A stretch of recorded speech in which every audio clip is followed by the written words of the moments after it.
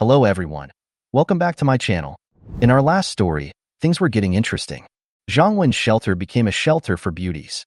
He rescued Yuan and Sun Lulu and gave them to Yuan Jing for resettlement. However, he suddenly remembered that the two had not yet paid for saving his life. They were weak and could only do some light work.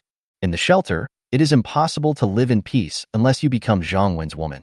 Zhang Wen's eyes fell on Sun Lulu and he asked directly, "Are you a virgin? Have you ever had a boyfriend?" Sun Lulu blushed and answered, "No." Yuan quickly added an explanation. Zhang Wen calmly announced, "I promise to save you, and one of you will become my woman." "Yuan, I don't like you. So Sun Lulu, this responsibility falls on you." As night fell, Zhang Wen took Sun Lulu into the small villa, where living conditions were excellent and luxury goods could be seen everywhere. Sun Lulu understood that her new life had begun. This video is part 2 of Zombie Outbreak. I activated the strongest shelter system and took in a group of beauties to farm. If you haven't watched the previous part, you can find the link in the video description. Now, I will explain the new story for you starting from Chapter 101. Chapter 101: A Different Charm. "Oh, you are Sun Lulu, right? I really like watching your live singing." Tang Xian's eyes lit up. Sun Lulu looked gentle and generous after taking a shower, and she recognized her immediately. Yuan Jing and Li Shui were not interested in these live broadcasts, but Tang Xian was a loyal fan of Sun Lulu before the end of the world, and her excitement was beyond words. "Hello, thank you for your love." Sun Lulu smiled slightly, with a hint of tenderness in her eyes. Even though she was living in the end times, when she met her fans, she still felt a sense of familiarity, and her inner tension was relieved a lot. Zhang Wen stood aside with a normal expression, but his eyes swept over Sun Lulu calmly. It was obvious that he appreciated her figure more than her singing. However, he also knew that such appreciation needed no further explanation. The dinner was very sumptuous, with seafood, beef, fruit, and rare supplements like ginseng and bird's nest. It seemed particularly luxurious given the cruelty of the end of the world. Although Sun Lulu lived a wealthy life before the end of the world, she suffered a lot during that period. Now that she can enjoy such treatment in the end of the world, she can't help but admire Zhang Wen's abilities. After dinner, everyone went about their own business. Yuan Jing dealt with the logistics department's affairs, while Li Shui checked the shelter's personnel information. Tang Xian pulled Sun Lulu and Xiao Tongya to watch TV together, trying to relax the tense environment a little.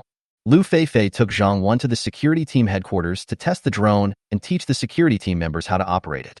The two walked side by side on the dim road, with a faint fragrance in the air. "Feifei, can you tell me about your past?" Zhang Wen said in a relaxed tone, and took the opportunity to hold Lu Feifei's hand. Although she was a soldier, her hands were still soft and delicate. Lu Feifei's cheeks flushed slightly, but she did not break free. She lowered her voice slightly. "Nothing special. I have been good at sports since I was a child, and later I joined the army and joined the special forces. Later, my parents died in a car accident, so I retired to take care of my sister." Although her tone was calm, her fingers were trembling slightly, and it was obvious that the pain in her heart had not completely healed. "Don't worry, with me here, you sisters will definitely live a good life." Zhang Wen gently held her hand and said comfortingly. Lu Feifei nodded, and for the first time, she felt a hint of warmth in her heart. The security team's headquarters is located in a requisitioned residential building, which is heavily guarded. When Zhang Wen and Lu Feifei arrived, the security team members came forward to greet them. Zhang Wen instructed, "Wang Yu, learn how to operate the drone from Feifei. In the future, you will not only be responsible for patrolling the shelter, but also use drones to observe external conditions." "Yes, Chief." Wang Yu stood at attention and saluted, his voice sonorous and powerful. Lu Feifei skillfully operated the drone, slowly lifted it into the air, and monitored the surroundings of the shelter. The screen showed the surrounding scene. The area within 100 meters north and south was peaceful, while the east and west directions were occupied by zombies. This area belongs to the outer city area. From now on, no survivors are allowed to enter without permission. Zhang Wen's eyes turned cold and his tone was firm. "If there are intruders, just shoot them." "Understood." The security team members responded in unison with firm expressions. Zhang Wen continued to instruct, "Tomorrow we will train sniper rifles and train snipers. We will also have complete control over the outer city area, which extends another 500 meters outward and belongs to our affiliated area." Lu Feifei nodded in agreement and began to plan the details of tomorrow's training in her mind. Late at night, the lights in the small villa were warm, and everyone sat together to discuss weapons and equipment, Their excitement was beyond words. Zhang Wen looked at everyone's high spirits. His eyes lit up slightly, and he secretly planned his next move. After returning to the room, Zhang Wen handed a set of clothes to Yuan Jing. Yuan Jing was slightly startled. Her cheeks flushed, and she glared at Zhang Wen coquettishly, but still took it. "It's been so long. Don't I know what you like?" she murmured to herself, looking down at the clothes in her hands. After changing her clothes, she slowly pushed open the bedroom door, stood in front of Zhang Wen, lowered her head slightly, and her eyes were shy and charming. Although there are no high heels and black stockings to decorate it, it has a unique charm. Chapter 102. Big Events in the Shelter. It's a new day again, and the shelter is welcoming several major events.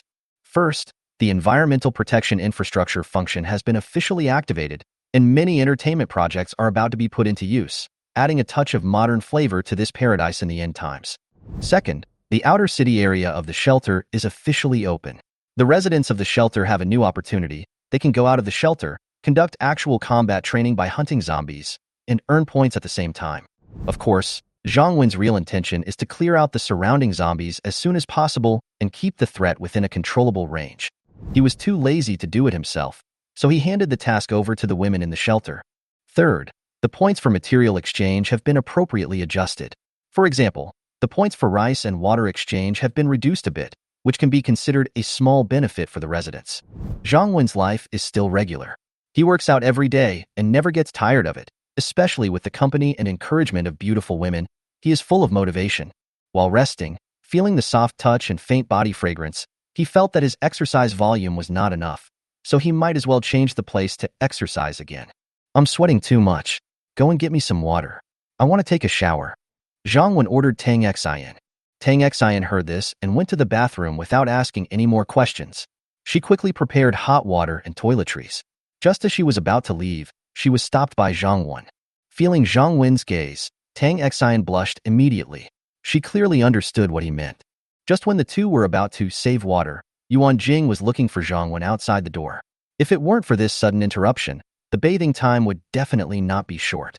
Zhang Wen packed his clothes and went to the living room. Yuan Jing felt a little embarrassed, her cheeks slightly red. "Sorry, I disturbed you just now." She lowered her head, and a shy picture appeared in her mind. She was even a little curious whether she would be like Tang Xian. Zhang Wen smiled and waved his hand. "You can compensate me later. Tell me, what's the emergency?" Yuan Jing regained her seriousness and said quickly, "Long Hongmei just told me that some people contacted each other privately and planned to protest together during lunch today." Zhang Wen frowned. "Long Hongmei? Protest? What are they protesting?" He never paid much attention to these people in the shelter, because no one dared to really stir up trouble in his territory. Yuan Jing explained, "Long Hongmei is the girl who was in the supermarket with me at the beginning. She was punished together with Lu Meiying. Do you remember?" Zhang Wen recalled, "Oh, it's her." He remembered. Most of the people who lived in the supermarket at the beginning have already been divided into different classes. Yuan Jing and others are now the core of the shelter, but Long Hongmei, due to her own mistakes, has not even become a formal resident. She has performed well and has not had any problems recently. She also reported it in a timely manner this time. Yuan Jing continued, "Do you want to plead for her?" Zhang Wen looked at Yuan Jing. Yuan Jing smiled and said calmly, "I'm not begging for mercy. I'm just thinking of our old friendship. She also helped me take care of Xiao Tongyao when we were in the supermarket. I think it's not bad to give her a chance without affecting the overall situation." After hearing this, Zhang Wen held Yuan Jing's hand and said in a gentle but firm tone, "You are the wife of the director of the shelter. You can decide on such trivial matters yourself. As long as her friendliness is okay, I have no objection." Zhang Wen has never paid much attention to refugees. Formal residents are his core team. This is also the advantage of the shelter without men. He does not have to worry about women having other thoughts. Yuan Jing was touched. In the end times, Zhang Wen might seem cold and dictatorial to outsiders, but he showed enough care and trust to her and Tong Yao. If it was before the end of the world, she might not have noticed someone like Zhang Wen at all. But now, she was glad to have met him and to have fallen in love with him. By the way, there is still business to do. Yuan Jing blushed slightly and quickly collected her thoughts. Zhang Wen remained calm and composed. "Don't worry, I check the system every day and have noticed that the friendship levels of several people have turned light red." He had anticipated that some refugees would be dissatisfied, but he was not worried at all. Let alone 2 or 3 people. What can happen even if all the refugees unite? The result of causing trouble is only death. Zhang Wen's tone was cold, but he revealed a confidence that he was in control of the overall situation. Yuan Jing looked at Zhang Wen like this, and her heart became more determined. His calmness and decisiveness were the key to the survival of the shelter. Ultimately, the day passed peacefully. Training and weapons testing in the shelter went smoothly, and the zombie cleanup in the outer city was also progressing steadily. And under Zhang Wen's control, those refugees with ill intentions were nothing more than minor troubles that could be cleared away at any time. Chapter 103: A Blessing in Disguise. Zhang Wen was not in a hurry, but Yuan Jing was obviously a little concerned. After all, women in the apocalypse are always more sensitive. Otherwise, she wouldn't have disturbed him and Tang Xian at this time. Yuan Jing said quickly. According to what Long Hongmei saw by chance, the people who joined together to cause trouble were mainly the new refugees you brought in from outside a few days ago. They came in last and felt that the shelter treated them badly. Plus, they were newcomers and had to do some hard work, so they thought of uniting to protest. Zhang Wen sneered. The rules and treatment of the shelter were told to them when they came in, and no one forced them to join the shelter. As for the newcomers having to do more work, is there anything wrong with that? Yuan Jing said. Then what should we do? Arrest those newcomers and interrogate them now to find out who is the leader of the trouble. Zhang Wen shook his head. In his mind, there was no need to interrogate the person who led the trouble. Whoever's friendliness level was red was most likely the person. Even if it wasn't her, she couldn't escape. No rush. Aren't they going to protest at noon? Let's go and see what's going on. Zhang Wen said nonchalantly. If they want to make trouble, let them do it. This will let other women see the consequences of making trouble.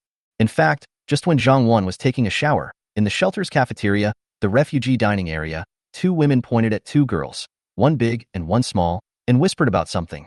Do you think the director has a crush on her? Otherwise, we agreed to only give food to one person. So why are they eating better than us? Keep your voice down. Aren't you talking nonsense? Didn't you hear the old man in the shelter say that the previous minister Lu Feifei agreed to become the director's woman because she couldn't stand being hungry? Humph, she is just a vixen. The director is so unfair. We should have adopted her, but because we are not as pretty as that vixen, the director deliberately scared us and didn't let us adopt her. Keep your voice down. Do you want to die? At this time, a woman in red clothes, who was sitting not far from the two women, looked up at the two women and smiled. Sister Xiaoxue, you can eat this egg. I'm full. The two girls, one big and one small, discussed by the two women above were none other than Zhao Xiaoxue, who joined the shelter the day before yesterday, and the little girl she adopted. In fact, when Zhang Wen asked if anyone was willing to adopt the little girl, he was just casually asking, and he had never thought of kicking the little girl out of the shelter. If no one was willing to adopt her, he would arrange a place for the little girl. But in the end, someone was willing to adopt the girl, so Zhang Wen didn't say anything. As long as the little girl didn't starve to death, it was fine. That day, Zhao Xiaoxue left her previous base and followed Zhang Wen to this shelter. But because she didn't know about this shelter, she deliberately put on ugly makeup for her safety. Then she put on some shabby and plain clothes. Finally, she succeeded in not attracting any attention from Zhang Wen. If she hadn't suddenly offered to adopt the little girl that day, Zhang Wen wouldn't have discovered that she had a very good figure and very fair skin. Zhang Wen is not interested in women of ordinary looks now, and he doesn't pay too much attention to her. She was not a beauty like Lu Feifei, so Zhang Wen did not make things difficult for her. Instead, the little girl she adopted was allowed to go to the villa and play with nursery rhymes. This was considered the little girl's job, and she would be given some food every day. Of course, this was also allowed by Zhang Wen. In the past, Zhang Wen had stipulated that formal residents could not give any food or supplies to refugees at will. But the people in the small villa must have some privileges. This was not a big deal, and they would not give the little girl too much food. But even a little bit of food was much better than what the refugees ate. This made the two women who originally wanted to adopt the little girl but later gave up regretful. If they had adopted the little girl, they could have gotten food by relying on her.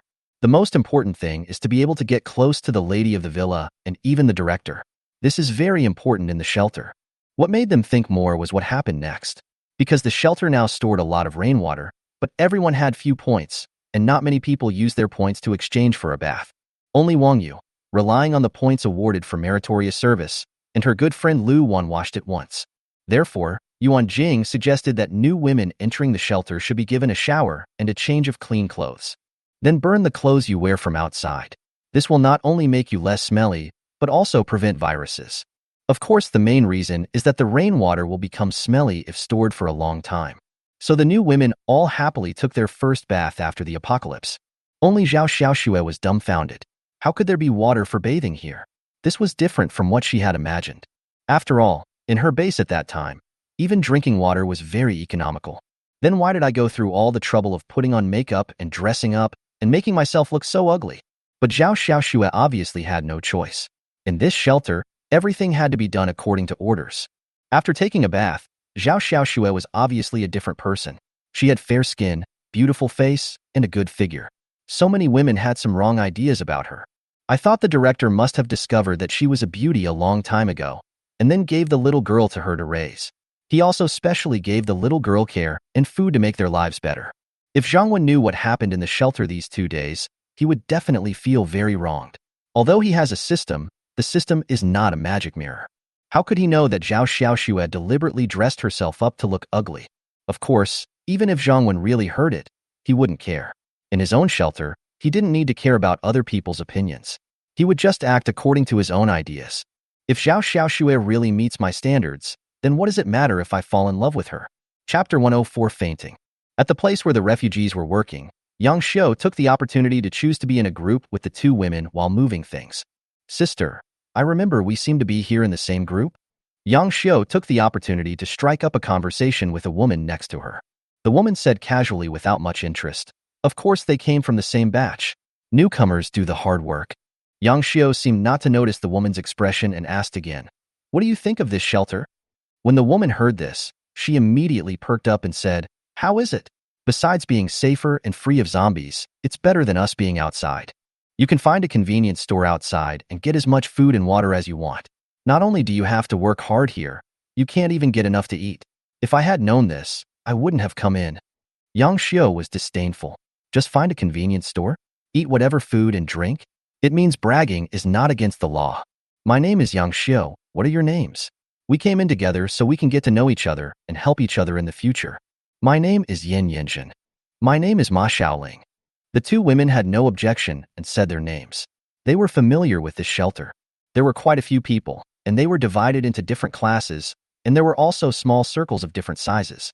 They were the same batch of people who came in, so they could really keep each other warm. Oh, I remember now. When we entered the shelter that day, you were supposed to adopt that little girl, but you didn't. Was it you who adopted her? When Yin Yanjin and Ma Xiaoling heard this, their faces turned a little ugly, but they still said, it's us. Yang Xiu deliberately said with regret, that's a pity. If you had adopted that little girl at that time, you would have been the best people among our group. Yin Yanjin's face became even uglier, and she didn't want to talk about this matter anymore. So she asked casually, so what do you think of this shelter? Yang Xiu frowned and whispered, although I am very grateful to this shelter for providing us with a safe living environment, I disagree with many of its practices. Oh, tell me about it. Ma Xiaoling said with interest. First of all, it's a system problem. Not to mention the director and his woman, the shelter is his, and it is only natural for them to live a better life. However, the director established a hierarchy in the shelter to distinguish between official residents and refugees. You have also seen the abilities and skills of those official residents in the past few days. Some of them are even students and injured patients. But they have the easiest jobs, eat the best food, and even have time for entertainment. What about us refugees? To put it nicely, we are floating population. To put it bluntly, we are slaves.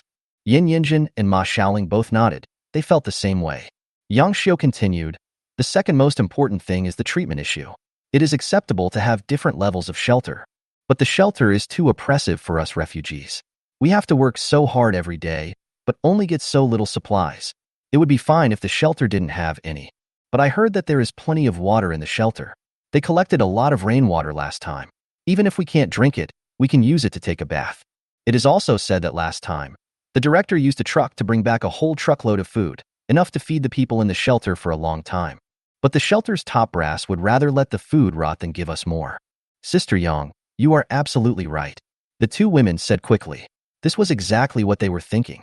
Of course, the most important thing was that they were not able to adopt the little girl, which made them feel unhappy all the time. Otherwise, they wouldn't care about food. So we have to stand up and resist. Yang Xiu finally stated his purpose. Resist? Yin Yanjin looked at Yang Xiu in surprise. Ma Xiaoling also said nervously. I heard that the director is very powerful, and they also have the security team and weapons. How can we resist? Yang Xiu smiled and comforted him. Don't worry, I'm not talking about rebellion when I say resistance. To be more precise, if I want to protest, we should all unite and protest together to fight for the treatment and rights we deserve. Ma Xiaoling asked, but will anyone come with us? And the director won't punish us, right? Yang Xiu patiently explained, as the saying goes, one should not blame the masses. As long as there are many of us protesting, the director will definitely not want to make things worse. As for whether anyone has joined, I can't say who joined before us, but there were more than 20 people in our group. There is absolutely no problem if there are 2 people who have a good relationship with me. If you 2 are added, there will be at least 5 people. When others see how many of us there are, they will surely join us. Of course, if you are satisfied with your current life, just pretend I have never said anything. No, Sister Yang, we will listen to you. Yin Yinjin, who had already been filled with reluctance in her heart, said quickly. Okay, then let's discuss the details first, and I'll contact other people later. Yang Xiu nodded. At noon, in the shelter cafeteria, there are more than 100 people in the shelter now, and the cafeteria is still very lively. Hey, Yin Yinjin, what's wrong with you? Come quickly, someone has fainted. I'm fine. I was probably too hungry, so I fainted. I'll be fine after eating something. Sisters, we must stand up and protest bravely so that the higher-ups in the shelter can hear us. Ma Xiaoling said indignantly, yes, we want to protest. Soon, the official residents and the security team intervened and the situation became tense. Chapter 105 Everything is Beautiful. Yang Xiu gave Ma Xiaoling a wink. Ma Xiaoling understood and stepped forward to say, but we have too little food. We reported it to the management, but she said there was nothing she could do. You saw it too. My friend fainted and was almost starving to death. Today we are going to meet with Minister Yuan Jing, or the director, and we want to make a few requests to them. Yes, refugee management can't solve the problem at all. We want to see Minister Yuan Jing and the director. In fact, they didn't need to say anything, as someone had already reported the restaurant's affairs to Yuan Jing and others via the intercom. Zhang Wen brought Yuan Jing, Li Shui and others to the cafeteria. When the people in the shelter saw Zhang Wen, they immediately quieted down. Some refugees dared not look him in the face, and some even trembled. The earliest members knew that the director hated people who disobeyed him. He would never allow anyone to challenge his authority. Lu Feifei, who had been training with the security team, also hurried over. Lu Feifei didn't go back to the villa, so she didn't know if this was intentional. She only heard that someone fainted from hunger, and then some of the people who came in with them gathered to protest. Protest? Maybe some of them just came back from abroad. Lu Feifei actually felt a little sympathetic towards them, because she herself had experienced the same thing. But she didn't mean to blame Zhang Wen. Even before the end of the world, the rich just want to make a small profit, and some people live extravagantly that you can't imagine. But at the same time, there are also many people who can't afford to buy a car or a house, and even have a problem with food. But even before the end of the world, it was illegal for the rich not to help the poor? Was it wrong to live an extravagant life? Although she disagreed with Zhang Wen's behavior due to her experience, she couldn't say that Zhang Wen was wrong. Everyone has their own ideas and personalities. Moreover, this was after the end of the world, when there was no order. Moreover, Zhang Wen never forced them to do anything, nor did he cruelly hurt them without asking why. So even though she was so hungry that she could hardly hold on any longer, she never blamed Zhang Wen in her heart. Because that was her own choice. Lu Feifei just wanted to be a soldier. It was enough to have food to eat, train, and protect her family every day. She doesn't care about other things, not even rights. But Zhang Wen was also her family member now, so she hurried over. No matter how he dealt with it, she just had to protect his safety. Zhang Wen glanced at Lu Feifei and said with a smile, I was just about to ask you to go home for dinner, but now let's deal with this matter first and then go back together. Lu Feifei smiled, and the word home became more and more important in her heart. Zhang Wen looked around, then looked at the women and said, You want to see me and Yuan Jing? I heard you want to make a few requests. You can tell me now. Encouraged by Yang Xiu's eyes, Ma Xiaoling mustered up the courage to stand up and said carefully, Director, the work we do every day is really hard, but the treatment is too poor. We don't ask for much, nor do we ask for the same treatment as the official residents. We would be satisfied if our daily rice and water could be increased by half, and we could take a shower once in a while. Zhang Wen smiled and said, The requirements are indeed not high. I can even satisfy you easily. Hearing Zhang Wen's words, Ma Xiaoling and Yin Yinjin's faces lit up with joy. However, Yang Xiu frowned, as she heard the hidden meaning. As expected, Zhang Wen continued, I can easily satisfy your request, but why should I do it? Give me a reason? Ma Xiaoling quickly said, Director, because we refugees have too little food. Zhang Wen shook his head and said, This is not a reason. Ma Xiaoling added, Our treatment is much worse than that of the official residents, and we work harder than them. That's not a reason. Ma Xiaoling gritted her teeth and said, Director, the shelter has no shortage of food and water, but you are reluctant to give them out. This will make all the refugees feel disheartened. Zhang Wen smiled and said, Is this a reason? Will it make all the refugees feel disheartened? Let those disheartened people come out and show me. Then he looked around and no one dared to speak. Ma Xiaoling also risked her life and said, That's because they are afraid of you, Director. You are oppressing everyone like this. Although they may not be able to resist you, if everyone can't make it and leaves the shelter, your shelter will become an empty city. Zhang Wen smiled and ignored the woman. And he smiled at Yuan Jing and said, Today reminded me of a little thing that happened before the end of my life. Yuan Jing understood. Zhang Wen looked at everyone and said, I was in a good mood today, and of course I am still in a good mood now. So those who agree with what she said, please stand up now. I will give you a chance to realize your demands. Chapter 106 It's time to show off. After Zhang Wen finished speaking, Ma Xiaoling looked at the people who were protesting together. In the end, only Yin Yanjin stood up, somewhat unwillingly. Others were somewhat afraid. Even Yang Xiu's 2 followers seemed not to notice Yang Xiu's expression. They are not fools, Yang Xiu said it very well. In order not to expose everyone, they will go in front this time, and she will coordinate and contact everyone in the back. Even if she was punished, not everyone would be exposed. She would find a way to save them. Outside the shelter, Yang Xiu was more powerful and had saved them, so they could only listen to Yang Xiu. But in this shelter, Yang Xiu had no rights at all. Although they still listened to her on the surface in some matters, it was another matter when there was danger. 2 people are a little too few, so let's add 1 more person, it's you. Zhang Wen pointed casually, and it was Yang Xiu. Yang Xiu was a little dumbfounded. No one needed to eat. Zhang Wen gathered everyone in the shelter. In addition to Tang Xian and Xiao Tongyao from the villa, even the people on duty and patrol were not left out. More than 100 people rarely gathered together. Even Yuan Jing and Li Shui did not expect that Zhang Wen would make such a big fuss about this matter, because Zhang Wen not only gathered everyone together, and he led everyone out of the shelter from the north gate and came to the outer city of the shelter. With so many people coming out, the zombies outside the fence suddenly rioted and roared. Those who had come out to clean up the zombies today didn't feel anything, but many people who hadn't come out were terrified, almost unable to walk, and trembling with fear, just wanted to get back to the shelter as soon as possible. Zhang Wen looked at Yang Xiu, Ma Xiaoling and the other 2 and said, Don't say I didn't give you a chance. As long as you can go outside the fence today, bring me a few kilograms of rice or a few bottles of water. Then I will agree to all your previous requests. I will even give you 3 better treatment. Yang Xiu and the other 2 were dumbfounded. There were at least 100 zombies outside the fence. How could we find food? Master, we were all wrong. We protested together because we cared too much about our companions and were anxious. Please forgive us this time. We will never dare to do it again and will work hard for you. Yang Xiu didn't want to die. She felt that with her own abilities and wisdom, even if she took it slow, she still had a chance to live a good life in the shelter. Zhang Wen looked at Yang Xiu and sneered. It seems that you didn't understand the story I told you in the shelter at all. Then, Zhang Wen looked at the other refugees and said, she didn't understand. It seems that you don't understand either. After a pause, he continued, then I'll explain it to you directly. Before the end of the world, I thought I could bring profits to my boss, so he would need me to work for him. But the boss has no shortage of people working for him, so he doesn't care about those who disobey. And you? I provide you with a safe haven. I provide you with food and I provide you with a place to live. You feel like you are working for me, and it's hard work. But what benefits have you created for me? Did you make my food and water more plentiful? Or did you make the shelter better? Or did I rely on you to protect the shelter? I used to be able to bring benefits to the boss, and I was a dispensable person.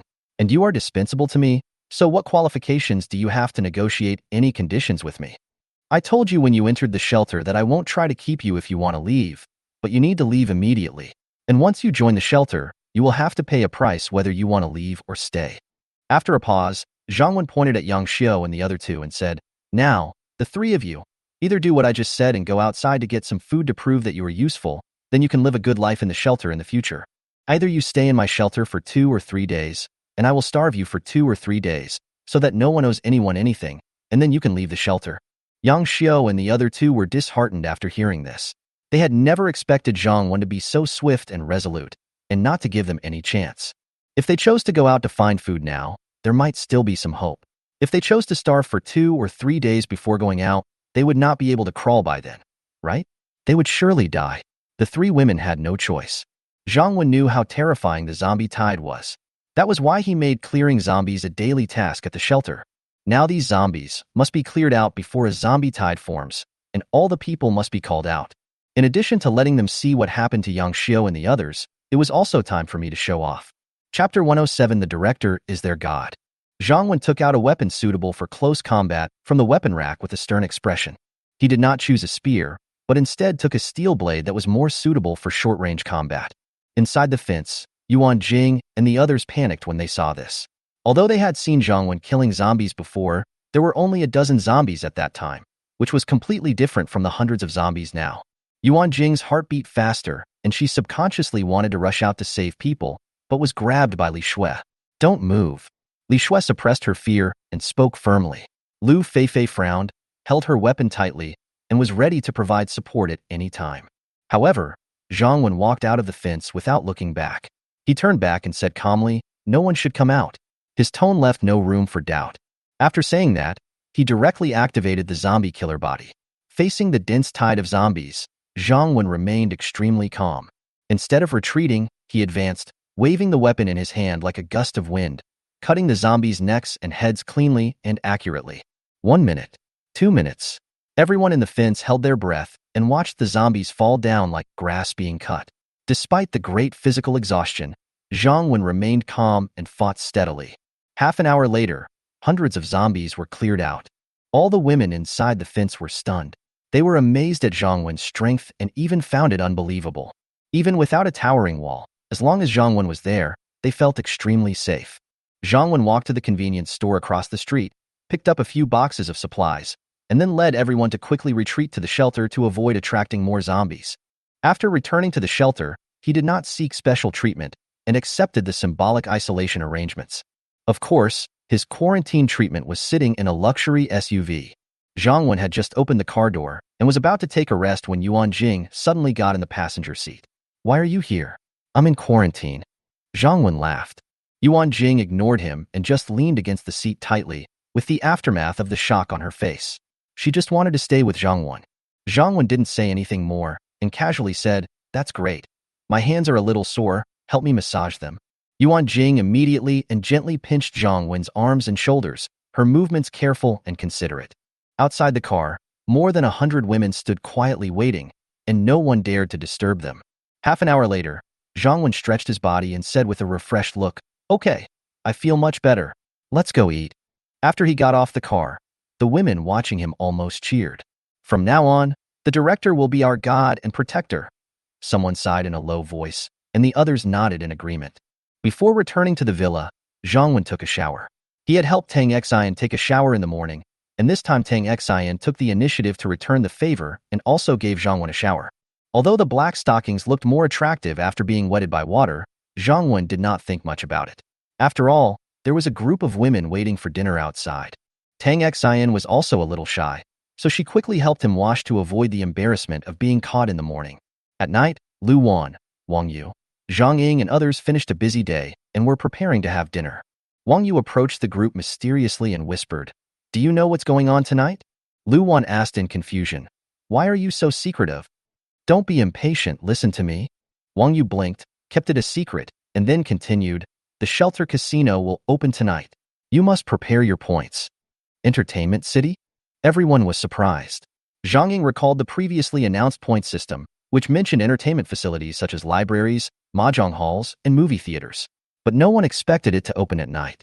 After arriving at the cafeteria, everyone was shocked to find that the cafeteria was lit up. Not candles, not flashlights, but bright electric lights. In this dark apocalyptic night, this light is not just illumination. It is also hope that dispels darkness and depression. Is there electricity? Everyone was stunned, their eyes focused on the lights in the cafeteria. Although the world outside the shelter is still pitch black, this place seems to be a beacon in the darkness. Light, seemingly ordinary, seemed extremely precious at this moment. Some people even had tears in their eyes and sighed, "It feels so good to be alive." In the cafeteria that was as bright as day, people sat around the table eating and chatting, and they were obviously much more relaxed than before. Zhang Wen stood on the balcony on the second floor, looking at the crowd shrouded in light, and smiled slightly in his heart. Chapter 108 Evening Entertainment. As night fell, the shelter was lit up. The soft light shone through the windows onto the ground, dispelling the darkness and fear and bringing a long-lost sense of security to everyone. Lu Wan and Wang Yu walked side by side on the small path in the cafeteria, looking at the lighted hall in the distance, their eyes full of surprise. "Oh my God, there's electricity." Lu Wan excitedly grabbed Wang Yu's arm, her voice slightly raised with excitement. Wang Yu smiled and said, "Not only is there electricity, but there is also entertainment at night. Do you believe it?" Entertainment? Lu Wan was stunned for a moment. "Isn't it a zombie-killing competition?" Wang Yu smiled and shook her head. "No, it's real entertainment. There are movies, mahjong, board games, and massage rooms. I'll treat you to a movie tonight and experience the high-end life." Lu Wan's eyes widened. "Is this true? In the end times, it's hard to even get a full meal. How can you still do this?" Wang Yu puffed out her chest proudly. "If you follow the director, all good things will happen to you." Lu Wan followed Wang Yu to the old police station opposite the supermarket with half belief and half doubt. There was already a long queue at the entrance of the entertainment city. There was a crude sign hanging on the door that read, "Entertainment City, please bring your points card." The bright hall was bustling with people and laughter. The sound of mahjong tiles being shuffled, the background music of movie trailers, and the arguments of board game players were intertwined, making it as lively as a weekend night market before the end of the world. Lu Wan looked around and opened her mouth in surprise. It really is the entertainment city. This feels like going back to the old days. Wang Yu couldn't help laughing. "How is it? Do you suddenly feel that the end of the world is not so scary?" Lu Wan was filled with emotion, her eyes sparkling. "There are lights, entertainment, and people talking and laughing. This feeling, I haven't experienced it in a long time." The seats in the movie theater were already half full. Wang Yu and Lu Wan squeezed into a seat in the corner. "The big screen, the speakers, they all work?" Lu Wan exclaimed, "It's amazing." Wang Yu raised her eyebrows and said, "Of course it's magical, otherwise why would I bring you here?" As soon as he finished speaking, the screen lit up and the apocalyptic movie, World War Z, was playing. Seeing the overwhelming tide of zombies on the screen, Lu Wan couldn't help swallowing her saliva. "Wang Yu, what are you thinking?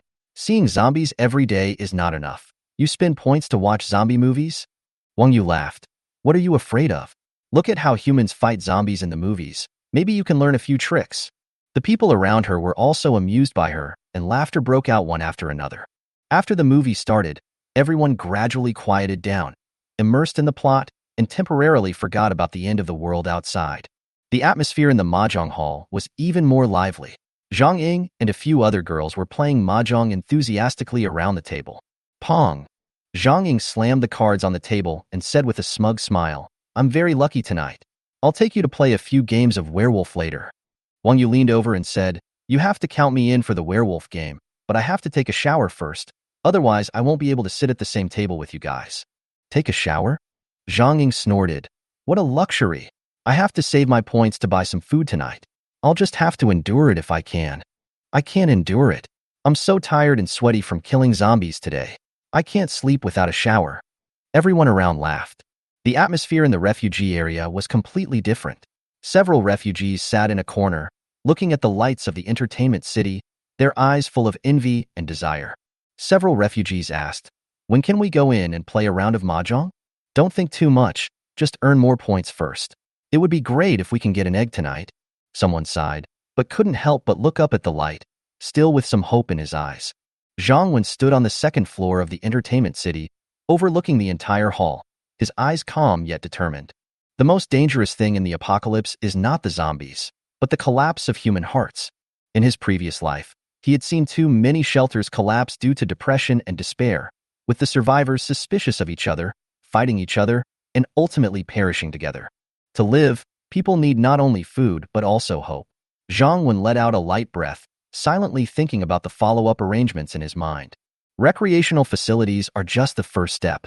In the future, he wants to make the shelter a real safe haven, a place where they can survive and live in peace. The shelter is still brightly lit at night. The sounds of laughter, cards, and movie effects are intertwined, as if isolated from the dark world outside, forming a warm but slightly fragile scene. The refugees also sat together. Although they could not enjoy entertainment for the time being, they still held expectations and hopes in their hearts. Zhang Wen walked back into the room, leaned back in his chair, closed his eyes, and let his mind empty for a short while. Chapter 109 Family Celebration. It was just over there in the canteen of the shelter, when it was very busy. In the small villa, the whole small villa was brightly lit. It's like going back to before the end of the world. And in fact it is true. At this time, the small villa has no internet. Everything else is no different from before the end of the world. Refrigerator, air conditioner, water heater, large LCD TV, all back to work. When Yuan Jing goes to bed at night, she no longer needs to use a paper fan to fan the little nursery rhyme. Sisterly, don't worry, there is no gas. Tang Xian takes a shower without any more effort and just needs to boil some hot water. Watch TV without worrying about your phone running out of battery. The villa has 24-hour electricity supply. This is the privilege of a small villa. Elsewhere, electricity supply is naturally limited. To celebrate the call in the evening, Yuan Jing suggested that Sister Li take a day off and they cook dinner together. Among Zhang Wen's women, Zhang Wen does not have a clear preference for any one of them or favors anyone more. But Yuan Jing is a little older and was the first to follow Zhang Wen. She has a gentle personality, is kind to everyone, and is very patient. In addition, Zhang Wen basically lets her handle things in life. So Zhang Wen's women also respect her more. Naturally, everyone passed her proposal unanimously. The main purpose of Yuan Jing asking everyone to cook together was not because the food was delicious. Of course, their cooking skills were not as good as Sister Li's. Occasionally, we prepare a meal together or play cards together, which can not only entertain everyone but also relax. It can also allow everyone to get to know each other better and allow everyone to better integrate into this special big family. After all, they didn't know each other before the end of the world, but suddenly they became like sisters. They will live together every day in the future, which will deepen the feelings and understanding between them and enable them to get along and live better in the future. Since the end of the world cannot be changed, we can only adapt to it, adapt to the survival rules of the end of the world, and adapt to the relationships between men and women in the end of the world. If women after the apocalypse are still as jealous and petty as they were before the apocalypse and want their men to be devoted to them, of course, some people are just there to make up the numbers, like kitchen killers like Tang Xian and Li Shui, and Xiao Tongyao, who works herself like a little cat but ends up making things worse. The ones who were really busy were Yuan Jing and Lu Feifei, and there was also an additional helper, Sun Lulu, who worked diligently. Just like Yuan Jing thought, Sun Lulu also wanted to integrate into this place as soon as possible and let everyone accept her more quickly. After the end of the world, she no longer has anything to be proud of. After the apocalypse, she basically can't do anything except being pretty. Unlike other women in the villa, each of them is not only beautiful, but also has her own specialties and jobs. Even Tang Xian, who seems to have nothing to do all day, can also guide Zhang Wen, a fitness coach. Improving physical fitness is also a very important thing in the apocalypse. Lulu, please wash some coriander for me, Yuan Jing said to Sun Lulu. Okay, right away, Sun Lulu said quickly. While cooking, Yuan Jing also chatted with Sun Lulu about the rules of the villa and the shelter, as well as some of Zhang Wen's preferences. Yuan Jing told Sun Lulu that Zhang Wen didn't have too many requirements for his woman. She didn't have to be very capable, but she had to be obedient and on the same page with him. And as long as you do this, he will treat you well. Of course, if you want to win Zhang Wen's favor, sometimes you can also satisfy some of his hobbies and add a little interest, which will increase the relationship. However, Yuan Jing couldn't tell Sun Lulu directly about such a private topic. She would understand it herself later. Now Yuan Jing's body and mind are all on Zhang Wen. No matter what others think of Zhang Wen, she thinks that Zhang Wen is a very good man. After a busy period, a sumptuous dinner was placed on the table. Spiced beef, boiled fish, sweet and sour spare ribs, shrimp balls, scrambled eggs with tomatoes, stir-fried vegetables, bird's nest porridge. They were all home-cooked dishes, and they didn't look very good, but everyone felt very hungry. Because everyone participates. Sister Qianqian, this is for you. Little Tong Yao took the initiative to bring food to Lu Qianqian. Now she has a very good relationship with Lu Qianqian and will take special care of Lu Qianqian. Thank you, Sister Tong Yao. Lu Qianqian took the rice with a smile. Lulu, you should drink more bird's nest porridge to nourish your body, Zhang Wen said to Sun Lulu. Sun Lulu is still in the recovery period, so she needs to eat more, especially supplements such as ginseng and bird's nest porridge. Zhang Wen doesn't like people who are too thin or have bad skin. Therefore, we must make her fair and tender as soon as possible and restore her previous figure. Thank you, Sun Lulu said with a red face. She is not picky about food now. Before the end of the world, she might not be very interested in such food, but now she likes all kinds of food. Only those who have been hungry will understand the value of food. This is something that many people will never be able to understand before the end of the world. The atmosphere at the dinner table was very good in the evening, especially since we had electricity again. It was completely different from using generators to generate electricity before. I think life in the future will be very comfortable. Your mood will naturally improve. At night, Tang Xian's room was filled with fragrance. Zhang Wen's eyes widened. Damn, so hot and seductive. At this time, Tang Xian was wearing a blue tight cheongsam, which showed her perfect figure to the fullest. Cheongsam is a piece of clothing that is particularly suitable for women, especially women with good figures like Tang Xian.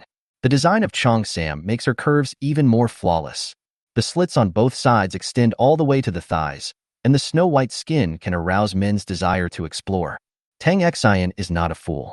She knew that in the entire shelter, apart from little Tong Yao who was young, she was the one who was best protected. Zhang Wen seldom let her come into contact with bad things, and even tried not to let her see bloody scenes like killing zombies. She can continue to do what she likes and live the life she likes. And there is no pre-apocalyptic pressure in comparison. She can live a happier and more comfortable life. She also knew that she couldn't help Zhang Wen with much. However, in these last days, everyone will feel stressed and irritable. This is definitely especially true for Zhang Wen. After all, the survival of the entire shelter depends on him alone. All she could do was to reduce Zhang Wen's pressure. Give him something new every day. Early in the morning, Zhang Wen woke up. Looking at the exhausted people around me, he was extremely satisfied. There will be rewards for your efforts. The more you give, the more you will get in return. This is how Zhang Wen has always treated everyone in the shelter. Now it seems that the same thing can be applied to myself. Look, last night I gave the women a better life. Tang Xian gave herself the best reward. Chapter 110: The Fate of an Old Friend. In the morning, in the refugee dormitory of the shelter, Zhao Xiaoxue simply cleaned herself up and folded the quilt on her bed. Prepare to wake up her sister and then go to work, and because she is under management, her work is easier. Zhao Xiaoxue is quite satisfied with her current life. I don't know how the people in the original stronghold are doing now. I hope Wu Xian can live a better life. In fact, Zhao Xiaoxue was not familiar with the original team members except Wu Xian. They only formed a temporary team to survive after the apocalypse. Those men who were nice to her naturally had ulterior motives, and Zhao Xiaoxue was not a naive person. Although these things were not stated explicitly, how could they not be clear in my heart? Zhao Xiaoxue didn't know that after she left, the people in her former team were both lucky and unfortunate. Fortunately, because of her departure, Ning Wei, Lu Jun and others also decided to leave this stronghold and leave this sad place, which also saved them from disaster. Unfortunately, their results don't seem to be very good. Before Zhao Xiaoxue left, their team usually consisted of a few young people going out to look for supplies, while Ma Jiangwo and the women stayed behind in the base to manage the logistical support. The management of logistics and material support includes collecting the materials brought back from each search and distributing them uniformly by Ma Jiangwo to ensure fairness and justice. To put it nicely, it is to manage the logistical supply support. To put it bluntly, it is to be afraid that after Lu Jun and his men find the food, they will not be given food to eat. In fact, Ning Wei and Lu Jun had always been unhappy with the behavior of Ma Jiangwo and others, but they had kept it in their hearts and had not exploded. And after Zhao Xiaoxue left, Lu Jun, Ning Wei, Dashan and other young men could no longer tolerate Ma Jiangwo and those women, who sat back and reaped the benefits every day and even stood by and gave orders. Because Zhao Xiaoxue was there at the time, even if they had complaints in their hearts, they did not express them in order to appear in front of Zhao Xiaoxue and to show their magnanimity. They were already a little devastated after someone died while searching for supplies. The next day, they found out that Zhao Xiaoxue had secretly left, and they could no longer tolerate Ma Jiangwo and his men. We are out there working so hard, and yet we still have to suffer from a guilty conscience. You are comfortable at home, and you are responsible for distributing the supplies we have searched and brought back. Sometimes I eat a little more, but I still have to look at your faces. Now we don't serve you anymore. Go and have fun by yourselves. Several young men kicked open the door of the warehouse where the supplies were stored. They wanted to take away all the supplies they had searched for at the risk of their lives. Ma Jiangwo and the women wanted to stop them and protect the food. But they were no match for the young men. After Ma Jiangwo was beaten, the women no longer dared to make a scene. They finally understood that these young people had changed and no longer cared about their identities before the end of the world. Nor did they care about their identities as women. Lu Jun, Ning Wei, and their companions took away all the food and useful supplies before leaving. Not a bottle of water, a piece of biscuit, or even a grain of rice was left for Ma Jiangwo and his friends. As for Wu Xian, another girl in the team who was with Zhao Xiaoxue, she naturally followed Ning Wei and the others. She got what she wished for and became the goddess-level figure in their team because she was the only woman in their team. However, with the previous experience of Zhao Xiaoxue, Lu Jun and Ning Wei also understood a truth.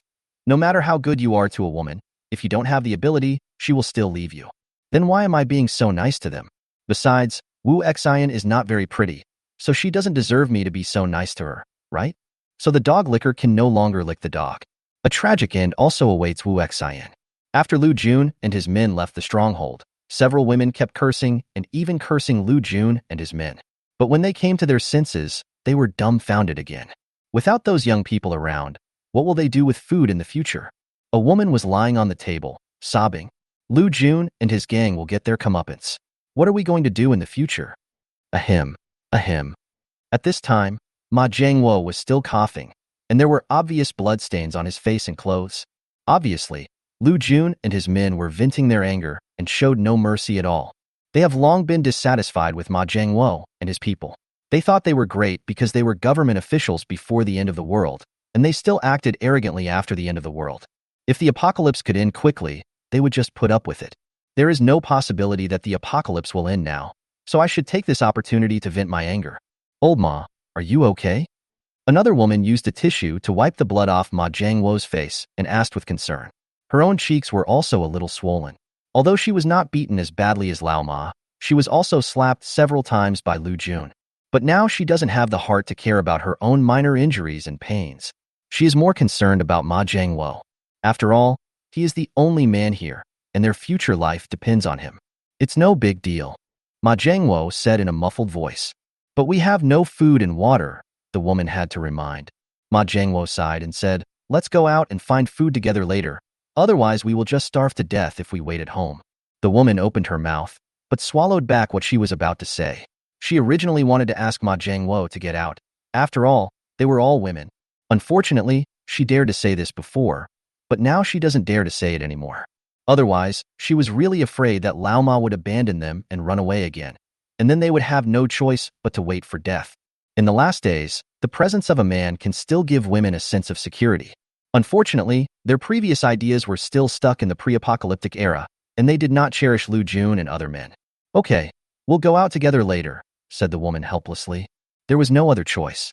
After resting for a while they still had the strength, Ma Jiangwo and his friends had to go out to look for food on their own. Otherwise, if they wait any longer, their energy will be exhausted due to hunger, and they won't be able to go out even if they want to. They understand this. But they had never been out before, and had never thought about learning about survival and zombies in the apocalypse from Lu Jun, Ning Wei, and others. In addition, they all lived a life of luxury before the end of the world. So how could they have any fighting power? The first time they went out, the entire army was quickly wiped out. Chapter 111, Xiao Wanling. Zhao Xiaoxue walked into her little room. Xiao Wanling, it's time to get up. Zhao Xiaoxue patted her sister's little but gently and called softly.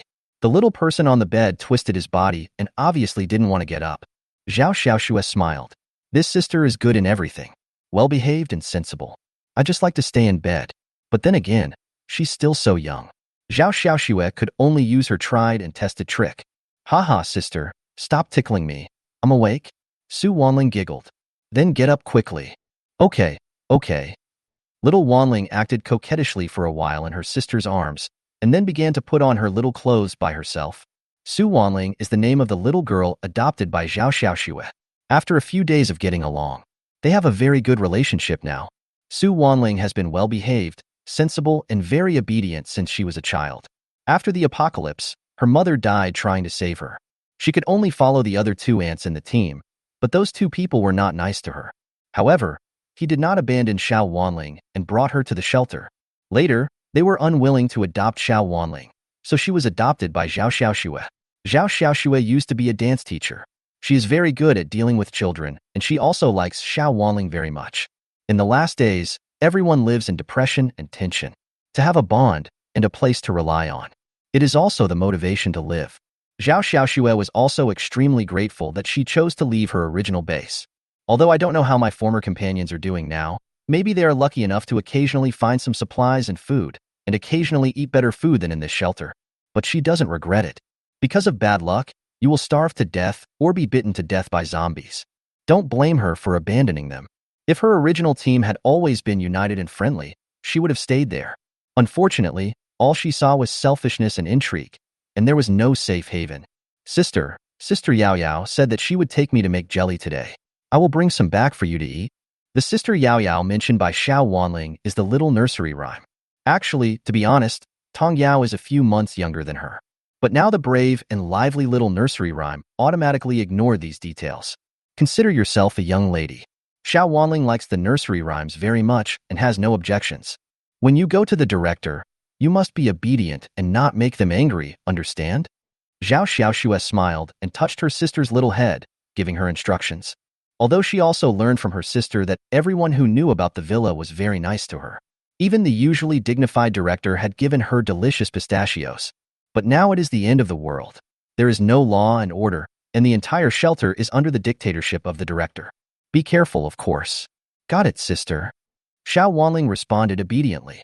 Needless to say, she was also very sensible. Even Yuan Jing specifically told little Tong Yao not to bully her. Today's nursery rhymes are doted on by Zhang Wen. She is much braver than when I first met her. However, he is just a little naughty because he relies on Zhang Wen, a strong backer, but he is still very kind at heart. As for Xiao Wanling, the only playmate of similar age, they naturally treated her as well as two sisters. When Xiao Wanling came back every day, what she talked about most with Zhao Xiaoxue was what happened in the villa with Xiao Tongnao. For example, there is a very large and beautiful fish tank in the villa. Sister Tongyao takes her to feed those beautiful fishes every day, which is very interesting. There are also so many toys for the little kids that they can't play with them all. There are also many mobile phones that can be used to watch cartoons. There are also many delicious snacks every day. In short, in her eyes, the villa is as beautiful as heaven. Sometimes Zhao Xiaoxue felt a little envious. There is no harm without comparison.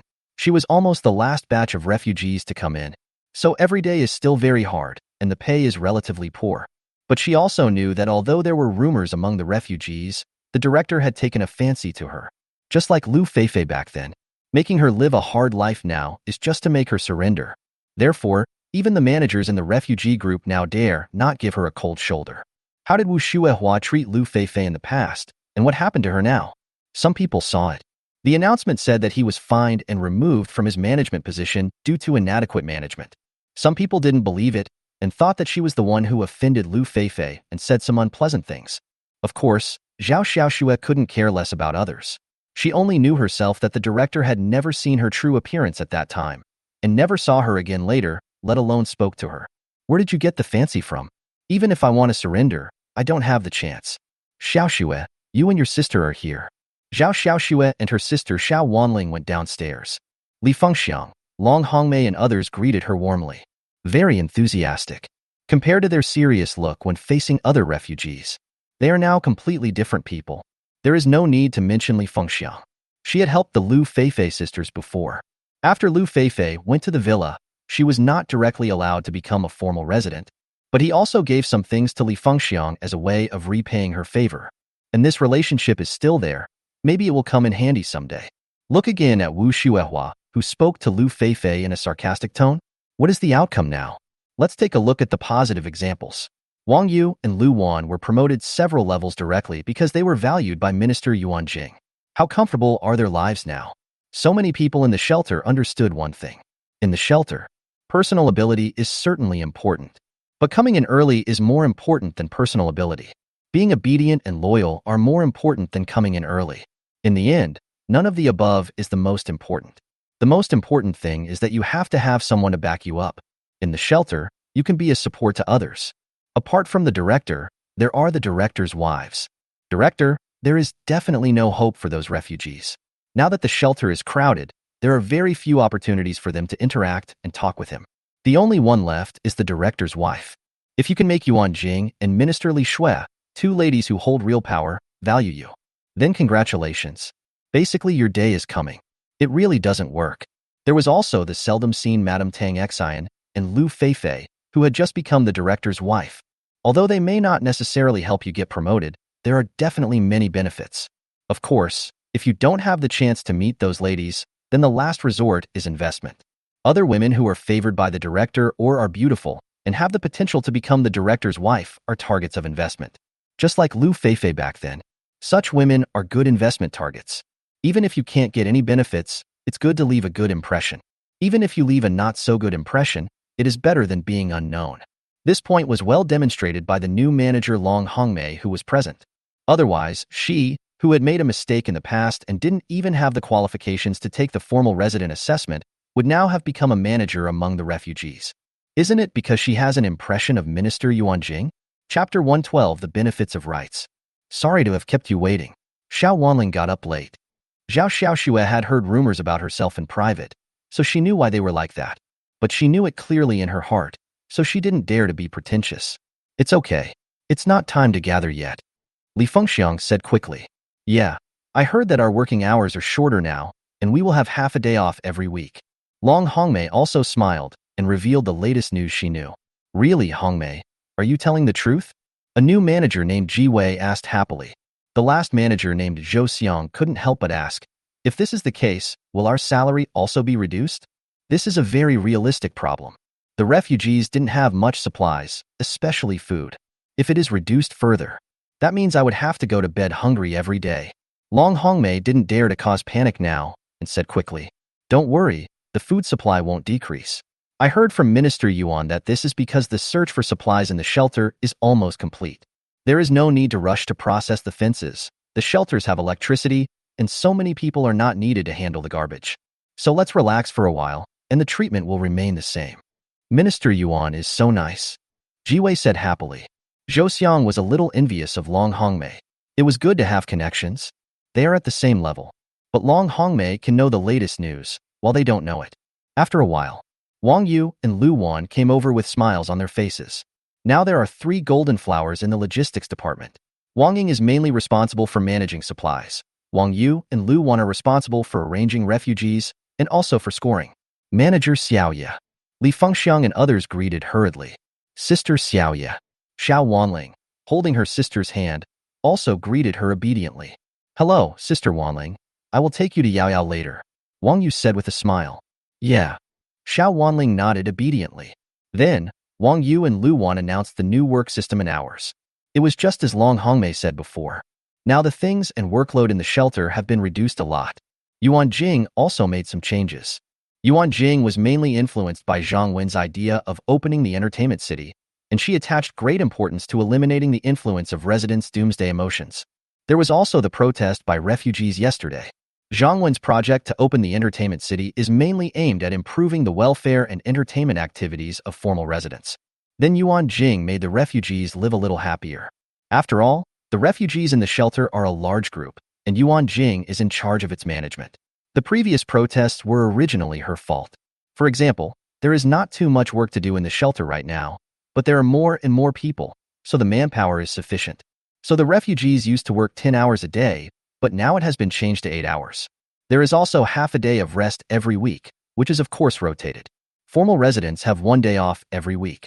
Wang Yu, Lu Wan, and the others looked so happy before because they had a vacation.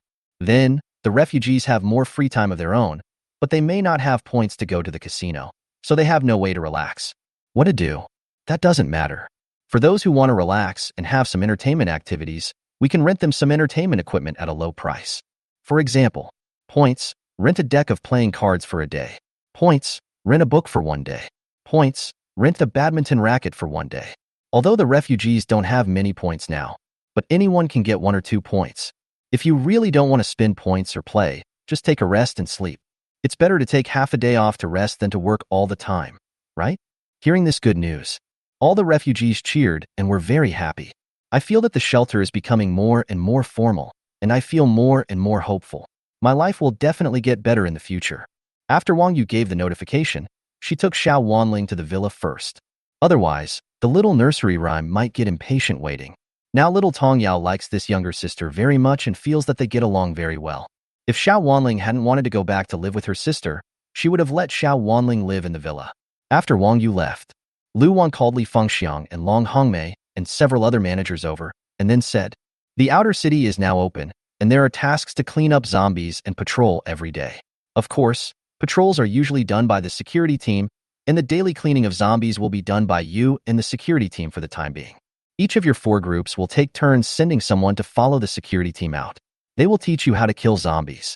As you know, killing zombies gives points, and it is very easy to kill zombies through the fence. Therefore, Minister Yuan has also explained that those who have participated in the processing of the outer city fences and those who have performed well in normal times will be given priority to go out and clean up the zombies." Li Fengxiang and others nodded. They had prepared for all this in advance. There was even a group of refugees who had gone out and killed zombies once. But now there are so many people in the shelter, and everyone wants to earn points, and clearing out zombies is a good way to do so. However, the manpower needed to clear out the zombies every day is limited, and it is definitely not necessary for everyone to go out to clear out the zombies. Now is the time to compete for connections and outstanding employees. If you behave well in daily life, of course you will go out more often. Of course, Zhang Wen and Yuan Jing also have rules. That is, every woman must go out and kill a zombie once, so as to exercise their courage. The people responsible for clearing the zombies outside the shelter today are from Long Hongmei and Zhou Xiang's team. Each of them is responsible for clearing the zombies outside a wall. Of course, the security team will also act with them. Zhao Xiaoju, Shun Mingyu, follow me to clean up the zombies later. Long Hongmei mentioned the names of 7 or 8 women in her group. Some of these women were allowed to go out first according to Yuan Jing's rules, and some were just people she got along well with. For example, the girl named Zhao Xiaoju, a straightforward girl from Sichuan, always comforted Long Hongmei when she was at her lowest point, and the two naturally became good friends. Now that there is an opportunity to earn points, she will naturally be given priority. This is the benefit of power. Of course, this right is within the scope permitted by the shelter rules. Long Hongmei has made a mistake once, so she has a better understanding of it. In the shelter, one must never violate the director's rules. Yes. The woman whose name was called looked very happy. Going out to clean up the zombies meant she would gain points, which could be exchanged for food and other things. The women who were not called looked disappointed. Some women were thinking that if they had known that Long Hongmei could become a manager, they would have established a good relationship with her in the beginning. Chapter 113 Sun Lulu. 2 days later. The gym on the 2nd floor of the villa. Zhang Wen is practicing barbell squats. In fact, you will feel very tired at the beginning of fitness, but if you can stick to it for a period of time, you will get used to it. And the growing power will also give you more confidence. Barbell squats are a great strength training exercise that primarily works the muscles of the legs, waist, and buttocks. Under Tang Xian's guidance, Zhang Wen made gradual progress, with the barbell increasing from 60 kilograms at the beginning to 100 kilograms now. If there were more serious cases, Zhang Wen's condition might have continued to get worse. Kilograms are not light. Many adult men do not weigh this much. It is even enough to weigh 2 women. This is equivalent to Zhang Wen carrying 2 women on his shoulders and doing squats every time. Tang Xian was a little surprised at the time, but when she saw Zhang Wen handling it naturally and with ease, Tang Xian didn't know what she was thinking about, and her pretty face blushed slightly. No wonder my dear is so powerful in some aspects. Sometimes she has to beg for mercy. It turns out he is really awesome. Tang Xian had always liked fitness and had naturally been to a gym before the end of the world. So he naturally knew the tolerance of most people for this kind of exercise. This man of mine is simply an inhuman being. If he went to the gym before the end of the world, it would definitely cause a sensation. Wait until Zhang Wen finishes a set and then stops. Tang Xian immediately took a towel and gently wiped the sweat off his face, then used her slender, white hands to gently and rhythmically massage Zhang Wen's muscles. He smiled and said, "My dear, you are so amazing. You are the most amazing man I have ever seen." That man doesn't like to hear women praising him, and Zhang Wen is naturally the same, and he also has the ability to do so. Naturally, he is much more powerful than ordinary people now. Enjoying Tang Xian's massage with just the right strength, looking at her bright and charming expression, and her skin as smooth as cream, she is truly a feast for the eyes. "Honey, you should continue exercising." Tang Xian's face was rosy, and her voice was somewhat charming and attractive. At this moment, there was one more person in the kitchen downstairs. "Sister Yuan Jing, is there anything I can help you with?" Sun Lulu walked into the kitchen and asked Yuan Jing. Usually, Sister Li and a regular resident are busy in the kitchen, and Yuan Jing sometimes comes to cook something. Of course, it's not that there is a shortage of people. Yuan Jing just likes cooking herself. Zhang Wen and Tang Xian were working out in the gym, while Lu Feifei and Li Shui went to the security team. Little Tong Yao and Lu Feifei are sleeping in. It seemed like everyone in the villa had their own things to do, and when Sun Lulu first arrived, she didn't know what to do. So she had to come to the kitchen to help. Although she was not very good at cooking, she felt that Yuan Jing had the easiest personality to get along with. She was originally a little worried about her fate after coming to the villa, but when she saw the warm scene in the kitchen, she felt a little relaxed. Yuan Jing smiled at Sun Lulu and said, "We're almost done. If you're free, go call Zhang Wen and Xian to come down for dinner." Okay. Sun Lulu gladly accepted the task. Sun Lulu came to the gym on the second floor, where Zhang Wen and Tang Xian were still working out. At this time, Zhang Wen was only wearing a pair of shorts, revealing his muscular upper body. Sun Lulu had seen men dressed like this before, such as when going to the beach, but at this moment she felt her heart beating faster for some reason. In this way, Sun Lulu forgot why she came here. It was not until Zhang Wen and Tang Xian stopped to rest that Tang Xian discovered Sun Lulu. "Lulu, do you want to work out too? I can teach you." Tang Xian wiped the sweat off her face with a towel and said with a smile. Sun Lulu came back to her senses and said quickly, "It was Sister Yuan Jing who asked me to call you to dinner." "Okay, then I'll go take a shower first." Tang Xian responded with a smile and went to the shower room. Zhang Wen also stood up and looked at the beautiful girl he had once fantasized about at the door. She is really beautiful and has a good temperament, with skin as white as snow and a well-proportioned figure. She has been eating very well these 2 days, and her body is almost recovered. "I'm going to take a shower too. Come and help me." Zhang Wen walked up to Sun Lulu and said this, then went into another bathroom. Sun Lulu was a little nervous and didn't know what to say. But Zhang Wen had already entered the bathroom.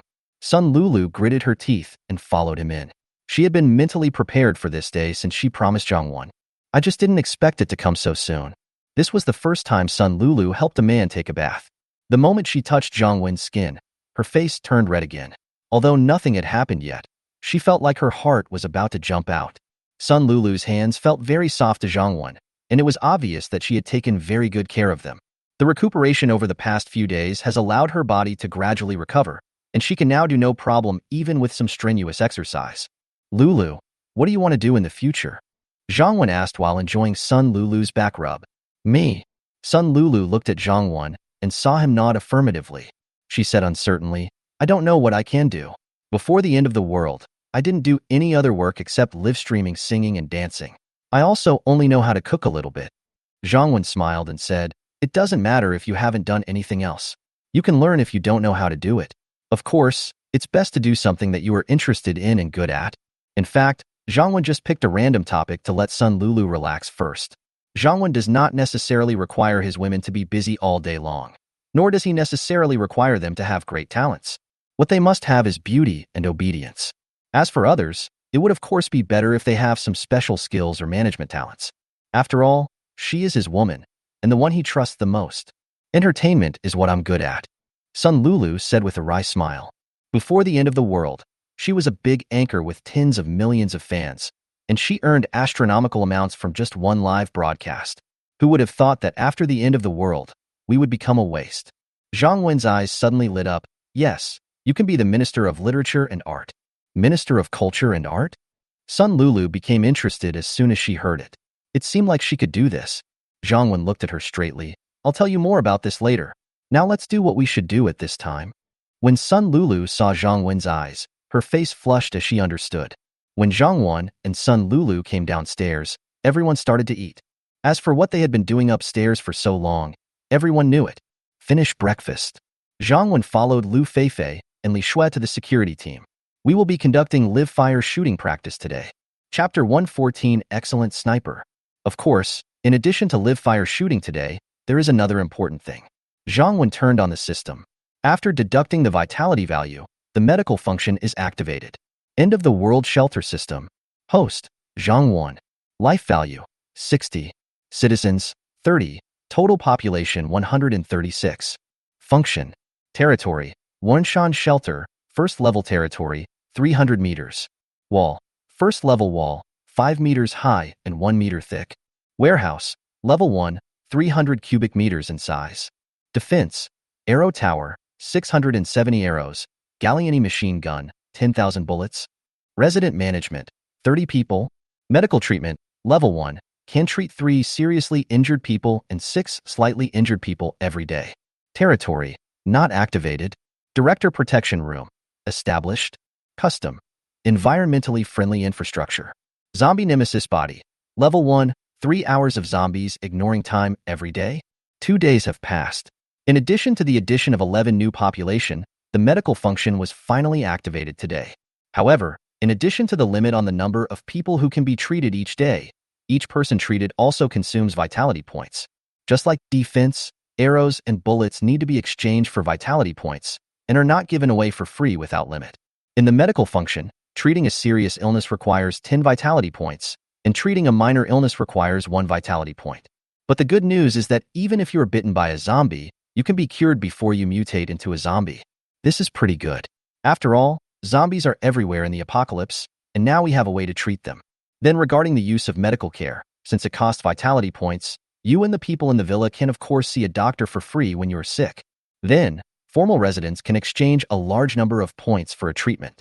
There is no point in thinking about becoming refugees.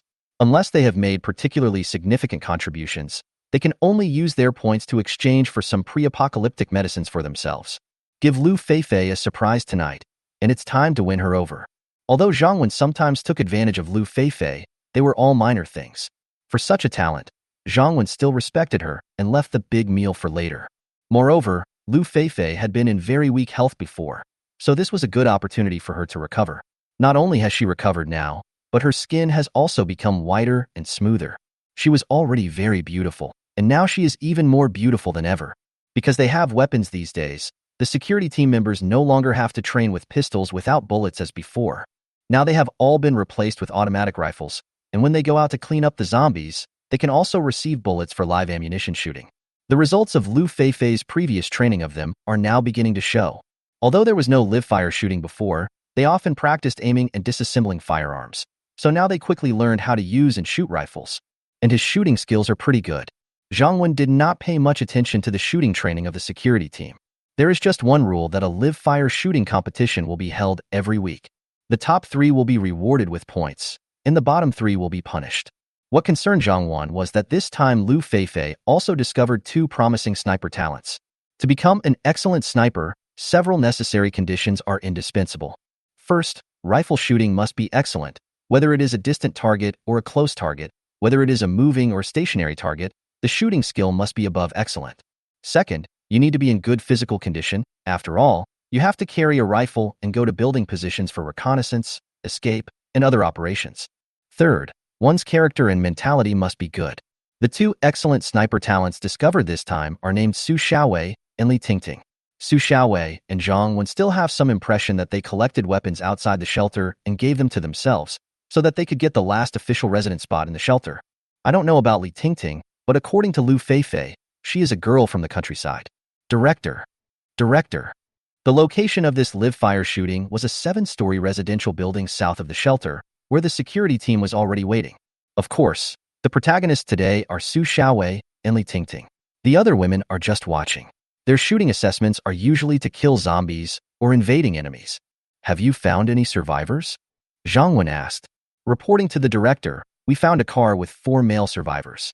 They were looking for supplies in a convenience store about 500 meters away. The young lady in charge of observation with a telescope immediately replied, "A distance of 500 meters? That means it's within the auxiliary area of our shelter. Su Xiaowei and Li Tingting, each of you is responsible for 2 people. Shoot them directly," Zhang Wen ordered. Now, Zhang Wen has confirmed that there are no survivors in the outer city within 100 meters of the shelter. During these 2 days, he also drove an armored vehicle and used a loudspeaker to speak to the survivors within 500 meters outside. Male survivors must evacuate this range, while women who do not want to leave can join the shelter. The opportunity was given to them, and those who didn't listen will naturally suffer their fate today. Zhang Wen is not a bloodthirsty person. For example, when rescuing Sun Lulu, Zhang Wen could easily kill the 2 men who like to play with drones. But Zhang Wen didn't do that, because there was no need. They were far away from his shelter and posed no threat, and they might not have any intersection in the future. Zhang Wen has no ambition to dominate the world, He just wants to enjoy his life. But in the end times, sometimes in order to survive, it is often a matter of life and death. So Zhang Wen can ignore other places, but he must take control of the area near the shelter and nip any danger in the bud. Just like those who wanted to disguise themselves as women and sneak into the shelter, and those who wanted to throw firecrackers into the shelter. In short, as long as there are survivors near you, there will always be danger. Of course, Zhang Wen is not a devil. Some women are too old and do not meet the standards for joining the shelter. If they do not want to leave and are willing to register with the shelter, they can still survive in their original place near the shelter. But I won't provide them with food. Don't even think about threatening men. The world is so big, just don't let them stay around you. Yes, Director. Su Xiaowei answered immediately without hesitation. Yes, Chief.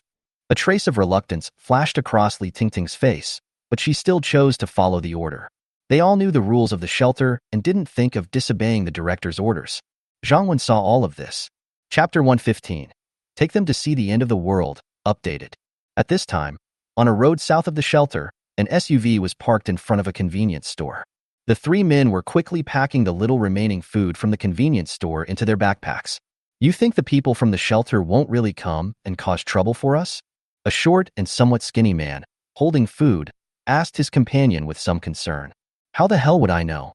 Originally, the boss wanted to cause trouble for that shelter, but he didn't expect them to clear out the people nearby first. Another short-haired young man said impatiently. Finally, the tall young man smiled and said, Don't talk too much. There is still a lot of food here. Let's take some back. It will be enough for us to play with women all night. Hey hey. The other two chuckled when they heard this and moved much faster. At this time, the driver of the SUV who stayed outside saw the zombies coming and quickly shouted inside, Zombies are coming, retreat quickly. These people were still very vigilant. After hearing their companions' calls, they didn't even take any more food and immediately ran towards the off-road vehicle. Just as the three of them ran out of the convenience store and were about to get in the car. Bang! Bang! 2 consecutive gunshots rang out. A bullet hit the SUV driver directly in the head, killing him instantly. Another bullet hit the short-haired young man's thigh, and the short-haired young man also fell to the ground. Bang! Bang! Barely a few seconds later, 2 more gunshots rang out. The other short young man also died instantly, and the remaining tall young man was hit in the shoulder and fell beside the car with a scream. However, although the short-haired young man and the tall young man did not die on the spot, they were soon surrounded and eaten by the zombies. Li Shui, who was observing from the side, looked at Li Tingting with an unpleasant expression. Li Tingting, this is not your usual level. Lu Feifei didn't say anything. Although she was hers, she understood Li Tingting a little. Not everyone could get over that psychological barrier. Zhang Wen stopped Li Shui and said to Li Tingting, You failed the actual combat shooting test this time. As a punishment, your treatment this month will be reduced to the standard of refugees. Li Tingting quickly said, Yes, Director. I accept the punishment. Zhang Wen continued, Also, Su Xiaowei and Li Tingting, you two should follow Lu Feifei and I out today. Zhang Wen was kind to Li Tingting. Although he punished her, he was willing to give her another chance. After all, they are different from himself. They have not experienced 2 lives and have not experienced too much darkness in the apocalypse. They all arrived at Zhang Wen's shelter shortly after the apocalypse happened. So Zhang Wen took them out today to see some new things. If she is still hopeless, then becoming a refugee will be her fate. Afternoon. Now that he has an armored vehicle, Zhang Wen can take the women in the shelter out more often. Of course, you can't go to places where there are a lot of zombies, nor can you go into the city. The deeper you go into the city, not only are there more zombies, but even the roads are impassable for cars. So even if they go out, the women's activities are limited to the vicinity of the shelter. And they have to be careful, because they don't have the ability to be immune to zombies.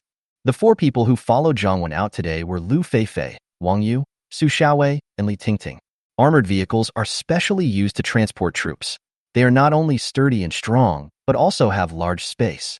It's no problem to seat so many people. Zhang Wen's main goal today was to patrol the auxiliary area and find women, and his secondary goal was to see if he could open their eyes.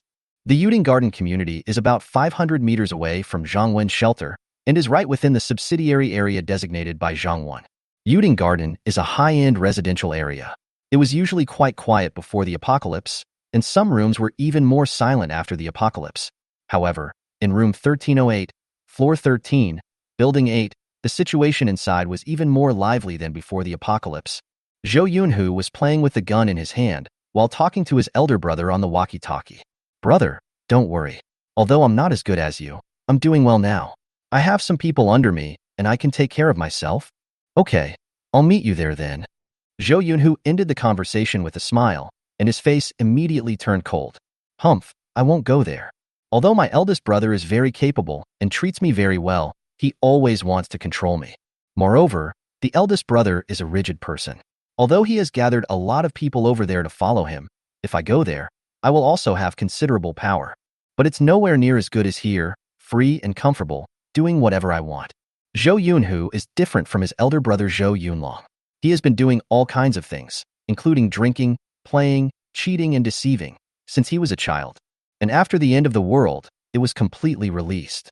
Before the end of the world, Zhou Yunhu made some money, so he not only bought a house in this relatively high-end community, but it was also a very large duplex. He often drinks and parties here with some friends, and every time he makes too much noise, he is often complained by the neighbors. But Zhou Yunhu didn't care about them and even came to threaten them. After the apocalypse, this building had a total of 15 floors. Zhou Yunhu cleaned out the floors from the 13th floor where he lived to the top floor and occupied them as his own base. Some people in this building were chased by zombies and ran to the top floor to hide. At first, Zhou Yunhu did not drive them away. After all, they don't know how long this disaster will last, so there's no need to make things too awkward. But as the end of the world passed day by day, there was no news from the government. Zhou Yunhu's heart became active. He was not a good person to begin with. In particular, among those who took refuge on the rooftop, there were not only several women, but also the couple who had complained that he was too noisy. Those who can buy a house here are all middle class. The man in that couple is a programmer and the woman is a manager of a state-owned bank. She is in her 30s and looks like a charming young woman. Zhou Yunhu was a gangster before the apocalypse, and he got 2 pistols through his connections. However, he only kept these pistols for collection before the apocalypse, and he didn't dare to show them off. Now that there is no hope of ending the disaster, guns will come in handy after the end of the world. He and his friends simply killed the male programmer and then insulted the women. Zhou Yunhu's main focus was on the female bank manager, whom he tied up and tortured like a dog every day. His friends didn't dare to compete with him, so they took other women. As for the other men, those who were disobedient or single were killed by them, and those who were left behind were those who had wives or children. Because these men are easier to control, Zhou Yunhu used their wives or children to threaten them and forced them to go out to look for supplies and people.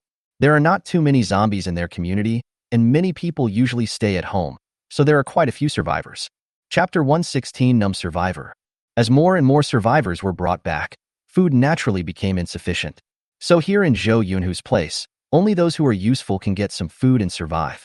Zhou Yunhu even began to eliminate a group of men on a regular basis. If a woman was not particularly obedient or pretty, she would be tortured to death or eliminated. And just as Zhou Yunhu was on the call, in the hall of this house, a man was beating a woman with a stick. But the only sound that could be heard was the sound of the stick hitting the woman. Although the woman was beaten in great pain, she still gritted her teeth and dared not cry out in pain. The beaten woman was naked, covered in scars and blood, and looked pale and thin. "Please, spare me, please." The woman couldn't bear the beating anymore and could only beg for mercy in a weak voice. Unfortunately, the man who was whipping her remained unmoved and continued whipping her with an excited look on his face.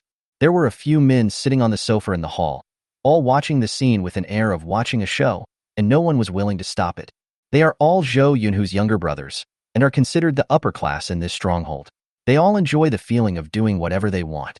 In addition to the men sitting on the sofa, there were some women curled up in the corner of the hall, and a few men were tied up. These women and the tied men, like the woman being whipped, are all slaves of this stronghold. Seeing the woman being beaten so hard that she was in agony, none of the slaves dared to say a word, or even look, for fear that they would suffer the same fate. Here, they are all tortured and afraid. They were all numb, and even the men lived in fear, not daring to resist. But even if they did not resist, the number of these slaves would decrease every day. But if you listen, at least you won't be tortured. See? This is what happens when you don't obey. Sun Ping, whose wooden stick was broken, finally stopped. He looked around at the other people in the room and said, Sun Ping was one of Zhou Yunhu's younger brothers before the apocalypse. After the apocalypse, they continued to follow Zhou Yunhu because Zhou Yunhu had a gun. Zhou Yunhu also knew that he couldn't do it alone. Therefore, He continued to use the few younger brothers he had before the end of the world, and except for the most beautiful ones he liked, he could divide the rest of the women as he pleased. There is one thing, he always keeps his 2 guns in his own hands and won't give them to anyone. After the end of the world, he doesn't trust anyone, and he doesn't want anyone to stab him in the back. Okay, Pingzi, come over here and have a drink. A tattooed bald man sitting next to the coffee table shouted at Sun Ping with a smile. At the same time, he pointed at the women on the ground and said, "You guys, come and serve us drinks." The women did not dare to hesitate and quickly got up and walked over. Haha. The bald man smiled and hugged a woman with a pretty face. After the apocalypse, such a woman would not even look at him unless she was from a club. But at this moment, he was kneading the woman's body with his hands and scrupulously. His strength was so great that the woman's face was almost deformed with pain. But the woman still gritted her teeth and dared not make a sound, because she knew that if she was even a little unwilling, what would await her would be the same torture as the woman just now, or even worse. Zhou Yunhu and his little brothers completely turned into demons after they killed the first person. Zhou Yunhu and the others didn't know how long they could survive in this apocalypse, so they lived every day as if it were their last. Anyone who failed to serve them well or dared to resist them would either be starved or beaten to a pulp. If someone is beaten too badly, they are too lazy to treat him and just throw him downstairs to feed the zombies. Anyway, Zhou Yunhu and his men can do whatever they want, even taking pleasure in torturing or killing people. Zhou Yunhu ended the call with his elder brother. He walked out, looked at Sun Ping and said, "Sun Ping, Wang Dong and the others haven't come back yet?" "Brother Tiger, they haven't come back yet." Sun Ping and the bald man were still very afraid of Zhou Yunhu. Not only had Zhou Yunhu trained with his brother and was very skilled, he also had a gun and was ruthless. So even if they have some little thoughts, they dare not show them. "Go, throw that woman downstairs," Zhou Yunhu said coldly, pointing at a woman curled up in the corner. This woman is Wang Dong's wife who went out to search for supplies. If a man does not come back on time, his wife will be thrown downstairs to feed the zombies. "Don't kill me. My husband will come back. He must have been delayed, please," the woman begged. Even though the woman with average looks was killed, Sun Ping and the others didn't feel sorry at all. So Sun Ping walked over, grabbed the woman's hair, dragged her to the windowsill, and pushed her down. There was a loud bang. The woman fell from the 13th floor and was badly injured. At this time, Zhang Wen and his group were driving past the Yuan Garden community. The huge noise immediately attracted the attention of Zhang Wen and his group. He was thrown down from the top floor. Lu Feifei was always observing the movements nearby, so she happened to see the scene just now. "Stop the car and let's see what's going on," Zhang Wen said immediately. "Yes, Chief." Wang Yu, who was driving, quickly stopped the car. Zhang Wen and others took out binoculars and observed the building. Soon, Zhang Wen and his companions found Zhou Yunhu and others on the top floor. "How much food do we have left?" Zhou Yunhu asked the bald man at this time. "Brother Hu, the food is only enough for us to eat for 2 or 3 days. But if it's just a few of us brothers, it can last us more than 10 days. The bald man replied quickly. "Bullshit, everyone is dead. Who will go out to work? Who will serve us? What are you playing at?" Zhou Yunhu scolded the bald man. The bald man smiled awkwardly and didn't dare to say anything back. "Now give more food to these men." Zhou Yunhu pointed at the tied men and said again. The bald man hurriedly said, "Brother Tiger, isn't it a waste to give it to those men?" Zhou Yunhu glared at him, and the bald man didn't dare to say anything else. The bald man walked over and untied the ropes for the men. They were only free when they ate and went to the toilet every day. In this hellish house, Zhou Yunhu and his younger brothers lived the best life, with food, drinks, and women to play with every day. The second thing was those beautiful women. In order to prevent them from becoming too hungry and thin and making it uncomfortable to play with them, Zhou Yunhu didn't starve them too much. Then there are the women with average looks. In addition to working every day, they are also tortured by them and don't have much to eat. The worst off were the male slaves. Besides suffering from hunger and torture, the reason they did not die was that they could be used as bait every time they went out to search for supplies. "Come, I'll give you food." The bald man was humiliated by Zhou Yunhu. Although he didn't dare to say anything to Zhou Yunhu, he could play with these slaves as he pleased. The bald man sat back at the coffee table, opened the bread that was almost moldy in his hand, tore it into pieces and threw it on the dirty ground. But those starving men didn't care about anything else and scrambled frantically for the food on the ground. Even the ordinary-looking women curled up in the corner were drooling and looking expectantly at the food in the bald man's hands and on the ground. They were really hungry. "Haha, You guys want a reward too, so crawl over here. Whoever crawls faster will get some food. The bald man likes to see these women who had a better life than him before the end of the world and who usually had arrogant and conceited faces, now begging him. Now, these women have long been numb from being tortured and hungry every day. In order to get food, they hurriedly used their limited strength to crawl towards the bald man. However, two women did not move. Their eyes had already turned lifeless and dull because they were seriously injured. If nothing unexpected happened, they knew that what awaited them was being thrown off the building. Haha. The bald man looked at the two women who crawled to him first and threw some bread on the ground. Zhou Yunhu said to the bald man at this time, "Okay, stop playing. I will personally take you out to find food this time. We will try to find a lot of food. Otherwise, the food will become less and less in the future." The bald man looked at the men fighting for food on the ground and suddenly realized, "Brother Tiger, are we taking them with us?" No wonder Brother Who suddenly gave them food. It turned out that he wanted to give them the strength to get out. Chapter 117 Li Tingting's Changes.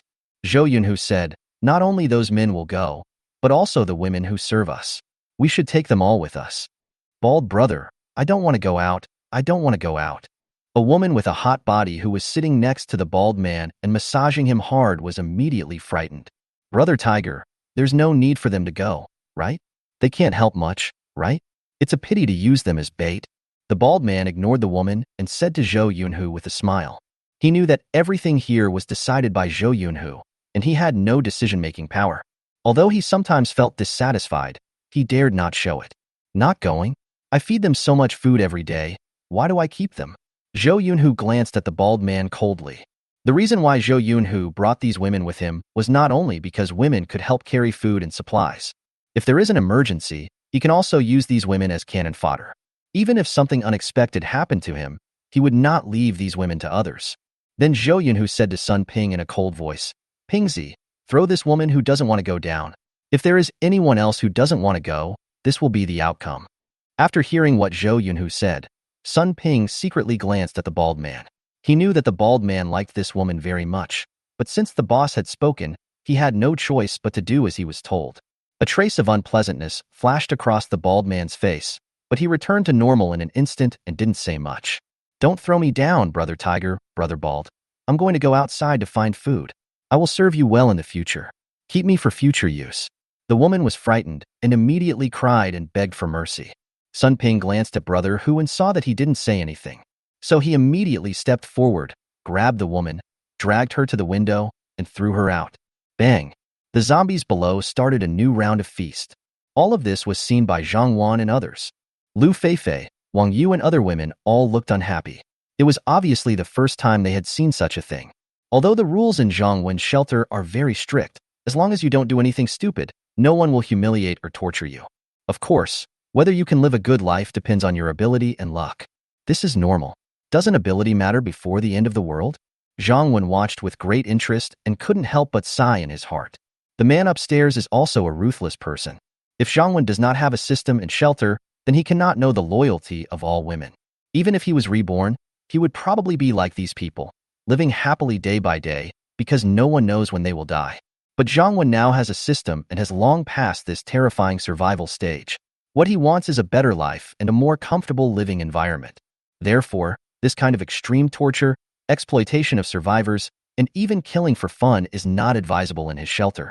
In his shelter, he only needs to ensure his absolute dictatorship and ensure that everyone in the shelter is respectful and loyal to him. His shelter didn't need to be too dark. "Can we snipe them here?" Zhang Wen said to Lu Feifei. Lu Feifei shook her head and said, "There's no problem with the distance, but the angle is not good." Zhang Wen looked at the image in the telescope, thought for a moment and said, "Then let's wait here for a while. It looks like they are going out to search for supplies." Zhou Yunhu and his companions upstairs were indeed making final preparations to go out. They put protection on themselves and their hands, and had walkie-talkies, weapons, backpacks, etc. ready. Zhou Yunhu even put on a bulletproof helmet. He now cherishes his life very much. "Brother Hu, it's quite dangerous to go out and look for supplies this time. Now not only are the zombies dangerous, but the survivors are also very dangerous. Don't you have 2 guns? Give me 1 or a bottle for self-defense. This way we will be much safer when we go out." The bald man was almost ready, and suddenly said to Zhou Yunhu casually, "Okay, since you're going out on an adventure, I will definitely give you the best weapons. Zhou Yunhu glanced at the bald man and without hesitation, he immediately took out a pistol and handed it to the bald man. The bald man was delighted and reached out to take the pistol. The weight told him that it was a real gun. I don't have many bullets left. There are 5 bullets in your gun. Don't shoot unless necessary. Zhou Yunhu reminded again. Brother Hu, you can trust me to do the job? The bald man assured quickly. Then the bald man said to Sun Ping, Pingzi, I'll take the gun this time. I'll show you off next time. Sun Ping nodded and said, okay. After having a good meal, Zhou Yunhu, along with his 2 men, 4 skinny men, and 5 fairly pretty women, started to go downstairs. As for the few disabled women who remained at home, their doors were locked from the outside and they could not escape. They didn't even dare to touch the little bit of food left in the house. Anyone who dared to steal a little food would be tortured and fed to zombies. After going downstairs, Bald, take them outside and clean up the zombies at the door first. Zhou Yunhu glanced at the zombies outside the building. There were not many zombies. Most of them were attracted to the back door by the woman who was thrown down earlier. Okay, Brother Hu, I'll go right away. The bald man agreed with a smile on his face, but his expression became very ugly when he turned around. What are you looking at? Follow me out and work hard. Otherwise, if the zombies can't bite you to death, I will kill you myself. The bald man yelled at the men. These men were frightened by the torture and hunger, so they dared not resist and quickly followed. They are about to come out. Su Xiaowei and Li Tingting, get ready. Shoot all the men. Zhang Wen, who was on the armored vehicle, saw the situation on the opposite side through a telescope and immediately spoke to Su Xiaowei and Li Tingting. Yes, Chief. The two responded quickly, and this time Li Tingting's eyes were full of determination. There were not many zombies downstairs, and they were quickly cleaned up by the bald man and a few men. Even though the bald guy is timid in front of Zhou Yunhu, he is also ruthless when it comes to killing zombies. He shoots every zombie in the head directly without any fear. Zhou Yunhu also came out with the rest of the people. Their car was parked outside the gate of the building. It was a black SUV and a small truck for transporting supplies. The off-road vehicle is usually driven by Zhou Yunhu. Baldy, you drive the truck and take those men with you and follow me. The others can get in my car. Zhou Yunhu arranged.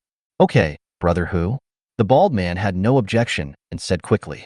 But just as Zhou Yunhu turned and walked towards the SUV, the bald man suddenly took out a pistol he had prepared long ago, pointed it at Zhou Yunhu and pulled the trigger. Bang! A burst of gunfire. All the women and several men were startled. However, Zhou Yunhu stood there unharmed. The bald man looked at Zhou Yunhu in disbelief. What was going on? My shooting skills aren't that bad, right?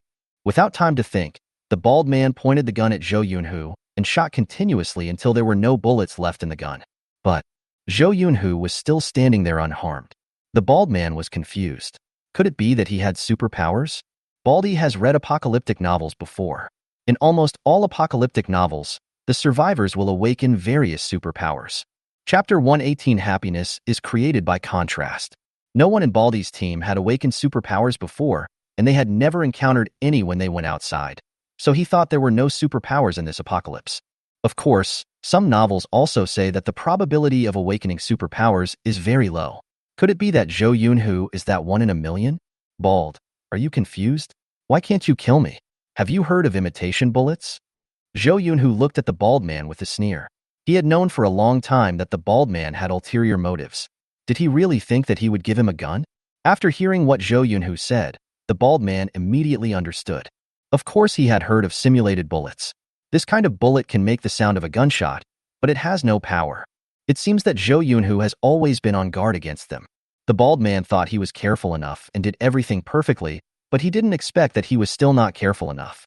If he had known earlier, he would have checked the bullet carefully first. He could tell that the gun was a real gun just by looking at it. Seeing Zhou Yunhu taking out his pistol, the bald man quickly hid behind a truck nearby. Then he said loudly, Brother Hu, I was bewildered for a moment. Please forgive me this time, and I will listen to you in everything from now on. Although the bald man knew that Zhou Yunhu would definitely not believe what he said, he could only beg for mercy when faced with life and death. Zhou Yunhu did not answer, but looked at Sun Ping and said, Pingzi, take a few men with you to deal with this traitor. I don't want to dirty my hands. Sun Ping was not stupid either. He immediately knew that this was a test from Zhou Yunhu. But he really didn't know that the bald man was going to rebel, and he was not in the same group with him. Okay, Brother Hu, I hate traitors the most. I will go and deal with him right now. Sun Ping didn't dare to talk nonsense and said quickly. Then he led a few men towards the bald man. On Zhang Wen's side, he originally thought he could watch a good show and save some bullets, but he didn't expect that Zhou Yunhu, who looked like the boss, did not die after being shot. There is no need to waste time with them anymore. Who knows how long it will take for them to resolve their internal conflict themselves.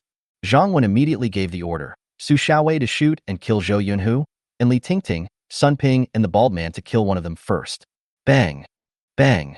2 gunshots were heard. The bald man didn't even have time to scream before he was shot in the head by Li Tingting. Because Zhou Yunhu was wearing a helmet, Su Xiaowei chose to shoot him in the heart. Su Xiaowei's shooting was very accurate, and she shot Zhou Yunhu directly in the heart. However, Zhou Yunhu did not die immediately, but hid to the side of the off-road vehicle with his injuries. Damn it! Could that person really be the chosen one? His men couldn't kill him, but he didn't die after being hit in the heart by a sniper rifle? At this moment, Zhang Wen couldn't believe it. However, what Zhang Wen didn't know was that Zhou Yunhu's face was filled with despair and unwillingness at this moment. He knew he wouldn't live long. A person's heart is usually on the left side, but a very small number of people have it on the right side. Zhou Yunhu is one of those people. However, even though this feature prevented him from being killed immediately, the enormous power of the sniper rifle had already caused him to bleed profusely. Even without the enemy's reshoots, he would not have lived long. Who has a sniper? There are no government officials anymore. Zhou Yunhu endured the pain, took out the walkie-talkie, and pressed the call button. Brother, I was ambushed. They are very powerful. I am almost dying. Please don't avenge me. Zhou Yunhu released the button and ended the call. He knew that his elder brother cared about him very much, and the more he said so, the more he would avenge him. Don't you want revenge? How is that possible? I'm just enjoying life. How could he want to die? He is unwilling to do so. Then he took a look at the women who were lying on the ground in fear, including the female manager who he treated like a dog and made her wag her tail and beg for mercy. In the last days, women are also a resource. Since I can't use it myself, I will never leave it to the enemy. Using his last bit of strength, he continued shooting and killed several women. Bang! Because he was slightly exposed, the sniper immediately fired another shot. Zhou Yunhu's consciousness also fell into complete darkness. On the other side, Sun Ping was also shot dead by Li Tingting. There was no need for the other men to take action as the zombies that came rushing over after hearing the noise had already overwhelmed them. Let's go and look around first, and when we come back, we can come here and take those women upstairs back with us. There was no enemy or woman left. After putting away Zhou Yunhu's 2 pistols, Zhang Wen was too lazy to waste any more time here. As for why he came back and took the trouble to rescue the women who were left at home by Zhou Yunhu. First of all, women are resources in Zhang Wen's shelter, and Zhang Wen doesn't have too many for the time being. As long as they are not ambitious women like Yang Xiao, he won't mind them even if they are not good-looking. He doesn't want to take all the women in the shelter into his harem. Second, if we take those women upstairs back home, they can serve as a lesson and a wake-up call to all the women in the shelter. Isn't that the reason why I brought Su Xiaowei and Li Tingting out with me? Now it seems the effect is quite good. At least Li Tingting has changed a lot. Return to the shelter from outside. This time, the harvest was pretty good. Under the strong promotion in the past 2 days, and the attraction of the safe environment of the shelter, many women living near Zhang Wen's shelter are willing to join the shelter. There are 27 of these people in total. Adding the 5 women found from Zhou Yunhu in the Imperial Garden, a total of 32 women were found this time. The troop carriers were packed with people. Including the woman this time, the population of Zhang Wen's shelter now has 168 people. Although the population is not large, and there are not many women near the shelter, but the shelter's population is growing every day. Besides, the area around the shelter is now safe. Zhang Wen can also go to a more distant place to search for population resources by himself or with the shelter's security team. After returning to the shelter, the first thing Zhang Wen did was to ask Yuan Jing and Li Shui to gather all the women in the shelter to the cafeteria for a study meeting. Zhang Wen calls it exchanging experiences. What experiences to share? For example, if you were surviving in the end times, how would you find supplies and food, and what kind of people would you meet? Just like the 5 women who were with Zhou Yunhu in the Imperial Garden, they can tell everyone how they met Zhou Yunhu and how they got the scars on their bodies. Don't think that Zhang Wen is exposing their scars. These are all valuable experiences. What else is happiness? Happiness is that the women out there are either tortured and humiliated, or have to fight zombies for a sip of water or food, snatch from other survivors, or be treated like dogs. The women in the shelter don't have to worry about being bitten by zombies or bad men every day. After completing their work every day, they can have some leisure time to sleep, listen to music, read books, and play cards. Therefore, whether before or after the end of the world, happiness needs to be compared. I'm going to write something off-topic today, dedicated to all the readers who have read this far. This book is not well written in the beginning, which the author admits a little. In addition, his talent is limited and the subject matter is probably about farming in the end times, so some people don't like it very much. So the book's performance is not very good. The author works every day out of love. Some people left messages saying they didn't know how much of this book I could write, or asked me to write a new book. But I won't give up on this book, because I like it, and there are still some people who have been reading it and sending me gifts. I won't let you down, and I will update at least 3 times a day, which is considered a small burst on Tomato. My goal is to write at least 1 million words if nothing unexpected happens. Chapter 119. I've been eyeing you for a long time. Zhang Wen looked at the injuries of the 5 women he rescued. 2 women were the most seriously injured. One had a broken leg and pus was oozing from the wounds on her body. The other woman was a bit miserable anyway. The other 3 women were also covered with scars from being beaten, and their bodies were starved to the point of being skin and bones. Zhang Wen would not use the system vitality points to heal these injured women for free. There were too many people injured and miserable after the apocalypse, and he could not heal them all, nor was he the savior. But Yuan Jing also gave them some anti-inflammatory and therapeutic drugs, which could save their lives, but their recovery would be slower. Of course, the medicines are not free. They will earn points to pay them back later. Zhang Wen didn't want them to die either. They were the best warning examples. Zhang Wen would not attend this meeting as he had seen too many dark things in the end of his previous life. He and Lu Feifei returned to the villa, and then Zhang Wen took Lu Qianqian into the room. Not long after, Zhang Wen pushed open the door and came out. Lu Feifei looked behind him nervously. Elder sister. Lu Qianqian walked over slowly. She hadn't walked for a long time, and she was a little uncomfortable at first. She was also very excited, and her little face was red. Lu Feifei looked at her pretty sister standing in front of her. I couldn't control my tears anymore and started to fall. At night, in the villa. The women in the villa also attended the female survivors meeting today. After the meeting, they cherished the present life even more. Although they knew that not everyone outside might be as cruel as Zhou Yunhu and his men. But women are naturally a vulnerable group in the end times. Even if they don't meet someone like Zhou Yunhu, they may meet other men who are targeting them. At the very least, they will be frightened and starve. It's nothing like the good days we have now. It can be said that it is no worse than before the end of the world. The evening was the family's leisure time. Zhang Wen hugged Yuan Jing and sniffed the pleasant perfume on her body. The smell of a woman is always much more fragrant than that of a man, especially the women in the villa. It is said that the more beautiful the woman is, the better her fragrance is. Okay, Tong Yao, let's go to bed. Yuan Jing saw that it was getting late, so she said to little Tong Yao, okay, I'm going to sleep with Sister Qianqian today. Little Tong Yao reluctantly turned her eyes away from the phone. Then the short legs immediately ran up to Lu Qianqian and whispered something. Xiaoxue, we haven't slept together for a long time. Let's sleep together today. Tang Xian took Li Shue's hand and left. They were all very sensible and knew that Qianqian's leg was healed today, so they wanted to leave time for Zhang Wen and Lu Feifei. Now only Zhang Wen and Lu Feifei are left. Zhang Wen walked towards Lu Feifei, who was watching a military-themed TV series. But his eyes were not focused on the phone screen. Today is the most exciting day for Lu Feifei. Zhang Wen also knew that she was very excited. So, strike while the iron is hot. Zhang Wen naturally wants to make her his woman.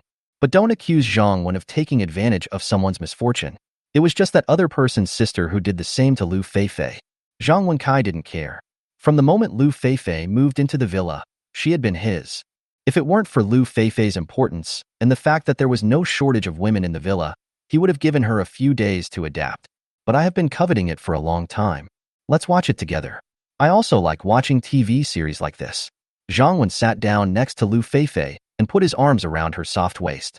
Lu Feifei glanced at Zhang Wen and met his fiery eyes.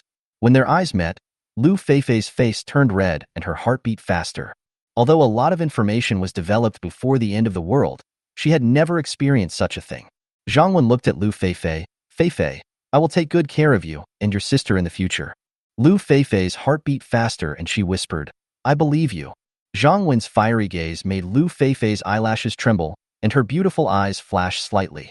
Zhang Wen found it very interesting to see her shy appearance, which usually made her look so heroic. It also made Lu Feifei look more feminine. She is already beautiful and has a good figure, which makes her even more stunning. Zhang Wen is now considered an old driver, so there is no need for him to be polite. Zhang Wen leaned forward and kissed her. Lu Feifei hugged Zhang Wen at a loss. At 6 o'clock the next morning, Lu Feifei woke up first because of her biological clock. She was lying on Zhang Wen's chest, looking at the man who was still sleeping soundly, Lu Feifei's eyes full of tenderness. From now on, besides my sister, I will have a new family member. Her world has always been simple, just trying her best to protect her family. Lu Feifei didn't want to disturb Zhang Wen's sleep, so she lifted the quilt and was about to get up. What? You want to run away without even asking me to get up? Zhang Wen opened his eyes without knowing when. Looking at the picturesque scenery in front of you. Lu Feifei blushed. Having just completed her transformation, she was still very sensitive. It's still early, let's go out together later. Zhang Wen didn't wait for her to speak. Covered with the quilt again. 7:30 in the morning. Zhang Wen got out of bed, took a glass of water, and handed it to Lu Feifei. Lu Feifei took the water weakly, her face so red that it almost bled. I thought some things were exaggerated by people on the internet, but I didn't expect them to be even more exaggerated than that. From last night till morning, it was her good physical condition. Let Lu Feifei rest. Zhang Wen went to the gym to exercise. This has become a habit. Usually, Zhang Wen and Tang Xian go to the gym, and Li Shuai also comes to exercise occasionally. Now the gym has a new regular customer, the beautiful anchor Sun Lulu. Before the end of the world, Sun Lulu's live broadcasts were just singing and occasionally dancing. Generally, people who dance have good figures and pay attention to maintaining their figure, so fitness is something they do frequently. Zhang Wen had already experienced Sun Lulu's figure, which was indeed very good. He was even more impressed after she changed into tight clothes in the gym. Of course, she is still a little bit inferior to Tang Xian and Lu Feifei, but her advantages are not only in her figure, but also in her voice and identity. Her beautiful voice is not only beautiful when she sings, but also mellow and melodious when she is in meetings at night. It is particularly charming, and her status adds to it. It's really a place that makes people linger. But it's a pity that because Sun Lulu was also in the gym, when Zhang Wen and Tang Xian were exercising in the morning, Tang Xian was much more reserved than before. It was no longer like before, when every time after the two of them finished working out, Tang Xian would come out sweating profusely and with a seductive look in her eyes. After exercising and having breakfast, the little ones went out to play. Chapter 120, Good Wife. Yuan Jing looked at Zhang Wen and said, Zhang Wen, didn't Lulu work in the self-media field before the apocalypse?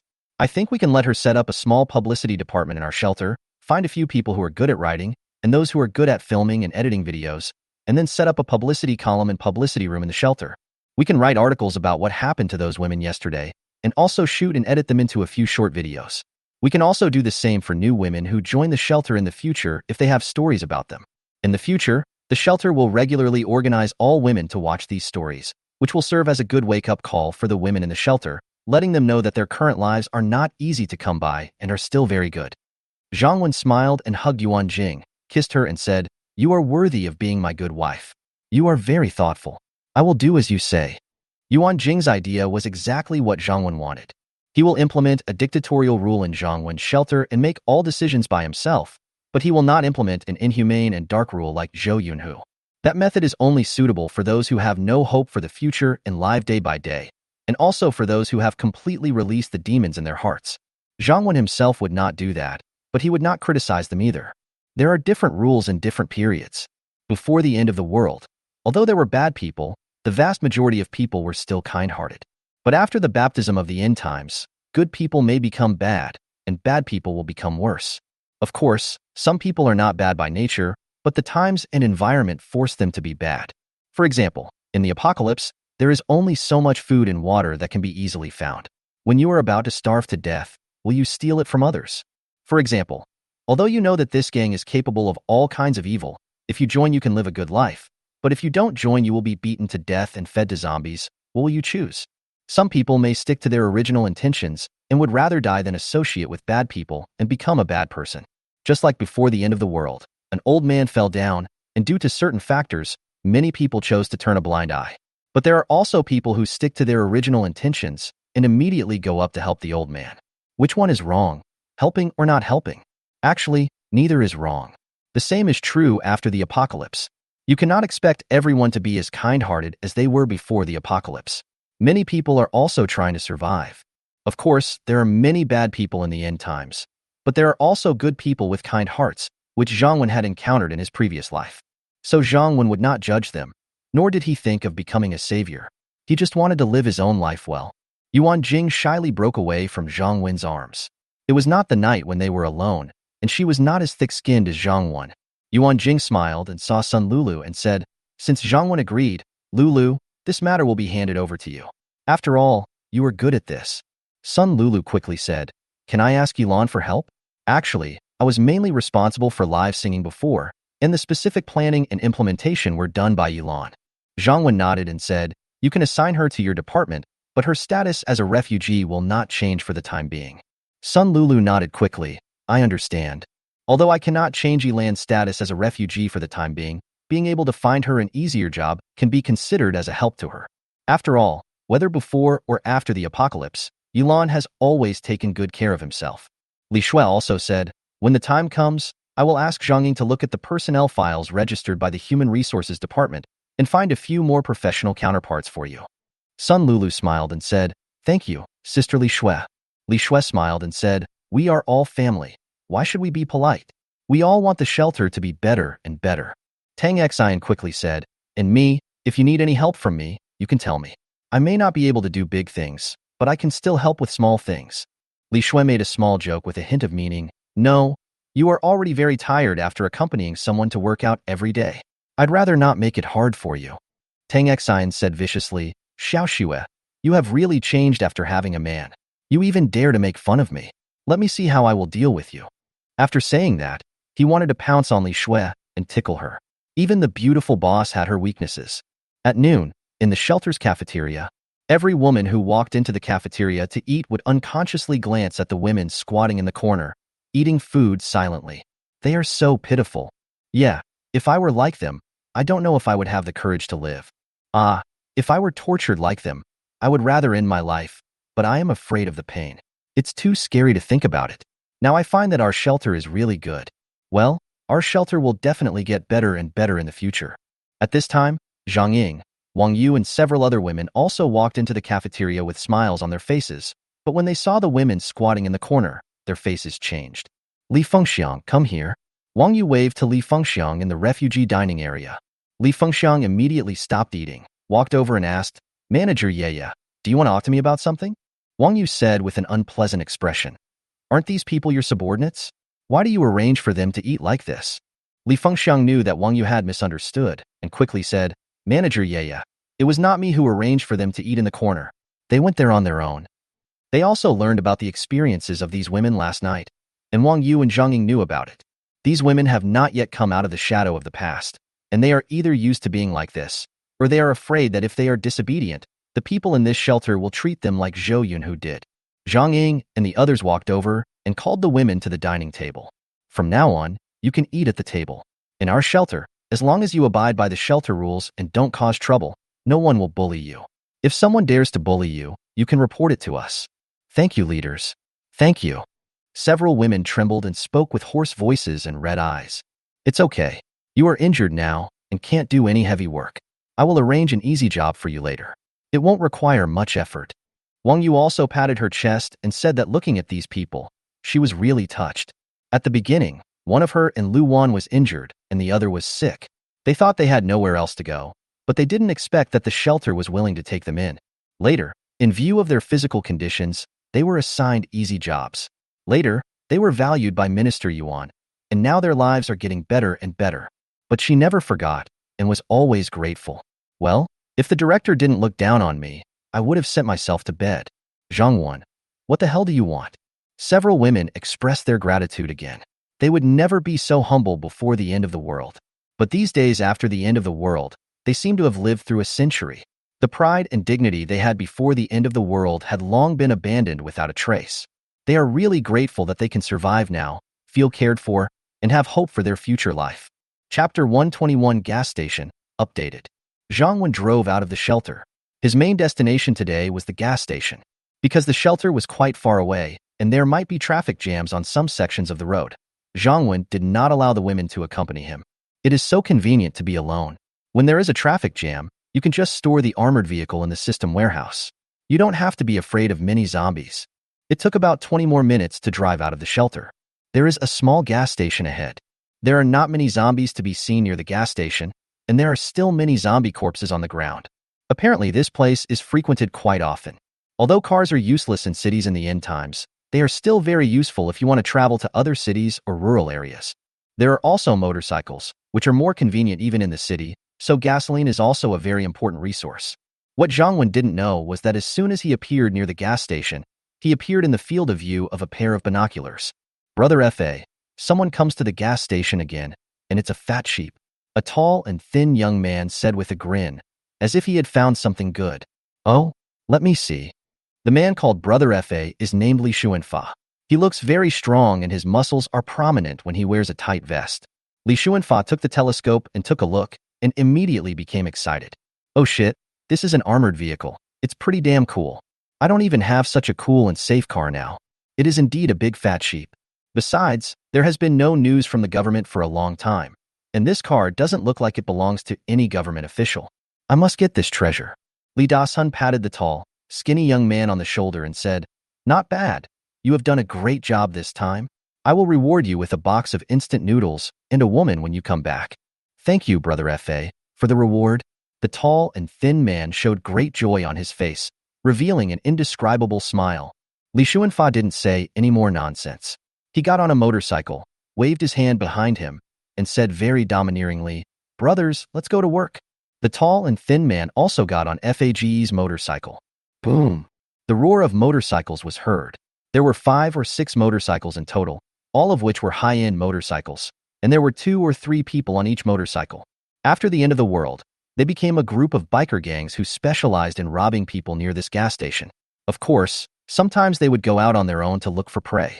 Zhang Wen's car had just driven to the gas station when he suddenly heard the sound of a motorcycle engine. Some of the men on those motorcycles were holding axes, and some were holding steel bars. They looked like they were up to no good. Stop the car and get out. 6 motorcycles soon arrived near Zhang Wen's car, and then someone shouted at Zhang Wen. Boom! Zhang Wen stepped on the accelerator and crashed into the motorcycle in front of him. This is an explosion-proof armored vehicle that can defend against attacks, and even its tires are explosion-proof. Moreover, the armored vehicle is about 7 meters long, 2 meters wide, 3 meters high, and weighs about 10 tons, like a solid and huge fortress. Would I be afraid of your motorcycles? Fuck you. The motorcycle in front of Zhang Wen saw Zhang Wen coming straight at it, and was so scared that it quickly changed direction and narrowly avoided being hit by Zhang Wen. But because he changed direction too quickly, the motorcycle and the rider fell to the ground. Although no one in the car died, several people were obviously injured. At this time, while Zhang Wen's car stopped, 2 motorcycles had already arrived in front of Zhang Wen's car window. The young man sitting behind the motorcycle raised the weapon in his hand and smashed it towards Zhang Wen's car window. Bang! Zhang Wen's car had bulletproof glass, so there was no way it could be smashed by them.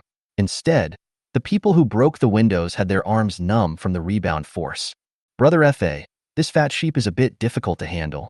He won't stop the car, said the tall and thin man sitting behind Li Xuanfa. However, before F.A. Gu could reply, Zhang Wen turned and crashed into another motorcycle. This car was not so lucky. The armored vehicle hit them directly, and both the people and the vehicle flew more than 10 meters away. The people on the vehicle fell heavily to the ground, screaming in pain. Fuck, he's a ruthless guy. Let's implement the second plan. Li Xuanfa didn't expect Zhang Wen to be so decisive and just drive his car and hit someone. Okay, Brother F.A. The tall and thin man quickly took out the walkie-talkie and conveyed Brother F.A.'s order. Their previous routine was to surround the car first, let the drivers get out of the car on their own, and then they would treat them well. If they don't find anyone who refuses to get out of the car, they will go up and smash the car windows with steel bars and axes, or even kill people directly. But Zhang Wen didn't buy their tricks, and his car was quite impressive, so their previous plan was somewhat useless. Bang! There was another loud noise. Zhang Wen caught up with a motorcycle and knocked both the motorcycle and the driver away. Damn it!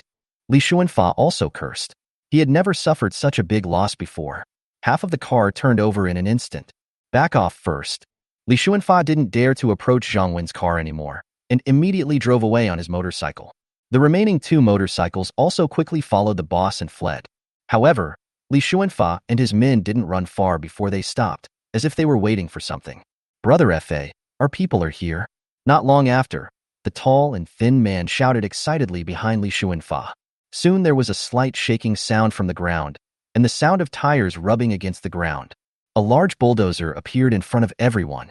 This vehicle was a behemoth that weighed hundreds of tons before the end of the world. It looked very majestic and domineering. Ordinary cars are no match for it. Even Zhang Wen's armored vehicle cannot compare with it in terms of size. The large bulldozer quickly came in front of Li Xuanfa and his team. Then Li Xuanfa pointed at Zhang Wen's car, and the driver in the cab immediately nodded. He held the steering wheel and looked at Zhang Wen's car fiercely, with a hint of madness on his face. Normally, when Fa Gu and his gang are robbing, they don't even need to show up. Today, it is finally my turn to perform. It's exciting to just think about using such a big thing to crush the enemy's cars into pieces and watching the people in the cars look helpless and desperate. Li Xuanfa and the others were equally excited. Zhang Wen had no other way to go at the gas station. The road on the other side had already been blocked, so even if Zhang Wen wanted to escape, he had to pass the large bulldozer. You are so arrogant because you have a nice car, and now I let you be even more arrogant. Li Xuanfa took the remaining motorcycles and followed the bulldozer, waiting to see Zhang Wen's miserable end. It's a bit of a pity that the reason why Li Xuanfa didn't use this behemoth at the beginning was that he had his eyes on Zhang Wen's car and wanted to keep it intact for himself. Now that he had suffered heavy losses, his anger had made him unable to care about so many things. Chapter 122: One person suppresses a team. Additional update. Boom, boom, boom. The heavy truck driver stepped on the accelerator and drove the truck towards Zhang Wen, looking very majestic. Zhang Wen looked at the truck coming over. The visual impact brought by such a heavy truck was quite great. However, Zhang Wen was not panicked at all. He quickly opened the door of the armored vehicle and immediately put the armored vehicle into the system space. After the armored vehicle was put into the warehouse, Zhang Wen quickly ran to the side to avoid being hit by a heavy truck.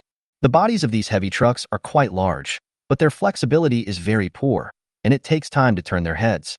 At the same time, an automatic rifle suddenly appeared in each of Zhang Wen's hands. Haha, he finally got off the car.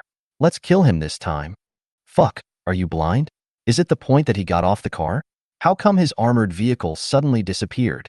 With Zhang Wen's current physical fitness and speed, he completed the above movements very quickly. The people on the motorcycle following the heavy truck were unable to react for a moment. Some people were still happy that Zhang Wen finally got off the armored vehicle, but naturally some people also found it strange that the armored vehicle suddenly disappeared. However, before they could think about it, they were all scared to death by the two automatic rifles that suddenly appeared in Zhang Wen's hands. Da-da-da, da-da-da. Zhang Wen took two automatic rifles and fired at the heavy truck and the motorcycle behind it. Zhang Wen also has experience in strafing with automatic rifles, and the feeling of pulling the trigger is much more pleasurable than that of a pistol. Of course, there are disadvantages, such as wasting too many bullets. The automatic rifle has a magazine that holds 30 rounds of bullets. If you keep firing, you won't be able to fire for long. However, the windows of heavy trucks are not bulletproof glass and cannot even defend against pistol bullets, let alone continuous rifle shooting. The windshield of the heavy truck shattered instantly, and the broken glass and rifle bullets instantly turned the truck driver into a hornet's nest, killing him on the spot. Because of the driver's last-minute driving, the heavy truck crashed directly into the flower bed nearby. The strong impact caused the heavy truck to overturn and fall to the ground. Zhang Wen didn't care about the heavy truck. After dealing with it, Zhang Wen took two automatic rifles and started shooting at the motorcycles again. The incident happened too suddenly. Even though Li Xuanfa and his men realized something was wrong and wanted to flee in all directions, their movements were no match for the speed of the rifle. Ah! Ah! Several screams were heard in succession, and all three motorcycles were smashed into pieces, with the vehicles destroyed and the people on board dead. The people who were still alive on the motorcycles that had fallen to the ground earlier were all terrified by this scene. After coming to their senses, someone endured the pain and tried to pick up the motorcycle on the ground and escape. Zhang Wen naturally would not let them leave. He didn't shout, "Surrender and no killing," or anything like that. He didn't need any prisoners. However, at this time, Zhang Wen's automatic rifle had run out of bullets. Zhang Wen was too lazy to even change the magazine and directly replaced it with a rifle with a preloaded magazine from the system warehouse. This time, Zhang Wen changed the continuous shooting of the automatic rifle into single-shot shooting and then fired continuously at those people. It would be a waste of bullets to use automatic continuous shooting on these disabled people. Although Zhang Wen now has more than 100,000 bullets, he is not too short of bullets. And after activating the system's weapons factory, there will definitely be more weapons and bullets. But Zhang Wen is a frugal person. Not only has Zhang Wen's physical fitness improved, but with the guidance of Lu Feifei on how to better train his shooting skills are now very accurate, and he can basically kill one person with one shot. Soon, several thugs were shot dead one by one. However, Zhang Wen left one thug alive. Zhang Wen walked over and pointed the gun at the man and said, "Tell me, where is your base? How many accomplices are there in the base? Also, is there any oil left in this gas station?" The man was so scared that he almost lost his soul, but he was not stupid. He looked at Zhang Wen and said, "Brother, if I tell you, you will definitely kill me immediately." Zhang Wen glanced at the zombies attracted by the loud noise, smiled and said, "Don't worry, you are no longer a danger to me. As long as you tell the truth, I won't kill you." The man's eyes lit up. "Brother, are you serious?" Zhang Wen sneered. "Do you have a choice? You can only bet that I will keep my word. I'll give you 3 seconds. After 3 seconds, you won't even have the chance to bet. I'll tell you. The man was so frightened that he dared not to be tough anymore and said quickly. After a pause, he continued, "Brother, our motorcycle gang's base is in the auto repair shop across the street. Our official members are basically all out. We always act together. There are only a few slaves, women at home. Then most of the oil in this gas station was taken by our boss to the auto repair shop. Of course, there was still some oil inside the gas station, because our boss was afraid that if the news of the lack of oil spread around, no one would deliver it to the door. If you want gas from this gas station, our boss has the gas card of the gas station owner, so you can fill up as much as you want." After listening to what this man said, Zhang Wen was a little impressed by this biker gang. They were quite smart. Not only does he know how to sit back and wait for something to happen, he also knows how to leave bait. "Who is your boss?" Zhang Wen asked again. "That's our boss, Li Xuanfa." The man quickly pointed at a dead man. Zhang Wen walked over and found the gas card on him. Then Zhang Wen took away his keys, weapons, etc. "How can I go to someone's house as a guest without a key?" "Brother, you said you wouldn't kill me. Does that count?" The man looked at Zhang Wen cautiously. Zhang Wen smiled at him and said, "I usually keep my word, but you should think about how to prevent those zombies from killing you." The man only then realized that a large number of zombies had already gathered behind him. He had been paying attention to Zhang Wen, so he didn't pay much attention. Of course, even if he paid attention, he might not be able to get far if he was injured. "Brother, please save me. You said you wouldn't kill me?" The man looked at Zhang Wen in despair. He didn't want to die. After the boss and the others were all dead, wouldn't the women and supplies in the auto repair shop be his? Even if this ruthless man in front of me takes away some of it, he won't be able to take away all of it, right? Zhang Wen looked at the man and said, "It's true that I keep my word, but not killing you doesn't mean I will save you." The man only then realized that Zhang Wen had no intention of letting him go from the beginning, and he was just trying to calm him down. "Brother, our boss also has a secret supply point with a lot of food. As long as you can save me, I will tell you, otherwise if I die, no one will ever know," the man said mysteriously. Since he knew that Zhang Wen didn't want to let him go, he would delay time and wait for the zombies to surround him and drag him down with them. Unfortunately, the food is not very attractive to Zhang Wen. But Zhang Wen did not leave immediately, but looked at him with a smile. Soon the zombies pounced on the man. Before he died, the man thought he would see the same miserable end as Zhang Wen and himself. But what made him open his eyes wide was that when the countless zombies walked past Zhang Wen, they seemed not to see him. With the death of the man, the biker gang near the gas station was completely wiped out. And they were wiped out by one person. Chapter 123. Transformation of Sun Lulu. Additional update. After filling up the gas at the gas station, Zhang Wen drove his armored vehicle to the auto repair shop opposite. Although the man said that he no longer had any accomplices here, Zhang Wen naturally would not really believe him completely, so it was better to be cautious. But this group of people should not have guns, otherwise their boss would not be without a gun. Using the key from the boss, Zhang Wen opened the door of the auto repair shop and quickly inspected the place. Apart from a room where a group of women were locked up, there was indeed no one else to be seen. During the inspection, Zhang Wen found 2 tanker trucks, one of which was half filled with gasoline, at least 20 tons. The other one was half filled with diesel, which was about 10 tons. Oh shit. This biker gang leader is quite considerate. Help Zhang Wen get the oil from the gas station, so he doesn't have to waste time filling up his tank. This amount of gasoline and diesel is enough for me to use for a long time. Every time Zhang Wen came out, there was always enough space left in the system warehouse, so naturally he took away the 2 tanker trucks, including the oil, without any hesitation. Then I walked around the auto repair shop. There were many cars parked in this shop, even luxury cars. However, Zhang Wen didn't like them, but packed up the car repair tools and took them away. Finally, Zhang Wen opened the door of the woman's room, and immediately a huge mixed smell hit him in the face. Damn it! This room must be so smelly that these women can stay here. However, after entering the room, Zhang Wen discovered that these women were not able to stay there. But they had no choice at all. A dozen naked women were all chained together. When the women saw the door was opened, they all looked at Zhang Wen at the door in horror. Although they had never seen Zhang Wen, no woman dared to speak. It seems that these women are not like the last time with Zhou Yunhu. There are still different levels of women. The beautiful ones live better, while the ordinary ones suffer. No wonder many of the keys found on the biker gang leader were used to open this lock. Zhang Wenxiang endured the smell in the room and opened the lock for one of the women. Then he threw the bunch of keys to her and said, "Unlock everyone's doors, and everyone get dressed and come out." After saying that, Zhang Wen ran to the door. The woman took the key and didn't dare to ask anything. She opened the locks for other women one by one.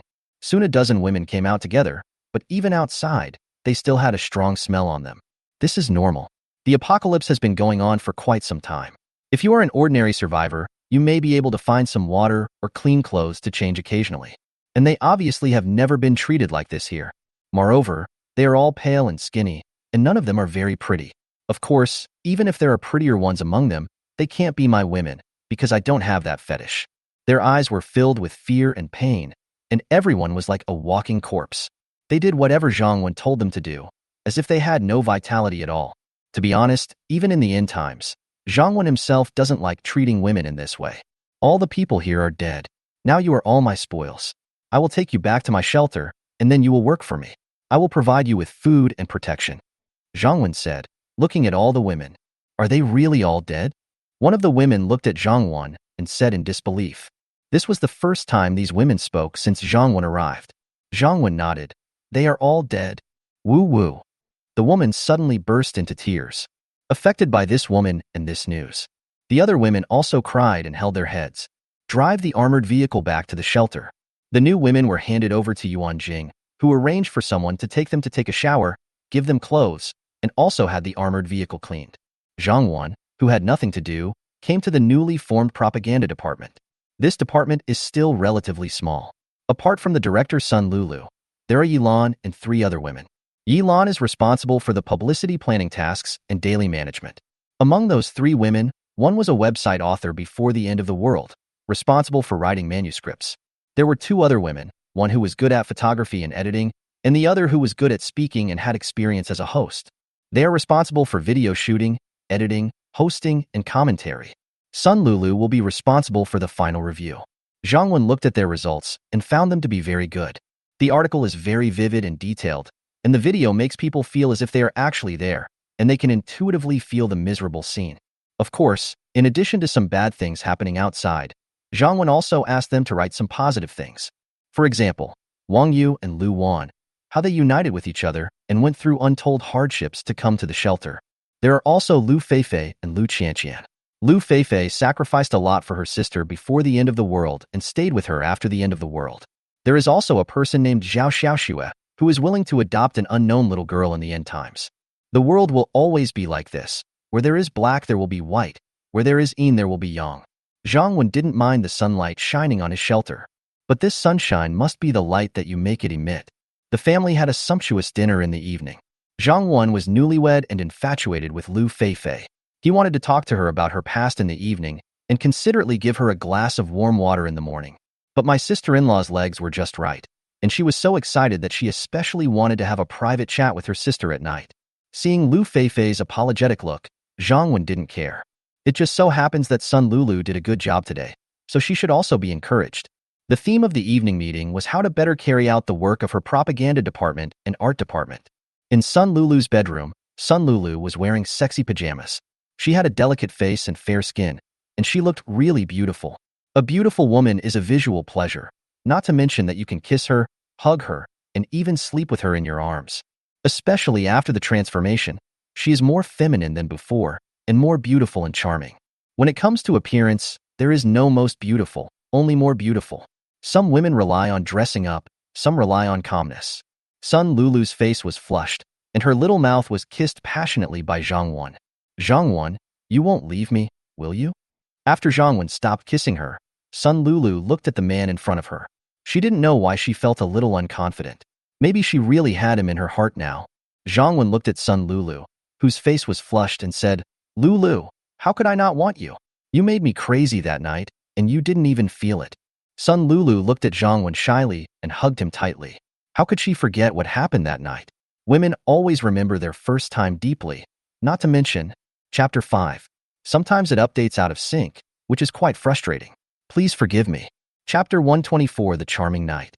Before the end of the world, Sun Lulu would never ask a man such a question, and she would never feel unconfident. Who is she? She is a super white, rich, and beautiful girl with fair skin, good figure, beautiful appearance, and sweet voice. Sun Lulu grew up in a privileged family.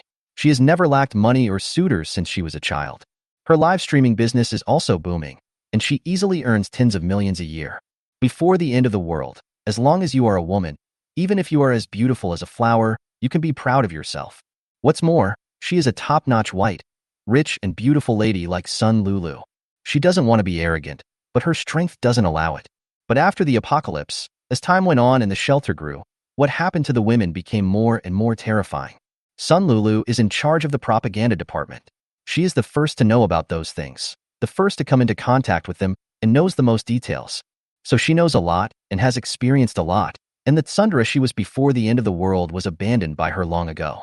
Now all that's left is worrying about gains and losses. She really couldn't imagine what kind of life she would face if Zhang Wen didn't want her anymore. However, after receiving Zhang Wen's affirmative answer, Sun Lulu felt relieved. Zhang Wen held Sun Lulu's slender, white, and tender little hand. It's really white, really tender. It felt even more delicate and smooth than the silk pajamas she was wearing. Some people are born with really good skin, just like some people are born with really high IQs. This is a gift from God, which many women envy but cannot even begin to envy. Feel Zhang Wen's eyes. Sun Lulu's face flushed, but she was secretly happy in her heart because he still liked her very much. And Zhang Wen was really nice to her, which made her really grateful. The post-apocalypse is not like the pre-apocalypse. Before the apocalypse, if a woman met a man who treated her badly and she became unhappy, she could just change to another man. We can only pray about what kind of man we meet after the apocalypse. The night sky is particularly charming tonight, with the bright moon hanging high in the sky. Suddenly, the moon seemed to see something it shouldn't have seen, and quickly hid behind a dark cloud. The night after the apocalypse was as quiet as usual, with only the occasional crackling sound coming from the room. Sun Lulu hopes that no one will hear such a voice. In the refugee dormitory of the shelter, the dozen or so women Zhang Wen brought back today had already been washed clean. Otherwise, with the stench on them, even the refugees would have been unable to sleep. A dozen women are usually randomly assigned to different dormitories, and let the women who joined the shelter first take care of them and enlighten them. Otherwise, it would be difficult for them to live together with a bunch of injured people and get rid of the shadow of the past, integrate into the team, and start a new life. Hello, my name is Sun Yanan. What are your names? Dormitories and shelters usually house 6 people. Previously, there were 4 people living in their dormitory, so 2 people were assigned to them this time. In Zhang Wen's shelter, there is basically no phenomenon of the elderly bullying or bullying newcomers. Because the shelter has rules, subordinates must respect their superiors, but your superiors cannot bully you at will. If so, Zhang Wen would use severe punishment to make her realize her mistakes. Neither I nor my women have ever bullied anyone. Who do you think you are? You want to make my shelter a mess, right? So if there are new people coming, the women in the dormitory may not be enthusiastic and may ignore them, but they will not bully them either. Of course, there are also enthusiastic people, such as Sun Yanan. Sun Yanan was lucky enough not to have experienced too many dark things in the apocalypse, and then she came to Zhang Wen's shelter. And because of my good work performance, my life is pretty good and I get along well with the people in the dormitory. So she basically still maintains her pre-apocalyptic mentality and is very warm towards people. Of course, we also respect our leaders. Hello, my name is Luo Xiaoying. My name is Li Qi. The 2 women greeted Sun Yanan in a low and reserved voice. Don't be afraid. The people in our dormitory, no, in our shelter, are very easy to talk to. Sun Yanan looked at the frail woman and quickly comforted her. That's right, our Yanan is a very nice person. Another woman in the dormitory also said with a smile. Hee, Yanan is fine, but you are not fine, and neither am I. Another woman said with a smile. Looking at these women, they actually felt very touched in their hearts. In the past, Refugees might have had some small complaints in their hearts, feeling that life was a bit hard and work was a bit tiring. However, the shelter later introduced a points system, and as long as you work hard, you can still improve your life. Isn't this just the same as before the end of the world? If you don't work hard and choose to lie down before the end of the world, is there anyone who will deliver food to your mouth? So the refugees have motivation and hope, and their spirits and mentality are much better. Later, more and more bad things happen to new women who joined. Let them understand the status of women in the post-apocalyptic world. They are no longer the treasures they were before the end of the world, and women are generally disdained by men because they waste food, have no ability, and will only hold things back. Of course, if you are pretty or they need a woman, they might be nicer to you. However, if there is a severe shortage of food and water, a woman will start to stink if she doesn't take a bath for more than 10 days or half a month. In addition, without food, he was so hungry that he was just skin and bones.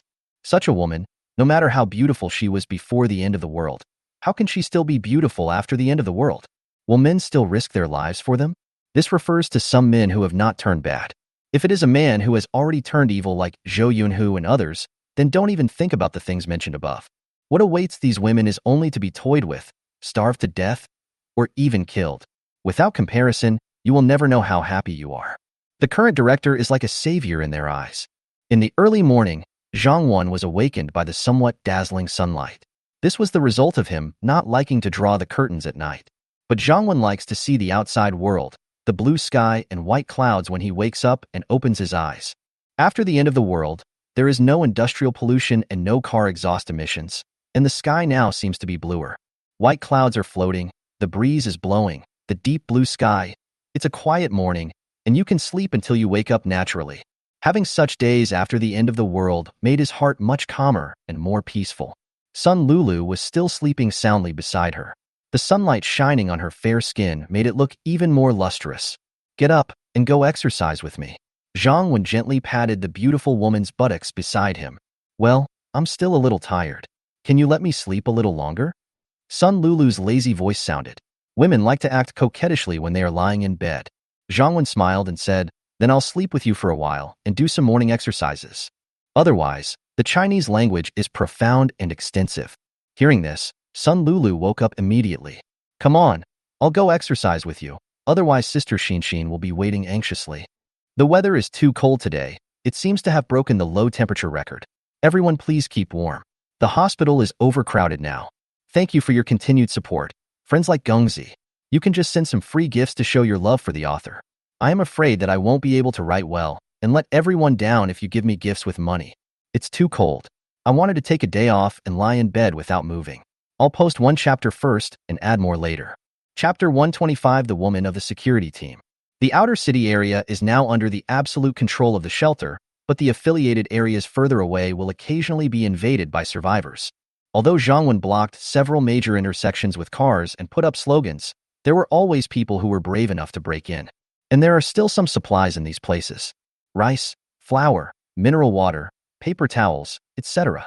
Zhang Wen usually focuses on places like vegetable markets and supermarkets where there are many zombies and abundant supplies. It's so nice to collect the supplies in these places. Now that Zhang Wen's territory has expanded, there are naturally many more resource points where supplies can be obtained. For example, fast food restaurants, cake shops, convenience stores, and other stores on the street. Although some may have been searched, there are still some supplies in them, more or less. Zhang Wen did not search each store one by one because it would take too much time, but that does not mean he gave up on them. Now the guns have been distributed to the female soldiers of the security team, and they have also been provided with an armored vehicle. So these supplies are just right for the female soldiers of the security team to practice and patrol at the same time.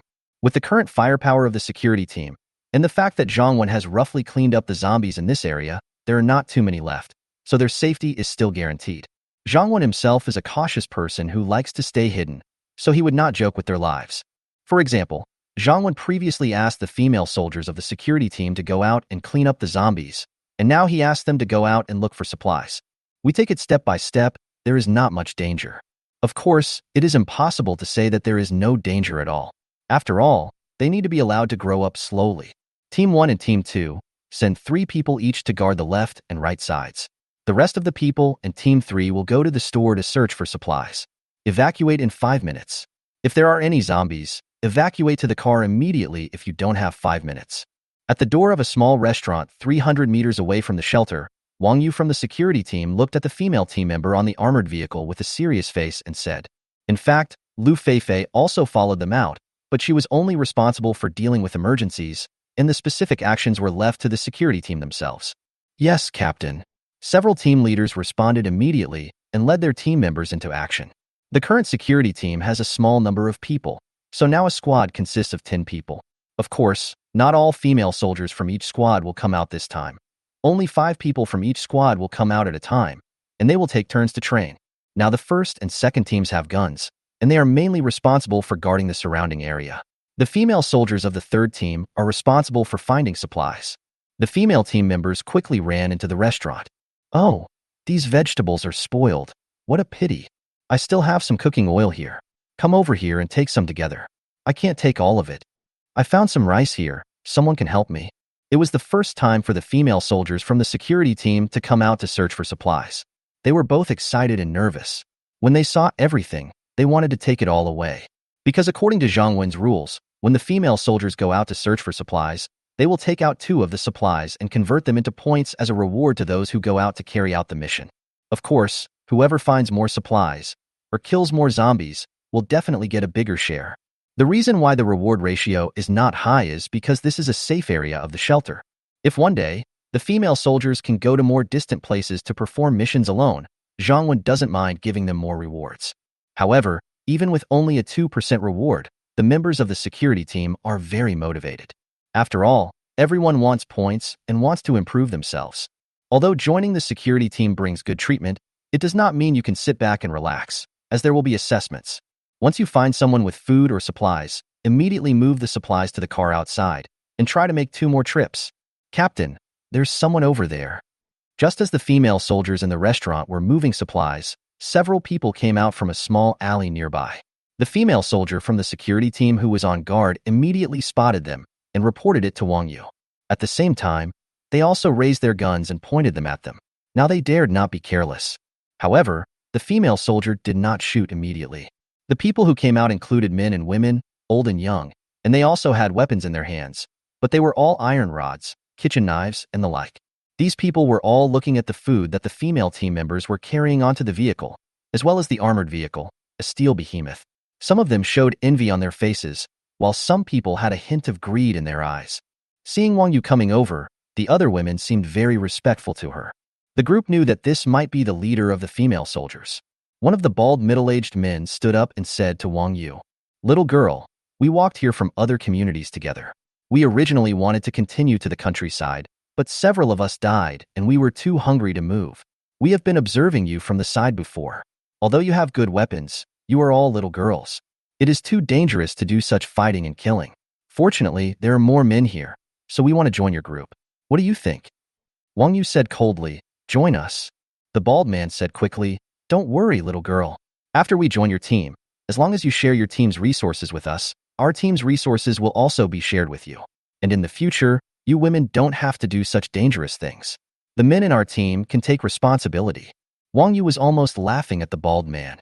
I was just about to say that only women can join us, so why did he start thinking about resource sharing? And resource sharing? That would just be handing the guns over to them. He really has a good idea. Wang Yu said coldly, "I don't care where you come from. Don't you know that this is our shelter's territory? I'm giving you one chance. Get out of our shelter's territory immediately. Of course, if any women in your group want to join our shelter, they can stay." The bald man immediately frowned and said righteously, "What's wrong with you, little girl? Now is the end of the world. Everyone should help each other to tide over the difficulties. How can you only think about yourselves?" At this time, a man with his wife said, "Director Wu, since they don't want to, why don't we just forget it? How can we just let it go? We mean well, and isn't it natural for everyone to help each other?" A thin and somewhat wretched-looking man immediately stood up and said, although the woman opposite had a gun, they had been lucky before and had not experienced the villains of the apocalypse. Their team was relatively harmonious, even though men were given more food than women. So even though the female soldiers have guns, he doesn't think these women will kill people. At this time, the female soldiers who were searching for supplies also came out, and the time was up. Wang Yu didn't have time to waste time talking to them. "Let me say one more thing. Women who want to join the shelter can stay, and the rest of you leave immediately, otherwise don't blame us for being rude. I want to join you. Me too. At this time, two women on the opposite side spoke immediately. There are only 3 women in this group, one of whom is the wife of the man who came out to stop Director Wu before. She didn't say anything, still standing firmly beside the man. Wherever her husband went, she would go. The director has explained that the shelter is not short of 1 or 2 women, so Wang Yu will naturally not make things difficult for women who don't want to join. Wang Yu asked the 2 women who chose to stay to come over, and then said to the bald man, I'll give you another 10 seconds. Leave our territory quickly and don't play any tricks. We have someone watching you with a telescope. The bald man said with an unpleasant expression. If we don't leave, do you want to kill us, little girl? Chapter 126, A Happy Day, Update. That is, the thin man didn't want to leave either. Although there were fewer zombies in the countryside, there were also fewer supplies. And there are so many women here and no men. It's simply a paradise for men. Bang! Bang! Wang Yu raised his rifle and fired 2 shots at the bald man and the thin man. The rest of the people were immediately terrified. Zhang Wen gave himself a day off today, as today is Tang Xian's birthday. Except for the security team going out to patrol and search for supplies, and Lu Feifei also going with them. Everyone in the villa basically put down their work. Everyone cooked together to celebrate Tang Xian's birthday. Although Sister Li is a good cook, they sometimes also like to cook some dishes themselves. Of course, Li Shui and Tang Xian are exceptions. They are kitchen killers. They may not even dare to eat the things they make, so let's not waste the ingredients. Yuan Jing and Sun Lulu were busy in the kitchen with the children, while Zhang Wen was watching TV in the living room with his arm around Tang Xian's waist. Tang Xian snuggled in Zhang Wen's arms. Are you guys making a big fuss? I'm an adult now, and I don't really celebrate my birthday anymore. We can just have a casual meal together. Zhang Wen kissed her delicate face and said with a smile, I've heard before that men are most afraid of women saying it's okay. Tang Xian rolled her eyes at him and sneered, so you are too easy to deal with us now. Zhang Wen shook his head. You are wrong to say that. If I were not so powerful, it would not be easy to deal with you. Now that I think about it, it is better before the end of the world. The law stipulates monogamy. Zhang Wen smiled meaningfully. Tang Xian's face flushed, and she knew that he kept talking about that matter. But he is indeed very good. Tang Xian's body is relatively warm and soft. Although she is not fat, she has some flesh and is very comfortable to hug. Tang Xian also enjoyed Zhang Wen's embrace. Before the end of the world, she might not have had any contact with Zhang Wen at all. At the beginning, she had to become his woman just to survive.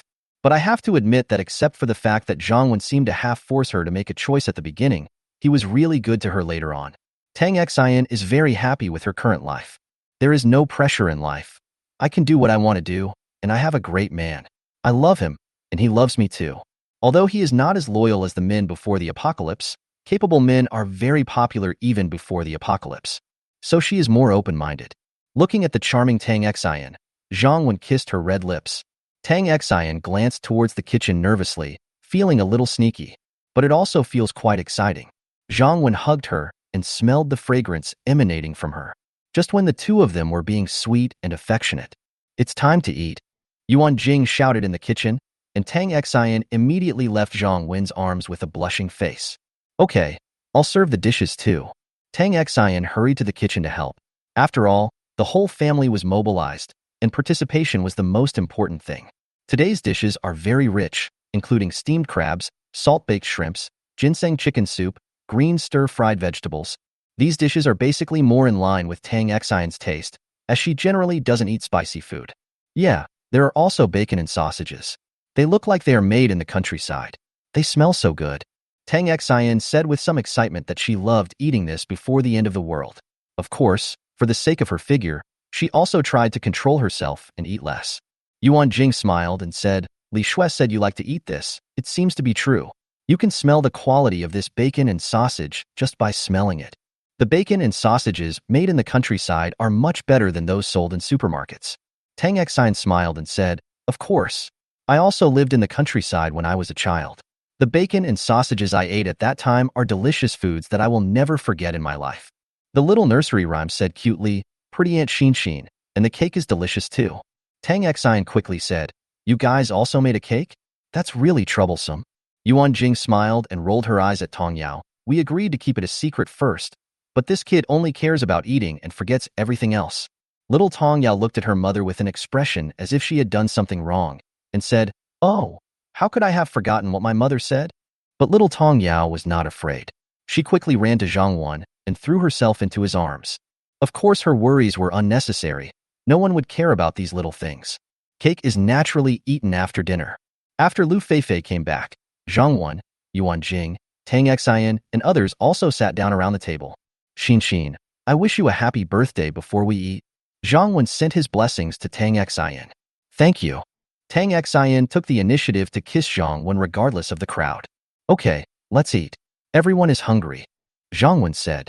After dinner. Today is a rare day off for everyone, and my subordinates have also told us not to disturb them unless it is important. Several women started playing poker together. The losers had turtles drawn on their faces.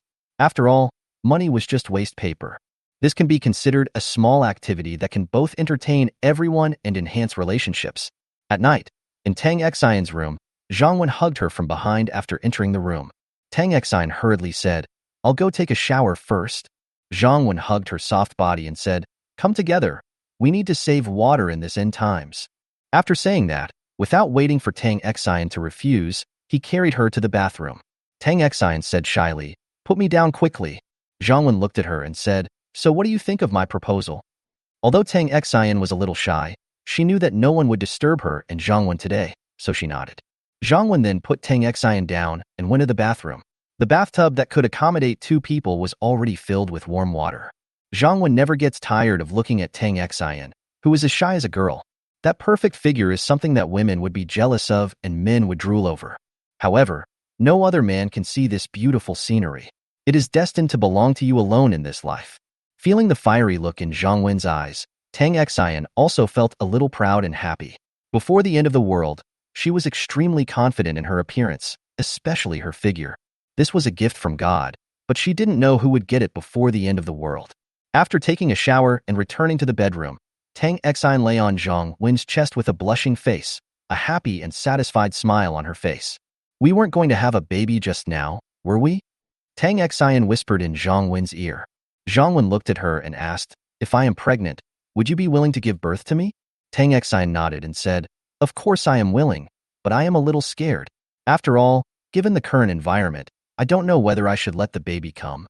Zhang Wen smiled and said, "Don't worry, I'm here. No one can hurt you." Tang Xian naturally believed Zhang Wen. "It's a bit early to say that now. I don't know if it will happen." Zhang Wen chuckled and said, "We will definitely have it if we take a shower more often in the future. This will also save water, which is really killing 2 birds with 1 stone." Tang Xian. Chapter 127 Sun Lulu accompanies me in the gym, more.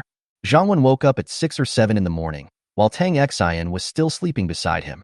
Zhang Wen admired it and was really fascinated by it. Forget it. I decided not to wake her up. After all, she was tired last night. After washing up, I went to the gym. When Zhang Wen walked into the gym, he found that someone had arrived to exercise earlier than him. Sun Lulu was already sweating all over as she ran on the treadmill. Although she was a little out of breath, beautiful women are just beautiful, especially those with fair and tender skin. As the saying goes, a white complexion can hide 100 flaws, not to mention that Sun Lulu is already a great beauty. See Zhang Wen come in. Sun Lulu slowed down and greeted him with a smile. "Good morning." Zhang Wen walked over with a smile and kissed her red lips. "Why do you come to exercise so early?" Zhang Wen said. Sun Lulu was a little shy and got off the treadmill and said, "I just want to exercise. I can't live without a good body in the end times." Sun Lulu's voice was a little small. Of course, it was not just to cope with the end of the world. With Zhang Wen's strength, she also had to exercise well, otherwise she would be a little worried about herself. Zhang Wen started exercising, and now he is basically familiar with all the fitness equipment and exercises in the gym. But without Tang Xian by my side, it seemed like something was missing and I had no motivation. "Lulu, come and help me with the exercise," Zhang Wen said to Sun Lulu. "Okay." Sun Lulu hurried over. Although she was not a professional fitness coach, Tang Xian had taught her some cooperative work and massage. This is so that when she is not in the gym, Zhang Wen will have someone to cooperate with and take care of her. "Are you used to it here?" Zhang Wen looked at this beautiful anchor before the apocalypse and still showed some concern. Sun Lulu nodded. "I'm used to it. Everyone is very nice. Sister Yuan Jing takes good care of me. Sister Xin taught me a lot of fitness skills. The little nursery rhyme is also very cute." Zhang Wen laughed and said, "How come everyone is fine except me?" Sun Lulu quickly said, "You are also very good." Zhang Wen smiled and stopped teasing her. Before the end of the world, Zhang Wen actually didn't have any good feelings towards female internet celebrities. It's not Zhang Wen's fault that he doesn't have a good impression of their industry, but it's the behavior of most of them that creates such an impression in others. However, Sun Lulu made Zhang Wen very happy. As expected, no matter what time it is, there will always be good people and bad people. Even in an industry with a bad reputation, there will always be people who stay clean and untainted. Sun Lulu's family was already quite wealthy before the end of the world, and being a host and singing was just her hobby, so there was no need for her to fall for money. In addition, he was brought up in a strict family and was not the kind of person who would do anything promiscuous, so he always kept himself clean. Anyway, Zhang Wen is lucky now, and he is also very satisfied with her. Put aside distractions. Zhang Wen came to a barbell.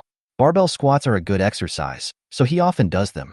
Sun Lulu was counting for Zhang Wen on the side. 1, 2, 50, 51. Although she had seen Zhang Wen exercising before, Sun Lulu was still a little surprised and nervous. The barbell was not light, and it was not easy to do this movement. Tang Xian said that before the end of the world, most people in the gym would do 15 exercises in a set. Those who could do 3 or 4 sets were basically very good, and they would also reach exhaustion. However, the amount of time Zhang Wen performed this movement each time was at least 3 times more than what Sister Tang Xian said. Sun Lulu is always nervous because she is afraid that Zhang Wen might get injured due to excessive exercise. But it seemed that her worries were unnecessary. Zhang Wen was fine every time. Sister Tang Xian said that before the end of the world, many men like to do this exercise because it could increase the secretion of something and improve men's sexual abilities. He is so good. I wonder if it's because of training, Sun Lulu thought with a blushing face. What are you thinking about? Give me a massage to recover. Zhang Wen had stopped what he was doing. Seeing that Sun Lulu was in a daze, he pinched her delicate little face and said, "Oh, okay. Sun Lulu came to her senses and hurried forward to help Zhang Wen with massage to recover. Well, the technique is pretty good. The smooth little hands are very comfortable to press. Although the control of strength may not be as good as Tang Xian's, it is also very good. Then Zhang Wen started exercising again. He can now feel that he is getting stronger every day, and the amount of exercise he does is slowly increasing. His figure is becoming stronger and stronger, and the lines of his muscles are becoming clearer and clearer. Of course, Zhang Wen will not train himself to become that kind of muscular monster. He just needs to have the inner explosive power. After working out, I went out to eat with Sun Lulu, whose face was flushed. The bacon and sausages were well received by everyone yesterday, and some people were still reminiscing about them this morning. In fact, most supermarkets have some sausages, bacon, or salted fish, but the taste and quality are far inferior to those made in the countryside. Not to mention the rich, even Zhang Wen seldom eats it. Generally, he only likes to eat those made at home in the countryside. But now, it is a bit difficult to eat such delicious bacon and sausage. It seems that I have to get more meat in the future. I can make my own bacon and sausage to satisfy my cravings. Zhang Wen roughly sorted out the current situation of the shelter.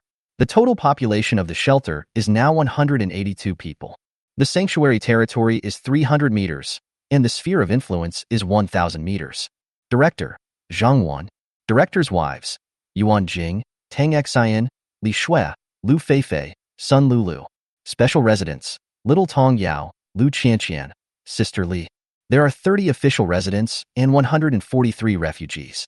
The main departments of the shelter are: Yuan Jing manages the logistics department and the finance department. These two departments have many people and the most complicated things to do, but fortunately Yuan Jing manages them in an orderly manner. She is a very careful woman. Li Shui manages the public security department and the human resources department. These two departments are very important and require strong abilities to manage well, and Li Shui is very good at them. Lu Feifei manages the exploration department and the inspection department. There are very few people in these two departments now, and the entrance examination is very strict. Lu Feifei has her own selection criteria. The art department and the propaganda department managed by Sun Lulu had just been established and might not be that important in the end times. But Zhang Wen also paid more attention to them. Girl Scouts managed by Tang Xian. Other main supplies include food, about 200 tons of grain, 60,000 bags of salt, about 3,000 barrels of cooking oil, 20,000 cans of various canned goods, weapons, 56 automatic rifles, 18 sniper rifles, 12 submachine guns with silencers, 40 Type 92 pistols, 330 boxes of bullets, 300 rounds per box.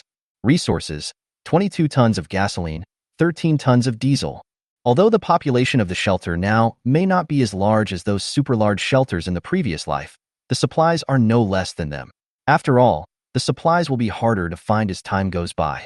Even if there are some shelters later and some production can be restored, it will be very slow. Moreover, my own shelter feels much safer and more comfortable to live in than theirs. Zhang Wen is still very satisfied with his current life. After all, he doesn't have too much ambition. Even if he were allowed to control the whole world, what's the point if he's not happy? All I can say is that everyone has their own aspirations. Chapter 128 Preparation for Shelter Upgrade. After breakfast, Zhang Wen drove out of the shelter. Today Zhang Wen plans to go somewhere farther away, to visit Shanghai University, which is about 7 or 8 kilometers away from his shelter. Although the university is quite far away from me, it is located in the suburbs, so I don't have to worry about traffic jams. Even if there is a traffic jam for a short distance, Zhang Wen can ride a motorcycle or walk there. Just take more time. What Zhang Wen has the most now is time. Apart from going outside every day, he just enjoys life in the shelter.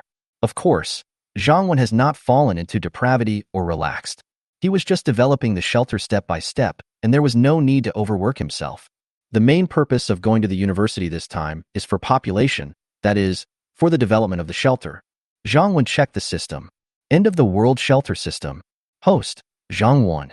Life value, 960. Citizens, 30. Total population, 182. Function. Territory, Wanshan Shelter, first level territory, 300 meters. Wall, level 1. Warehouse, level 1. Defense, arrow tower, 660 arrows. Galleony machine gun, 10,000 bullets. Resident management, 30 people. Medical treatment, level 1, can treat 3 seriously injured people and 6 slightly injured people every day. Territory, not activated. Director protection room, established. Customization, environmental protection infrastructure, can generate 3,000 kilowatt hours of electricity and purify 60 tons of water per month. Zombie nemesis body, level 1, 3 hours of zombies ignoring time every day.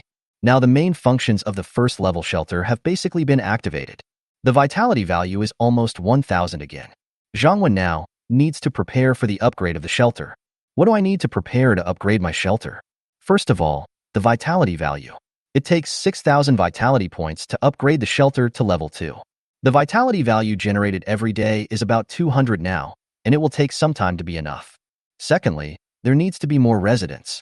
A secondary territory can have 300 official residents, not including refugees. So these need to start stockpiling. Zhang Wen went to the university today to recruit people. After all he needs is shelter are women, preferably young and beautiful women. Think about it. Is there a better place than a university? It is a university that is mainly for female students. Zhang Wen is trying to see if he can have a great harvest this time and solve the population problem needed for the second-level shelter in one go. Moreover, with more people in the shelter, more vitality is generated every day, and it can be upgraded to level 2 faster. There are many benefits to upgrading to level 2. The system warehouse can be larger, generating more vitality every day, and you can also establish sub-territories, so you can go to other cubic waves at any time for sightseeing. By the way, there is one more preparation step, which is to find an address to establish a branch territory. Zhang Wen's current idea is to build a small island by the sea or a small town in the mountains. Anyway, the first territory will not be built in a city. Although cities have more supplies, they are also prone to zombie outbreaks. After driving to the university, Zhang Wen roughly cleared the road wherever he encountered one, which made it much more convenient on the way back. At the same time, Zhang Wenshun also collected the keys to 3 buses. These were 55-seat buses, but after the apocalypse, there was no overloading check, so more than 100 people could sit in one bus. In this way, if you find a lot of women, you can let them drive themselves and follow you back to the shelter. Zhang Wen looked at the school map at the entrance and went to the medical school first. There were a lot of girls here. For example, the nursing major was basically all girls, and there were also many girls studying medicine. Dormitory building number 5 for girls of medical college. There were more than 10,000 people in this school before the end of the world, but now there are probably only a few hundred left. In this girls' dormitory building, there are still about 60 survivors. They were lucky enough to avoid the virus because they had been staying in the dormitory. Later, they worked together to lock the door downstairs and blocked it tightly with miscellaneous items. This way, There were no zombies coming in, so it was safe. But as time went by, their food became less and less. In order to keep everyone alive, at the beginning of the apocalypse, someone suggested that everyone gather all the food together and distribute it equally. At the beginning, no one realized the seriousness of the disaster, although the girls who had more food were somewhat reluctant. But the minority obeyed the majority, and finally all the food was gathered together. The person who made this suggestion was a junior student named Li Yuting, who also became the leader here. Dormitory. A young lady was lying on the bed weakly. There were 6 people in their dormitory before the end of the world, but at that time there were only 3 of them in the dormitory, and they are all lucky enough to be alive today. Their names are Li Yuting, Su Xiaoxiao, and Zhou Xiaofeng. Boss Yuting, I told you that you shouldn't be a good person. Now, our only food is gone. Zhou Xiaofeng said with a bitter face. Li Yuting is the oldest in their dormitory, so she is the boss. Before the end of the world, Zhou Xiaofeng was a slightly plump girl. Now, she is so thin that her mother may not recognize her. Before the end of the world, everyone in their dormitory was a foodie, so they stockpiled a lot of food. If there were only 3 of them eating, then saving some would be enough for them to eat for a long time. But later, their dormitory building was blocked, and many girls in other dormitories had no food to eat. They were starving, so they came to them to beg for food. Su Xiaoxiao and Zhou Xiaofeng don't want to be so selfless. It was still okay before the end of the world. A little food was just a matter of money, so just give it a little. But food is so precious in the end times? Why give it to them? Unfortunately, the leader of their dormitory, Li Yuting, is a kind-hearted person. Every time someone comes, she will give others some food. Later, as more and more people were short of food, Li Yuting suggested that everyone collect the food and distribute it equally. The idea is good. If the apocalypse doesn't last long, she can indeed save the lives of many classmates by doing this. However, as time went by, they still did not receive any rescue from the country. Even if they wanted to go to the school cafeteria or store to find food, they couldn't do it because there were too many zombies in the school. After all the group food was finished 2 days ago, some hungry girls rushed into their dormitory. These people originally had plenty of food, but they thought that it was Li Yuting's fault for meddling in their affairs, and now they have nothing to eat. I also think that she must have abused her power to hide food. Finally, Li Yuting did not keep it for herself. But they took away the bag of nuts that Zhou Xiaofeng had hidden away and the last bag of spicy strips that Su Xiaoxiao had hidden away. Li Yuting sighed and said, "Don't blame them, they are just too hungry." Su Xiaoxiao doesn't want to blame Boss Li anymore. That's just her personality, naive and innocent. She looked at Zhou Xiaofeng and said, "Girl, I have an idea." Chapter 129a, Different School Beauty. Suda, what do you think? Tell me, can things be worse than they are now? Zhou Xiaofeng said weakly. When Zhou Xiaofeng is in a bad mood, she will call Su Xiaoxiao Suda. As for why she called Su Xiaoxiao Suda, she looked at the 2 huge pandas that Su Xiaoxiao had. I was even more upset. I had been hungry for so long. Why was it still so big? Moreover, Su Xiaoxiao not only has 2 big bears, but she is also as charming and beautiful as a fairy. Since she entered college as a freshman, she has always been the top campus beauty in her school. Girl, how great would it be if you and Boss Li were together right now? Or if someone just had a baby? Why? Zhou Xiaofeng looked at Su Xiaoxiao with some confusion. Why did they suddenly talk about having a baby? I'm so thirsty. If you had just given birth to a baby, I would have something to drink. You know I like drinking pure milk the most. Su Xiaoxiao said with a smile. Suda, go die. If anyone is going to give birth, it should be you. Your 2 giant pandas can feed everyone in this dormitory. Zhou Xiaofeng said unhappily. Su Xiaoxiao, what are you talking about? Li Yuting said shyly. This girl is really outspoken. I didn't even have a boyfriend before the end of the world. How can I give birth? If you were a man now, I would be willing to try in order to survive, but I'm afraid it's too late now. Su Xiaoxiao said. Then, without waiting for Zhou Xiaofeng to answer, he said, Girl, why don't you give me a kiss? Otherwise, I don't even know how it feels to kiss. It would be a bit embarrassing if I died like this. Zhou Xiaofeng said disdainfully. Go to hell. I would rather kiss the old man than you. I don't have this hobby. Su Xiaoxiao immediately became interested. Girl, have you ever kissed an old man? When? Zhou Xiaofeng said, Suda. You don't understand what I'm saying. What I'm saying is, really? It's true, girl. You're really good at it.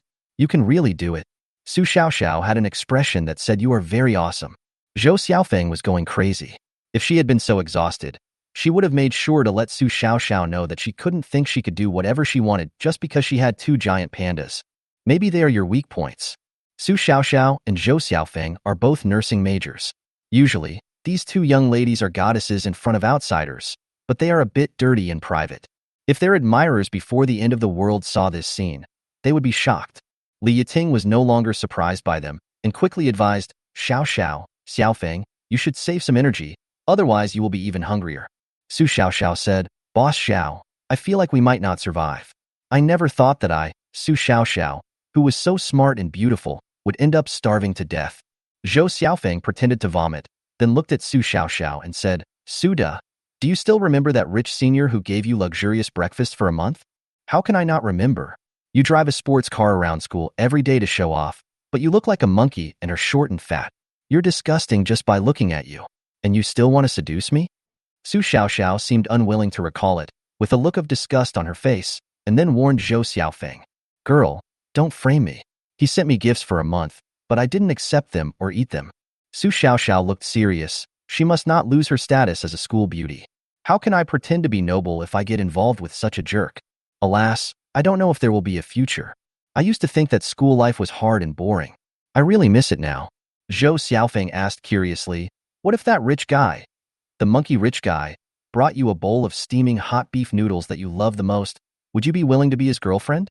Su Xiaoxiao swallowed her saliva and rubbed her dry cherry lips. Steaming hot beef noodles? Zhou Xiaofeng, you think too highly of me. Then Su Xiaoxiao held up a finger and said, I am worth a bucket of instant noodles now. If anyone gives me a bucket of steaming hot instant noodles now, I will be his girlfriend. What if it's really beef noodles? Then I will be his mistress, and I will serve both him and his wife. What if he rescues us and we have delicious food to feed ourselves in the future? Haha, then I'll be his mistresses, and then I'll give you two to be his bed-warming maids. Su Xiaoxiao's voice was a little louder. Suda, go to hell. Zhou Xiaofeng gave Su Xiaoxiao a cold look. What? I give you delicious food, feed you for nothing, and ask you to be a bed warmer for my man, and you still don't want to? Humph, if you don't want to, there are plenty of people who are willing. Su Xiaoxiao said this with a proud look on her charming face. Zhou Xiaofeng was speechless. How could he get so into the role while talking? But now let me imagine instant noodles. No, beef noodles, which are really delicious. The two of them talked in low voices until they ran out of energy. It would be nice if there was a roast chicken now. It would be great if I had a bottle of happy water, ice cold. Just as the two were lost in their own fantasies, a horn sounded downstairs. Is there anyone upstairs? I'm here to rescue people. If you're still alive, please come out if you want to follow me. My shelter is safe and has food. After Zhang Wen entered the school, he immediately came to the girls' dormitory building, released the bus, and then used the horn to notify the survivors. After all, there are 8 or 9 girls' dormitories here, and Zhang Wen won't search room by room. At this time, Zhang Wen had already notified the previous few buildings, and now came to dormitory building number 5 where Su Xiaoxiao and her classmates lived. Zhou Xiaofeng was dazed when she heard the sound of a loudspeaker downstairs. She asked uncertainly, Suda, is your rich man really here? At this time, Li Yiting stood up first and said excitedly, someone really came to rescue us. Let's go out and take a look. Su Xiaoxiao and Zhou Xiaofeng were also shocked and felt they had strength again, so they hurriedly followed. Zhou Xiaofeng also reminded him, Suda, when you see your rich guy later, remember to be a little more flirtatious. Show your usual demeanor in front of us. Don't be so cold that he'll run away. Su Xiaoxiao said unhappily, Mei Zhou, please don't use such vulgar words on me. Zhou Xiaofeng quickly said, Sao Rue, don't worry about these small details. Soon the two of them followed Li Yiting out the door. At this time, many people had already gathered in the corridor. Obviously, they also heard the horn and came out. This might be their last straw. Looking at the armored vehicle parked downstairs, and the fully armed Zhang Wen, the girls were talking about it, wondering if it was the government officials coming to rescue them. Chapter 130 Calling Master. Unfortunately, Zhang Wen's next words shattered their fantasies. Listen upstairs. I am not from the government. I have built a safe shelter with food and daily necessities. Of course, these things are not given to you for free. You need to work for the shelter and listen to its orders. If anyone wants to leave with me, please come to the first floor. I will come to pick you up after I notify all the dormitories. If you don't want to, I won't force you. You can go back to sleep. The girls in the girls' dormitory were speechless and went back to sleep. I'm afraid that once I fall asleep, I'll never wake up again. Although Zhang Wen is not a government official, no one will give up this opportunity. because this was the only rescue they had been waiting for in so many days. Even if the government really comes to rescue them in the future, they may not be able to wait, so they can only follow Zhang Wen and leave. Watching Zhang Wen driving away in the armored vehicle, Li Yating, Su Xiaoxiao and Zhou Xiaofeng hurried back to the dormitory to pack their things and then went downstairs to wait. While Zhou Xiaofeng was packing her things, she looked at Su Xiaoxiao with shining eyes and said, "Xiaoxiao, this is a richer man than the one who sent you breakfast for a month. Look how generous he is. He has a shelter and supports so many of us. Don't forget what you said just now. You said you can be his mistress. Whether Boss Zhao and I can live a good life in the future depends on you." Although Su Xiaoxiao acts like a hooligan in the dormitory, she is no match for outsiders when it comes to real action. But she, Su Xiaoxiao, cannot lose her momentum. So he looked at Zhou Xiaofeng unhappily and said, "I don't want to be reserved. I, Su Xiaoxiao, also have my own style." After Zhang Wen notified all the girls' dormitories, he started recruiting people. He first used the sound of firecrackers to lure away the zombies in the girls' dormitory, and then found 3 girls who were good at driving in the girls' dormitory and asked them to practice driving a bus. They definitely couldn't drive this car before the apocalypse, but after the apocalypse, no one cares. They can just find a few experienced drivers to teach them a little bit, and then drive slowly on the way back. After the 3 female drivers became more skilled at driving, Zhang Wen asked them to drive to the entrance of the girls' dormitory to pick up people. Zhang Wen would clear away the remaining zombies and obstacles at the entrance. This is still a very fast process. Zhang Wen has already informed them in advance. If they don't want to leave or are reluctant to leave, then it's up to them. Anyway, every time Zhang Wen arrived at a building, after picking up the girls waiting downstairs, he would immediately go to the next building. There is girls' dormitory building number 1, and 22 girls got on the bus. There is girls' dormitory building number 1, and 28 girls got on the bus. There is girls' dormitory building number 1, and 30 girls got on the bus. There is girls' dormitory building number 1, and 19 girls got on the bus. There is girls' dormitory building number 1, and 67 girls got on the bus. Zhang Wen looked at the people in the building with some surprise. He didn't expect that there were so many survivors in this building. Moreover, Zhang Wen's eyes suddenly lit up. There were not only many survivors in this building.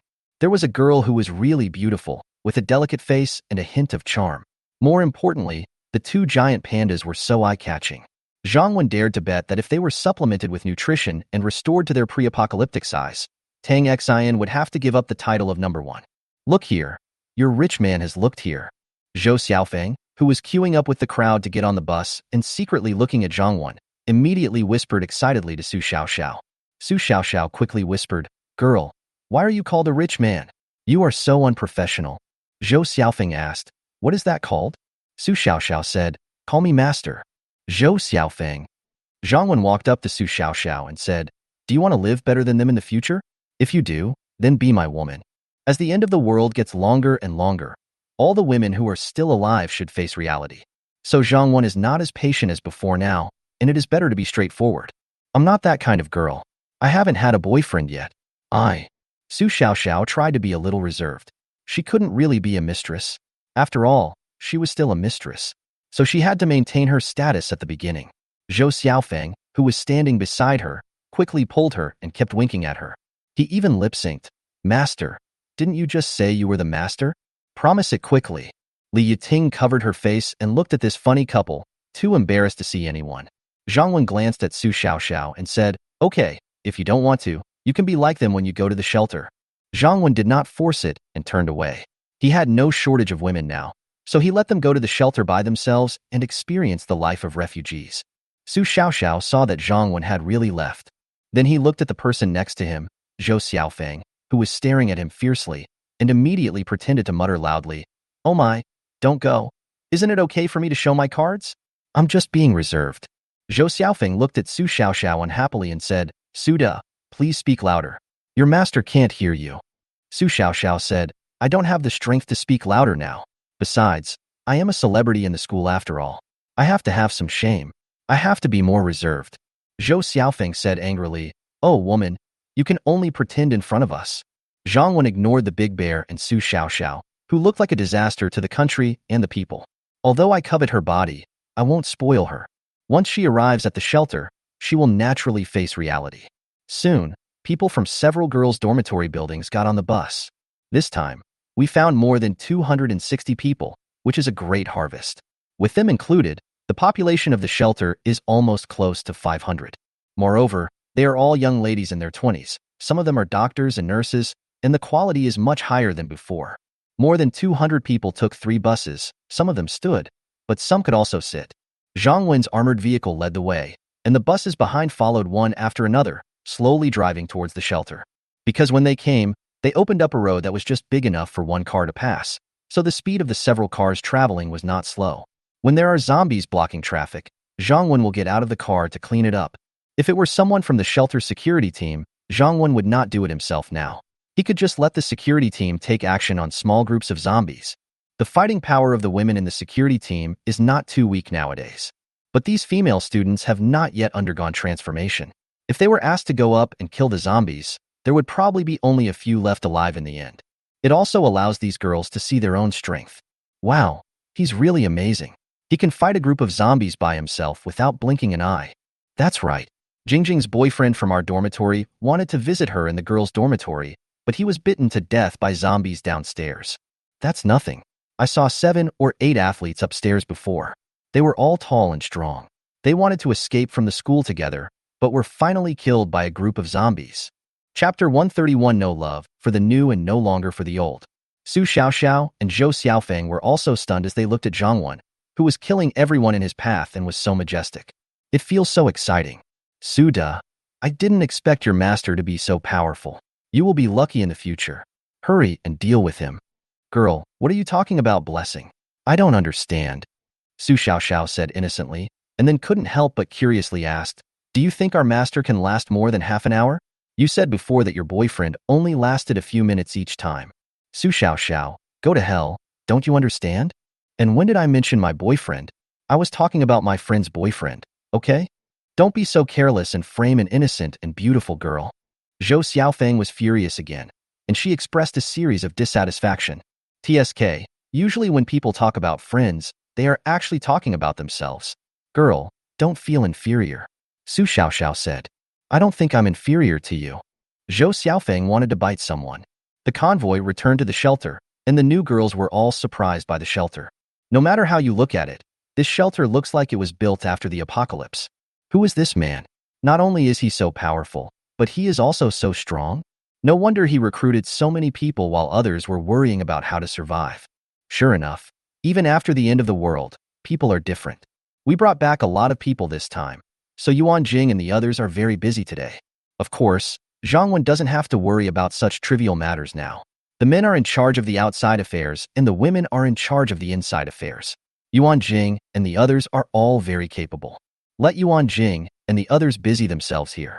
Zhang Wen returned to the villa, hugged Tang Xian's soft body, and then watched his favorite videos with a group of children. Such days were pretty good. Yuan Jing and the others were busy until it was almost dark before they returned to the villa. Zhang Wen said, thank you for your hard work. Have they arranged everything? Yuan Jing smiled and said, the accommodation has been arranged, but the specific work and groupings still need further study. In addition, we now have more people and a safe environment. I remember you said that some shelters will arrange for some people to farm in the future. I think we should also allocate some people to find some places to farm? Zhang Wen smiled and nodded. Well, you can arrange this. In fact, Zhang Wen had the same idea, but he didn't expect that Yuan Jing's idea coincided with his own. Of course, farming after the apocalypse is a little different from before the apocalypse. Before farming, there is still a lot of preparation work to be done. Moreover, even if we count the surrounding areas of our shelter, there is not much place to farm. After all, it is in the city, albeit a relatively backward area. But Zhang Wen did not think that he could completely solve the food problem by relying on the territory of this shelter. It would be enough to explore the territory of this shelter a little bit first to gain some experience. There will be sub-territories in the future. If you want fewer zombies and more safety, or want to be able to farm a lot in the future, all of these can be achieved in the sub-territories. I will tell Yuan Jing about this later. Yuan Jing continued. Also, there are more people in the shelter now. Some of them have been here for quite some time and are doing very well. Li Shui and I have discussed whether we should add some more places for formal residents to give them hope of promotion. Zhang Wen thought about this and did not object. How about this? For those former formal residents who have not yet been converted to regular residents, we will notify them to take the conversion test in a few days. Those who pass will become formal residents, and those who fail will be demoted to refugees. Then, We will add 30 more temporary formal residents from the refugees. We will also increase the number of female soldiers in the security team. Once the newcomers have recovered for a few days, we will select another group of female soldiers for the security team. Anyway, a large number of formal residents will be needed after the system is upgraded. It is okay to promote some people with good performance in advance, which will also give them hope. Of course, these newly added temporary formal residents were just identities given to them verbally by Zhang Wen and were not bound to the system. Okay, we'll listen to you, Yuan Jing said. For major matters like this, they are only responsible for providing advice, and the specific details depend on Zhang Wen's decision. If he thinks it's okay, then they will go and do it. If Zhang Wenjue's opinion is not acceptable, then they will naturally listen to Zhang Wen. Zhang Wen smiled and held Yuan Jing in his arms, kissed her and said, "You are so good, and you are becoming more and more capable." "Oh, that's so corny. I can't stand it. I have goosebumps." Tang Xian and Li Shui both started to make a noise, saying that everyone was already familiar with each other and had even been frank with each other, and their feelings had deepened. "It really feels like we're a family. This would definitely not be possible before the end of the world, and it would be difficult even if you were rich." But the post-apocalyptic environment allowed them to accept and integrate more quickly. Yuan Jing quickly broke free from Zhang Wen's arms, her face a little red. Although she and Zhang Wen have been together for quite some time, they can even be called an old married couple. But this was the first time that Zhang Wen said such words in front of everyone. Although I felt a little embarrassed on the surface, I felt sweet in my heart. She and Zhang Wen were the first to be together, and Zhang Wen's position in her heart became more and more important. And Zhang Wen said this.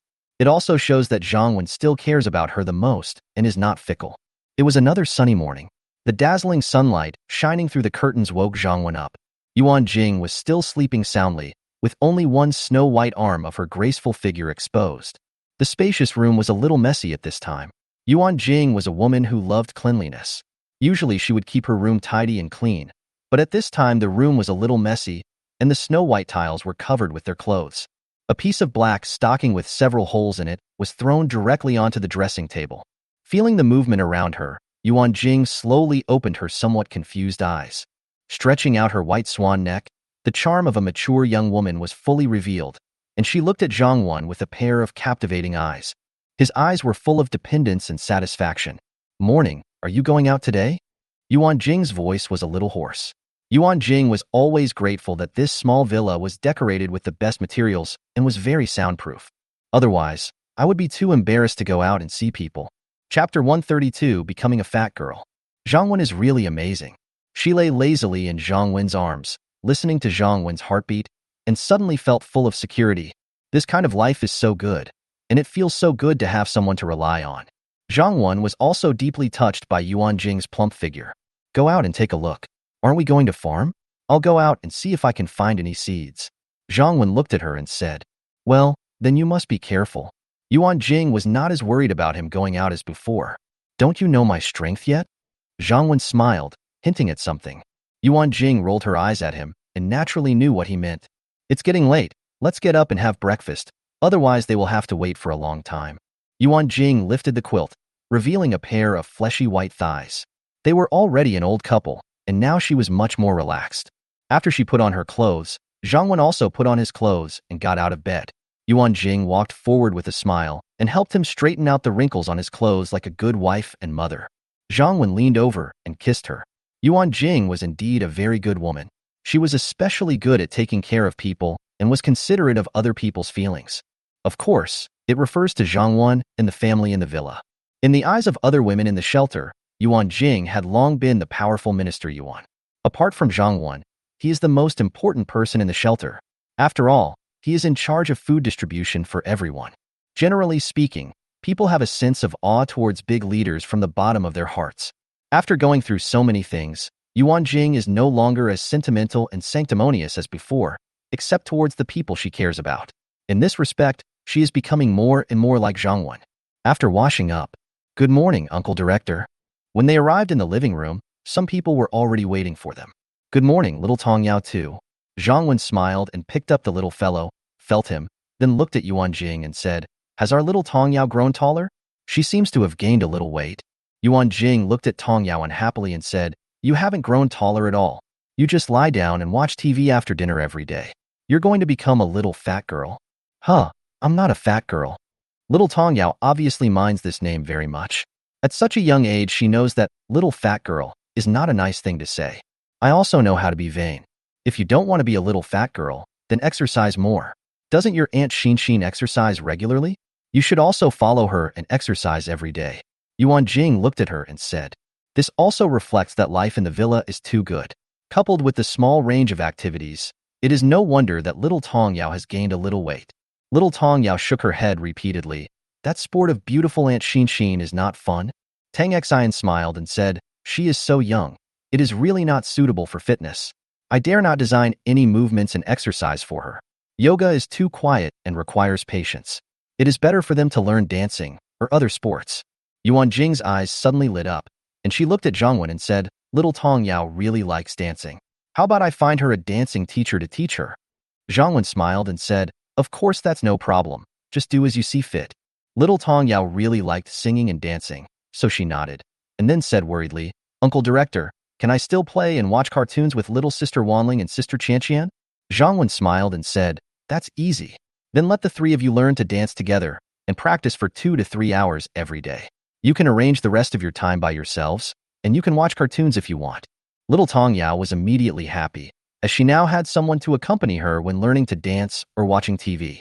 Uncle Director is the best. Yuan Jing had no objection to Zhang Wen's arrangement. As long as it allowed Tong Yao and the others to exercise more and learn something, it would be good. They could just watch TV at other times. Qianqian, do you want to learn to dance? Yuan Jing is a mother, so she knows that children are very sensitive sometimes, and it is better to ask their opinions first on some things, especially for a child like Qianqian who has grown up and is sensible. I can. Lu Qianqian nodded quickly and said that before her leg healed, what she envied most were the girls who danced. So now that she had the opportunity, she naturally wanted to try it. After finishing her meal, Yuan Jing began to make arrangements for the female college students from yesterday. Among the female college students Zhang Wen brought back, some were from medical school, and some were majoring in agronomy and biology. They also had an important role, which was farming. How to farm after the end of the world. First of all, you need to have a safe shelter, otherwise the zombies or survivors will prevent you from seeing the moment of harvest. Secondly, you need to be able to detoxify the soil, because the land after the end of the world is polluted. If we just farm directly, it will be hard for the crops to survive, let alone a good harvest. So the land must be detoxified first. Commonly used approaches. What kind of ex situ thermal desorption technology is used for soil with deep surface poisoning? Simply put, the soil is heated to volatilize the pollutants in the soil. Then, for soils with relatively light deep pollution, some room temperature analysis technology will be used to make those pollutants come out at room temperature. This is preliminary detoxification. Then, by adding some solidifying materials and microbial degradation to the soil, the land can continue to be used for planting. This is the experience of the large shelters in previous lives. Although it is a bit troublesome, it can still solve some food problems if done well. Zhang Wen didn't know much about these things before. He only knew that the soil could not be used for direct planting, and he also knew the general methods. Besides, the shelter wasn't too short of food before, so we never got any. But now we have professional talents. Moreover, the population of the shelter is increasing. Apart from continuing to expand the number of female soldiers in the security team, other departments do not need so many people. The extra population was used for farming. Of course, it is now considered a test field because there is not much land in this shelter. After accumulating experience, when we divide the territory in the future, we can find a place with many fields and engage in large-scale farming. Just like before the apocalypse, people live in cities and food is provided by the countryside. In addition to farming, soilless cultivation technology is also a source of food. These skilled female college students were selected and began to prepare for farming. They are responsible for providing some technical guidance and research, and their work is relatively easy. Female college students who have no skills or whose majors are useless after the end of the world can only do the hard labor of refugees. Zhao Xiaoxue, increase 15 points, Sun Yanan increase 17 points. Long Hongmei was holding a small notebook and recording the points of the refugees killing zombies in front of the outer city fence. Now that there are more people in the shelter, there will always be some noise and popularity to attract zombies. So the work of clearing zombies around the shelter will not stop and will be carried out every day. In addition, there are security team members who use drones to patrol areas farther away from the shelter every day. If they find a place with a lot of zombies, they will send people to clean it up regularly. This will ensure that the number of zombies within the shelter is within a certain range and that a large-scale zombie wave will not form. This is also the reason why survivors are not allowed to approach the shelter. Chapter 133. You can also shout 666. Just like Zhang Wen himself, he can easily lead a large number of zombies to the same place. As the number of zombies increases, a zombie tide will slowly form. Although it is not as easy as it is for other survivors, they also have ways to do the same if they want to. The zombies outside the outer city fence are usually cleared by the security team, which is also a good way for the security team to exercise. Of course, high danger will definitely bring high rewards. Going outside to clear out zombies will earn you 20 points each, and if you perform well, there will be additional rewards. As for the zombies near the fence, the refugees are usually responsible for clearing them out, and 1 point is awarded for killing one. The refugees certainly wouldn't dare to go outside the fence, but clearing zombies through the fence is a job that all women who have tried have fallen in love with. As long as you are not afraid of the disgusting zombies and poke them with a spear through the fence, which requires no skills and is dangerous, you can earn points and exchange them for supplies. Of course, many people want to do it. However, the number of zombies gathering near the fence every day is sometimes more and sometimes less. Even when there are many, there are only about 10 people on one wall. So this job is a good job. But with so many refugees now, certainly not everyone will have the opportunity to earn these points. Generally, every refugee will be given a chance to be cleared once to build up their courage. If you want more opportunities, it depends on your performance and the management's arrangements. Generally, priority will be given to those who join the shelter early, have good performance, and have good management relationships. For example, Zhao Xiaoxue, several refugee managers are very caring towards her. Although she came in relatively late, she has now accumulated 80 points. There is also Sun Yanan, who came in early and works very seriously. The managers like her very much. Even Minister Yuan Jing has praised her by name. She now has a total of 155 points. Of course, these are not all points for killing zombies, but also points for daily work rewards. Compared with the official residents, these people's points are definitely nothing, but among the refugees, they are already considered to have a lot of points. Some refugees have only earned a dozen points now, which is barely enough to exchange for ordinary pickled mustard tubers. This is also normal. From ancient times to the present, there have always been people who live well and people who live poorly. When will we have another chance to kill zombies? Exactly. So killing zombies is so easy. Oh, forget it. Those who join the shelter first will be given priority, and then it will be our turn. And with so many of us, it will take a long time for each turn. Some of the new college students came out today to learn how to clean out zombies. Now that they are familiar with the shelter, they naturally know that they can earn points by cleaning out zombies. Before coming out, they were still quite scared, but after they killed 1 or 2 zombies, they were just like the original people, and this job was really quite simple. It was not as dangerous as they thought, but as newcomers, they had to take turns to get a chance, so they were all envious of those who entered the shelter earlier. At this time, Su Xiaoxiao, Li Yiting, and Zhou Xiaofeng were also in the crowd. Zhou Xiaofeng looked at Su Xiaoxiao with a look of disappointment and said, "Su Da, now that you know that you missed your master, it means you missed something." Su Xiaoxiao said, "How would I know that the master is such a straight man? He doesn't even give me a chance to be reserved." Zhou Xiaofeng wanted to bite her to death. "It's already this time, and you're still so reserved. You should be even more coquettish than usual, otherwise how can you get to the top?" Su Xiaoxiao said seriously, "Girl, don't frame an innocent girl." Then she said with a tearful face, "Girl, I feel annoyed just talking about this. I joked before that I would be willing to be Xiaoba or Xiaoju. I didn't expect that he really has so many wives." Zhou Xiaofeng encouraged him, "Suda, you have to hurry up. I heard that there are only 5 or 6 women in the director's villa. If you enter the house later, you will be in trouble." "Go to hell, you, a servant girl, still have the nerve to say that to me." Zhou Xiaofeng says, "As long as you can let me live in the villa, let alone be a maid, I can even help you.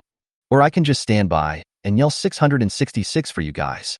Su Xiaoxiao giggled and said, "You're just wishful thinking. You're just a maid serving tea and water. I'll ask Bosley to warm the bed." Zhou Xiaofeng quickly said, "No, Bosley doesn't have as much experience as I do. You two, just shut up." Li Yiting couldn't stand their dirty talk and couldn't help but yell. And she knew that the two of them were just good at talking big. If you really let them seduce men, each one is more cowardly than the other. The 2 young ladies didn't take it seriously and continued to discuss their plans aside. After clearing out the zombies, the group returned to the shelter and went to the cafeteria to eat. After Zhao Xiaoxue received her food, She came to the material exchange window. Can you please exchange a bag of dried radish, a bag of pickled mustard tuber, and a small bottle of soda for me? Can you also give me a few disposable cups? Zhao Xiaoxue told the girl at the window her request. Dried radish and mustard are both 10 points per small bag, and a bottle of soda is 30 points, but you can order it frozen. It is more refreshing to drink in summer.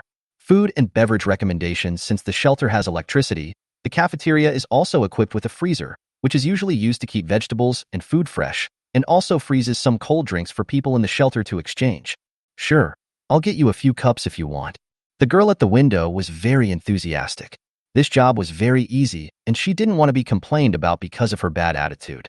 Of course, these requests are only within a reasonable range, such as giving away a few disposable cups. Many people have this requirement, and it is also allowed by the redemption requirements. Because many people nowadays are reluctant to drink a bottle of beverage by themselves, so they either exchange it with a few people and then share it, or they treat others. Give me the 5, thank you, Zhao Xiaoxue said, and handed her the card. The lady who exchanged the card took the card, swiped the points for the purchase, and then printed out the receipt. These were the original supermarket cash register and membership card equipment, which have now become shelter points cards. Then the redemption lady asked Zhao Xiaoxue to sign the receipt. In the shelter, food exchange management is very strict, and there are special people to reconcile accounts every day. After Zhao Xiaoxue signed, she also received her own food and drinks. Zhao Xiaoxue took the food and drinks and walked to the table where Li Fengxiang, Long Hongmei, and the other 3 managers were sitting.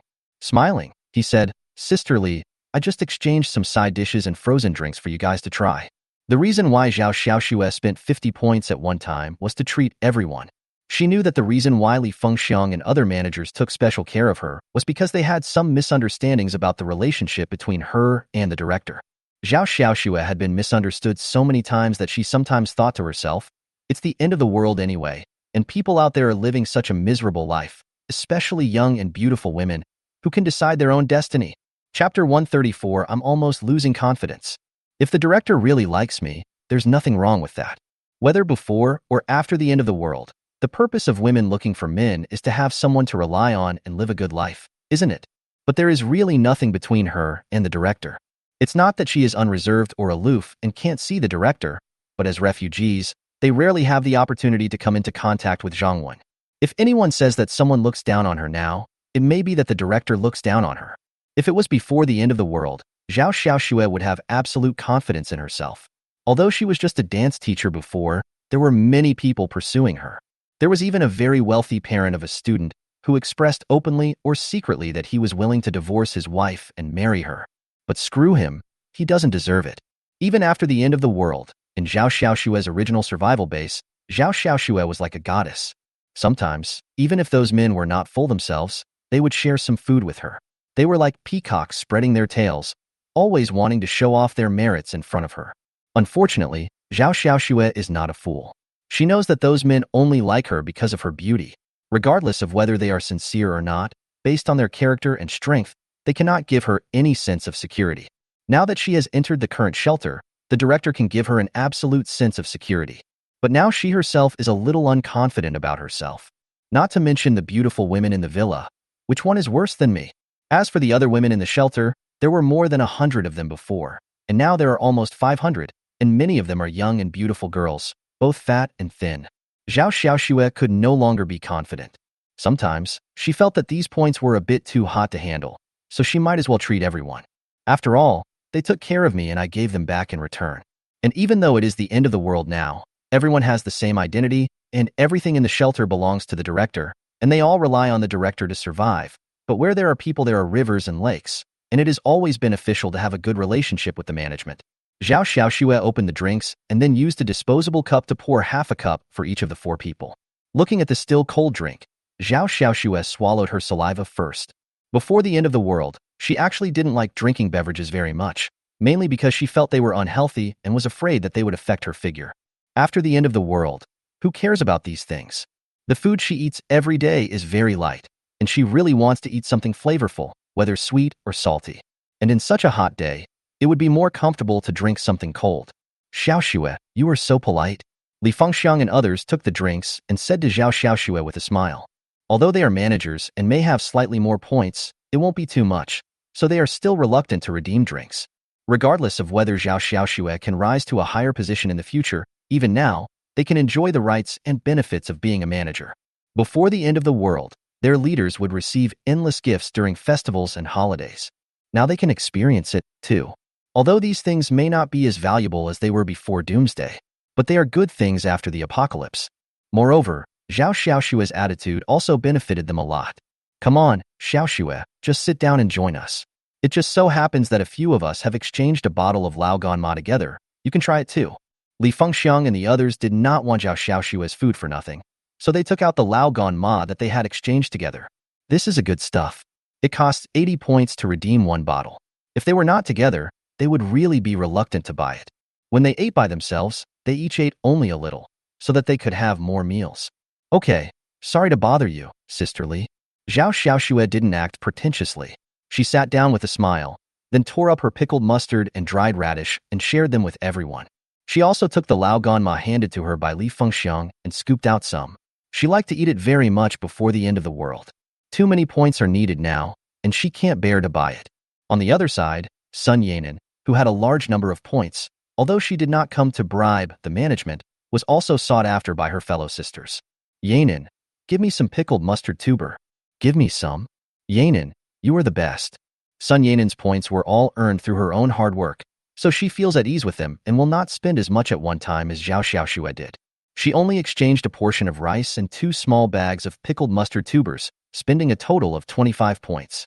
She is not a stingy person usually, so her good sisters looked at her enviously. However, there was not much in a small bag of pickled mustard tuber, so Sun Yanan took out a bag and asked them to share it, and she ate a small bag herself. The women did not think it was too little and happily took the pickled mustard tuber. Then each of them was given a few pieces, and then they couldn't wait to pick up one and take a small bite. It smells really good. I can instantly feel the flavor in my mouth. Su Xiaoxiao and Zhou Xiaofeng, the new girls, were almost starved to death in school. Now they can eat steaming hot rice and a little bit of vegetables. They feel very happy. But now looking at the food in front of me, it doesn't seem so delicious. They also want to eat pickled mustard tubers and drink beverages. If I could become a formal resident, life would be even better. All women who have lived to the present day have basically lost their fantasy of returning to the world before the end of the world, and have also realized the preciousness of safety and food. In addition, the shelter now has a special publicity department, and every new person who comes in will be shown those promotional articles and videos to see the misery of the women outside the shelter. There is also the fate of the troublemakers, from Lu Meiying to Yang Xiu later. So even though the new girls were envious of them and felt a little aggrieved, no one dared to make trouble now. If you want to live well in the shelter, you either need to be capable or behave well. Of course, the fastest shortcut is to be beautiful and become the director's wife. Xiao Xiao, I want to eat pickled mustard tuber, too. Zhou Xiaofeng's saliva was almost flowing as she looked at the women eating pickled mustard tubers happily. Looking back, she was also a cute little chubby girl, and food was her biggest hobby.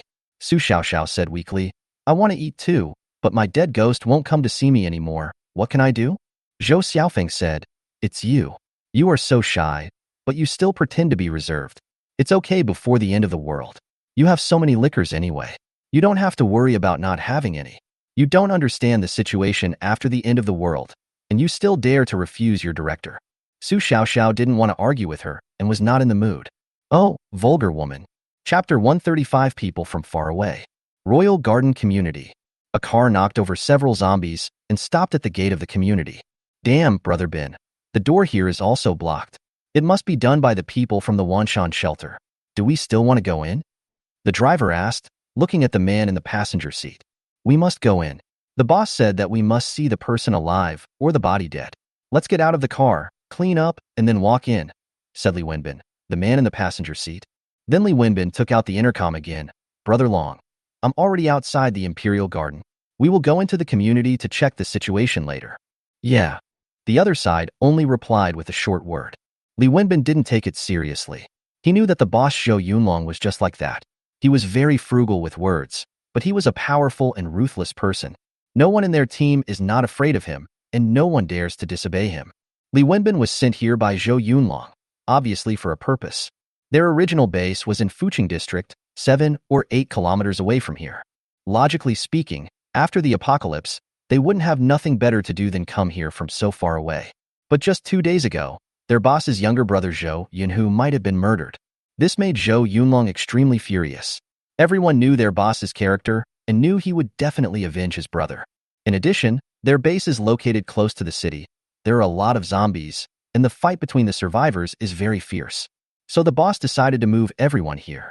Although everyone knew that their boss's main purpose was definitely to avenge his brother. However, they felt that what the eldest brother said was right. His brother's side had fewer people and would be relatively safer. Their team is now strong and powerful, and they would definitely die if they were to deal with a large number of zombies. However, they are not afraid of ordinary survivors, even if they are a group of survivors with some strength. But to be safe, the small leader Li Wenbin brought 3 younger brothers and was sent by Zhou Yunlong to scout out the situation first, and then their main force would attack. Li Wenbin got out of the car with 3 of his younger brothers. Except for Li Wenbin, who had a gun, the other men were holding iron bars, machetes, and other weapons. In addition to wearing sturdy clothes, they also added a layer of protection to their arms and other parts that were easily bitten by zombies. These people were obviously quite experienced in killing zombies, and the few zombies at the entrance of the community were quickly cleared out by them. Then a few people quickly cleared the obstacles at the door so that they could barely crawl in, but the car could not drive in. After entering the Yuan Garden community, there were quite a few zombies in the community, but they had experience in such situations. Li Wenbin sent out a fast-running younger brother to make some noise to lure away the zombies. They quickly came to the building where the eldest brother Zhou Yunhu lived. When they arrived, they saw several corpses at the scene, some of which had been eaten beyond recognition by zombies. By identifying some characteristics provided by the boss, Li Wenbin confirmed that one of the bodies was the boss's younger brother Zhou Yunhu. There were some scattered bullet shells at the scene. The people brought by Li Wenbin began to carefully check the situation at the scene. These are sniper bullets. They have a sniper. One of the men immediately told Li Wenbin what he had discovered. Li Wenbin was shocked after hearing this. He knew that many of the people in his team were gun enthusiasts. Some of them were veterans, so they knew more about these things. But he really didn't expect that the person who killed the boss's brother was a sniper, or even a large team. It must be the Wanshan shelter. The main road before they entered the area was also blocked by cars and other obstacles. There are also signs reminding people that if they go further, they will enter the Wanshan shelter, which is private territory. Please do not enter without permission, otherwise you will be at your own risk. This kind of situation was very normal before the end of the world. Without order, anyone with a little strength wanted to become the king of a mountain or dominate a region. Those with strong strength will occupy an area, while those with weak strength will occupy a community, a supermarket, etc. Anyway, everything now has no owner. As long as you have the ability to get it, it is yours. Li Wenbin and his team didn't pay much attention to it at first, as there were too many small teams like this. They also thought that the Wanshan shelter was nothing big. After all, their boss's younger brother didn't have the same strength as their boss, and the person who could kill him might not be that powerful. But now it seems that this group of people is still very powerful, so we must be careful. Li Wenbin, what's wrong? At this time, Zhou Yunlong's voice came from the intercom again. Brother Long, we found your brother downstairs. He was killed and bitten by zombies. Li Wenbin hurriedly reported what the boss wanted to hear most. Russell. There was silence on the intercom for a while, and then a voice came again. Do you know who or what force did this? Li Wenbin said quickly, Brother Long, there should be only one force in this small area, called Wanshan Shelter, but their strength should not be underestimated. Xiaowu found sniper rifle bullets at the scene. I understand. Blood debt must be repaid with blood. Don't get into direct conflict with them. Find out more about their situation first. When I'm ready, I'll bring my brothers over, and we'll act together then. Got it, Brother Long. Report to me anytime if there is any situation. Okay, Brother Long. When the call ended, Li Wenbin was mentally prepared. As long as the Wanshan shelter is not under the control of the government, the boss will definitely take revenge. Although Li Wenbin was a little worried, he was not too scared. After all, their team was no pushover, and they also found a lot of guns and ammunition in the police station, including 2 sniper rifles. However, their sniper rifle is Type 88, which has a lower long-range accuracy and a shorter range than the sniper rifle. But Li Wenbin believes that the powerful snipers in his team can make up for this. Brother Bin, where are we going now? This is the sphere of influence of the shelter. We should be careful. It would be best if we could find a secluded place to stay first, and then investigate the situation. The man who had discovered that the other party had a sniper rifle asked Li Wenbin. No need to bother anymore. As the saying goes, the most dangerous place is often the safest. Since they have already searched this neighborhood, They will not come again in the short term. We will stay here. Okay. The others thought it made sense and agreed. Moreover, this community looks relatively upscale and comfortable to live in. Besides, they are not familiar with other places here, so they might as well live here. Chapter 136, Two Lucky Little Guys. Additional update. Someone is preparing to cause trouble in his own territory, but Zhang Wen doesn't know about it yet. At this time, Zhang Wen was driving a car and looking for supplies outside the shelter. His target today is things related to crops, such as seeds, fertilizers, farm tools, etc. How can farming be successful without these things? However, before the end of the world, Zhang Wen had never paid attention to where there were agricultural supply stores, so whether he could find one depended on luck. Anyway, Zhang Wen is not in a hurry, and the current survivors should not be too interested in these things. For today's survivors, weapons, food, and daily necessities are what they are most interested in, and of course some may also include women. Zhang Wen rode his motorcycle forward. Now when Zhang Wen goes out, he sometimes rides a motorcycle, because riding a motorcycle is much more convenient. Many places that cars cannot pass through can be passed by riding a motorcycle, and there is no need to get off the car to clean up every time. Of course, his armored vehicle is also stored in the system warehouse. When needed or in danger, Zhang Wen can switch to an armored vehicle at any time. I rode around on my motorcycle, but I didn't find the agricultural supply store. However, I did get a lot of other good things. For example, in a grain and oil store, Zhang Wen collected several tons of grain, cooking oil, and seasonings. There was also a fruit shop where all the unspoiled fruits, including watermelons, apples, and cantaloupes, were bought. After walking and stopping here and there, Zhang Wen came to a relatively busy street. The shops and other places had basically been visited by countless people. But there are basically few people coming to the shops here. Apart from the zombies on the streets and in the shops here don't even have broken windows. Because this street basically sells women's branded clothes, including women's clothing, underwear, stockings, etc. Zhang Wen's eyes lit up. Although food is important, these spiritual nourishment are also important. Zhang Wen also couldn't bear to let these human treasures loved by both men and women disappear, so Zhang Wen decided to collect them. Just walk into a stocking store and you will see several zombies in the store. All of them are women. These women all look well dressed and must have been quite beautiful when they were alive. Maybe she was the mistress of some rich man in the past, and now she is here to pick out a secret weapon. Zhang Wen ignored the zombies and looked at the dazzling array of stockings in the store. It was then that Zhang Wen realized that stockings came in so many colors and styles besides the black and flesh-colored ones that Yuan Jing and her friends like to wear. Things like black stockings with red edges, ultra-thin invisible ones, lace suspenders, and so on. Okay, I am just ignorant. Thank you for broadening my horizons. Don't worry, I will treat you well in the future. Because the quality and feel here are very good, it will definitely not be like before, where a few big holes will appear when you just pull it. Zhang Wen bought all the things in this store. After all, these things didn't take up much space and would not expire. After returning to the villa, he asked several women to pick out dozens of pairs each, and then asked Yuan Jing to keep them for later use. In addition to this store, Zhang Wen also went to a branded women's lingerie store next door. This is also a good thing, especially good quality underwear, which can not only provide better protection for women, but also give men more temptation. I opened the store door and just walked in. Hee. Zhang Wen discovered several zombies in the store, surrounding one place and roaring. Are there any survivors? Zhang Wen took out an automatic rifle from the system warehouse and walked over slowly. Opened the door to a cubicle. Meow. Woof woof. Suddenly 2 subtle voices reached Zhang Wen's ears, and Zhang Wen was a little stunned. I hurried over to take a look and saw a starving British short-hair cat and a golden retriever that was a few months old. It really is a cat and a dog. It is really not easy to see living cats and dogs at this time, especially in the city. Because there are not many cats and dogs in the city, and after the end of the world, people know that they cannot go out when it rains, and they also know that tap water is not drinkable because of government notices. But pets like cats and dogs don't know this. Even if some cats and dogs are kept in cages, like these 2 in this store, they will not live long if they are not fed by humans. Zhang Wen looked at the cats and dogs trapped in cages. Although they were dying, they were still alive. Hee. Because Zhang Wen opened the door, several zombies in the store also wanted to come over. Zhang Wen didn't waste any time and replaced the rifle in his hand with a fire axe. He took care of several zombies that did not resist in just a few strokes. Then he walked to the cage. Meow. Woof woof. Seeing someone approaching, the 2 little guys were no longer afraid of people. They called out softly again and looked at Zhang Wen with longing in their eyes. Zhang Wen found a piece of white paper on top of a cage, and there seemed to be words on it. Zhang Wen picked it up and took a look. The destined people who can see my message.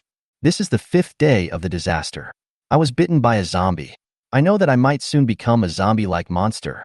Before I died, I was very worried about my family, but unfortunately, I didn't have the ability to find them. The only thing I can do now is to take care of my 2 pets.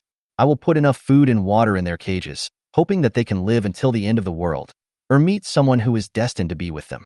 By the way, the little British short-hair cat is so fat and cute, so I named it Yuan Jing. The little golden retriever is so well-behaved and sensible, so I call it Nyo. Although they have only been with me for a month, they are really cute and I like them very much. So if the end of the world has not ended, no matter whether you who see my message are a handsome boy or a beautiful girl, if you just come in to search for supplies and don't want to take care of them, please don't hurt them. My food is all over the counter, and you can take it. Give them a chance and let them continue to wait for their destined ones. Damn it. Looking at this long suicide note, Zhang Wen felt inexplicably moved for some reason. You 2 little guys are luckier than your former master.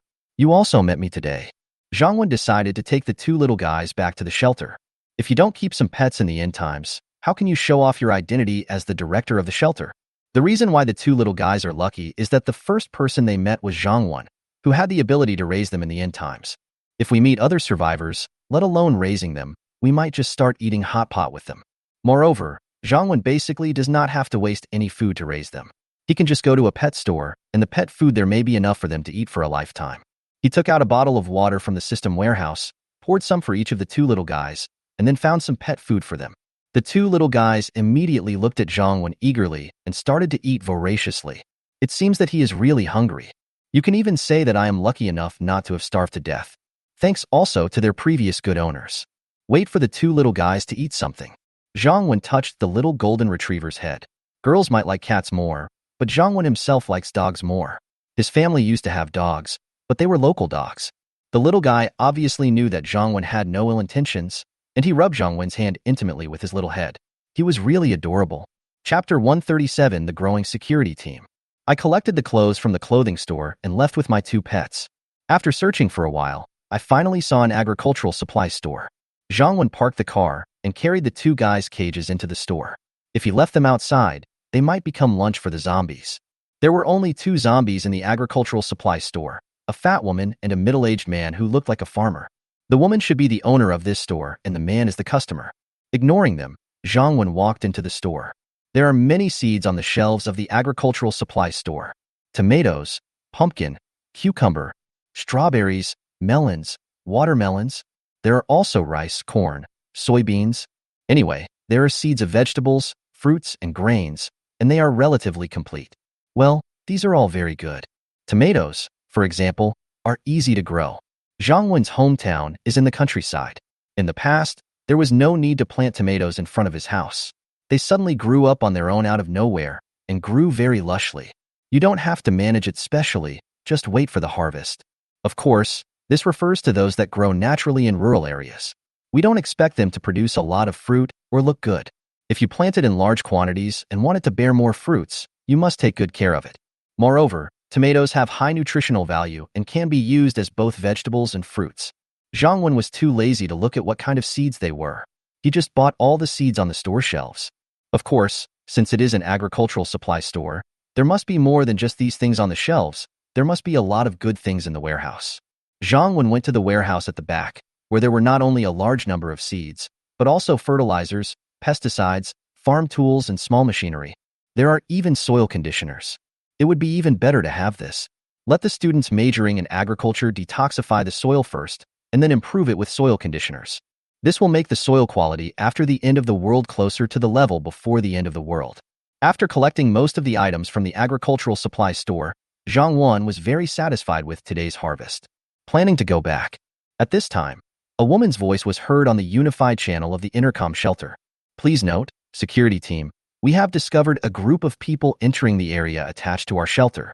There are 4 of them, carrying guns and other weapons. They have now entered the Royal Garden community and stayed in Building 8 for a long time. They have not left yet. They may be related to the thugs in the Royal Garden last time. The security team received it. We will go and deal with them now. Wang Yu from the security team said in the channel. I'll go with you. Sniper Li Tingting also said on the intercom. Ever since what happened in the Imperial Garden, she has become ruthless in killing people. Of course, the main victims were men. As for women, shelters will basically take them in unless they have ulterior motives. You go over first, but don't take any action yet. I'll go over and take a look too. At this time, Zhang Wen said in the channel. Nowadays, Zhang Wen rarely intervenes personally in the public security near the shelter. The security team now has weapons and armored vehicles, and usually has special personnel who patrol with drones and telescopes. The shelter now is not the same as it was at the beginning. I remember when Yuan Jing and Li Shui first proposed to stand guard and patrol, there was no one in the shelter, no weapons, and even the people on night guard had just finished their work during the day. The number of security team members has now expanded to 100, and the division is very detailed. Some are responsible for the security of the shelter, some are responsible for patrolling, and some are responsible for keeping watch on the situation. The situation near the shelter can be said to be under the control of the shelter at all times. Just like the few people who came this time, they ignored the roadblocks and warnings set up by the shelter. The moment they stepped into the shelter's annex area, their whereabouts were under the control of the security team. Especially since they also went to the Imperial Garden, this attracted their attention even more. This not only attracted their attention, but also Zhang Wen's attention.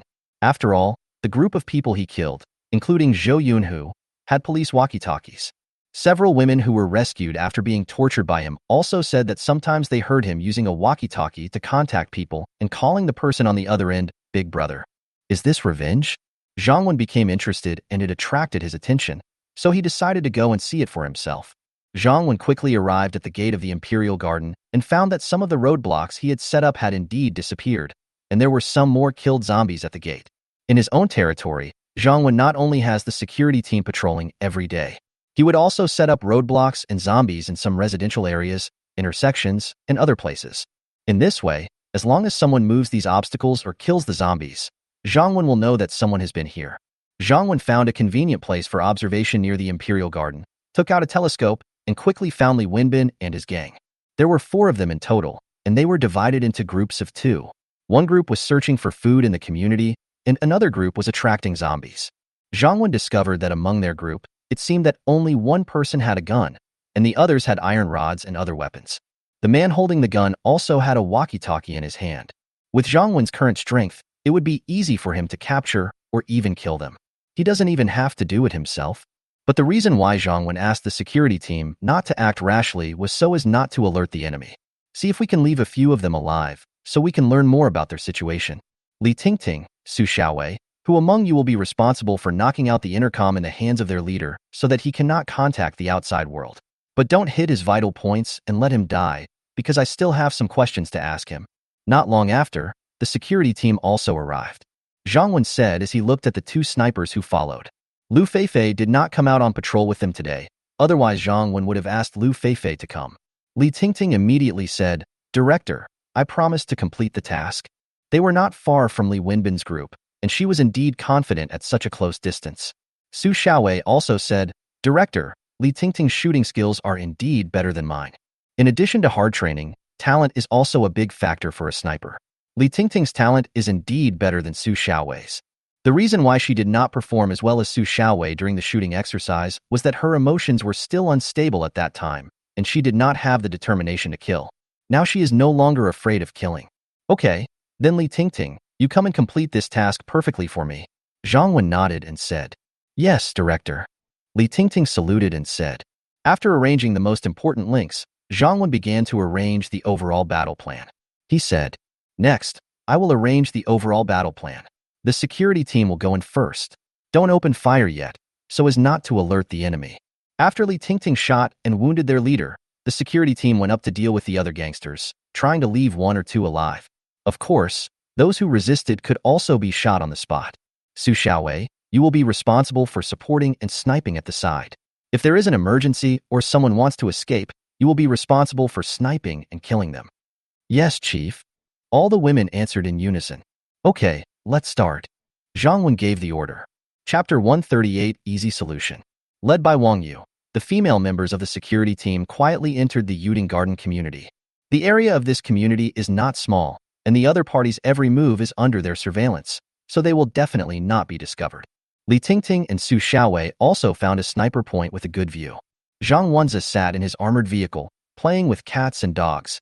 He He was not afraid that they would not be able to handle such a small fry. It takes 1,000 days to raise an army and only a moment to deploy it. After raising them for such a long time, I can finally retire behind the scenes with peace of mind. But you, little kitty, were said to be fat and cute, like a meatball, but now you are so skinny and it feels dull to the touch. Chief, I've arrived at the ambush site. Wang Yu was the first to report on the intercom. Director, I'm ready. Su Xiaowei also said. Chief, I have aimed at their leader, requesting a sniper attack. It was Li Tingting who asked for instructions last. Action.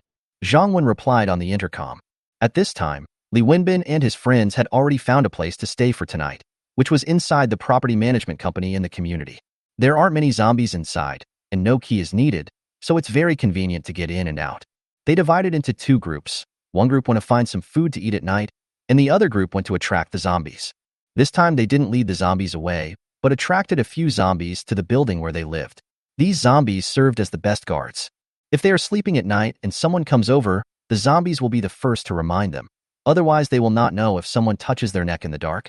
Of course, they won't attract too many zombies. Otherwise, they will be the first to die. When it was almost finished, the four of them ran to the property management company together. Once they were inside, they would not go out today and could have a good rest. One of them ran towards Li Wenbin and asked, Brother Bin, when will the boss and the others come over?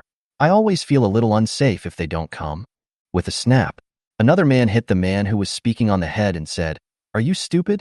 How can it be unsafe with our brother Bin here? The men obviously wanted to flatter Li Wenbin. After all, Li Wenbin was their direct superior. Okay, let's have a good rest today. Once we have a clearer understanding of the situation here, the boss will be here soon. Li Wenbin waved his hand to stop their noise.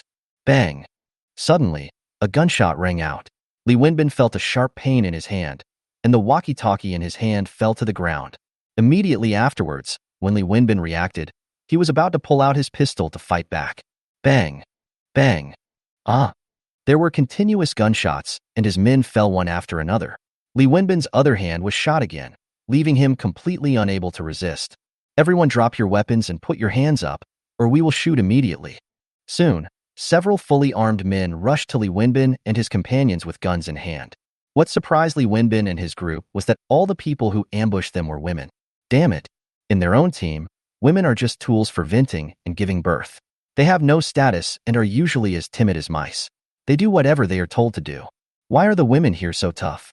Report to the director. All the enemies have been under control. Wang Yu reported to Zhang Wenhui via the walkie-talkie.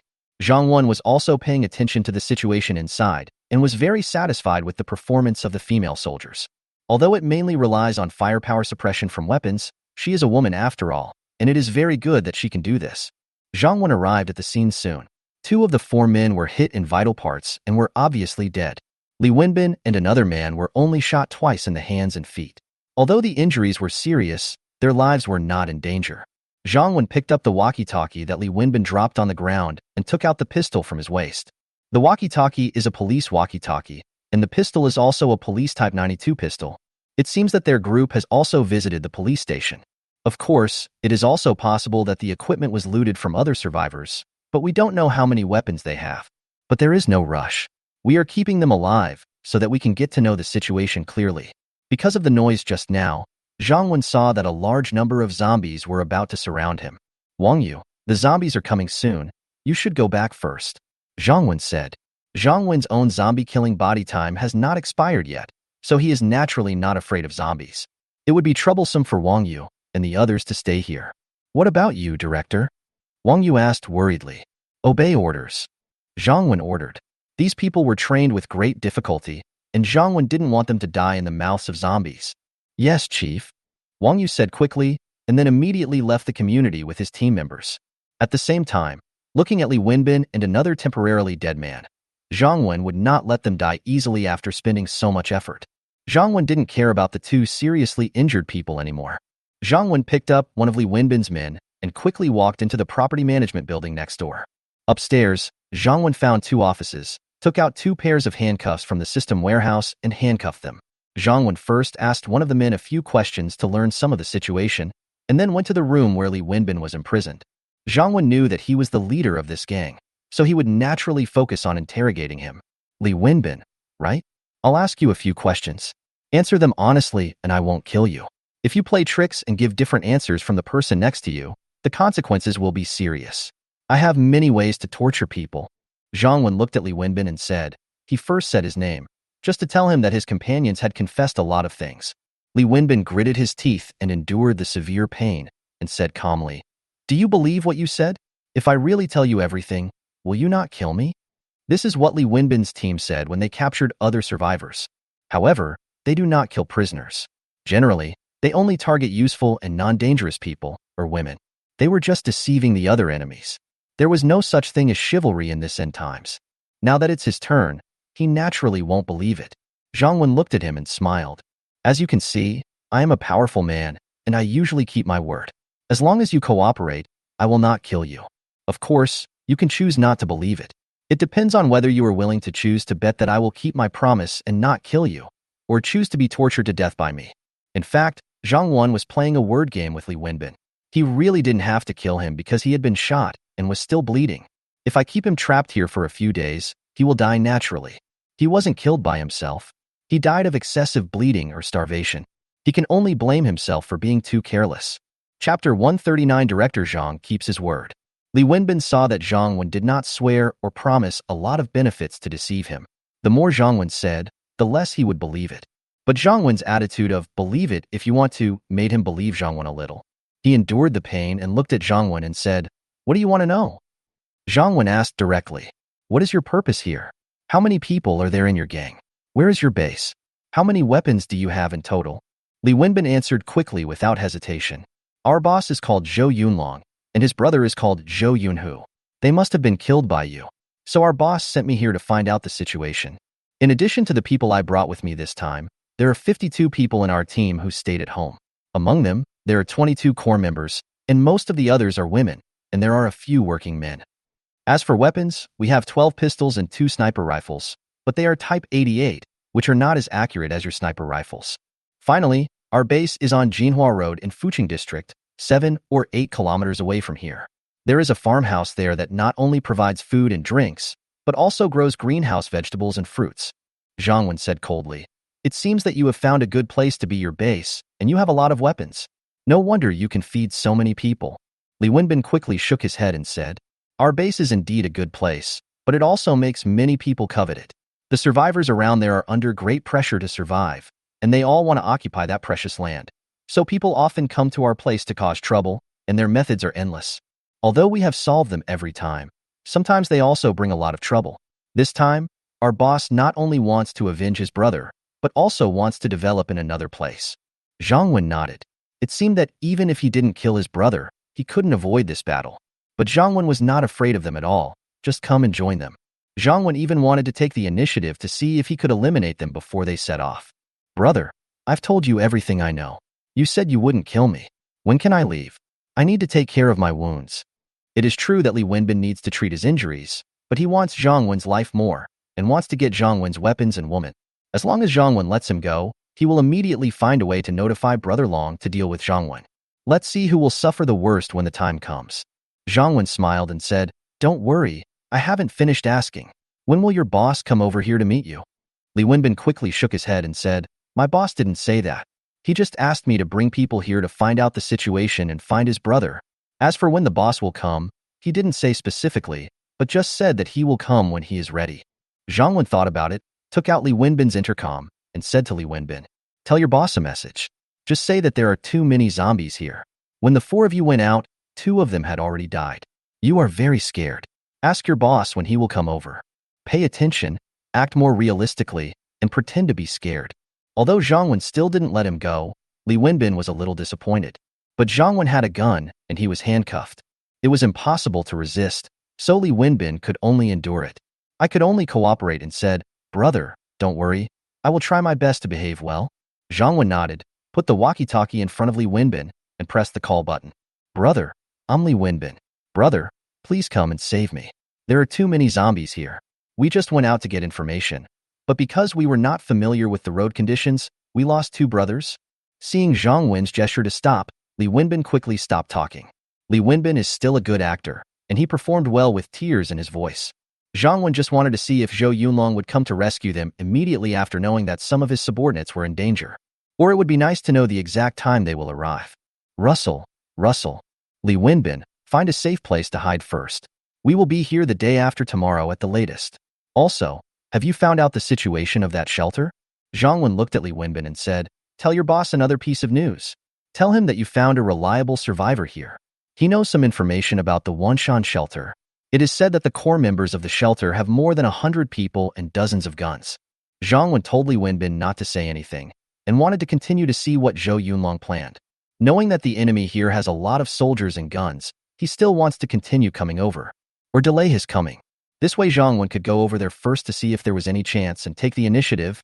At this point, Li Wenbin could only listen to Zhang Wen and continue to fool his boss. Otherwise, all his previous efforts to beg for mercy would be in vain. So he repeated what Zhang Wen said and told Zhou Yunlong over the intercom. Don't worry, just hide first. I will take people to the gas station tomorrow to get enough gasoline to make Molotov cocktails and other weapons. As long as the forces on your side are not the army and a group of untrained people, even if they are lucky enough to get more weapons, we don't have to be afraid of them. Okay, boss, I'll listen to you. Li Wenbin replied and ended the call. How many gas stations are there in your area? What's their situation? Where is the gas station your boss mentioned? Zhang Wen asked again. Li Wenbin said, there are 2 gas stations in our area, and one is controlled by another group of crazy people. Those crazy people said that if we dare to go there to get oil, they will burn the gas station and retaliate wildly. So we basically never go to that gas station. The other gas station is controlled by our boss and 2 other small forces. Usually, people from all 3 parties can go there to refuel, but the quantity is limited each time. Zhang Wen also asked Li Wenbin about some information about their team, such as their snipers. Li Wenbin answered them one by one. Then Li Wenbin looked at Zhang Wen and said, that's really all I know. I've told you everything. Can you let me go now? Zhang Wen didn't doubt Li Wenbin's words, because most of what he said matched the other man's testimony. But Li Wenbin knew more details. But he was overthinking it by letting Li Wenbin go. Zhang Wen looked at Li Wenbin and shook his head. You've told me so much information. How do I know if you're lying to me? So it's definitely impossible to let you go today. Let me go to your base tomorrow to take a look. Besides, I might even need your cooperation to talk to your boss tomorrow. You. Li Wenbin was furious. Zhang Wenkai didn't care what he thought or how angry he was. Li Wenbin was locked up with iron chains, so no matter how powerful he was, he had no way to leave. Zhang Wen didn't kill them because he felt he might need them tomorrow. As for whether their injuries can last until tomorrow, that depends on their luck. Zhang Wenjue has already been very kind. If they say they won't kill him, they really won't kill him. Their own deaths cannot be blamed on themselves. I, Director Zhang, have always been a man who keeps his promises. Everyone knows this. Chapter 140. Enough for them to wear for a lifetime. Zhang Wen drove back to the shelter. Yuan Jing, Li Shui and others came forward to greet them. Zhang Wen, are there more enemies coming? Yuan Jing's voice sounded a little nervous and worried. Li Shui also said, our security team is ready. Although the shelter is strong, there are still dangers. But they also know that there is no order after the end of the world. Some people want to survive, while others want to pursue their own ambitions and always want to invade others. So there will definitely be a lot of enemies. The shelter had suffered several disasters before, but they just had no way to break into the shelter. Later, Zhang Wen cleared the hidden dangers near the shelter and arranged for frequent patrols to nip any danger in the bud. Otherwise, the shelter would not be the paradise it is today. Their current peaceful and happy life was created by Zhang Wen. Now that the shelter has become stronger, they will naturally not let Zhang Wen face all the pressure alone. The first batch of female soldiers who entered the security team have now grown up. The team has more than doubled in size, with 70 new recruits. They are stepping up military training and can be deployed to the battlefield in case of danger. Even Yuan Jing and Li Shui, in addition to their work, also do shooting and other training every day. The shelter now belongs to all the families. When facing the thugs, they will fight together to the death because they know the consequences of falling into the hands of the thugs. Don't worry, I will find a way to deal with them. Zhang Wen comforted Yuan Jing and the others. Then he said to Lu Feifei and Li Shui, Feifei, Xiaoxue, I will be out tomorrow. Please keep an eye on the house, especially the security team using drones and telescopes. The number of patrols should be increased. Once the enemy is found, just shoot and kill them. Li Shui nodded and said, we will protect this family. Although Li Shui has been staying in the shelter, she has heard a lot about what is happening outside the shelter. Now there are many teams formed by survivors outside, and sometimes they make a living by robbery. Food and women are their targets. Lu Feifei said, "Do you need me to go with you?" Lu Feifei knew that Zhang Wen was actually better than her in many aspects, such as strength, but she was still a little better than Zhang Wen in some skills, so she thought she could help if she went with him. "You just need to guard the house. I'm just going to take a look at the situation. I won't necessarily take action against them." Zhang Wen shook his head and said. Lu Feifei nodded. "Well, it's just a small gang. We just need to be vigilant. Let's not talk about this for now. Let's go back and see what good stuff I brought back for you." "What? You seem very happy." Yuan Jing asked with some curiosity. Logically speaking, after the end of the world, other people might lack this or that, or even live a miserable life with nothing. But Zhang Wen should have everything he needed, because he brought back so many things. As for food, there are basically all kinds of them, even ginseng, bird's nest, deer antler, and so on. There are also various electrical appliances, daily necessities, and even weapons. If these things were calculated in terms of money before the end of the world, Zhang Wen would have been a billionaire long ago. Driving the car to the villa, Zhang Wen asked a few women to go up first. Then he found 3 large boxes from the space. "I packed some of the things I found today into the box. Of course, we found too much today, and one box definitely can't hold them all. So just let them use them for now. They will be enough for them for a long time. Uncle Director, do you have any gifts for me and Sister Qian?" Apparently, the little girl had heard the news from the adults and had been waiting at the stairs. When she saw Zhang Wen coming up, she immediately asked with a smile. "Have." Zhang Wen replied with a smile, then walked into the living room carrying 3 large boxes stacked on top of each other. Little Tong Yao followed quickly, afraid of missing anything. The women were there too, and were curious about what the good stuff was. Zhang Wen put down a few boxes and said with a smile, "Okay, now it's time to draw the prizes. Who will open the first box first?" The little girl immediately raised her white and tender little hands high up. Yuan Jing rolled her eyes at her and said, "You are the most proactive." Seeing that the adults had no objection, little Tong Yao immediately walked forward happily and opened the box in the middle.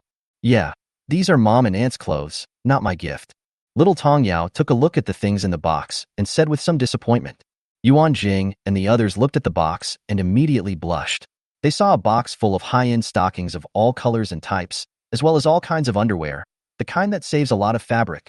Yuan Jing hurriedly stepped forward to close the box and rolled her eyes at Zhang Wen coquettishly. No wonder he was so happy before. These were indeed his favorites. But couldn't he give it to them privately?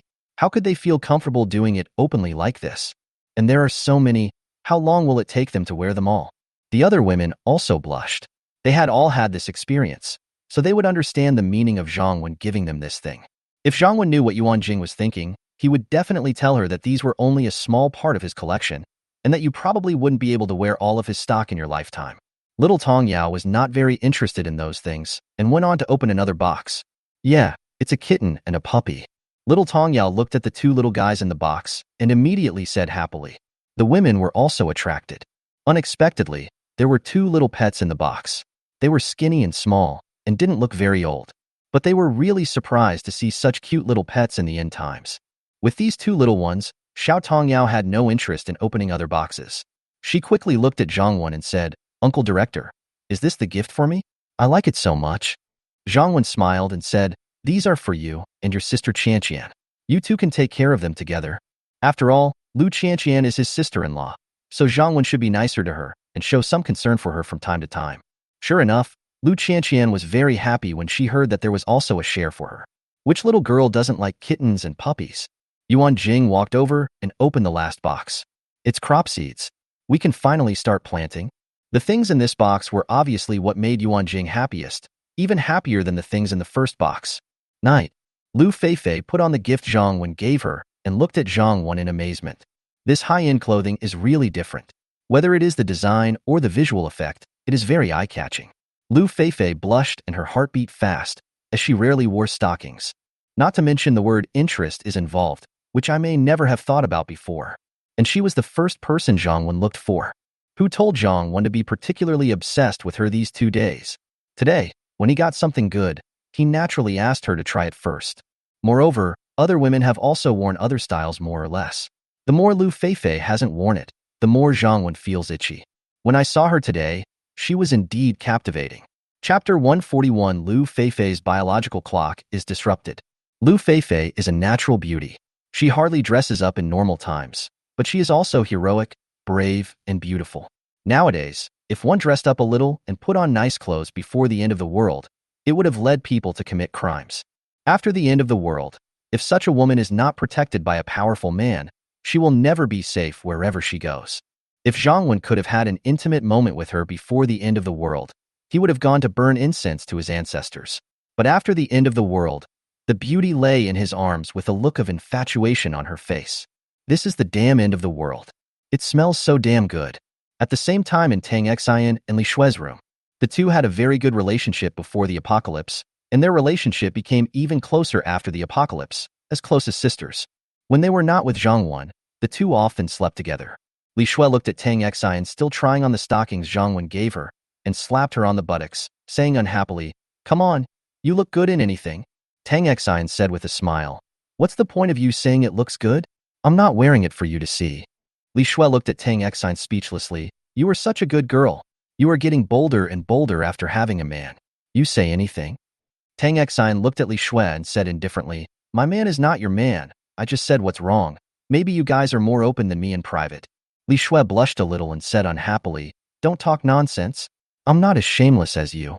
Tang Xian said with a smile, "There are so many beautiful stockings. You can try to see which one looks good on you. It's a pity that your legs are not wearing stockings. Wear them for him to see next time. I guarantee he will be fascinated by them." Li Shue blushed and said angrily, "Stop talking nonsense. Am I not as valuable as a pair of stockings?" But she knew in her heart that what Tang Xian said was right, because she had tried it before. Although Zhang Wen liked her very much when she didn't wear it, after all, her beauty was there. But if she added these external objects to set off, Zhang Wen would be even crazier. Thinking of this, Li Shue couldn't help but think about the several styles that Tang Xian had just tried on. She wondered if she would look just as beautiful in them. Women, sometimes, are creatures that say one thing and mean another. In the morning, around 7 o'clock, Zhang Wen leaned comfortably against the head of the bed for a while. Lu Feifei hadn't woken up yet. She was lying on her side next to Zhang Wen, her rosy face showing an exhausted look. It seems that the extended meeting last night has messed up the biological clock of Lu Feifei, who is always punctual. Smiling, Zhang Wen did not wake Lu Feifei up.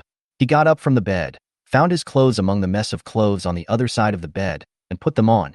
Zhang Wen opened the door and was about to walk out when he was suddenly frightened by two little guys at the door and almost stepped on them. Zhang Wen said with a smile, "Little Tong Yao, why are you squatting at the door with this puppy? Don't you know that this is very dangerous?" Little Tong Yao covered her mouth with one of her little hands and made some gestures with the other hand that Zhang Wen couldn't understand. Zhang Wen was confused. What the hell was this? Haha. Tang Xian, who was in the living room not far away, saw this scene and laughed so hard that her stomach hurt on the sofa. She quickly said to Little Tong Yao, "Little Tong Yao, your uncle the director has come out, and your restrictions are lifted." Then Tang Xian said to Zhang Wen, "Yuan Jing said she was afraid that the little nursery rhyme would disturb your sleep at the door, so she didn't let her talk." Zhang Wen didn't know whether to laugh or cry. The rooms here are quite soundproofed. Otherwise, it wouldn't be them who are disturbing me, but I who am disturbing them. After all, when you forget yourself, the sound will inevitably get louder. Zhang Wen looked at the Little Tong Yao and said, "Little Tong Yao, your mother doesn't allow you to make noise at my door. You can go play somewhere else. Why do you have to squat at the door?" Little Tong Yao put down her hand that was covering her mouth and said aggrievely, "Uncle Director, Nuno likes you and won't follow me back to my room to sleep." Nuno? Zhang Wen suddenly realized that Nuno was the little golden retriever, a girl. But what the hell does it like about itself? Tang Xian said hurriedly, "After you went to bed last night, Yuan Jing and the others let Xiaowanzi and Zai Nuno out and gave them a bath. Xiaowanzi was fine, but the little golden retriever took a bath and ran to your door when they weren't paying attention and refused to leave no matter what. Maybe it's because you brought it back, so it's especially attached to you." After listening to Tang Xian's words, Zhang Wen still felt that it was really possible. He had seen such things with his own eyes before the end of the world. In the past, his cousin and cousin-in-law felt bored, so they adopted a puppy. Someone else had something to do and couldn't keep the puppy anymore, so he wanted to give it away. Later, Zhang Wen's cousin's husband went to pick up the puppy. After he brought the puppy back, the puppy would follow his cousin's husband wherever he went. Sometimes, it is obviously the cousin who takes care of it more, but it just loves its cousin-in-law more. Dogs are very spiritual. Zhang Wen also became interested in this little guy. He squatted down and touched the little guy's head. The little fellow looked at Zhang Wen with cute eyes, with a look of enjoyment on his face. The little guy thought his owner wanted to play with him, so his little tail immediately started wagging, and he happily ran to Zhang Wen's feet. The little golden retriever rubbed its little head against Zhang Wen's calf and circled around him to express its happiness. Little Tong Yao was watching from the side with envy on her face. She also liked Xiao Nunyo and was very nice to her, but Xiao Nunyo had never treated her like this. Zhang Wen picked up the little golden retriever and placed him in the arms of little Tong Yao. Okay, from now on, our little Tong Yao will take care of you. You have to listen to her, so that you can have delicious food. Little Tong Yao immediately smiled and hugged the little golden retriever. Don't worry, Director Uncle, I will definitely take good care of little Nunyo. Maybe she understood what Zhang Wen meant. Little Nunyo didn't struggle in Tong Yao's arms and was very well behaved.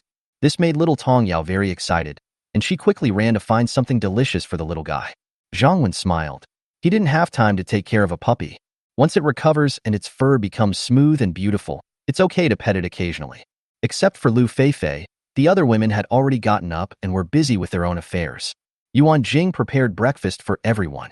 Before the end of the world, Zhang Wen had a casual breakfast, sometimes just a piece of bread or a bun, or even having breakfast and lunch together. Of course, it's not that he doesn't want to eat. Sometimes he's just too lazy to make any effort.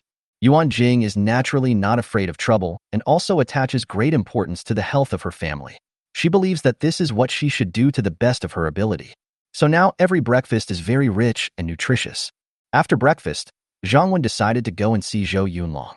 Now that he knew this potential enemy, he couldn't just sit at home and wait for the enemy to come. Tell Li Shui and the others not to let their guard down. After all, that group of people also have sniper rifles. Chapter 142. I met the real master as soon as I arrived. Zhang Wen went out today, and he was fully prepared, with weapons, armored vehicles, fuel, firecrackers, homemade Molotov cocktails, and so on. In addition, after going out, Zhang Wen did not activate the zombie killer body immediately. He wanted to save these 3 hours for the critical moment.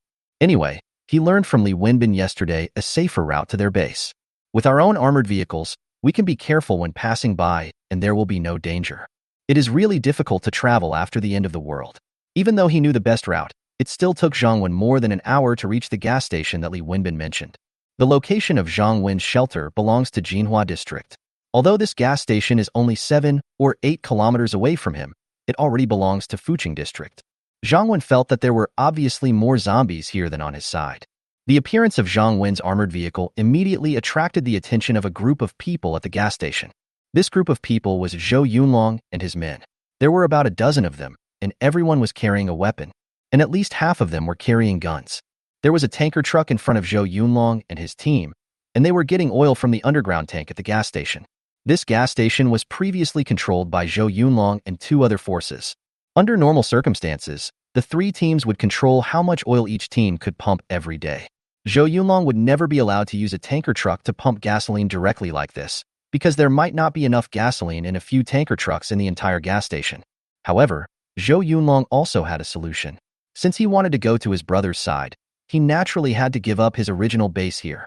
That stronghold was a farmhouse with its own wall, which was later reinforced by them.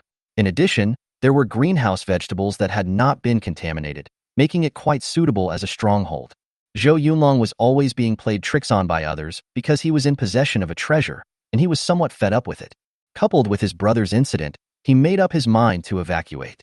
But he couldn't leave for nothing, so he used the farmhouse as a bargaining chip to exchange for the right to use the gas station today. In other words, he can take as much oil as he can from the gas station today. Zhou Yunlong naturally couldn't afford to lose money, so he drove all the tanker trucks over. Zhou Yunlong is different from his brother. Zhou Yunlong is tall and has lived abroad for some time. He is not only good at fighting, but also has a sense of morality and is very good to his brothers. He is not like his brother or many leaders after the apocalypse. If he gets weapons such as guns, he only wants to keep them in his own hands. If he catches a beautiful woman, she must be his. The weapons of his team would be distributed to the brothers he trusted, and the beautiful women would also be used as rewards based on merit. So basically, his subordinates obey him very much. After all, following him can bring real benefits. When Zhou Yunlong and his men went out to take action, they naturally arranged people to keep watch. So one of Zhou Yunlong's men who was in charge of lookout immediately reported to Zhou Yunlong after seeing Zhang Wen's armored vehicle. Brother Long, there's an armored vehicle coming towards the gas station. Damn, this car is really nice. Should we rob it? Zhou Yunlong took a look at Zhang Wen's car. This armored vehicle was indeed a good thing, and he was quite tempted. Zhou Yunlong thought for a moment and said, "Let's see what the situation is first. That person must be quite capable to get such a good thing. Let's see if we can get him to join us first." Zhou Yunlong's team has been able to grow bigger and bigger thanks to this method. When he met capable survivors, Zhou Yunlong would find ways to get them to join his team. If they were survivors with little ability, he would get as much money as possible from them. But for survivors who are capable but unwilling to submit to him, it is a threat, and Zhou Yunlong always strikes first when faced with threats. So, although Zhou Yunlong didn't finish his words, his brothers all understood what he meant. If the person in the armored vehicle is willing to join them, he will naturally be their brother, and his things will belong to their team.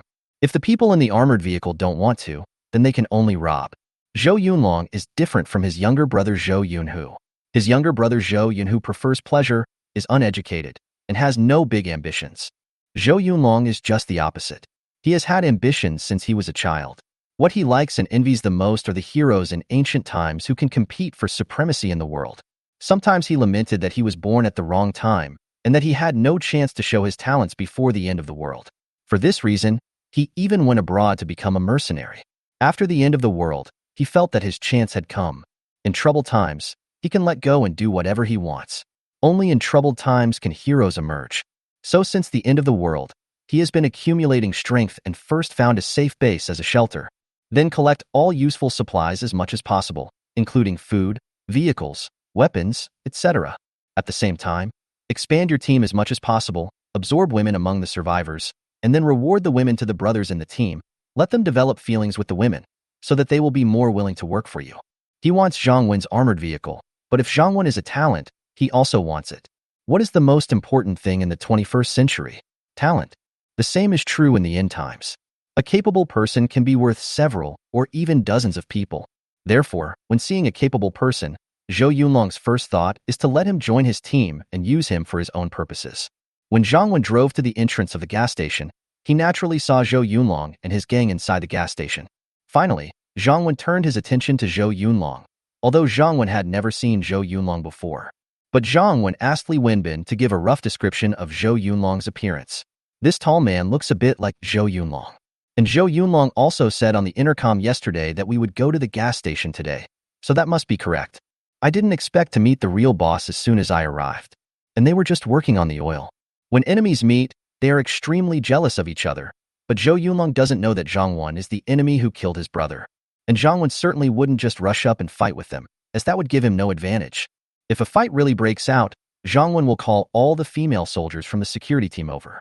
That would be better than fighting alone. But in that case, many people on our side might also die, some killed by the enemy and some bitten to death by zombies. So now Zhang Wen doesn't want to engage in a violent fight, as that would be a last resort. He wanted to use his own advantages to resolve the threat posed by this group of people at the lowest cost. Zhang Wen's biggest advantage now is naturally the shelter. Even if this group of people really attack the shelter, they will definitely not get anything good.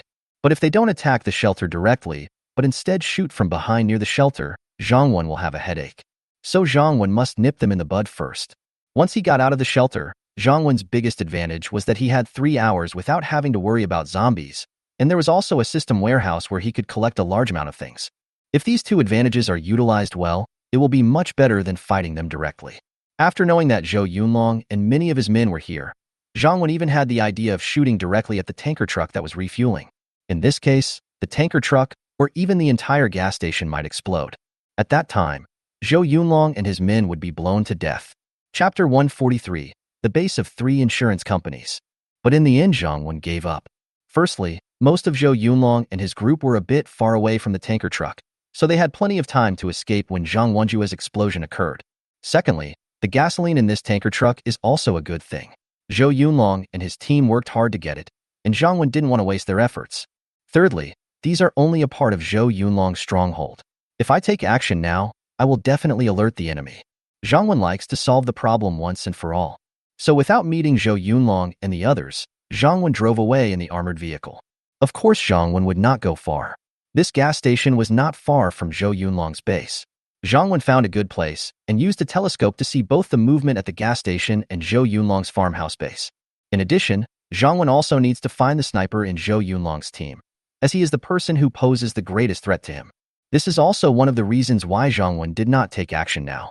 Because I learned from Li Wenbin yesterday that the snipers in their team usually work on the rooftop of their base building at night and enjoy themselves or sleep in the room during the day. If we take action now, their sniper is definitely not among the group at the gas station. Zhou Yunlong is here. Zhou Yunlong's younger brother was originally planning to come over to chat with Zhang Wen, but he didn't expect Zhang Wen to just drive away. But it's not surprising.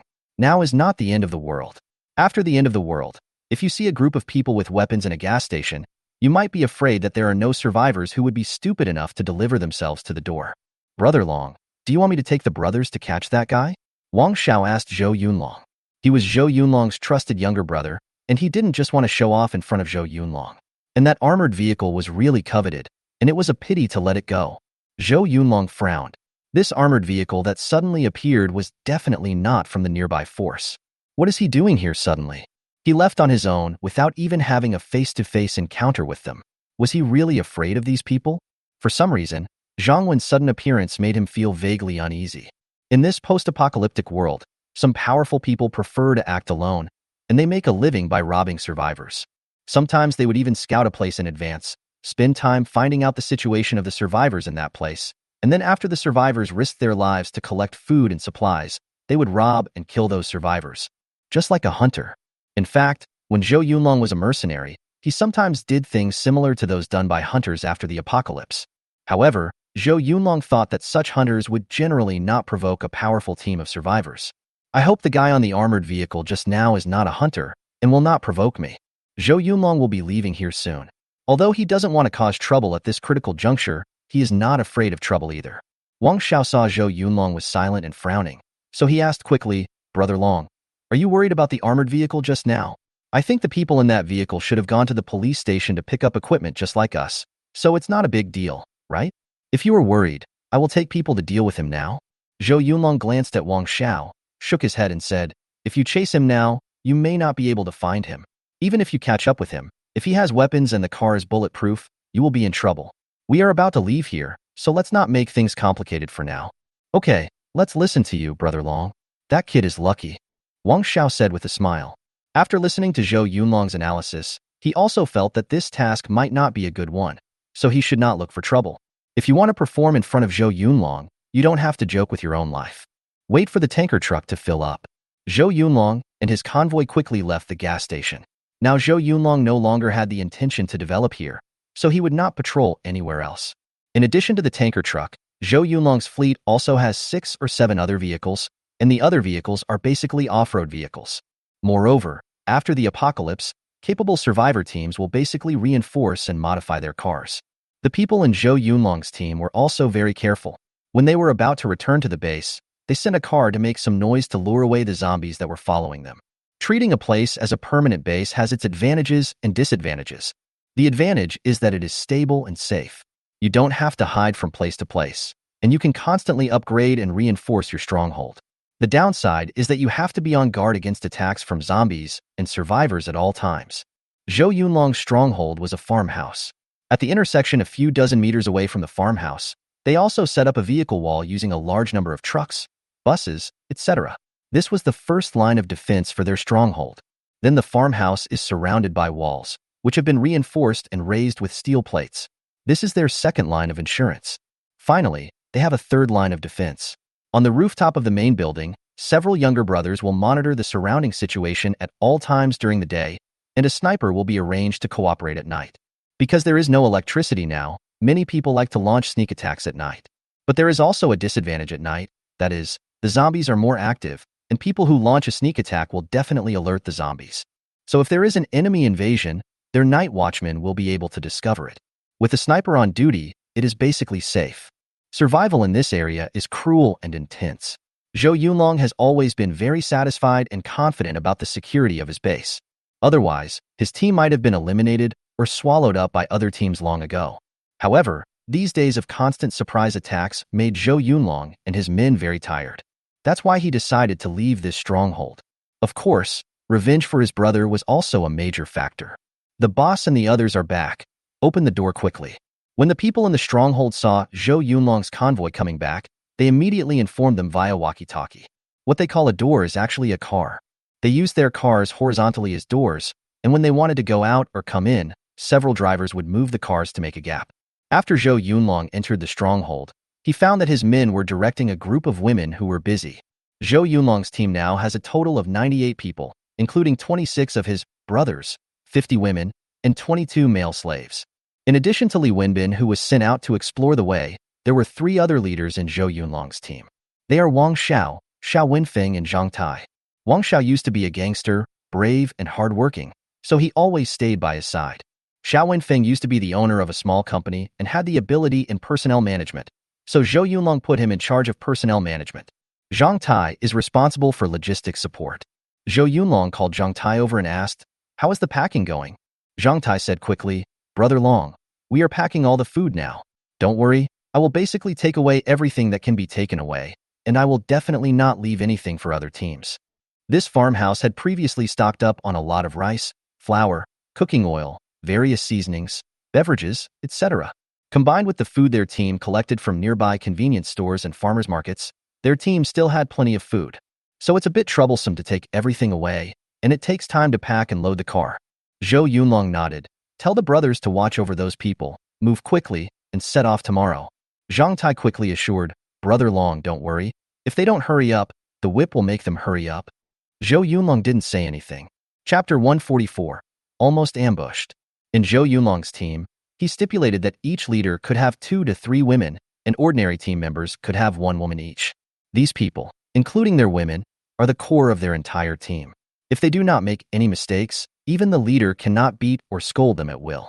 As for the rest of the people, regardless of whether they are men or women, they are used to do dirty and tiring work, and no one cares about their life or death. So Zhou Yunlong didn't ask any more questions, he just wanted the result. Zhang Wen had been observing the situation at Zhou Yunlong's stronghold. He found that he could not do anything during the day, and the people at their stronghold were not blind, so he could only wait until night. However, it was a rare opportunity to come here, and Zhang Wen was too lazy to run back and forth. He decided to just wander around here during the day to see if he could find any good gains here. After all, he has never been here before, and maybe places like vegetable markets and large supermarkets are still waiting for him to visit. After all, although there are a lot of supplies in those places, because of the large number of zombies, the survivors usually cannot go into search. Zhang Wen likes places like this the most, with many zombies and plenty of supplies. Unlike the small convenience stores and restaurants nowadays, these places that are easily frequented by survivors have long been looted by the survivors, and even rats would starve to death if they went in. Zhang Wen was too lazy to search for supplies near his shelter. Sometimes he would go into a convenience store, and all he could find was a box of biscuits. For ordinary survivors, a box of biscuits may be their life-saving food, but for Zhang Wen, it is a complete waste of time. Driving slowly, this place is not yet in the city center, and there are not many tall buildings. Basically, there are industrial areas, logistics parks, residential buildings, as well as newly built buildings, and of course there are many shops. However, Zhang Wen got off the car and looked at several shops, and all the supplies inside had been looted. Zhang Wen drove a distance further and saw a supermarket with a relatively large storefront. Although such supermarkets are not as good as those large supermarkets, they generally have a lot of supplies. Of course, the premise is that it has not been visited by survivors. Zhang Wen drove to the entrance of the supermarket and found that there were no survivors except for a few zombie corpses outside the supermarket. Zhang Wen got off the car and walked into the supermarket, but found that the shelves inside the supermarket were empty. Obviously, there was nothing left. It seems that the competition among the survivors in this area is very fierce, and the pressure to survive must be quite high. Just as Zhang Wen walked out of the supermarket and was about to leave, he looked up and suddenly found a banner hung with white cloth on the rooftop of a building next to him. It says, "Wayman Supermarket Relief Point. We have plenty of food." When Zhang Wen saw this slogan, he couldn't help but laugh. Even if there is plenty of food after the end of the world, who would be so kind? Anyway, Zhang Wen doesn't believe it, but of course it is not ruled out that the survivors who are starving will believe it. But Zhang Wen couldn't control others. It was the end of the world, and he was still not on guard. Who could he blame if he got cheated? Just as Zhang Wen was about to get in the car and drive away, he suddenly sensed a hint of danger. Zhang Wen reacted quickly and immediately lowered his head and dodged to the side.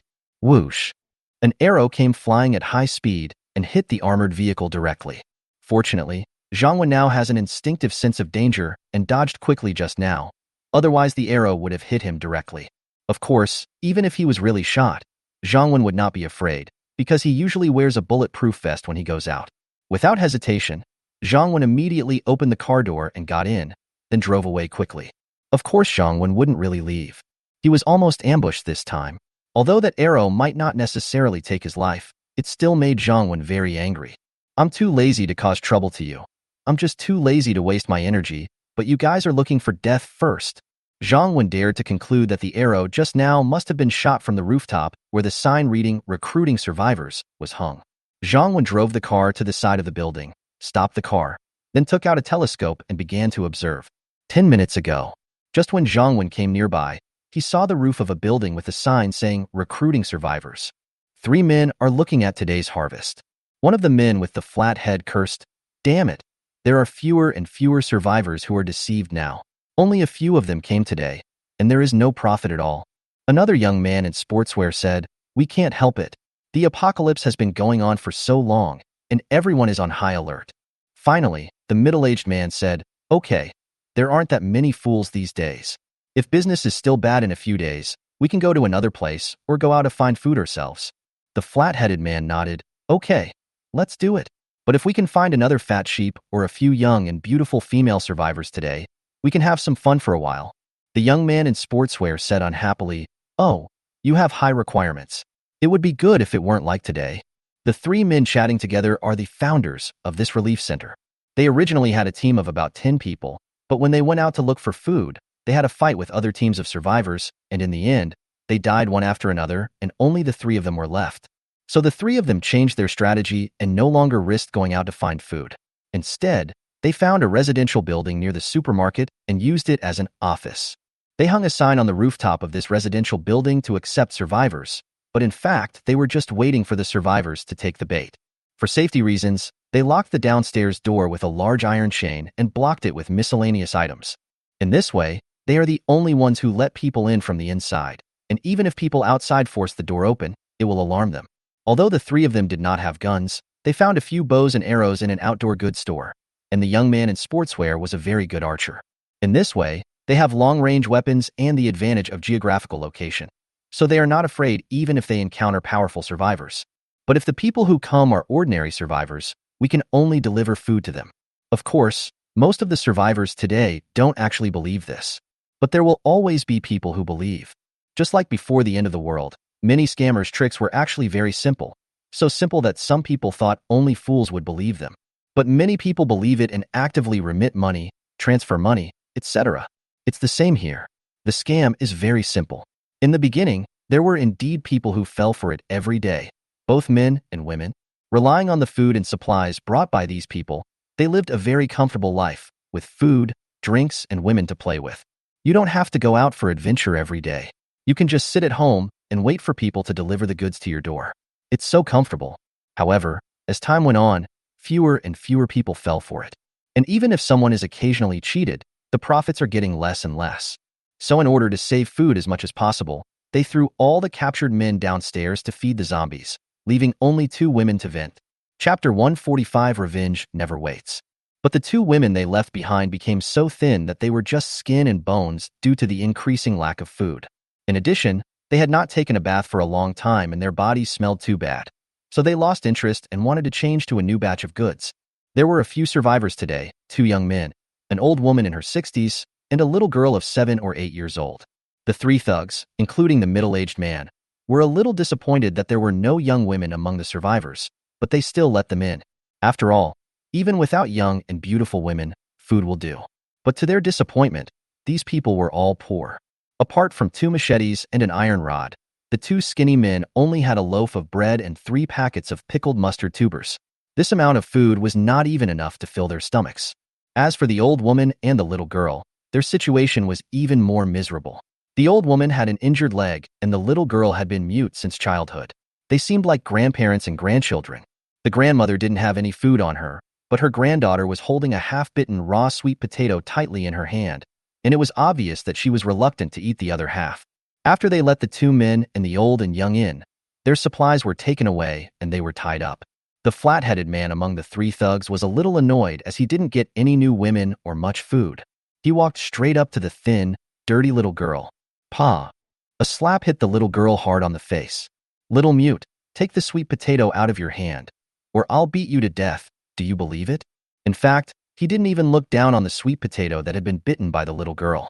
He just wanted to vent his frustration. After being beaten, the little girl still held the sweet potato tightly in her hand. "Please, don't hit her. She's just a child and doesn't understand anything." The little girl's grandmother begged bitterly. "Do you have any humanity left? She is just a child and can't even speak. If you have anything to say, come to us adults." There were two tied-up men nearby. One of them was a young man wearing glasses, who was looking at the man with a flat head with anger on his face. The other man, who was about 30 years old, lowered his head and dared not speak, for fear of getting into trouble. "Oh, there really is someone who is not afraid of death, and he is also a good person?" As the flat-headed young man spoke, he slowly walked up to the young man with glasses who was speaking. Snap, snap, snap. The young man with the flat head raised his hand and slapped the young man with glasses several times. "So what? You're the good guy, and I'm the bad guy, right? Do you still want to be a good guy? She is a child. If she has any problem, she should come to us adults." The young man with glasses spat out a mouthful of blood and looked straight at the man with the flat head. "Well, you have guts. I admire you a little. I hope you won't let me down." The young man with a flat head laughed, then turned around and picked up an iron rod from the side, and was about to show the man with glasses how powerful he was. "Flat-headed brother, don't be angry. There must be something wrong with the brain of this guy wearing glasses. It's not worth it to get angry with such a person and end up hurting your body." At this time, a long-haired woman in her 20s came over and spoke. She was wearing a white short-sleeved shirt that had turned black and had a very thin figure. This long-haired woman and another woman were previously playthings of the young man with the flat head.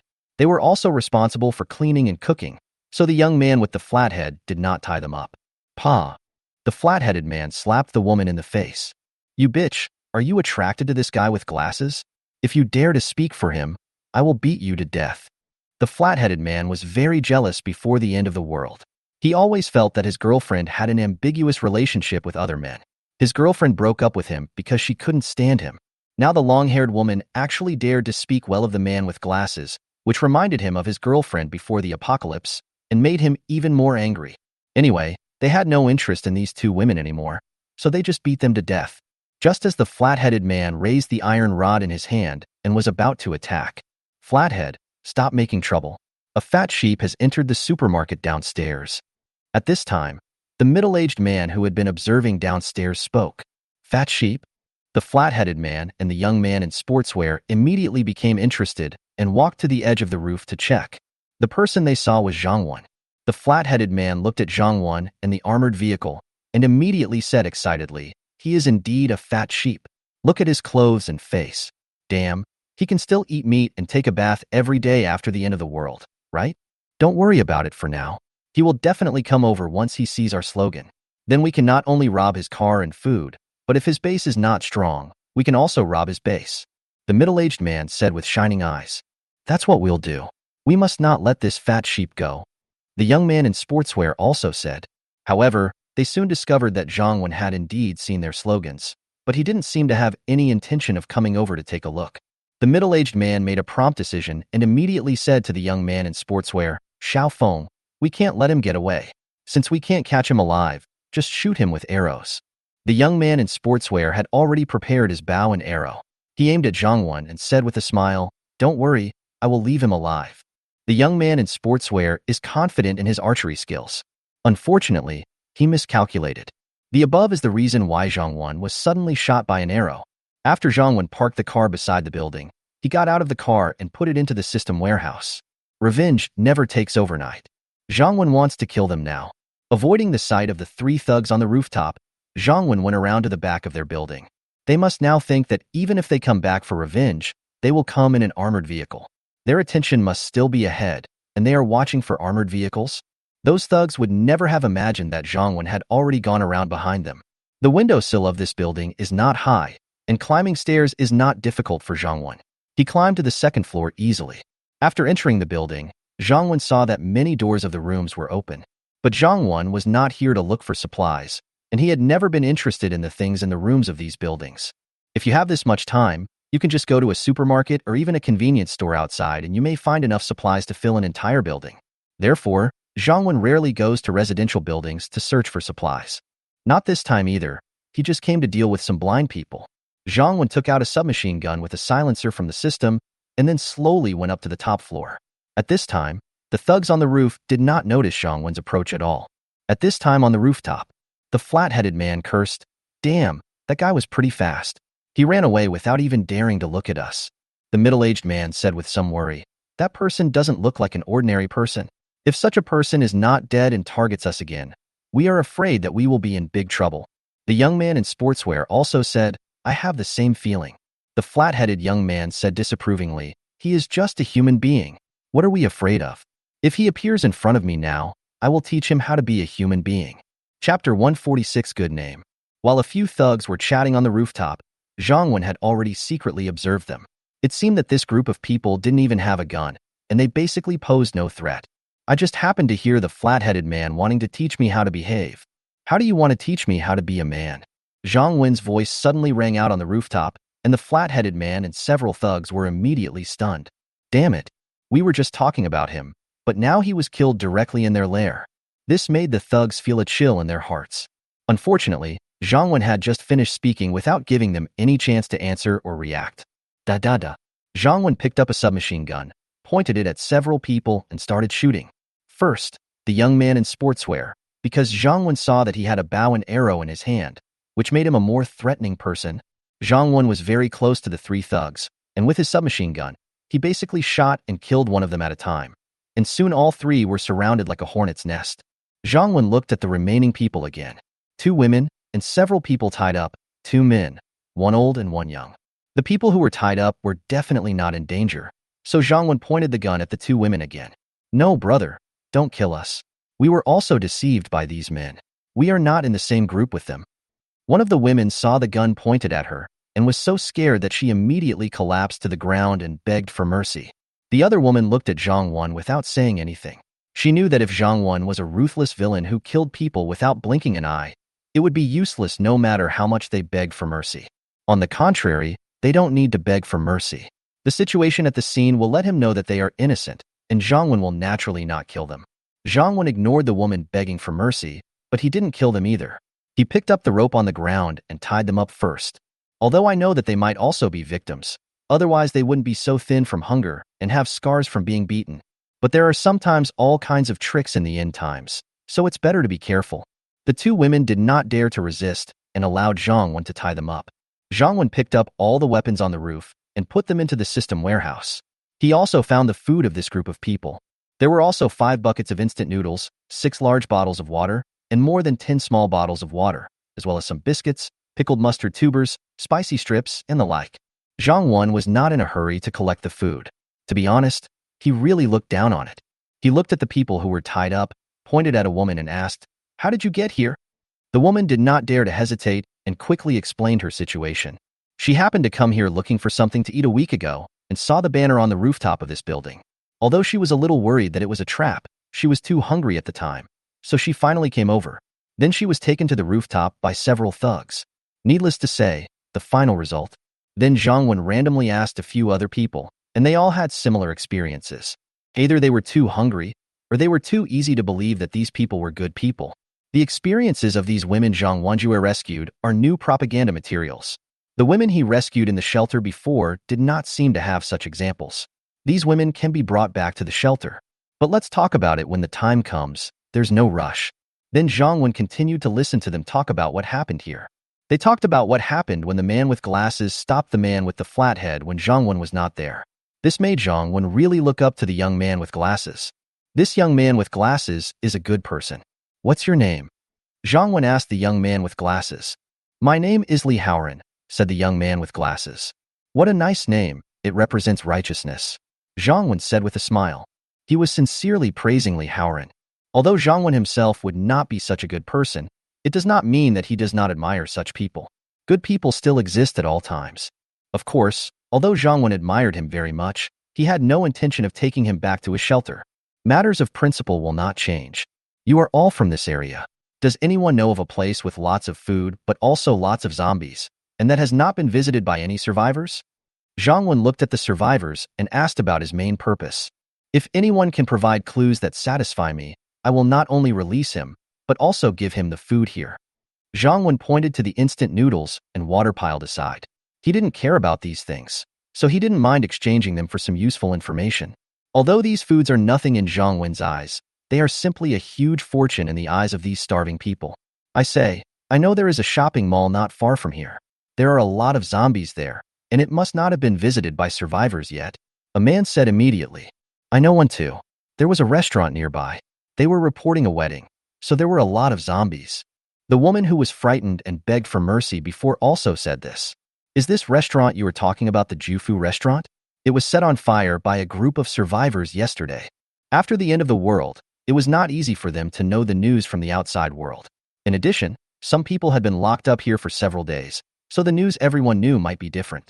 However, they knew some news about the surrounding area, which was better than Zhang Wen, who knew nothing and ran around everywhere. Hey, little brother, I also know a place. You are a good person. You saved us, so I should have told you directly. At this time the old man spoke. Zhang Wen looked at the old man and said, Stop, I'm not a good person, but I'm not a bad person either. I just happened to save you because these people wanted to kill me. So you don't have to feel like you owe me anything. As long as your news satisfies me, I will give you the food. This is a deal, and no one loses out.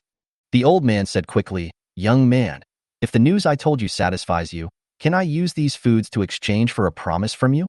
Zhang Wen frowned, but he still wanted to listen first. What promise do you want from me? The old man said, I am old and don't want anything. Even if I die now, I won't have any regrets. The only thing I am worried about is my granddaughter. Although she can't speak, she has been well-behaved and sensible since she was a child. She is still so young. I hope you can take her away and let her live. Although the little girl next to the old man couldn't speak, she could hear him. After hearing what the old man said, she hurriedly shook her head. Okay, as long as the information you provided is useful, I will take you back to my shelter and let your granddaughter live. There will be absolutely no problem. When Zhang Wen heard this request, he realized that the old man was not taking the opportunity to ask for an exorbitant amount of money. This request was nothing, as his shelter already accepted women and little girls.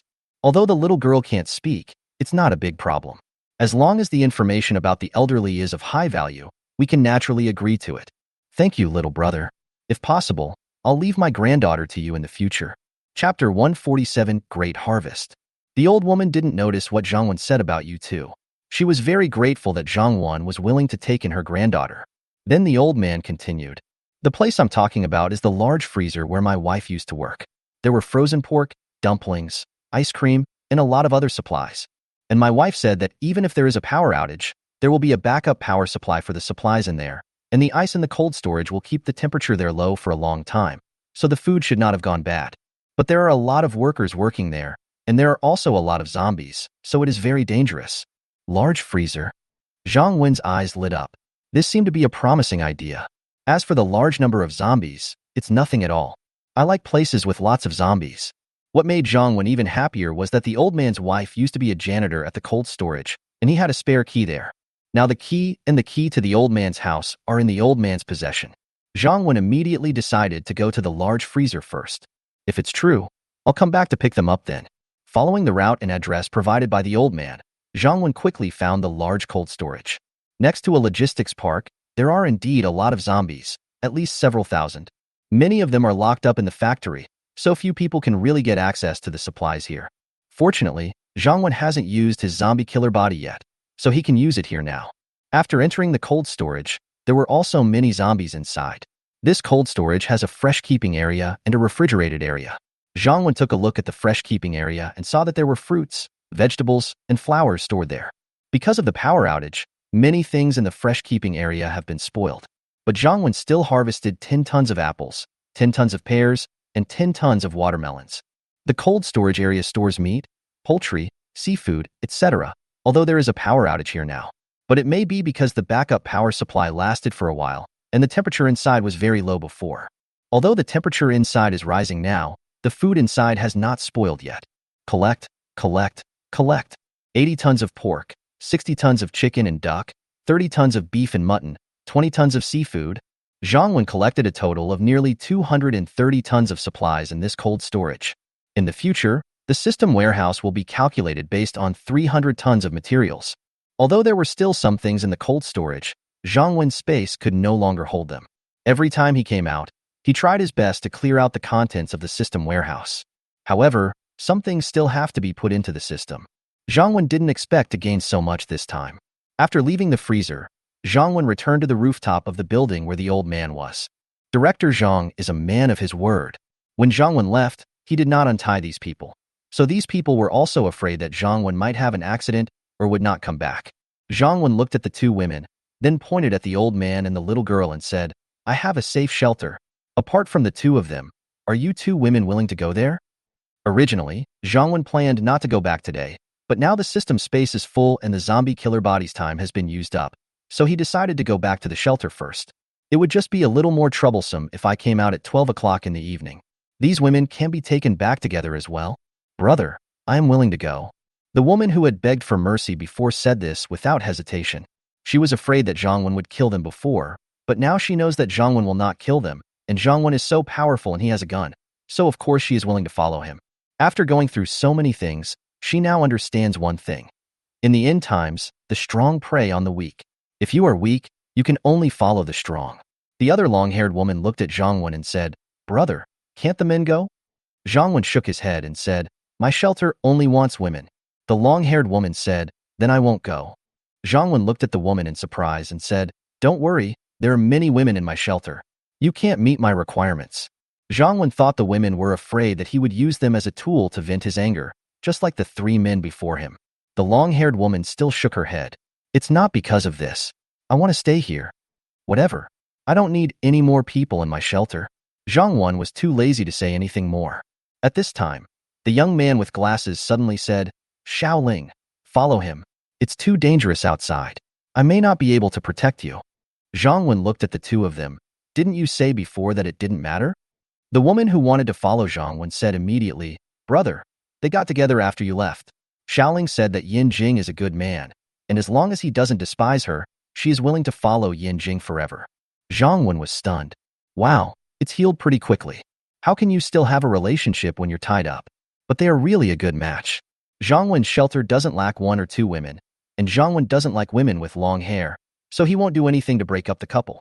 I hope they can survive well in this apocalypse. Before leaving, Zhang Wen untied the ropes for them and left the buckets of instant noodles, water, and other supplies to the two people. It can be considered a small gift from Zhang Wen to them. Zhang Wen may look down on these supplies as he basically doesn't eat them. But for the young man with glasses and the woman with long hair, these food and water are extremely precious. The two men thanked Zhang Wen profusely. In addition, when Zhang Wen took the old man away, she was also very excited. She had met several survivors before, and none of them wanted the old man. This rooftop was originally her last hope, but she didn't expect that the men on the rooftop were even worse than those she had met before. So when she begged Zhang Wen for help, she only dared to mention her granddaughter, as she herself no longer cared. In fact, if the old man had not brought so much food to Zhang Wen's shelter would not have wanted him. But the food harvest this time was so great that Zhang Wen made an exception for her. After Zhang Wen drove back to the shelter, he called Yuan Jing and pointed at the old man and the little girl and said to her, "Take care of these two people and arrange some easy work for them. Then stew some chicken and let them replenish their bodies." "Good." Yuan Jing looked at her man in surprise. Why was he so caring today? If there were two beauties in front of her, she would think it was normal. After all, Zhang Wen's hobbies had never changed. Very dedicated to beautiful women. But he definitely wouldn't look down on these two people. One was an old man and the other was a skinny little girl. All we can say is that these two people make Zhang Wen feel sorry for them. Thank you, little brother." The old man quickly pulled his granddaughter up to express his gratitude. The little girl knew that she didn't have to be separated from her grandmother and that she had a safe environment and food. Although she couldn't speak, she kept bowing to Zhang Wen. "You should call him director from now on," Yuan Jing reminded from the side. Zhang Wen waved his hand nonchalantly and said, "They helped me, and now they don't know the rules. Just take them down and teach them." "Okay." Yuan Jing nodded and left with the three of them. Zhang Wen hasn't even reached the door of the villa yet. A small figure rushed out. Chapter 148. Ways to make Zhang Wen happy, updated.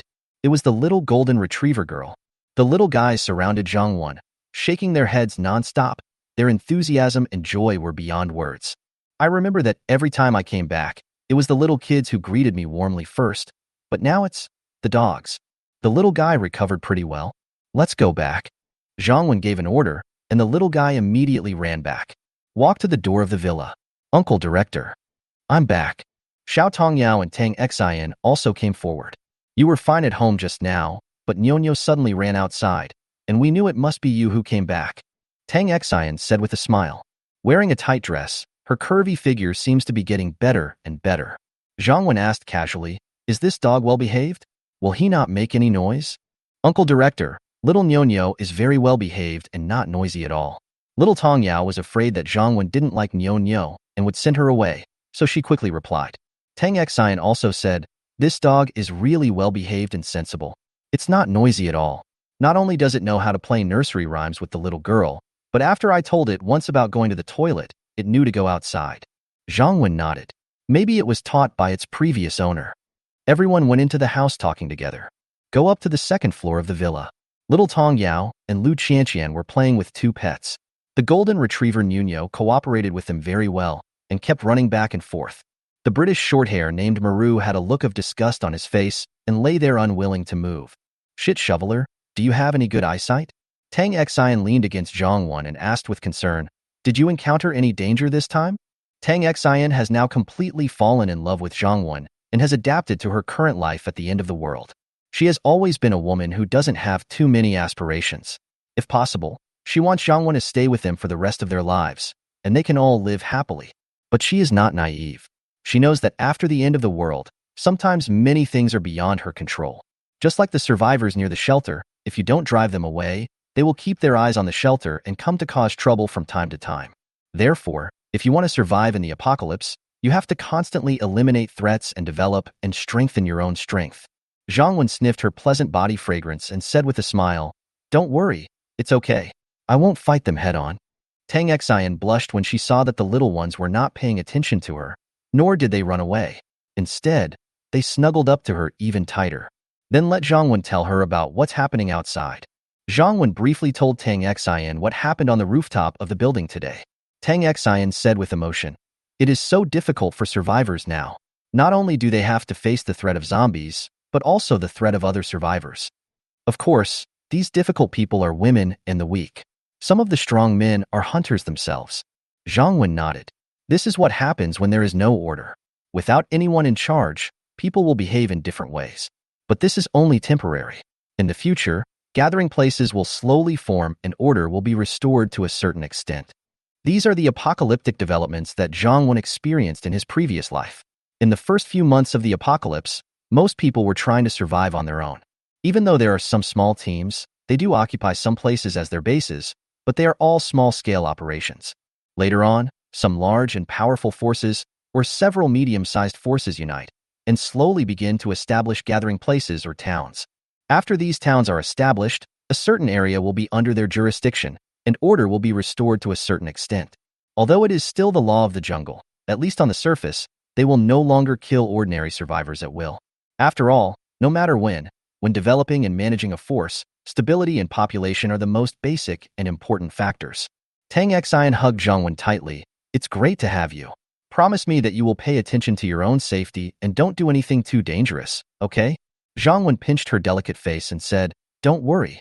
In fact, Zhang Wen would be extra careful without anyone telling him. You have such a good life. Why do you have to act like a hero? No need. Tang Xian was very pleased with Zhang Wen's intimate actions and said with a smile as bright as a flower, then I feel relieved. Then she tilted her head slightly and took the initiative to kiss Zhang Wen. Although she couldn't help Zhang Wen with these things, she did have ways to make Zhang Wen happy and relaxed. For example, let Zhang Wen feel her love and let him feel the warmth of home. And occasionally unlock a new pose. Wear something he likes, something fancier. She did this not because she was a bad woman, but because Zhang Wen was her only man. She wanted him to be happy. Yuan Jing brought the three people brought back by Zhang Wen to the logistics department. Xiaoye Xiaowan, come here. Yuan Jing waved to Wang Yu and the others. The two young ladies who were busy immediately ran over and asked, Minister, what do you want to talk to us about? Yuan Jing pointed at the three people behind her and said, take them to take a bath and change clothes first, and then take care of this old man and the little girl, Wang Yu. Understood, Minister. Wang Yu knew what the minister meant as soon as she heard it. To take care of them meant to arrange some easy work for them. By the way, they helped the director, and he specifically asked us to stew a chicken and make soup for them to nourish their bodies. Yuan Jing continued. Wang Yu looked at the old man and the little girl in surprise. This treatment was very high. I'm sure other refugees would drool when they see the chicken. Yuan Jing looked at Lu Wan again and said, Xiao Wan, take the other woman to the propaganda department later. On the way here, she chatted briefly with the woman and learned about their experience. Different from the woman the shelter had previously taken in. Now the bad guys outside have started designing traps to ensnare the survivors. This is a new routine and a new encounter, so we must use the propaganda department to let everyone in the shelter know. Okay, Minister. Miss 2 nodded in response. After Yuan Jing left, Wang Yu found some clothes for them from the warehouse and took them to take a shower, which is a benefit that every woman who joins the shelter has. The 3 new women felt like they were in a dream along the way. There are tall walls here and many, many women. Their faces are not numb, but full of smiles. Although the leaders here are young, they are also very approachable. The most important thing is, there is water here for them to take a bath. After the apocalypse, they dared not even think about this. Okay, the bathroom is here, you can go in. Wang Yu personally led them over. After all, they were people the director and the minister specifically asked to be taken care of, and they were an old man and a little girl. It seemed that they had been a great help to the director. Of course, Wang Yu had no idea. The shelter was now their home, where they lived, and the director was the patron saint of the shelter. They helped the director, so it is normal to give them some preferential treatment. Chapter 149. See who kills who first. Additional update. I spent a quiet and pleasant afternoon with Tang Xin and a few little ones. In the evening, Yuan Jing and Li Shui came back. Zhang Wen looked at Yuan Jing and asked, how are the arrangements for farming going? Yuan Jing was particularly concerned about farming, and was particularly happy when she saw the seeds, fertilizers, farm tools, etc. that Zhang Wen brought back. After all, food is the most important thing for people. She is in charge of logistics and is particularly concerned about food. Yuan Jing said, there is a place outside our shelter that is preparing to start construction before the end of the world. The land is 2 or 3 acres. I decided to put the planting base there. Anyway, the outer city is safe now. Without waiting for Zhang Wen to ask, she continued. The reason why we don't plant in the shelter is because the land in the shelter is all concrete, and it would take a lot of time to get a piece of land for planting. As for the land in the outer city, because they were going to build houses, the land there had been dug up with excavators before the end of the world. Now we basically don't need to dig the land. After removing the soil pollutants, we can directly farm. I have arranged for the university students to start preparing the soil today, and we will be able to start planting soon. Zhang Wen nodded and said, the planting base we have now is just a test base. We don't need a large planting area. What we need is experience. For example, we have experience in removing soil pollutants and growing crops. Anyway, from the beginning of soil to the end of crop harvest, we need to accumulate good experience in everything so that we can grow crops on a large scale in the future. Li Shui said aside. In this case, it is best to record all the processes and data at every step, such as how to remove soil pollution, when to sow, when to water. Many women in the shelter have never farmed before. We recorded in detail how to do each step, so that when they start large-scale farming in the future, they can just follow the instructions like factory workers. Yuan Jing nodded in surprise and said, your idea is very good. I will arrange it tomorrow. Sun Lulu took the initiative to say, Sister Yuan Jing, if you need to shoot a detailed planting video, our publicity department can also help. Yuan Jing smiled and said, okay, I'll let them record the data themselves, and you guys can shoot the video. You're really good at this. Sun Lulu quickly said, okay, Sister Yuan Jing. Sun Lulu is very happy to be able to help everyone. Li Shui then said, since it is an experimental field, it is best to divide it into different experimental fields. For example, different methods are used to remove polluted soil, and these soils should be separated and then planted with the same crops to see which method is the best for removing soil pollution. Yuan Jing said, well, they have already considered this and will make a distinction. It's great to see everyone brainstorming. Zhang Wen added. Also, it doesn't matter if the experimental fields are mainly placed outside the city, but there should also be some inside the shelter. The soil inside the shelter was difficult to dig, so the women were asked to bring the soil in from outside. With so many refugees, a field could be created in a few hours. This way, even if the experimental field outside is destroyed, the one inside the shelter is still there. And inside the shelter, it will be more convenient for you to record and check the situation anytime and anywhere. Anyway, there are a lot of people in the shelter now. Instead of letting some people sit idle and do nothing, it is better to find something for them to do. So Zhang Wen is not afraid of trouble. Always have a backup plan for everything. Yuan Jing nodded and said, okay, I'll arrange someone tomorrow. Finish talking about farming. Zhang Wen looked at them again and said, I found a batch of meat today. I want to make it into bacon. What do you think? Yuan Jing said, in weather like this, curing bacon is indeed a good way to keep the meat from spoiling. But can we curry bacon in summer? After saying this, Yuan Jing looked at Li Shui and the others. Li Shui smiled bitterly and said, Sister Yuan Jing, if you don't know, I don't know either. Before the end of the world, she was a beautiful CEO. She had never done anything like smoking bacon. Haha, it's finally my turn. Tang Xian beside him suddenly laughed triumphantly. Then he said, of course you can pickle bacon in the summer, and I tell you, it's even more fragrant and delicious than in the winter. Yuan Jing and others said, really? Then how do we do it? Tang Xian was dumbfounded when she heard this, as she had only eaten it before. Where has this been done? Li Shui rolled her eyes at her.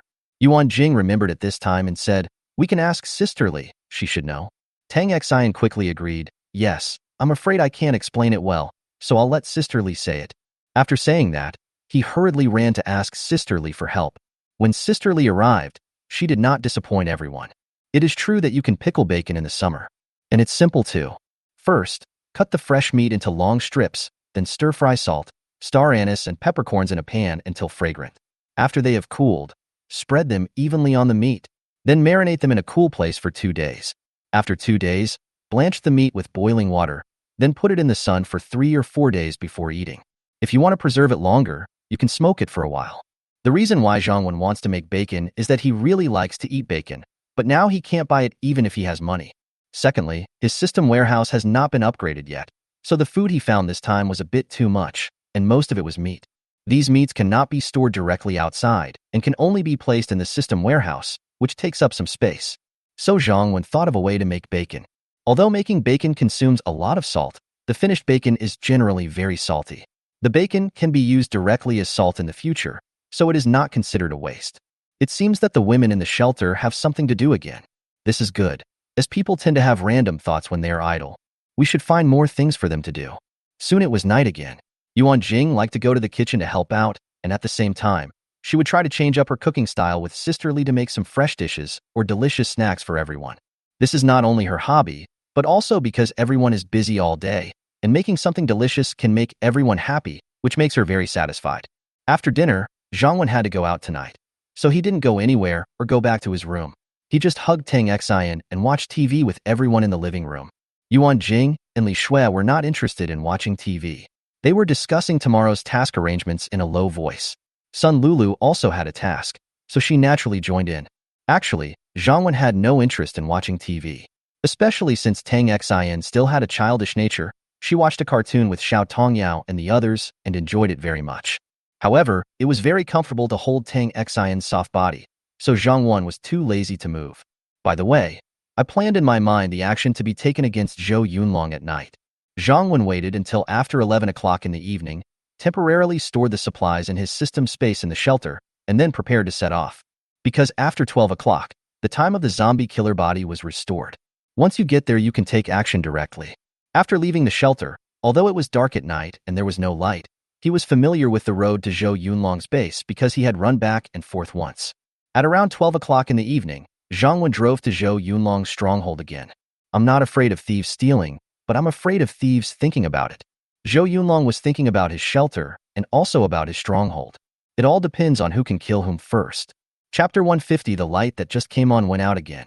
Before going to Zhou Yunlong, Zhang Wen also went to check on where Li Wenbin was imprisoned, but Li Wenbin and the others had already died from excessive bleeding. Originally, Zhang Wen wanted him to continue contacting Zhou Yunlong to ask about the current situation. There is no hope now. Also, on the way to Zhou Yunlong's base, Zhang Wen collected some cars and put them into the system warehouse, which would be useful later. After arriving near Zhou Yunlong's stronghold, Zhang Wen took out the infrared night vision goggles he had obtained at the special police station and began to check the situation. Based on Zhang Wen's observations during the day today and the information he had previously obtained from Li Wenbin, Zhou Yunlong's base is similar to Zhang Wen's shelter, with special personnel standing guard and patrolling. There are even mobile patrols that move around inside the stronghold. Zhang Wen observed and found that there were 3 people on duty at the gate of the stronghold. Then on the rooftop, there were also 2 to 3 people observing the situation nearby. There are another 8 people, divided into 2 groups, who will patrol the base from time to time. It's basically the same as what Li Wenbin said. However, when we arrived at the scene, we found that their defense was tighter than we had imagined, and they were extremely cautious. It was not easy for ordinary survivors to deal with this stronghold. For example, their front door is blocked by a wall of cars and zombies. Whenever a survivor approaches, the zombies will make a sound and they can basically hear it immediately. Moreover, they have also raised and reinforced the surrounding walls and have people patrolling. However, when Zhang Wen came, he had already thought of a solution. The time soon came to around 1 in the morning. There was no electricity at night after the apocalypse, and most people in the base had already fallen asleep by this time. Even the person standing guard at the door was leaning against the wall listlessly, yawning from time to time. "Lao Du, have a cigarette. I'm so sleepy," a young man at the gate said to a man in his 30s. "Fuck, who told you to be on duty at night? You still work hard on women during the day." The man named Lao Du cursed angrily. "Hee hee, isn't this the only hobby a man has?" The young man said with a smile, not caring. "Here you go, this is the last one. I don't have many left." Old Du knew the young man's character and was too lazy to talk nonsense, so he threw a cigarette to him. The remaining few were his treasures, and he was reluctant to give them to others. The reason why Lao Du gave the young man a cigarette so readily was because the young man had given him food before, so it was difficult for him to refuse. "Hee hee, don't worry, we will leave here tomorrow. There may be a lot of cigarettes over there that have not been searched by anyone. When I get my share, I will return you double." After the young man took the cigarette, he lit it impatiently, took a puff with relish, and then said. Lao Du curled his lips. Things that were lent out before the apocalypse could not be recovered, so how could he expect him to pay them back after the apocalypse? Never mind, I'll just give him one last one. There's no way to add another one. There's not even a window. At this time, Zhang Wen had already activated his zombie killer body and quietly came to the car wall outside the entrance of their base. This wall made of cars blocks 100 or 200 zombies. Zhou Yunlong and his men deliberately controlled the number of zombies every time, neither allowing too many nor too few. If there are too many, they may pose a threat to the stronghold. If there are too few, they will not be able to serve as a gatekeeper or warning. After activating the zombie killer body, these zombies of course have no effect on Zhang Wen. Moreover, Zhang Wen can also treat these zombies as gifts for the people in the stronghold. However, before putting these zombies in, Zhang Wen did another thing. He released all the abandoned vehicles that he had collected into the system warehouse on the way here. Use these cars to completely block the road in front of Zhou Yunlong's stronghold. With no road left, Zhou Yunlong and his men won't be able to escape by car.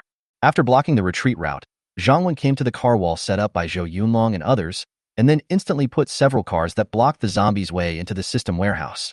Without the obstruction of these cars, the zombies rushed towards Zhou Yunlong's stronghold like wild horses. There is the food they want. After all the zombies left, Zhang Wen put the car back to its original position. Then Zhang Wen took out a few barrels of gasoline and poured some on the car, even on the ground under the car. After doing all this, Zhang Wen quietly followed the wall and went around the wall behind. Ah, fuck, how did the zombies get in? Someone come quickly. The zombies did not disappoint Zhang Wen and started eating quickly. All the patrolling personnel at Zhou Yunlong's stronghold were alerted by the sound and immediately rushed towards the gate. Even the people patrolling on the rooftop focused their attention on the gate. They used searchlights and flashlights to check the situation at the gate. Have you spotted any enemies? No survivors were found, and the car wall is still there. That's weird. How did the zombies get in? Can zombies climb cars? Should we go down and help? Asked a man on the rooftop. Forget it. They have a lot of people under them. They should be able to handle it. We won't join in the fun. Besides, Brother Long and the others will get up to help when they hear the noise. Sure enough, not long after, the lights in their base came on. They also had a generator. As for Zhang Wen, he came to the wall behind the stronghold. Although the wall was relatively high, Zhang Wen had prepared tools long ago and climbed up quickly. At this time, almost everyone in their stronghold was attracted by the zombies at the front door. In addition, it was dark, so no one noticed Zhang Wen who climbed over the wall. Then, based on his observations during the day, Zhang Wen found where they parked the tanker truck. Just walked near the tanker. Then I heard a man's voice. Fuck, how come there are zombies coming in all of a sudden? This is really weird. Xiaoming, get some oil here and go to the engine room to feed the generator. Otherwise, the oil there won't last long. I'll go check it out. The person who spoke was Zhang Tai, a leader of Zhou Yunlong's stronghold, who was in charge of logistics. Okay, Brother Tai, said a man. Then I heard footsteps leaving. Zhang Wen was wearing night vision goggles, so he could see that a young man had not left yet and was pumping oil from the tanker truck. Zhang Wen thought about it and decided not to rush into action. When the young man walked towards the engine room with the oil, Zhang Wen followed behind him. Since I have night vision goggles, I will cut off the power in their computer room first, which will be more convenient for me. Following the young man, Zhang Wen soon arrived at the computer room, where there was another young man in charge of guarding and generating electricity.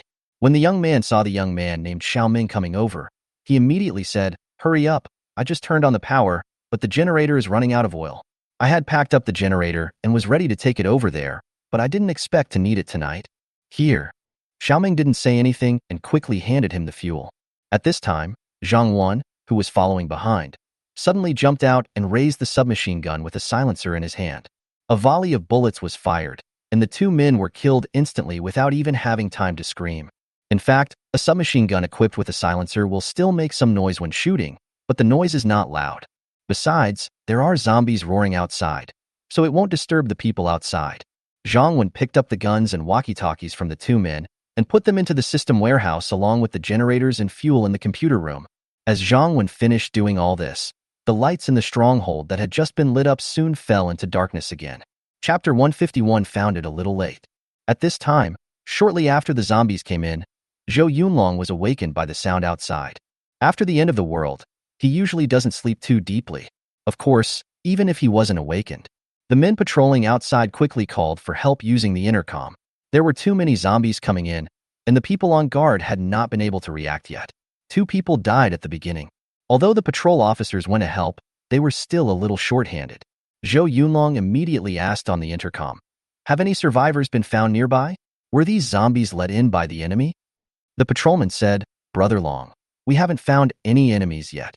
We don't know how the zombies got in, and the car hasn't been moved away." Zhou Yunlong didn't ask any more questions and said, "You guys hold on first. I'll be there soon." After saying that, Zhou Yunlong woke up his trusted men, quickly armed themselves, and rushed towards the gate with weapons. Although there were quite a few zombies coming in this time, Zhou Yunlong's men had killed quite a few zombies before, and plus they had a large number of people, they gradually began to gain the upper hand. Just when Zhou Yunlong and his men were preparing to make a concerted effort to wipe out all the zombies, suddenly there was a power outage and everything around became pitch black again, with no sight of one's hand in front of one's face. Some people immediately lost their targets in the darkness. But the zombies don't rely on their eyes and immediately pounced on Zhou Yunlong's men. "Ah, save me. Fuck you, Zhang Tai. Didn't I ask you to send someone to deliver fuel to the engine room? Why is there a power outage?" The failure at the critical moment resulted in heavy losses. No matter how good Zhou Yunlong's temper was, he couldn't help but curse at Zhang Tai. If he couldn't see him now, he would have wanted to kill him. "Brother Long, I have sent someone to deliver fuel to the engine room. I sent Xiaoming. I saw him pumping the fuel with my own eyes." Zhang Tai also said hurriedly in fear that if this was not explained clearly, he knew that even if he was not bitten to death by the zombies, he would be killed by Zhou Yunlong afterwards. "Hurry up and use the intercom to contact the computer room and ask what's going on. Ask them to call me within a minute, otherwise I will kill them." Zhou Yunlong said to Zhang Tai in a cold voice. "Yes, Brother Long. I'll contact him right away," Zhang Tai said quickly. Zhou Yunlong then said to the others around him, "If you have a flashlight, turn it on quickly and clean up the zombies first." After Zhang Wen killed the 2 people in the computer room, he immediately walked towards the room in the building. He was wearing night vision goggles and could see without lights or flashlights. Soon Zhang Wen arrived at the dormitory of Zhou Yunlong's base. Although there are zombies in the stronghold now, not all of Zhou Yunlong's people ran out to kill the zombies. For example, women and snipers. The women were too weak to do anything if they went, and they would just die in vain. However, they were the key to Zhou Yunlong's control of the team, so he would not let them die in vain. There are 2 snipers at Zhou Yunlong's stronghold, usually one on duty during the day and the other at night. So when the zombies came in, one of them was on duty on the rooftop and the other was sleeping. However, they are usually only allowed to take action when survivors invade. For small-scale zombies, Zhou Yunlong and his men will try their best to use cold weapons to deal with them. One is that they don't have many bullets, so they try to use them sparingly. The other is that the sound of guns is loud, which will attract a large number of zombies. Therefore, Zhou Yunlong used the intercom to clarify the situation, and after confirming that it was not the invasion by survivors, he did not let the sleeping sniper go out. But he was also asked to start and be on standby, awaiting any notice at any time. Zhang Wen had previously learned from Li Wenbin that the two snipers in Zhou Yunlong's team were treated very well and had their own large rooms to live in. Zhang Wen quickly found the sniper's room. At this time, Song Liming, one of the snipers at Zhou Yunlong's base, and his observer Lu Ming were chatting in his room. Damn it, I can't even sleep peacefully at night. Those gatekeepers are all idiots. How could zombies get in without any intruders? This has never happened before.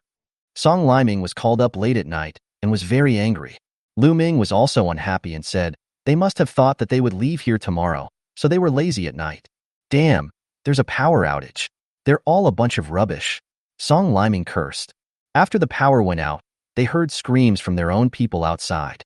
Apparently a group of people were bitten by zombies. Forget it. I'd better go to the computer room to take a look. Brother Long will definitely be angry, Lu Ming said. After saying that, he took out a flashlight, turned it on, and walked out the door. Lu Ming just opened the door. Da-da-da, da-da-da. Several dull gunshots rang out. The two people in the room immediately fell in a pool of blood. Zhang Wen walked into the room and found a sniper rifle, 2 pistols, a walkie-talkie, etc. After putting all these into the system warehouse, Zhang Wen walked upstairs to the rooftop. The last sniper is on the rooftop. After you take care of him, you can play slowly. At this time, the people patrolling on the rooftop did not know that the enemy had entered their stronghold. So the people on the rooftop were not very prepared. They just used flashlights to keep observing the surroundings, and at the same time gave Zhou Yunlong and others below some light so that they could avoid or kill the zombies. When Zhang Wen arrived at the rooftop terrace, the door was not closed.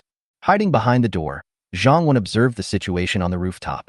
There are 3 people in total. 2 people were holding flashlights or searchlights, and another was holding a sniper rifle. They were squatting in a corner and observing the situation below.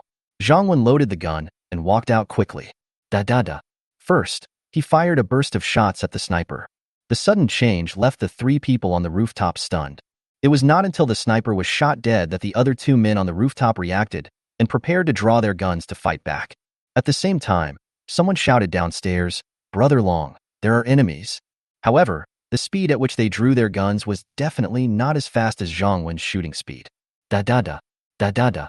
2 more bursts of gunfire killed 2 more people. I went over to clean up the battlefield and found a sniper rifle and 3 pistols. Not bad, not bad. Most of the task for tonight has been completed. As for Zhou Yunlong, after his men turned on their flashlights, with the support of the lights on the rooftop, they were no longer in the dark. However, after the dark moment just now, they had 30 or 40 soldiers when they came out, but now there may be only a dozen people left. The losses were simply devastating and made his heart bleed, because many of them were his confidants. However, there is always a way to survive. In the end times, as long as he has a woman and a gun, he believes that he can make a comeback. Zhang Tai originally wanted to use the intercom to contact the computer room and Xiaoming and others, but he failed to get through after several attempts. So he immediately ran to the computer room himself.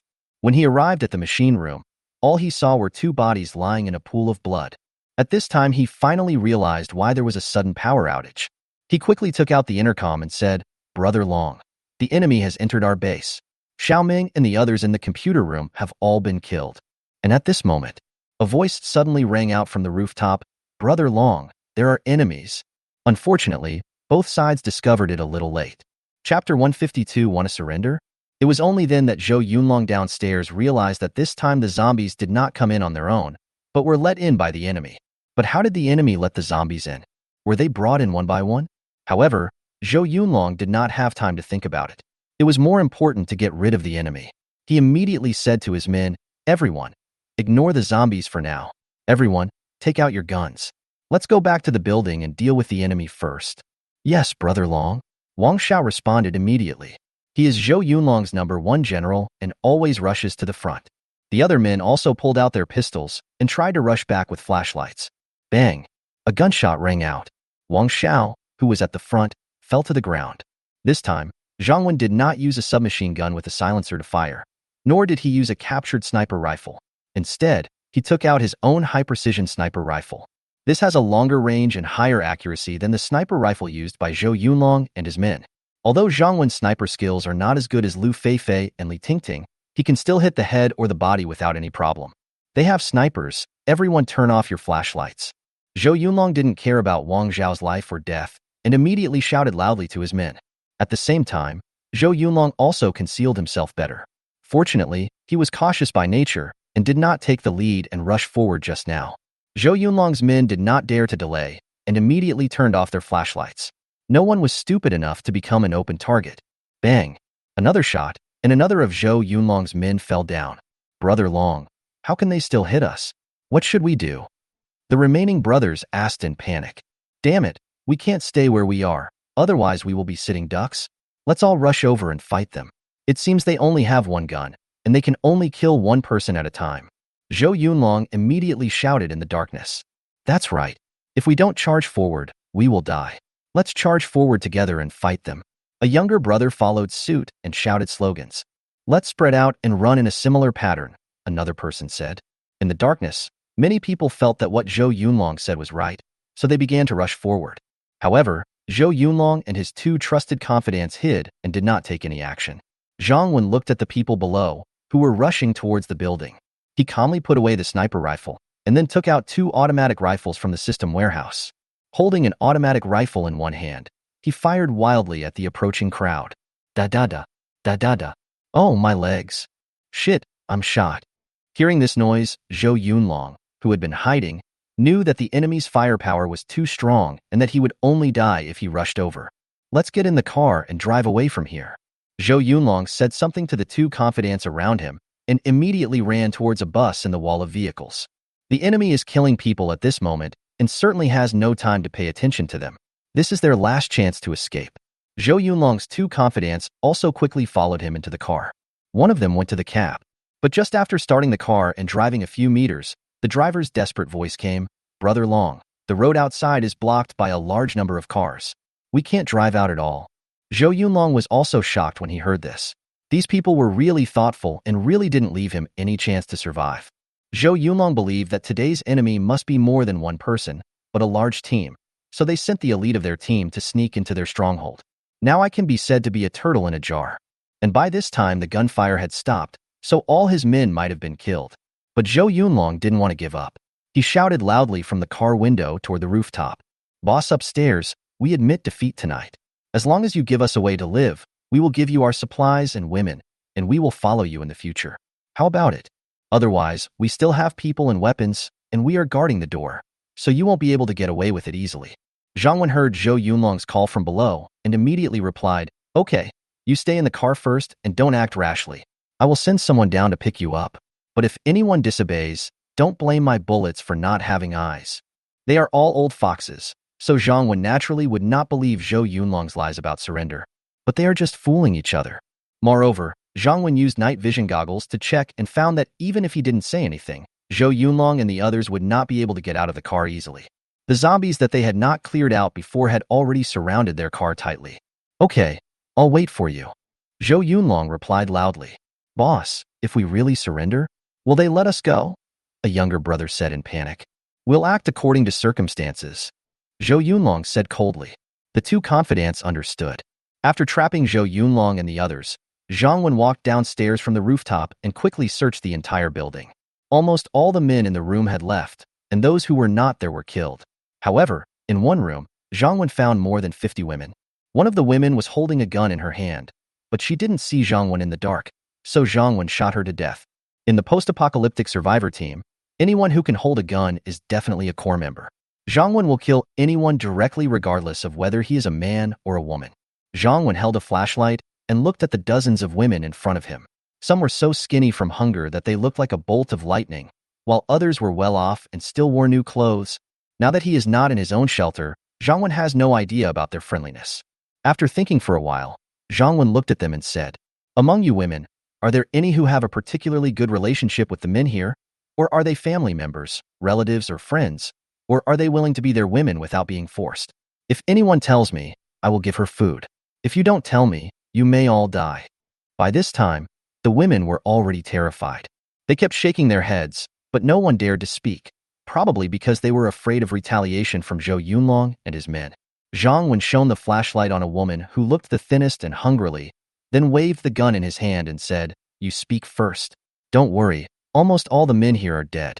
No one will retaliate against you if you speak. And you can get food if you speak. If you don't, I'll kill you right now. Think it over carefully. The woman was named by Zhang Wen himself. In order to save her life, she dared not hide it anymore. She pointed at a woman with golden curly hair and said, "Brother, I know that she is very close to Captain Wang here, and she often bullies us women." The blonde woman who was named was in her 20s and had a pretty good figure. She was very anxious and immediately said, "Brother, I was captured by them and assigned to Wang Xiao. It was not my own will. And there are more than 20 women here who were assigned. They are all women of the core members here. I am not the only one who followed them." Zhang Wen ignored the blonde woman. He took out a loaf of bread and handed it to the woman who had become as thin as lightning. The woman swallowed her saliva and looked at the bread handed to her, somewhat afraid to take it. "Take it. I keep my word. Also, do you know what the relationship is between the more than 20 women she just mentioned and the men they were assigned to?" Zhang Wen stuffed the bread into the thin woman's hand and asked again. Zhang Wen actually knew all this a long time ago. He could tell from the faces of some women that they were living a pretty good life. Zhang Wen just wanted to find a few women and let them deal with Zhou Yunlong outside. This would be very interesting. Chapter 153 Crackling. The thin woman took the bread, thanked Zhang Wen excitedly, and then said nervously, "Brother, I don't know much about this.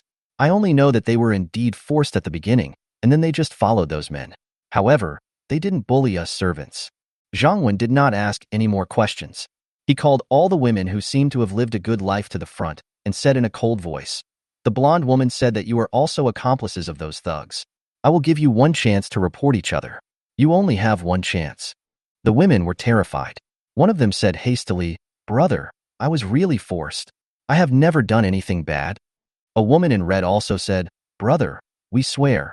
We all hate those men so much that if it weren't for our lives, we would have wanted to kill them with our own hands." At this time, a sweet-looking woman said, "Brother, I also report this woman in red. She was not forced by those men. She was the wife of Captain Zhang Tai before the end of the world." Zhang Wen glanced at the woman in red and thought, "Okay, she's quite a good actress."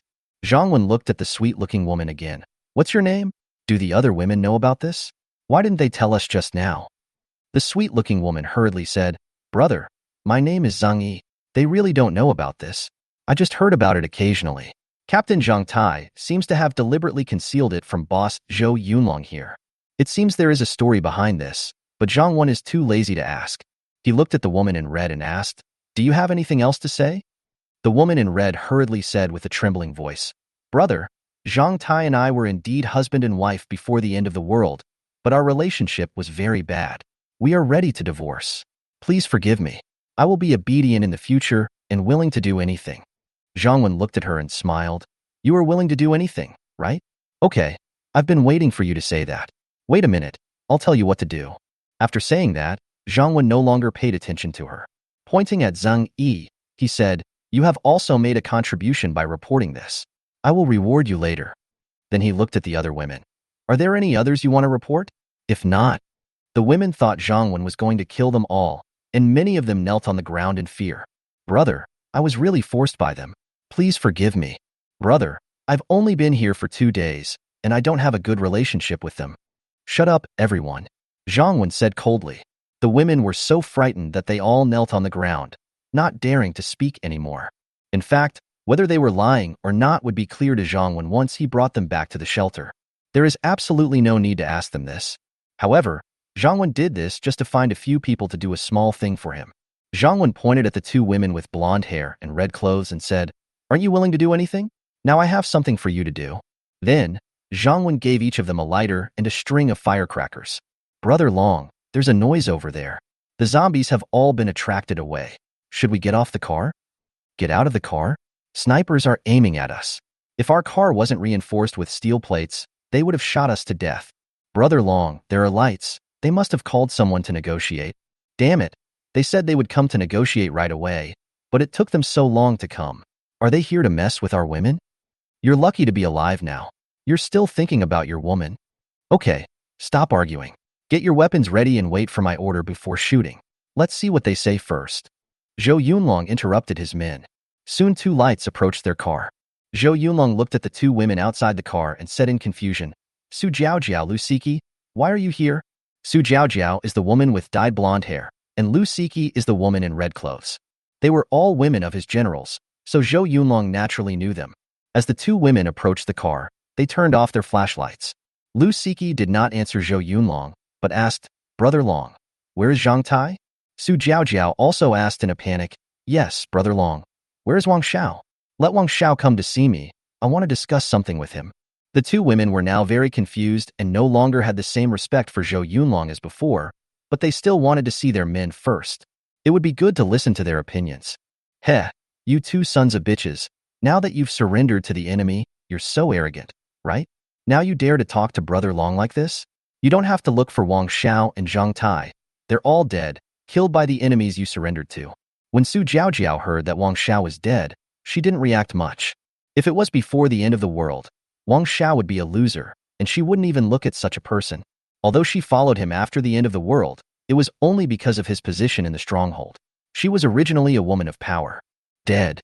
Lu Siki in red clothes felt a pain in her heart. In fact, she was Zhang Tai's wife, and they were very loving before the end of the world. Unfortunately, some things after the end of the world forced them to keep a low profile. Now that my husband is dead, then let all these bad guys die. In her eyes, Zhou Yunlong has always been a bad guy, and now Zhang Wen is one too. What did the guys inside ask you to talk about? Tell me. Zhou Yunlong did not scold the two women like his men did, because he knew it was meaningless. He asked us to send you something. Lu Siki said coldly. Now she just wanted to kill Zhou Yunlong first, then find a way to follow Zhang Wen, and then find an opportunity to kill him. Sending gifts? It seems like they are quite sincere and really want to win us over. The eyes of Zhou Yunlong's two trusted subordinates lit up, and they felt that they had hope of survival again. Zhou Yunlong was also very puzzled. What were the people inside up to? Lu Siki did not explain to Zhou Yunlong and the others. She took out a lighter and then took out the firecrackers in her handbag. Su Jiaojiao was a little hesitant at first, but when she saw Lu Siki's actions, she immediately did the same. She couldn't fall behind, otherwise all the credit would go to Lu Siki, and that man might kill her. Lu Siki and Su Jiaojiao lit the firecrackers with lighters and threw them at Zhou Yunlong's car. When they used lighters to light the cigarettes, Zhou Yunlong thought they were going to smoke. Although Lu Siki had never been seen smoking, Su Jiaojiao, Zhou Yunlong and others knew that she smoked. Moreover, when men see a lighter being used to light a cigarette, they will subconsciously think of smoking. But when he saw them throwing things towards the car, Zhou Yunlong immediately knew something was wrong. If there's a problem, shoot them. Zhou Yunlong was very decisive. After saying a word, he immediately took out his pistol and started shooting. Bang! Crackle! Bang! Bang! Crackle! Zhou Yunlong and his men did react quickly and shot two women, but Lu Siki and her men had already thrown their firecrackers under their car. There was a crackling sound, followed by a huge ball of sparks shooting into the sky, and then the entire bus was on fire. Chapter 154. Li Shui's passed. 2:30 in the morning. An hour and a half had passed since Zhang Wen attacked Zhou Yunlong's stronghold, and Zhou Yunlong's stronghold was officially declared destroyed. Zhou Yunlong and the other woman Lu Siki were also dead. Zhang Wen picked up all their weapons and took them away, then took away all the useful supplies and food in Zhou Yunlong's stronghold. When Zhang Wen drove back to the shelter, it was already past 3 in the morning. Also brought back by Zhang Wen were more than 40 women from Zhou Yunlong's stronghold. After entering the shelter, Zhang Wen looked at their friendliness. They're all pretty good. There are about a dozen green ones, and the yellow ones are also quite dark. This shows that they really have no feelings towards Zhou Yunlong and his people, and even hate them. There were people on duty at the shelter at night, so Zhang Wen arranged accommodation for these women first and asked Yuan Jing to make further arrangements tomorrow. It's so late today, there's no need to disturb Yuan Jing anymore. It's not an important matter. However, Zhang Wen did not disturb Yuan Jing and the others. But when he returned to the villa, he saw that it was brightly lit and all the lights were on. Zhang Wen hasn't entered the villa yet. Yuan Jing, Li Shui, Tang Xian, several women came out wearing sexy pajamas. You're back. You must be hungry. Sister Li is preparing food. You can eat soon. Yuan Jing came over and said. Tang Xian came over and took Zhang Wen's hand, and they all walked into the house together. Zhang Wen glanced at the women, his eyes flashing with surprise, but he said, luckily it's late at night. Otherwise you are not allowed to go out wearing such sexy clothes.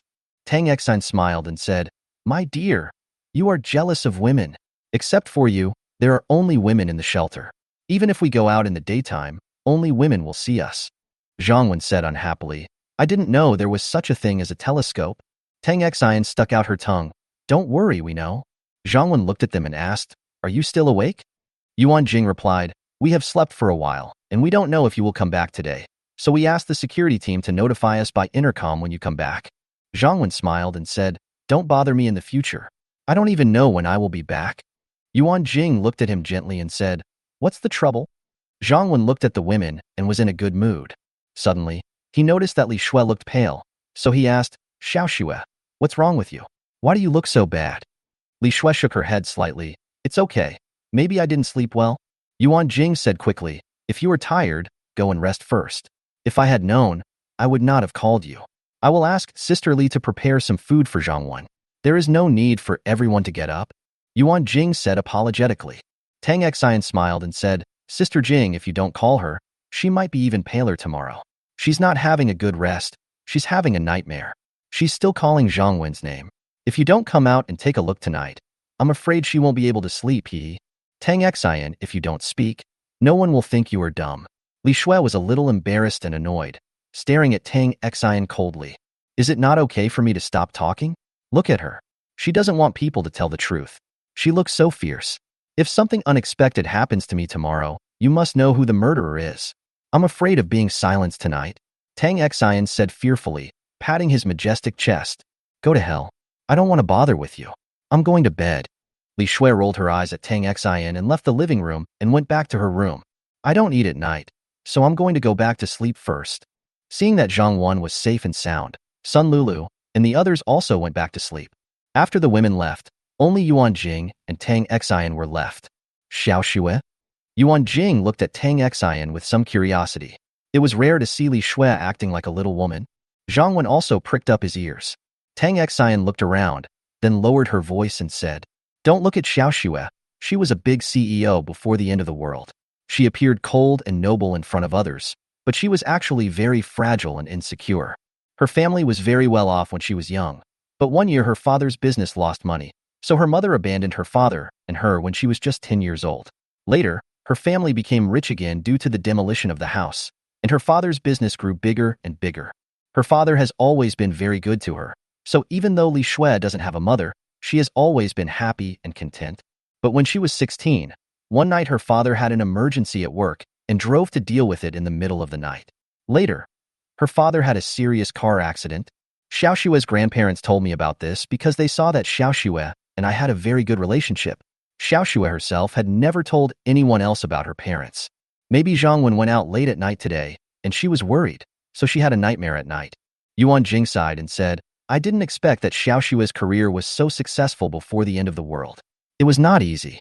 Every family has its own problems, but it's all in the past. There's really nothing to say.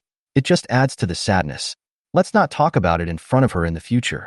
Just pretend that we don't know. As long as we are happy now, that's enough.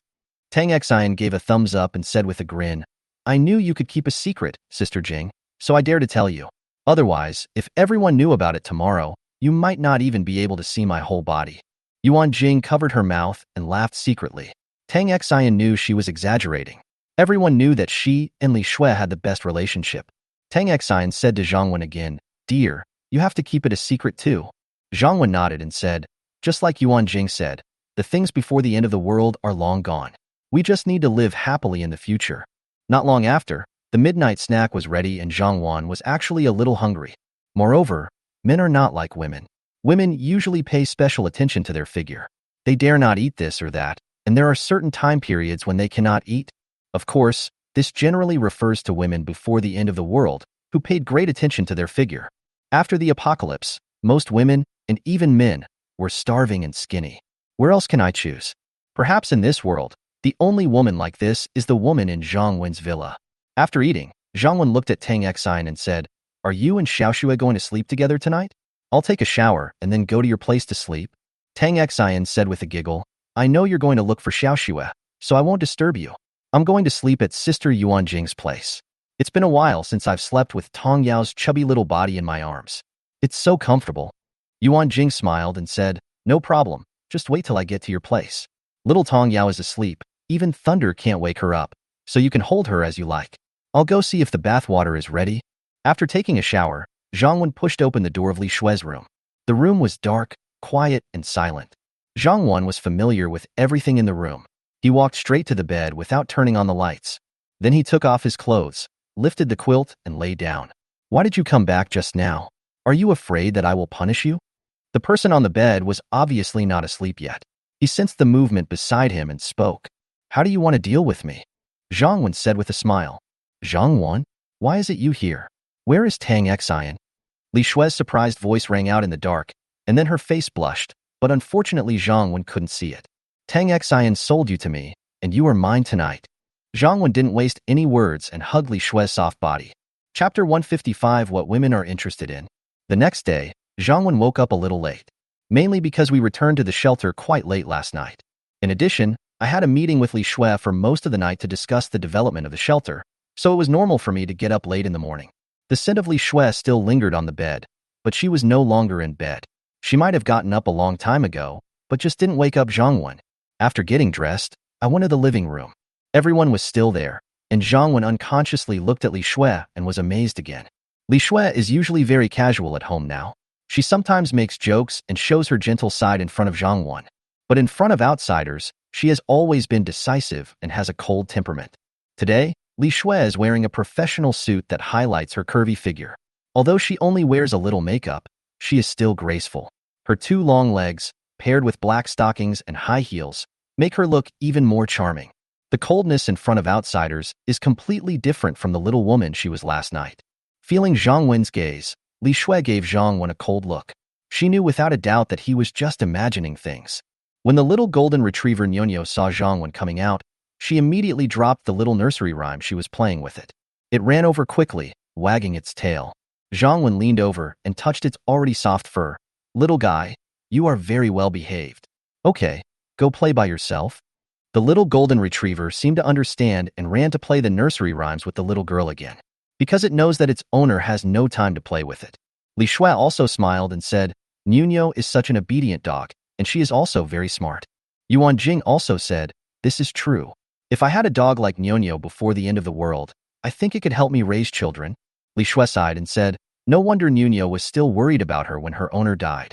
She is so lovable. Sun Lulu said at the side, I think Maru is also very cute and very obedient. Zhang Wen glanced at the little British shorthair lying in Sun Lulu's arms, too lazy to move. Is this what you call being obedient? It's just lazy, right? It has nothing to do with being obedient. Anyway, Zhang Wen doesn't like this guy who is getting fatter and fatter. Fortunately, it eats cat food and doesn't waste food. Otherwise, the sun is very bright today. It's a nice day. But this is not good news for the residents of the shelter. Because today, the women in the shelter basically have something to do, and the workload is not small. First of all, there is the security team. The total population of the shelter is now 502 people. Zhang Wen decided to expand the number of female soldiers in the security team to 100. First, select those who are healthy and have good physical fitness. Then, as before, they were given physical and combat training while focusing on their shooting training. Since all the people in my shelter are women, there is no need to focus on strength. Guns are the best way to narrow the gap between them and men. In addition to the selection and training of the security team, today we still have to reclaim land and start farming. For most people today, farming is both unfamiliar and hard. Fortunately, there is not much space for farming in the current shelter, and Zhang Wen just wants to set up a few experimental fields. So except for the hard work of digging, handling, and transporting the soil, it was fine otherwise. Plus, since there are so many of them now, we basically finished it in just yesterday and this morning. The shelter has set up a total of 4 experimental fields in the outer city, each with an area of about 200 square meters. Then we found space inside the shelter to set up 3 small experimental fields, each with an area of about 50 square meters. Then comes the sowing. When it comes to farming, the women in the villa, including Yuan Jing, are completely clueless and have no experience with it. Especially urban beauties like Li Shui and Tang Xian, who have never even been to the vegetable market. Before the end of the world, they had never even entered a kitchen, let alone farm. Not to mention them, even many people who were born in rural areas may not know how to farm. But they would not be unrelated. Yuan Jing had already asked around and found out that there were several older women in the shelter who had farmed in the countryside before. Although they had not farmed for many years, they still knew the general process. In addition, there are college students majoring in agriculture, and agricultural supply stores also have crop planting manuals, so they just need to follow them. Yuan Jing and the others would not bother Zhang Wen with such things anymore, as he had already done a lot. Moreover, Yuan Jing and her colleagues are also very enthusiastic about farming, and after the experimental field is ready, Yuan Jing and her colleagues divided the work and handed over the experimental fields outside the shelter to girls majoring in agriculture for special management. Yuan Jing and her colleagues take care of the small experimental fields in the shelter themselves. Yuan Jing, Sun Lulu, Tang Xian, Lu Qianqian. The little kids are full of fighting spirit. Everyone wore a pretty little straw hat, changed into farm shoes and old clothes, dressed like country farmers. Then they started digging holes, sowing seeds, applying fertilizers, and filling holes in those small experimental fields. With the guidance of semi-professionals and the knowledge learned from the planting manual, they can do the job well.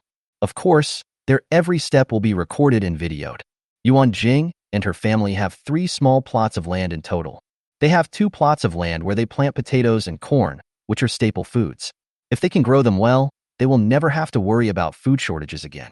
In the other piece of land, their planting was more mixed, including tomatoes, peppers, cucumbers, watermelons, etc. They planted everything that could be grown. As an experimental field, of course we must play its role. Just when Yuan Jing and the others were busy farming, Li Shui and Lu Feifei were not idle either. According to Zhang Wen, the number of formal residents will be increased by 30 this time, and the security team will be increased by 100 people. There are also formal residents who have not yet been converted to regular residents and need to undergo a conversion assessment. The original security team members need to undergo combat assessment. Li Shui and Lu Feifei are the main persons in charge of these matters, so naturally they have no way to participate in the farming activities at home. Otherwise, they would really like to try it and feel it would be very interesting. Li Shui's side. Li Shui is selecting new recruits for the security team. The shelter was fully staffed this time, so there were plenty of people for her to choose from. The requirements are definitely more stringent. The first level is the basic requirements, which are age between 18 and 28, good health, good eyesight, and height above 160 centimeters. The second level is a test of physical fitness. There are 20-meter shuttle runs, standing long jumps, 1,000-meter runs, sit-ups, within 2 minutes. Nearly 400 people were selected in the first round, and about 300 passed. Thanks to those female college students, the overall level of the shelter's personnel has been greatly improved. The first round of selection will be completed in the morning, and the second round of selection will be carried out in the afternoon. Chapter 156 occasionally improve the meals. Canteen for refugees in the shelter. As the number of people in the shelter increased rapidly, a large front room at the back was converted into a dining area that could accommodate 100 or 200 people. Now, the official residents of the shelter and the security team members eat in the same cafeteria. The refugees ate in a separate place, and because there were so many of them, they usually ate in several groups. Su Xiaoxiao, Zhou Xiaofeng, Li Yuting and others walked into the cafeteria with a large group of people. Oh my god, I'm so tired today. The 2 young ladies, Su Xiaoxiao and Zhou Xiaofeng, were lying on the dining table in a very ungraceful manner. Today's work was a bit heavy and they were really exhausted. Li Yuting encouraged them. It's okay. We are almost done with today's work. We won't be so tired later. We can just eat something and take a rest later. Zhou Xiaofeng said with a sad face, I want to eat meat. I haven't eaten meat for a long time. I don't know when my giant panda will be able to recover to its previous state. Su Xiaoxiao curled her lips and snorted, even if you return to the past, you will still be a red panda. Zhou Xiaofeng immediately exploded. Su Xiaoxiao, we're going to go out and duel. It's either you die or I live. What? So I'm the one who's going to die? Su Xiaoxiao looked at Zhou Xiaofeng in horror. Haha, you found out. Zhou Xiaofeng said with a smile. Li Yuting interrupted the 2 funny guys and said, in fact, our shelter is quite good. Even if we are refugees, as long as you have the ability and are willing to work hard, you can still eat meat. And we have to participate in the security team selection this afternoon. If we can pass it, our future life will be better. Zhou Xiaofeng sighed and said, I know all this, but I'm so hungry now that I feel weak all over. I'm afraid I won't be able to pass the physical fitness test this afternoon. Su Xiaoxiao criticized her and said, girl, hasn't your physical fitness always been low? Can you become stronger by eating meat? Is that meat or sailor's spinach? Zhou Xiaofeng looked at Su Xiaoxiao with disdain. Suda, as if you were so strong, can you pass the selection? Su Xiaoxiao sighed. Alas. The 2 young ladies sighed and asked, why doesn't the director of the shelter organize a beauty pageant? This is their forte. It would be fine if she could just hold a giant panda competition. Su Xiaoxiao is not afraid of anyone, but it's more about physical fitness and fitness. Isn't this exposing someone's shortcomings? But you still have to participate. If there is no dream in life, then what is the difference between you and a salted fish? Moreover, before the end of the world, you can choose to be a salted fish, but after the end of the world, no one will allow you to be a salted fish. Okay, the food window is open. Let's go get some food. Li Yiting said when she saw that the food window was open and everyone had started lining up. Zhou Xiaofeng said weakly, just take a rest. It's okay for us to order food later. Su Xiaoxiao also agreed. At this time, a girl came towards them after getting her meal. When she saw them, she quickly said, Yiting, Su Xiaoxiao, why haven't you guys gone to get food yet? Today we have potatoes stewed with meat, with soy sauce and chili powder. It's so soft and fragrant. What? We have meat today? Zhou Xiaofeng was like a cat that smelled fishy smell. She instantly gained strength and quickly pulled Su Xiaoxiao, Li Yiting, and the others to line up. A few minutes later, it was finally their turn. The three of them prepared their meal and returned to the dining table while swallowing their saliva. It was really meat stewed with potatoes, and the meat was big and tender. Add to that the other ingredients, and the aroma was unbearable for them even before they had eaten it. Before we start eating, I would like to thank the director first, Zhou Xiaofeng said devoutly while holding the chopsticks. Thank you, director. For the meat? Su Xiaoxiao hurriedly followed. Li Yiting looked at them speechlessly, wishing she didn't know them. Can't you just say thank you in your heart like yourself? The two young ladies began to eat voraciously, and they would have cried with happiness if they hadn't ordered anything else. I have never tasted meat so delicious. I have never tasted chili noodles so delicious. Today, the director not only gave them more meat, but also increased the amount of rice by half in order to avoid wasting the meat. This allowed them to have a good meal. Zhou Xiaofeng eats very quickly, as she has always had a big appetite. Zhou Xiaofeng licked the plate clean with great satisfaction and felt like she was alive again. Of course, it would be better if the portion could be a little more. Su Xiaoxiao, who finished eating second, looked at Zhou Xiaofeng. It was obvious that they were thinking the same thing. It's really delicious. You can't blame them for being too greedy. Here, I have a few pieces of meat here. Share them among you. Li Yiting pushed her plate in front of Su Xiaoxiao and the others and said, naive and innocent. Su Xiaoxiao and Zhou Xiaofeng looked at Boss Li speechlessly. Why didn't the things at school make her change? But they like it. Hee, eat meat. The refugees in the shelter are all very happy today. It feels like Chinese New Year. Because generally only during the Chinese New Year can we eat the best food. Zhang Wen harvested a lot of meat yesterday. Then, considering that everyone has been very busy over the past 2 days, and that the security team will have to undergo a physical fitness test today, Yuan Jing was asked to prepare an extra meal for everyone in the shelter. Letting them eat better occasionally can not only strengthen their physical fitness and enable them to better devote themselves to work, but also increase their sense of identification with the shelter. There is nothing wrong with that. The refugees are eating meat. The lunch at the villa is even more sumptuous. Of course, the meals in the villa are rich every day, so everyone's attention is not on the food. Let's discuss today's events. Yuan Jing, Tang Xian and others are still very excited about farming. I'm already planning for the future, such as how many times to water the crops and fruits and vegetables in the fields every day, when to apply fertilizer, how to keep an eye on weeds, etc. In this way, you can watch them sprout, grow, and bear fruit every day. When they thought about it, they all felt a special sense of accomplishment. This is also why many people want to go back to the countryside before the end of the world. Many people even spend money to go to places like Yunnan and Guizhou, rent a house in the countryside, take some wasteland, and then live a self-sufficient life. In the past, farmers farmed simply for a good harvest and for a living. Later, the word farming has often become a life attitude. A good harvest of grain is one reason, and it can also relieve life pressure and relax the mind. Li Shui, Lu Feifei, and others were discussing the assessment issues for this afternoon. There are many women taking this assessment. They have to carefully select a group of excellent personnel, and after training, they believe that the shelter will become stronger and stronger. After dinner, the women went about their business. Zhang Wen basically doesn't have to worry about things inside the shelter, as they handle it well. Zhang Wen quite likes this feeling. The power and force of the shelter are in your own hands, and you don't have to worry about too many things. Chapter 157 Splits. In short, just do what you want and live according to your own ideas. Now Zhang Wen's daily life basically consists of exercising, going out to look for supplies, women, etc. Then the women they find outside will be handed over to Lu Feifei and the others.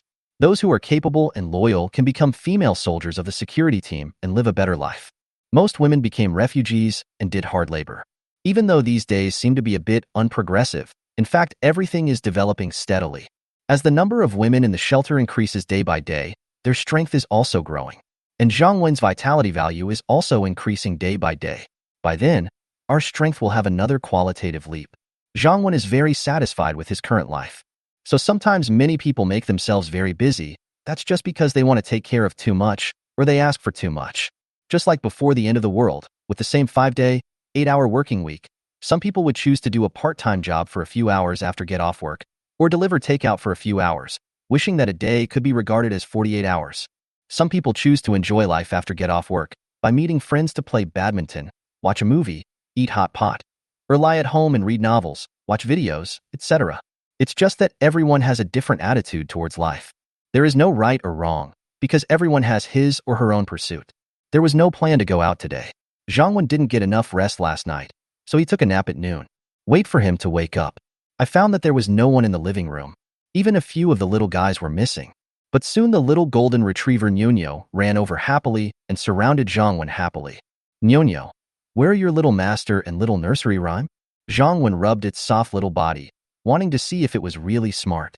The little golden retriever seemed to really understand what Zhang Wen meant. It rubbed its little head against Zhang Wen's calf, then spread its short legs and ran forward. After running a few meters away, he looked back to see if Zhang Wen was catching up. Oh shit, this little guy is good. He is really smart. Zhang Wen decided to follow it to see if it was really taking him to find the nursery rhyme. If it is true, be sure to reward it with a bone. The little golden retriever took Zhang Wen and Tong Tong to the 3rd floor, where there was a wine room, a bedroom, and a rooftop where they could bask in the sun and have a barbecue party. There was a lot of space.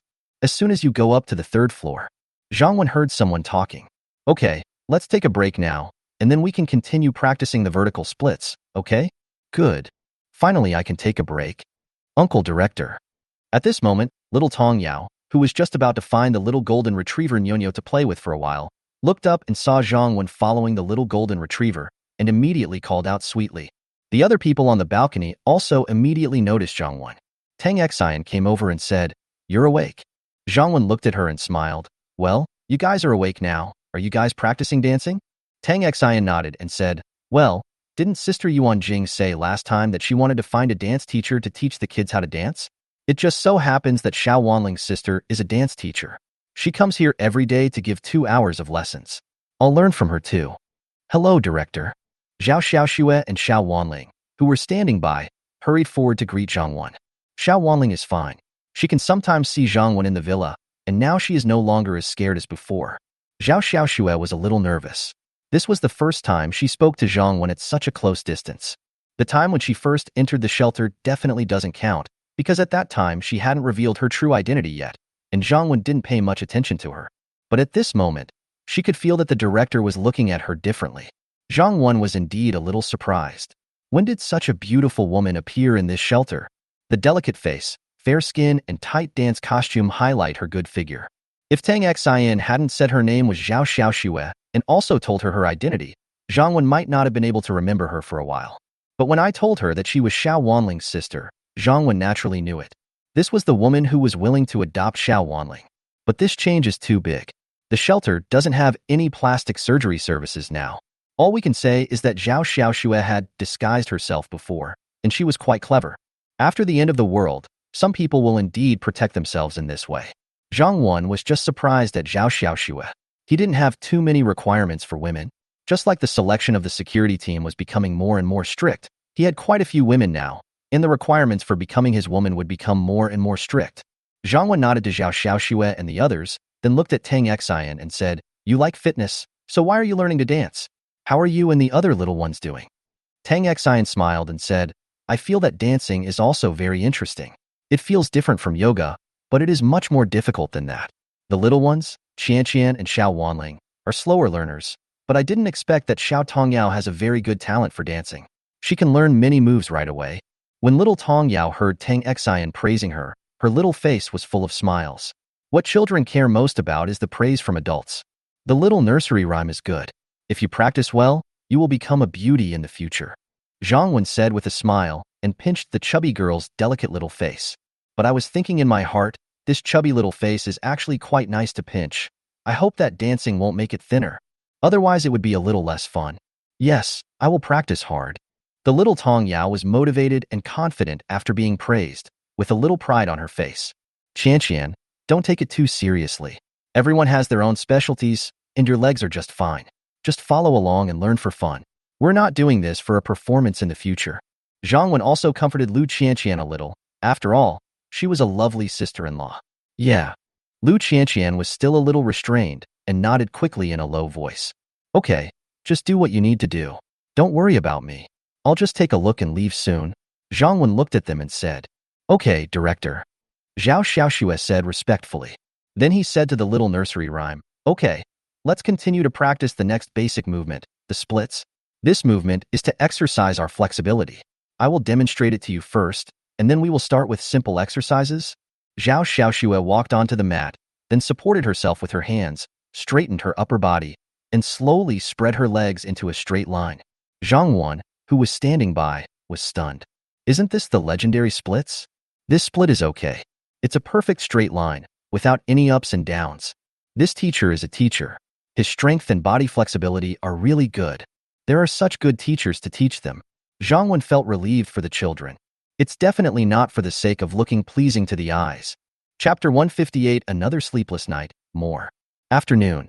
Zhang Wen came to the training room of the security team building again, where the assessment of the veteran members of the security team was being carried out. The examiner is Lu Feifei.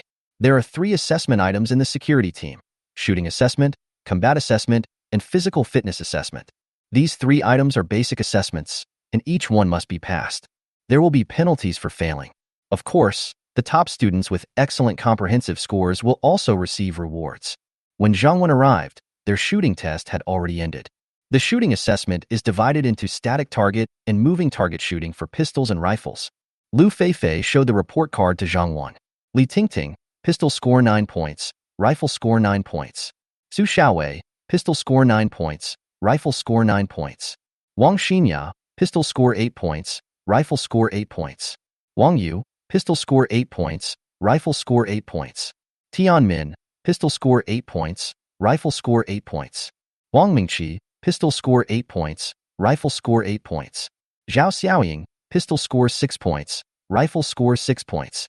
Those with a shooting score of 8 or above are basically excellent, and those who can reach 9 are basically qualified to become sniper rifles. Of course, there are students with excellent grades, and of course there are students with poor grades. Several female soldiers scored only 6 points, just barely passing. Fortunately, they passed the exam. Although the bottom 3 students would be punished, it was not serious. If they fail, they will be disqualified from being female soldiers. Several female soldiers who were ranked lower secretly made up their minds that they must train for a longer period of time than others in the future. They are not very talented, and if they hadn't worked harder than others, they would have failed long ago. Although they have barely passed the exam now, their sense of crisis has become even stronger. While Zhang Wen was looking at the shooting score sheet, the female soldiers of the security team were undergoing combat assessment. Lu Feifei will select 2 female soldiers with a big difference in strength and make them opponents. Of course, sometimes their opponents are even 2 or 3 people. Just like Tian Min, who is on the stage now, according to Lu Feifei, she is very good at fighting. So Lu Feifei arranged 3 female soldiers to take the test. It started with Lu Feifei's voice. The 3 female soldiers immediately dispersed, took fighting stances, and formed a triangle around Tian Min. Oh! A female soldier winked at her companion, then took the lead in attacking Tian Min. The other 2 female soldiers also acted in unison and launched the attack at the same time. Tian Min did not panic. She easily dodged the attack of the first female soldier and knocked her to the ground. No one showed any mercy, because they know that the assessment is real combat, and it is normal to get injured. If they fail the assessment, that would be the worst. The battle was over in a few minutes. Tian Min used good skills and was quite flexible in tactics, scoring 8 points. There is no fixed answer in fighting, so Lu Feifei usually does the scoring. Generally, it depends on their skills, courage, tactics, and so on. After the combat assessment, you will take a break and then undergo a physical fitness assessment. This is relatively simple. For example, you need to be able to do 30 sit-ups within 2 minutes and run around the wall 3 times with a gun on your back. These are all the passing standards. Sweat more in peacetime and bleed less in war. This is the purpose of the assessment. Of course, Zhang Wen's food is not eaten for free. It would not be possible without their hard work. The female soldiers on Lu Feifei's side are being assessed, and the selection of new recruits on Li Shui's side is also underway. Zhang Wen also went over to take a look. Although that place is not as interesting as Lu Feifei's, the selection items are fixed, and the shelter has experience, so there won't be any mistakes. At night, today the assessment results of the female soldiers came out. There was a small number of female soldiers who had excellent grades and, due to their usual performance, were converted to formal residents. The 3 female soldiers who ranked lowest in scores had their food allowances reduced to the refugee standard for 1 week. In the end, a female soldier who failed the assessment was demoted. They were beaten back into the ranks of refugees. Zhang Wen has no shortage of people in the shelter now. The female soldiers treat them well themselves, so they naturally have to be able to deserve this treatment. No matter whether you rely on your talent or acquired efforts, Zhang Wen only looks at the results. Although Wang Yu and the others sympathized with their comrade, no one dared to disobey the rules set by Zhang Wen, not even Lu Feifei and the others. And with the first female soldier being demoted, the pressure on them has increased because there are assessments every month. If they fail next month, they will be the ones to be demoted. So I have to train harder in the future. The veterans have both joy and sorrow, and the same is true for the new recruits participating in the selection today. Su Xiao, how many of you are there? Did you pass the selection for the security team? During the meal, a classmate sat next to them and couldn't help asking.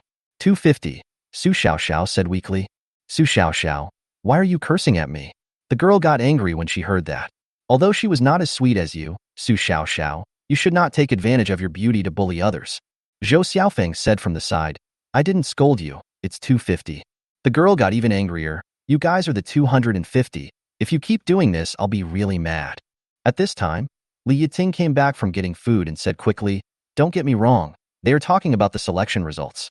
One of them ranked 250th, and the other ranked 251st. That girl. The girl didn't ask any more questions and turned around to continue eating. Li Yiting looked at the 2 young ladies and said unhappily, it's just 2 numbers. It depends on how much you care about it. Su Xiao said, I feel like these 2 numbers are mocking our ignorance of our own capabilities. Zhou Xiaofeng said, Su Da, remove the word feeling da. Su Xiao. Many girls in the cafeteria were not in a good mood that night because they did not get selected. However, in the villa, Li Shui was very excited during dinner because she found many girls who were excellent in all aspects, such as physical fitness. With a large population base, the level of people has indeed improved a lot. With more talents, the shelter will naturally become stronger. After hearing what Li Shui said, the other women were also very happy. Zhang Wen didn't take these 2 seriously. As long as the system was there and the loyalty of the female soldiers was not a problem, it would be fine. He continued to enjoy his life. Sun Lulu's room at night. The night sky is particularly charming tonight, with the bright moon hanging high in the sky. Click. The bedroom door was opened, and Sun Lulu, who had changed her clothes, stood in front of Zhang Wen. Black stockings with high heels are really sexy. Sun Lulu doesn't usually dress this boldly. This really has a unique charm, especially now that she is becoming more and more feminine. Feel Zhang Wen's eyes. Sun Lulu's face flushed, but she was secretly happy in her heart. Tonight is destined to be another sleepless night. Chapter 159, System Upgrade. Time flies, and soon more than 20 days have passed. The population of the shelter has not stopped growing these days, and it is almost 900 people. The territories controlled by the shelters are also growing. Of course, the territory of the shelter did not develop towards the city where there were many zombies, but towards the more remote suburbs. However, Zhang Wen has not yet chosen the address of the sub-territory. Zhang Wen decided that the sub-territory should be somewhere farther away from here. In this way, no matter what happens in which territory, it will not affect another territory. In addition, it is best if the territory is relatively remote and suitable for living. As a result, Zhang Wen has not yet found anything that satisfies him. But more on that later. Because apart from all that, today is a good day. Today, the vitality value of the system finally broke through the 6,000 mark. Turn on the system. End of the world shelter system. Host, Zhang Wen. Life value, 6,080. Citizens, 30. Total population, 885. Function, territory, Wanshan shelter, first level territory, 300 meters. Wall, first level wall. Warehouse, level 1. Defense, arrow tower, 660 arrows. Galleony machine gun, 10,000 bullets. Resident management, 30 people. Medical treatment, level 1. can treat 3 seriously injured people and 6 slightly injured people every day. Territory, not activated. Director Protection Room, established. Custom, environmentally friendly infrastructure. Zombie Nemesis Body, Level 1, 3 hours of zombies ignoring time every day. System, upgrade. Zhang Wen said impatiently. He has been waiting for this day for a long time. The system upgrade was completed very quickly, and since it was not a building upgrade, there was no big noise at all. But it brings many benefits to Zhang Wen. The most direct benefit is that there can be 300 formal residents. From now on, your daily vitality value will be around 1,500 to 1,600 points. When you activate some small functions in the future, you don't have to worry about running out of vitality. Zhang Wen is not worried about the population. Now is not the time when there was no one.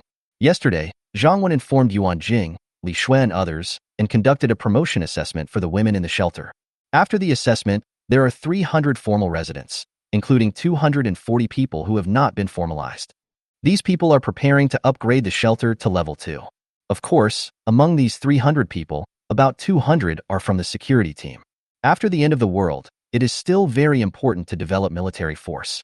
In addition to the 200 regular female soldiers in the security team, all the women in the shelter, as long as they are of appropriate age and in good health, must undergo military training for several days every week.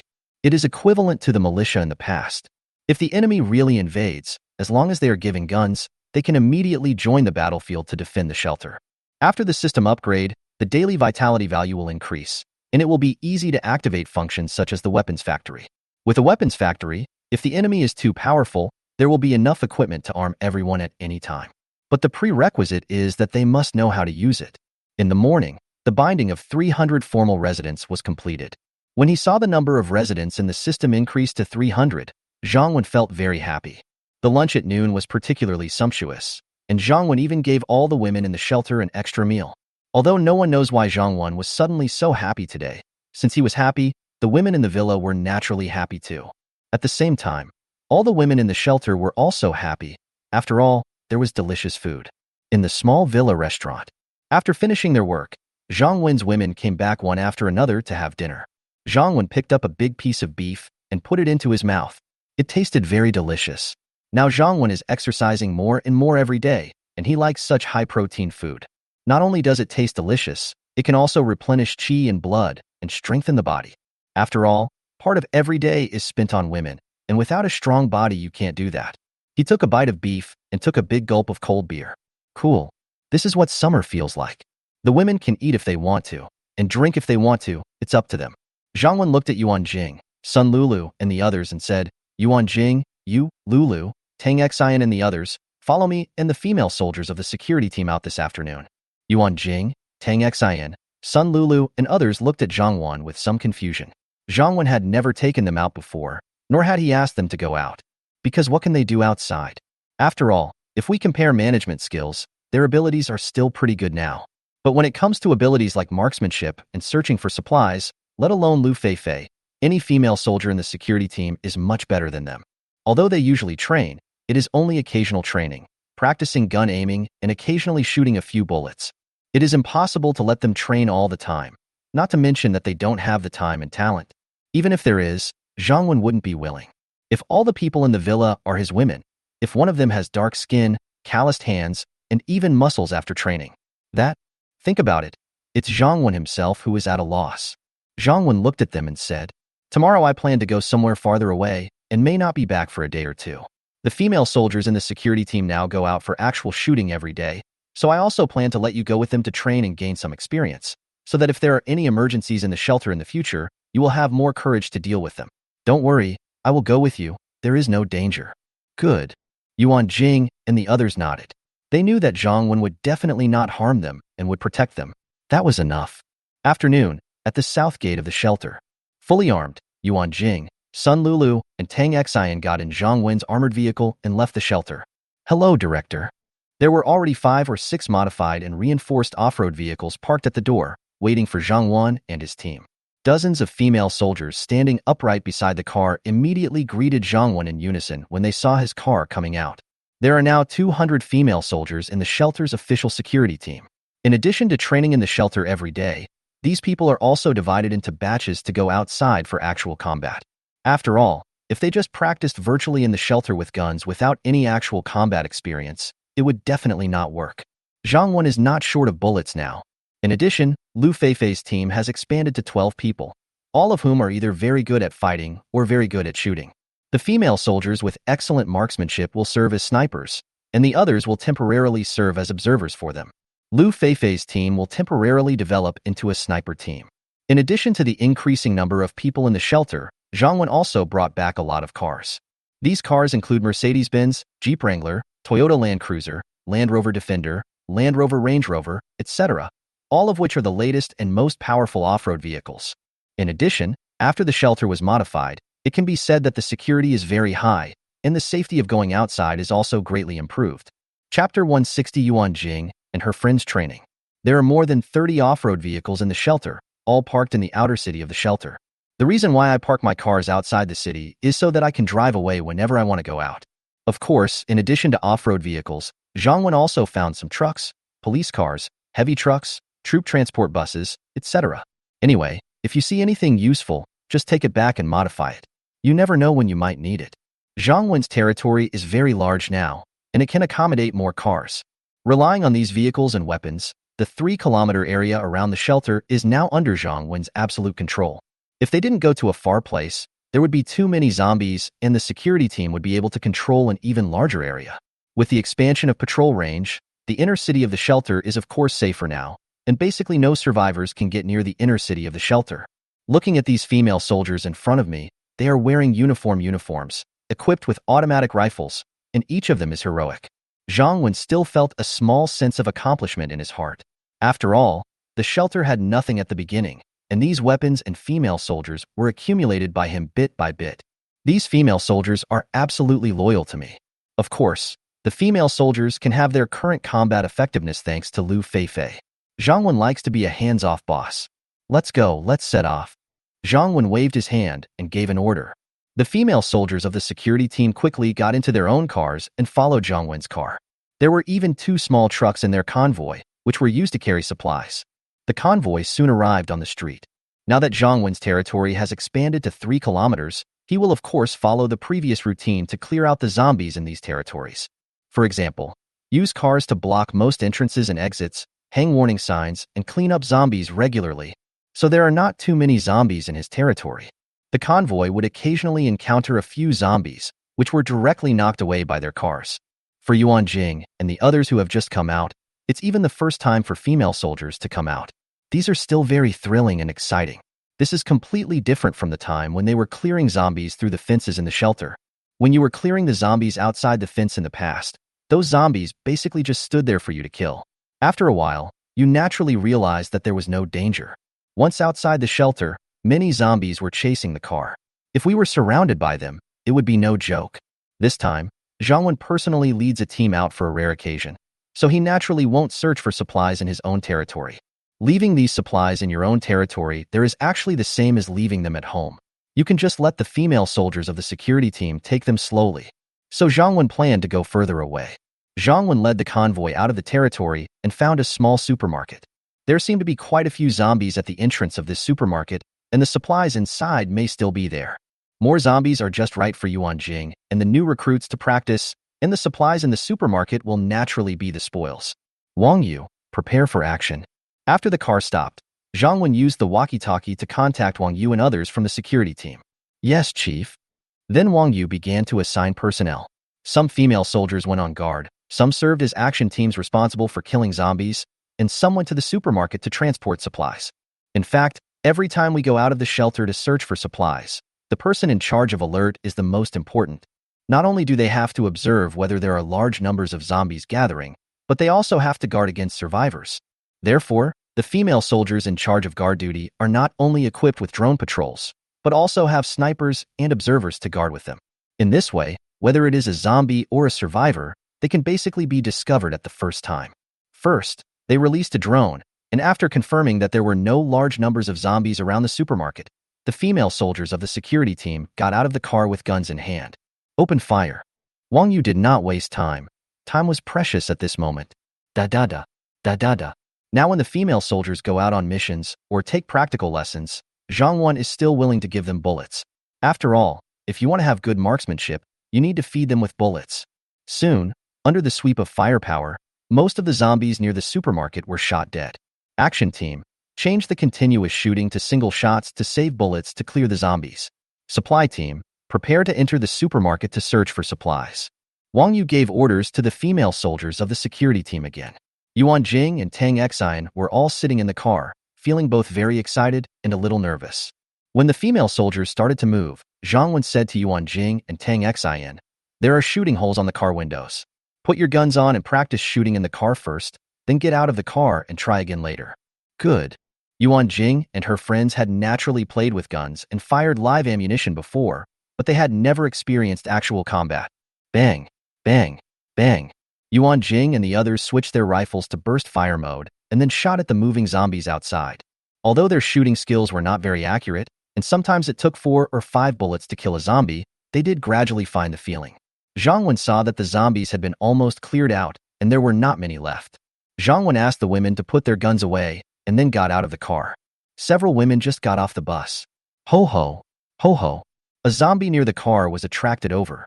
Da da da. Zhang Wen shot and killed the approaching zombie.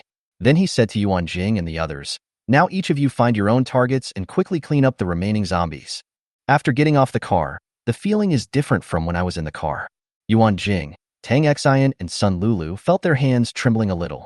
However, thinking of Zhang Wen being beside them, they quickly calmed down. Bang, bang, bang. Several women each found a nearby target and started shooting the zombies. After using up several magazines of bullets in a row, their shooting skills improved a bit. In fact, their shooting skills had already been practiced almost to the point of being almost perfect. Now, they were not afraid anymore and their hands did not shake anymore, so they felt that their shooting skills had improved a lot. Of course, Zhang Wen didn't actually expect their shooting skills to be very good. If the shelter ever expects them to go to the battlefield and kill the enemy, it may be close to destruction. Wait until all the zombies nearby are killed. Zhang Wen looked at Yuan Jing and the others and asked, "How do you feel?" Yuan Jing smiled bitterly and said, "My hands were shaking at first, but it's much better now." Sun Lulu whispered, "My legs are still shaking a little now." No one laughed at her. It was normal for the first time, especially for a woman. Tang Xian smiled and said, "I was shaking at first, but as I played more, I found it was quite enjoyable." Yuan Jing. Zhang Wen said, "Of course those who like it will find it exciting." Before the end of the world, many wealthy people even spent a lot of money to go abroad to experience the feeling of shooting with real guns and live ammunition. After chatting for a while, they felt less nervous. Zhang Wen added, "After we have killed the zombies, let's get in the car first and let the female soldiers search for supplies for a few minutes before we leave." Yuan Jing quickly said, "We haven't searched for supplies yet. Let's go and give it a try." "Okay, hurry up and move the supplies at the door. Don't look for them in the supermarket's warehouse." Zhang Wen nodded and agreed. "Anyway, if there is any danger, the female soldiers on guard will notify you." Yuan Jing and Tang Xian did not delay. They nodded and ran quickly towards the supermarket. As soon as they entered the supermarket, they were immediately hit by a huge stench. After such a long time in the apocalypse, many things have become smelly, but there are still many things that are edible. Potato chips, various snacks, various drinks. Although they have enough of them on a normal day, it feels so good to be able to take them as they please. The female soldiers were a little surprised to see Minister Yuan Jing and others personally moving the supplies. But I didn't say much, not even a greeting, because there aren't so many rules outside and time is very precious right now. It can be said that we are racing against time. A few more seconds may allow us to transport one more load of supplies. Chapter 161 Xiaoshue's mental preparation. Yuan Jing and the others did not disturb the female soldiers. They each carried some supplies and then quickly ran back to the car. This was the first time they found supplies by themselves after the apocalypse, and it was quite a sense of accomplishment. Although they were very scared at first, they felt much better afterward because they had more people and more firepower, and with Zhang Wen's support. There was no more fear, only excitement. All teams, please note that zombies are approaching. Prepare to retreat. A few minutes later, the voice of a female soldier on guard was heard over the intercom. The female soldiers in the security team are managed in a militarized manner and are strictly prohibited from following orders. If they are told to retreat, they must retreat immediately even if they find a lot of supplies. Soon the female soldiers retreated back to the car. This time there was no loss of personnel, and the harvest was not small. Everyone's face was filled with smiles. The The convoy returned to the shelter. Everyone goes to do their own thing. Female soldiers usually have half a day to rest after going out on a mission, so they can relax. Yuan Jing and the others don't care. They can rest whenever they want.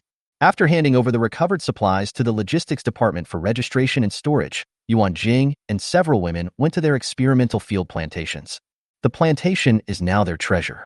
Since the corn, tomatoes, cucumbers, etc. they planted have sprouted, they have to run at least 7 or 8 times a day. Of course, they are not idle. Every time they go to the fields, in addition to watering the land and applying fertilizer, they also have to record the growth conditions of each kind of grain or fruit in detail. For example, after planting, when will it germinate, when will it grow into a seedling, and what should be paid attention to at each stage. Now, under their careful care, these grains and vegetables have gone from the germination stage to the seedling stage. The thriving green seedlings make them feel a sense of accomplishment every time and are full of hope for the future. In their minds and even the minds of all the women in the shelter, as long as they can grow food, it doesn't matter if it's a little troublesome. In this way, we don't have to worry about having no food source after the food in the city is eaten up. Zhang Wen's system has farms, but he does not stop women from farming and is very supportive. First of all, the food production of the system farms is limited. Like water and electricity, the system only cares about the life and death of formal residents. That is to say, when the system is at level 1, the food produced is enough for 30 people. And when it is at level 2, the food produced is enough for 300 people. Of course, just like water and electricity, it is not a problem to save a few more people. It is said to be enough for 300 people, but in fact it can easily feed 1,000 people. But as long as I have enough food at home, I won't be worried. It never hurts to have another source of food and store more food. Besides, there are so many people in the shelter. Apart from the female soldiers from the security team, how can we not find something for the refugees to do? The women went to the plantation to see their babies, and Zhang Wen returned to the villa to exercise. Before Zhang Wen and the others came back from outside, Li Fengxiang met Zhao Xiaoxue holding her sister's hand and was about to go to the villa. Li Fengxiang said with a smile, "Xiaoxue, go to the director's place to teach dancing again." Now, women like Li Fengxiang who arrived earlier and performed well have become formal residents. Although they have not yet been converted to full-time employees, their treatment has improved a lot. They also felt a stronger sense of belonging to the shelter. Zhao Xiaoxue nodded and said, "Yes, I will teach for a few hours every day." Li Fengxiang looked around and saw that there was no one around. She approached Zhao Xiaoxue and whispered, "You and the director haven't made any progress yet? This is not the pre-apocalypse. Before the apocalypse, girls didn't take the initiative, but plenty of men would. After the apocalypse, girls can take the initiative a little more." Zhao Xiaoxue's face turned a little red. She whispered, "There's nothing going on between me and the director." Li Fengxiang looked at her and said, "You don't want to?" Zhao Xiaoxue shook her head. Li Fengxiang added, "The director doesn't like you? That shouldn't be the case. You are very beautiful." Zhao Xiaoxue shook her head again, "Maybe not. These days she often goes to the villa and sometimes comes into contact with the director. She can feel the look in Zhang Wen's eyes when he looks at her. And sometimes there is some physical contact with her. She now feels like a mistress. No, she is already a mistress of 6 or 7. Li Fengxiang looked at her and said, "Don't feel like you can't get over it. It's normal for a man to have several women after the end of the world, as long as he's not a scumbag. Look at how good our director is. Every woman who follows him is very happy." Zhao Xiaoxue nodded. "I understand." She had actually let this go a long time ago. Zhang Wen returned to the villa and happened to meet Zhao Xiaoxue, teaching the little girls a dance. The splits were so perfect that Zhang Wen was filled with admiration. A woman's body sometimes has endless possibilities. "Little Tong Yao, your dance class today is almost done. Your mother and the others are busy in the experimental field now. You should also go out to the experimental field outside to experience it.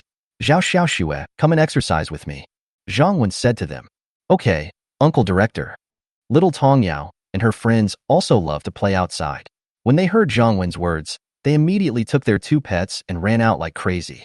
In the gym, Zhang Wen was doing barbell squats, and Zhao Xiaoxue, with a red face, was counting for him beside him. Although Zhang Wen was just exercising and didn't do anything to her, his naked upper body showed explosive muscles. It still made Zhao Xiaoxue's heart beat faster, but she also felt like she was looking forward to something. Zhang Wen basically never neglects physical exercise, and the benefits are obvious. Both strength and speed are enhanced, and feel more energetic every day. With Sun Lulu's physique, she had already started begging for mercy before I even exerted any strength last night. Men are always most satisfied psychologically at this time. After finishing a set of squats, Zhang Wen stopped to rest. Zhao Xiaoxue hurried over and gave him a massage to restore his muscles. Those soft little hands feel very comfortable to press. Zhang Wen looked at the woman who was half squatting in front of him and asked with a smile, Zhao Xiaoxue, why don't you move to the small villa today? I've been having a little flirtation with her these days, and it's actually quite interesting. But since he has to go out tomorrow, Zhang Wen doesn't want to play ambiguous games anymore, so he'd better get her first. When Zhao Xiaoxue heard Zhang Wen's words, she looked up at Zhang Wen in surprise. Zhang Wen looked at her and asked, why? You don't want to? Zhao Xiaoxue quickly shook her head. She just didn't expect Zhang Wen to say that suddenly. In fact, she had already prepared herself mentally. Even before that, Sister Li was still giving me advice. Chapter 162. I missed you since I last saw you. Zhang Wen spent a long time in the gym today and didn't come out until dinner time. There are 2 more people at the table today. Zhao Xiaoxue and her sister Xiao Wanling. It was the first time that the 2 saw such abundant food after the apocalypse. Braised fish, stir-fried beef, stewed chicken soup, bird's nest porridge, egg custard, etc. Some light and nutritious supplements were made by Sister Li at Zhang Wen's personal instruction. After all, Zhao Xiaoxue and the others haven't eaten meat for a long time, so it's best not to eat too much meat and fish at the beginning. They can eat more light supplements to nourish their stomachs first. The women had already been mentally prepared for what happened to Zhao Xiaoxue. How could they not know what kind of character their men have? It would be strange if he would let go of such a beautiful woman hanging around in front of him all day. However, they thought it was abnormal because they hadn't seen any movement from Zhang Wen before. Can cats really stop stealing fish? Well, now it seems that they were overthinking it. Okay, let's eat. Zhang Wen, as the head of the family, spoke. It was Zhao Xiaoxue and Xiao Wanling's first time eating here, so they were still a little nervous. After all the women in the shelter have to go through some ideological education, and their awe of Director Zhang Wen and his wives is already ingrained in their bones. Of course, it's just awe, not fear. As long as you don't cause trouble in the shelter, no one will hurt you. There are 2 more people at the table today, and little Tong Yao is very happy. The child didn't have too many thoughts. She and her sister Xiao Wanling were now best friends and playmates. She had long wanted Xiao Wanling to stay at home so that she could always play with her. After all, it's not easy to have such an obedient sister. Sister Xiao Wanling, this egg custard is delicious. Please try it. Little Tong Yao pushed the tender egg custard in front of little Wanling and asked her to try it quickly. Yuan Jing glared at Xiao Tong Yao in annoyance. You are the only one who knows how to deal with things. You are obviously not as old as Xiao Wanling, but you still insist on being Xiao Wanling's sister, right? Little Tong Yao was unconvinced and said, I am the little sister. I have competed with Xiao Wanling. I am a little taller than her. Everyone burst out laughing. Well, you have a strong reason. You were taller, so you were right. But next time if Xiao Wanling is taller than you, will you compete with others to see who is heavier? Xiaoxue, we are a family now, so just be more casual. Yuan Jing could see that Zhao Xiaoxue was a little restrained, which was normal, as some of them had been like this before. Sun Lulu looked at Zhao Xiaoxue and said, That's right, don't be too nervous. When I first came here, I was just like you, worried about gains and losses. After 2 days, you will understand that everyone here is very nice. Yeah, thank you. Zhao Xiaoxue was indeed much more relaxed. Then everyone started to eat. After dinner, Yuan Jing and Tang Exine arranged a room for Zhao Xiaoxue, and then everyone was free to move around. Only now did Zhao Xiaoxue realize how happy life was living in the small villa. Everyone has his or her own big room, with so many cosmetics, clothes, and electronic products that you can't use them all, and you can replace them with new ones every day. There is also a dedicated gym and home theater. If you want to take a bath, just notify the servants in the villa. There is no one managing you here. No one urges you to turn off the lights and go to bed, and no one wakes you up in the morning to work. Everything here is beautiful and free. Of course, the women in the villa do not need to be managed by others. They themselves are one of the hostesses of this shelter.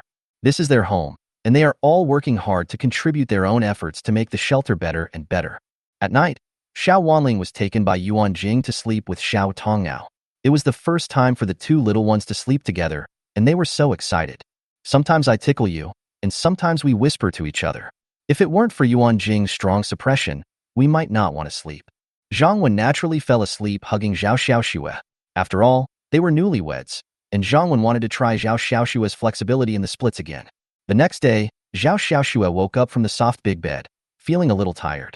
Zhang Wen was no longer around, He had already gotten up, but she really didn't know when he left.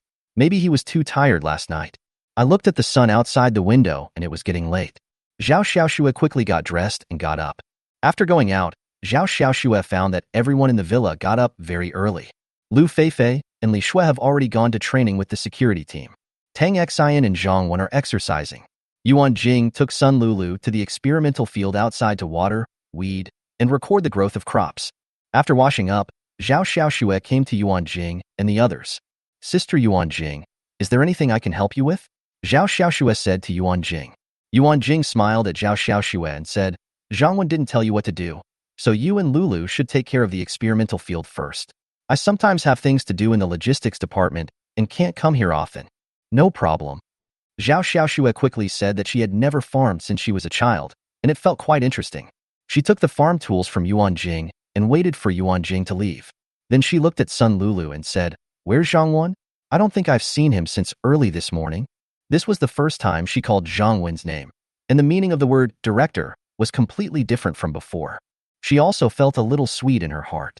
Sun Lulu looked at her and said with a smile, What's the matter? Didn't see him this morning and missed him? No, I'm just asking casually, Zhao Xiaoxue said with a blushing face. Then he looked at Sun Lulu and said, I heard that you were a big anchor before the end of the world? Sun Lulu smiled bitterly and said, That identity may be the most useless job after the end of the world. Fortunately, I met Zhang Wen. Otherwise, I don't know how to survive in this end of the world. Zhao Xiaoxue said quickly, Don't say that. If we women don't rely on Zhang Wen, how many of us can survive? And I heard from Zhang Wen that the announcement department you manage has also made a great contribution to the shelter. Sun Lulu smiled and said, Did you guys say anything about me last night? What did he say about me? Sun Lulu said curiously. She now cared a lot about Zhang Wen's evaluation. Zhao Xiaoxue blushed again and said embarrassedly, I didn't say anything. I just said you are a very good person. Sun Lulu has been with Zhang Wen for a long time now, so she naturally knows Zhang Wen's character. Looking at Zhao Xiaoxue's expression, it must be some conversation that only took place in the boudoir. She was too embarrassed to ask again. While they were discussing Zhang Wen had already driven away from the shelter a long time ago. The place Zhang Wen is going today no longer belongs to the city where Zhang Wen is. Instead, it was Wuhai City, which was about 70 or 80 kilometers away from Zhang Wen's shelter. Then the next town is called Linhai Town.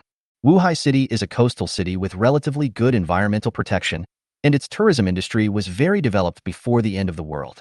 This is especially true for Linhai Town, which is an ancient town with beautiful scenery and no industrial pollution, making it very suitable for living. In particular, a large real estate group also took a fancy to the environment here and invested heavily in building a large villa area called Half Mountain Villa on a mountain next to the town, specially designed for the rich to relax and vacation.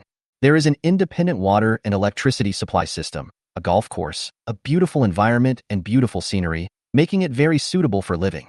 Even after the apocalypse, it was still a relatively remote place, and there were not many people there. There is a lot of land around that can be used for farming. It can be said that after the end of the world, it is a very good place. It is also in line with Zhang Wen's requirements for dividing the territory. Chapter 163 Hillside Villa. As for the sub-territory, Zhang Wen wanted to find a relatively remote place with fewer people, and it should also be a certain distance away from the main territory. But it must also be suitable for living. This good place was information provided to Zhang Wen by the rich woman Li Shui. It is said that she also has a villa there, but it was just delivered not long ago, and she is usually busy, so she only lived there once. For Li Shui's good suggestion, Zhang Wen rewarded her generously at that time. At that time, Li Shui rolled her eyes, and no one knew who was rewarding whom. Driving towards Wuhai City. This time, Zhang Wen brought Li Shui with him. Since there is no navigation now, it would be much more convenient to have Li Shui as a living map. It was the first time for Li Shui to follow Zhang Wen to such a far place, and she was still a little nervous and excited. Also traveling with them were several female soldiers from the security team, including a sniper. Li Shui had planned a route for him in advance, and there were road signs along the way for him to check. Although it took some time due to traffic jams in some places, Zhang Wen's car still entered Linhai Town smoothly. After entering Linhai Town, it becomes easier to find the villa area halfway up the mountain. Just head straight to the center of town and you'll see it. However, Zhang Wen was not in a hurry to go to the villa area immediately. He wanted to take a look at the situation nearby first. Zhang Wen and his friends drove around and felt that this small town was indeed very nice. First of all, although this is also considered a tourist area, Not many people come here to travel when the end of the world comes, so there are not too many zombies here, and generally there will be no zombie tide. Secondly, this place is neither far nor close to my main shelter, which is a good distance. Finally, of course, the environment here is beautiful and comfortable, and there are luxurious villa areas suitable for living. The big villa there is much more luxurious than the small villa he lives in now. Zhang Wen just wanted to find a slightly remote place, not a completely deserted place. He didn't want to survive in the wilderness. Therefore, if the environment and geographical location meet your requirements, it would be best to have better living conditions. Soon Zhang Wen drove to the center of Linhai town. Zhang Wen asked the female soldiers of the security team to take out the drone and fly it out to see the situation inside the town. There were 4 female soldiers in total who followed out this time. Among them were 2 ordinary female soldiers who performed outstandingly in the security team, one named Tian Min and the other named Huang Mengqi. There are 2 other people. One is the sniper Su Xiaowei, and the other is her observer Wang Xinya. The female soldiers in the security team are now well equipped, especially when they follow Zhang Wen out to carry out the mission this time. Each ordinary female soldier is equipped with an automatic rifle, a pistol, and 10 magazines. The sniper is equipped with a sniper rifle, a pistol, and 10 magazines, as well as bulletproof vests, helmets, night vision goggles, reconnaissance drones, etc. It can be said that he is fully armed. Upon hearing Zhang Wen's order, the female soldiers immediately took action. Now the female soldiers are also very professional, and everything is done in an orderly manner.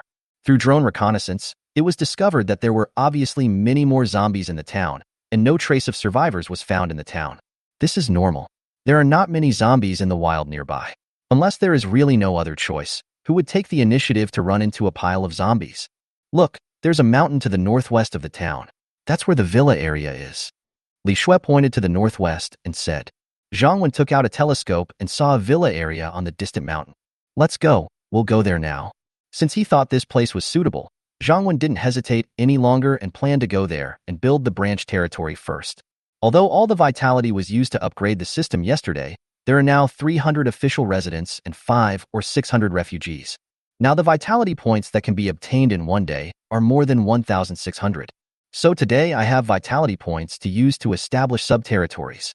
Just when Zhang Wen set out for the mid-mountain villa area, what Zhang Wen didn't know was that there were already many survivors in the mid-mountain villa area.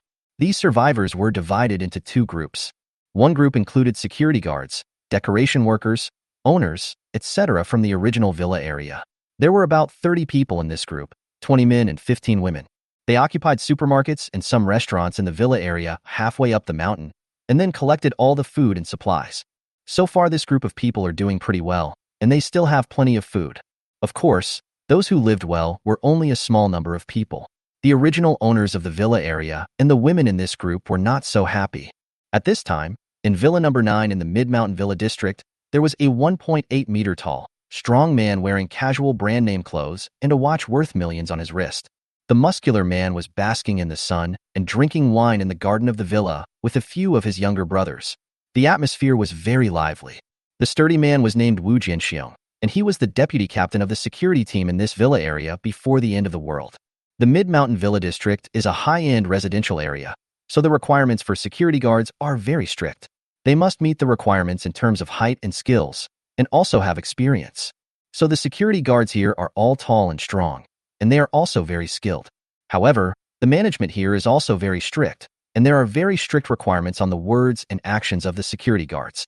Especially when facing the owner, no matter what the problem is, even if it is not your fault, you must face it with a smile.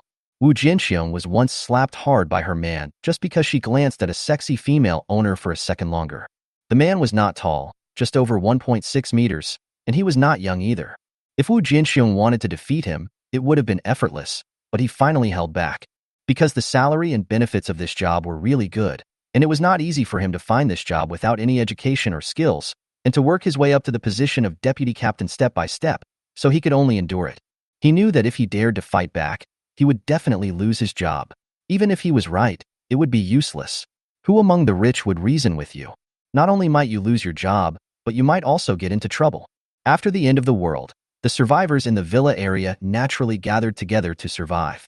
Some owners may be mentally retarded and have no awareness of their own situation. They are still high and mighty after the apocalypse, ordering the security guards and workers to do this and that. Even the captain of Wu Jianxiong's security team was bitten to death by zombies when he was trying to help a homeowner get his belongings back home. From that moment on, Wu Jianxiong and the other brothers in the security team ignored the property owners. Just do whatever they want to do. Now they don't even know if they can survive. Do they really think they are the boss?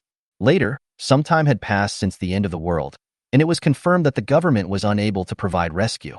The security guards and workers in this group, the owners or women who are usually arrogant and always scold or complain about them, have become their slaves or tools for their sexual gratification.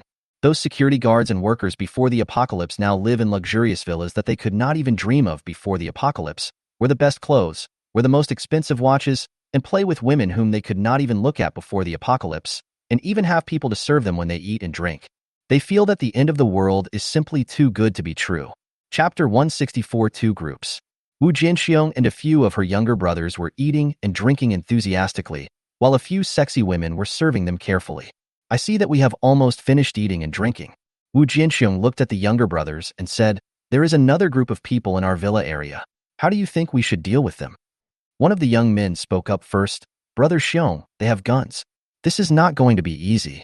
Because the mid-levels villa district has a good geographical location and is surrounded by walls. In addition to Wu Jianxiong and others who were already in the villa district, a group of survivors from nearby also fled here.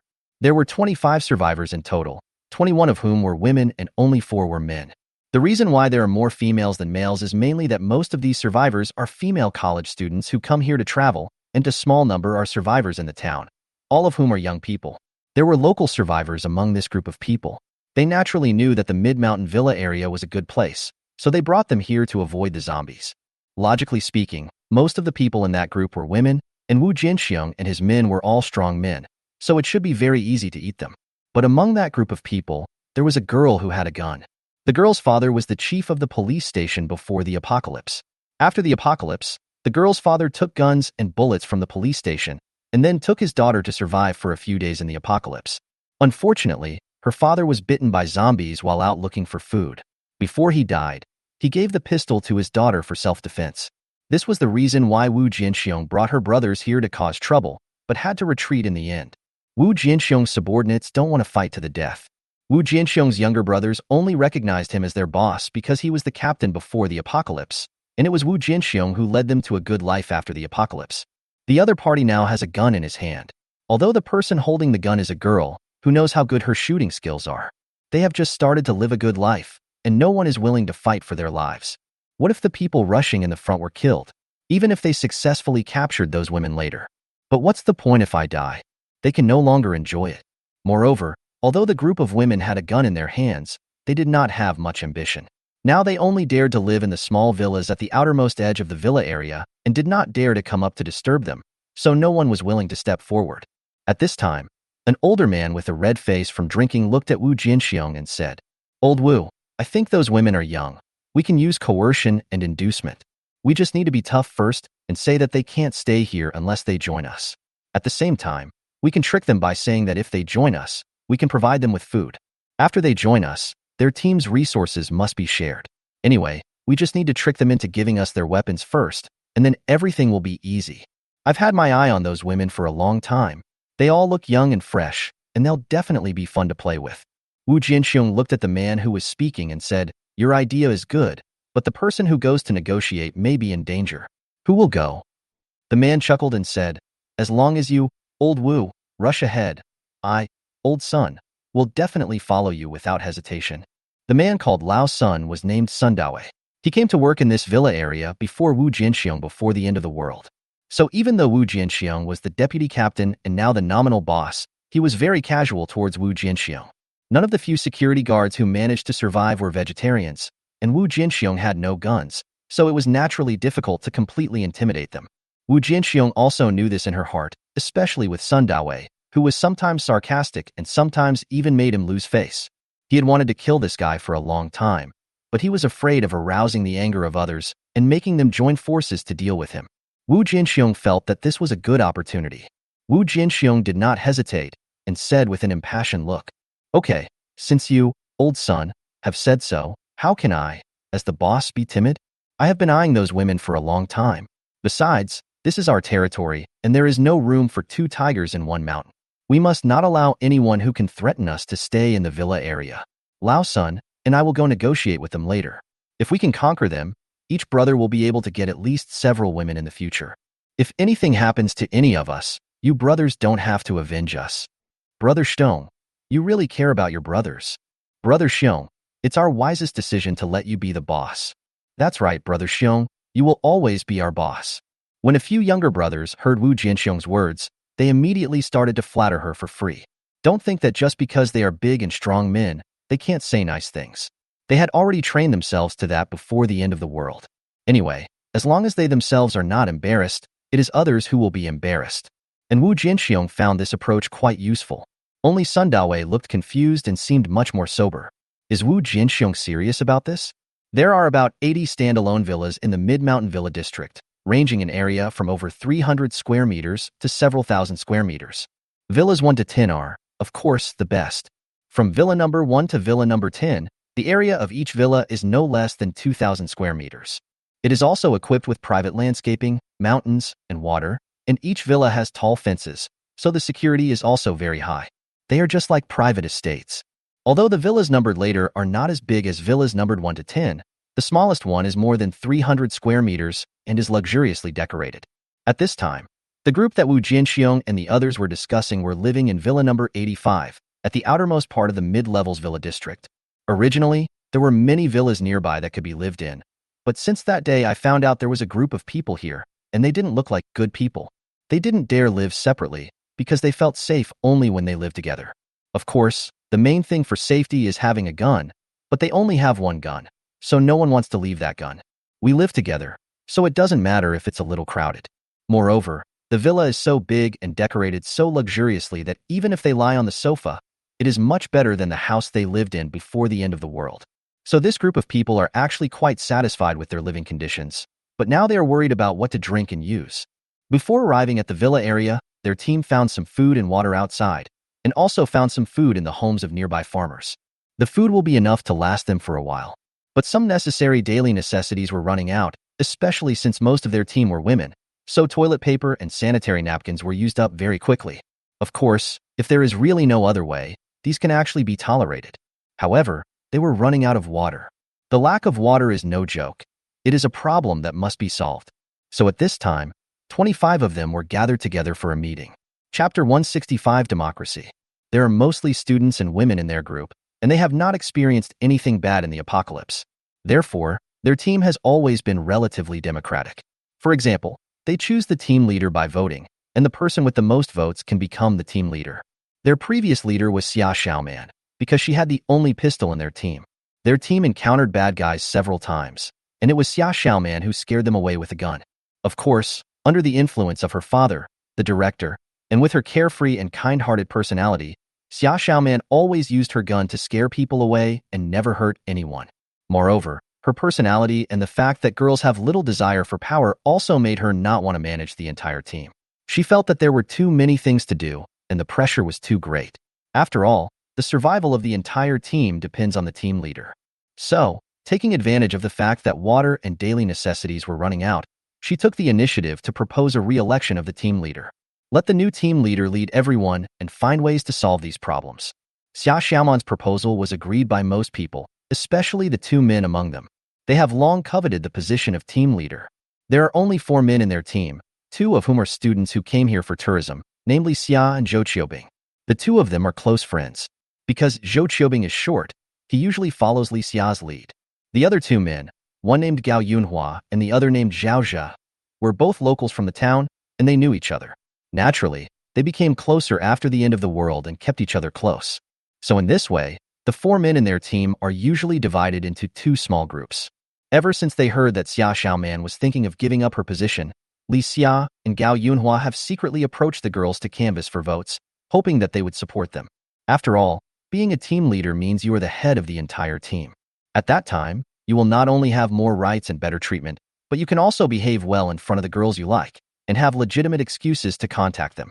Because there were more girls in their team and the only gun was always in the hands of the girls, and the men were competing with each other, the men never had the idea of forcing the girls. They thought that there were so many girls around, and as long as they behaved well, they would always choose them. Of course, The looks of the girls in their team are also divided into different levels, with 2 or 3 being prettier than the others.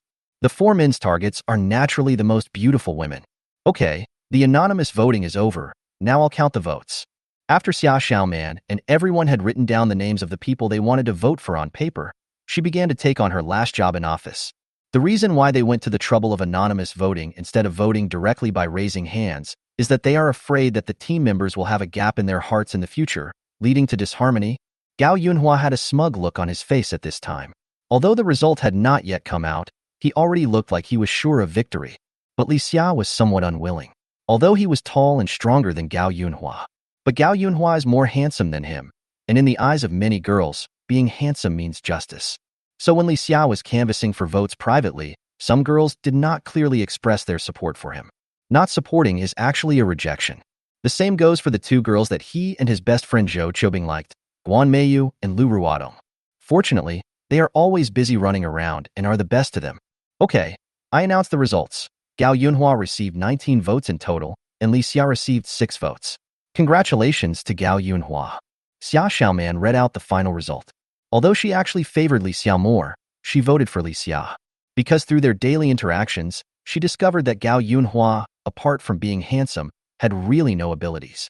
He usually just hangs around girls and tells jokes he thinks are funny, but when he really has to face zombies or bad guys, he is as timid as a turtle.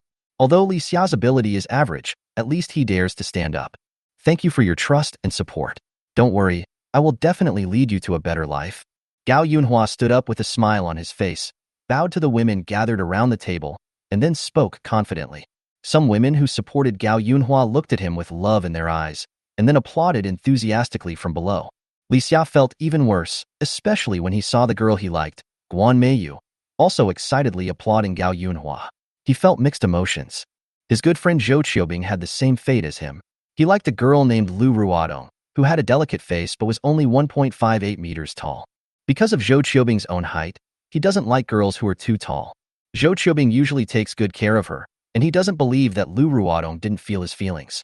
This time he originally wanted to take advantage of his brother Li Xia becoming the team leader so that he could also benefit from it, but he didn't expect to lose so badly. Especially since Lu Ruodong didn't care about his feelings at all.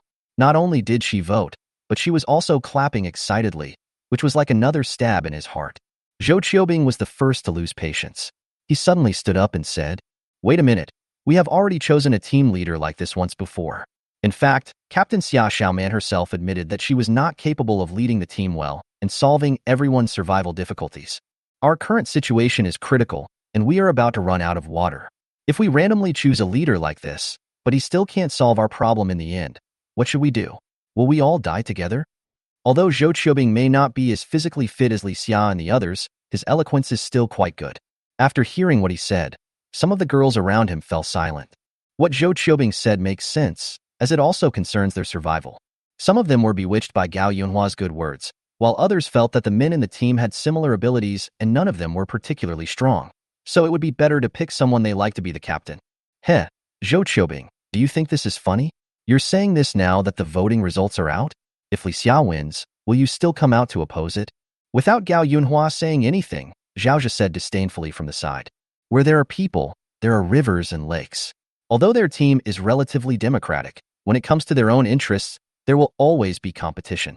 Gao Yunhua promised him that after he became the team leader, he would find a way to match him up with the Busta girl he liked. And usually he can be assigned easy work. Besides, he and Gao Yunhua are in the same group, so they will naturally be on his side. Zhou Qiubing looked at Zhao Zhe expressionlessly, not feeling ashamed or angry, but said calmly, "Although I have selfish motives, that's okay. Is the question I asked wrong? If Gao Yunhua still can't solve the water problem after becoming the team leader, what should we do?" Xia Xiaoman came out to help and said, "There is no need for conflict. We are all a team. Things are already difficult now. If we don't work together, won't it make things even worse?" I think what Zhou Qiubing said makes some sense, but the election results are already out and certainly cannot be easily changed. How about this? We first listen to Zhou Qiubing's ideas, and then we can vote on them. How about that? Chapter 166 Rookie. Okay, I'll listen to Sister Xiaoman. Sister Xiaoman, this is a good idea. It's fair. The girls around expressed their opinions one after another. Although Xia Xiaoman was not very good at leading a team, she was indeed very fair in her daily work. No problem. Let's listen to Zhou Qiubing's opinion first. After all, he is also a member of our team. At this time, Gao Yunhua stood up and said generously. In fact, he knew in his heart that even if he wanted to be magnanimous, he couldn't be. Zhou Qiubing looked around and said, "Everyone, I feel that this is the end of the world, not a debate competition at school. No matter how well you speak, it is useless. You need to be able to solve practical problems. My idea is very simple. Let candidates Li Xia and Gao Yunhua respectively talk about their solutions to our current predicament, and then they will each lead people to implement them. In the end, we will see who has the best method and finds the most water and daily necessities, and we will recommend him as the team leader." Gao Yunhua immediately said with a cold face, "What a bad idea. Aren't you separating us all?" Zhou Qiubing also sneered and said, "There are only 4 of us men in our team. How much difference will it make even if we separate? And the way I tested your abilities didn't include girls at all. I don't mean to look down on them, but as grown men, do we have to rely on the help of girls to solve problems? You are just making far-fetched arguments." Gao Yunhua was a little angry, mainly because he didn't know how to refute. "That's right. We've already voted once, but now it doesn't count. Isn't that a joke?" A girl named Sun Min also said angrily that she was a die-hard fan of Gao Yunhua.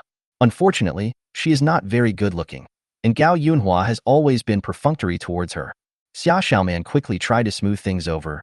"Gao Yunhua, don't overthink it. Since we just said that Zhou Qiubing has put forward his opinion, let's vote on it again. This way it will be everyone's decision, and it will be fair to everyone."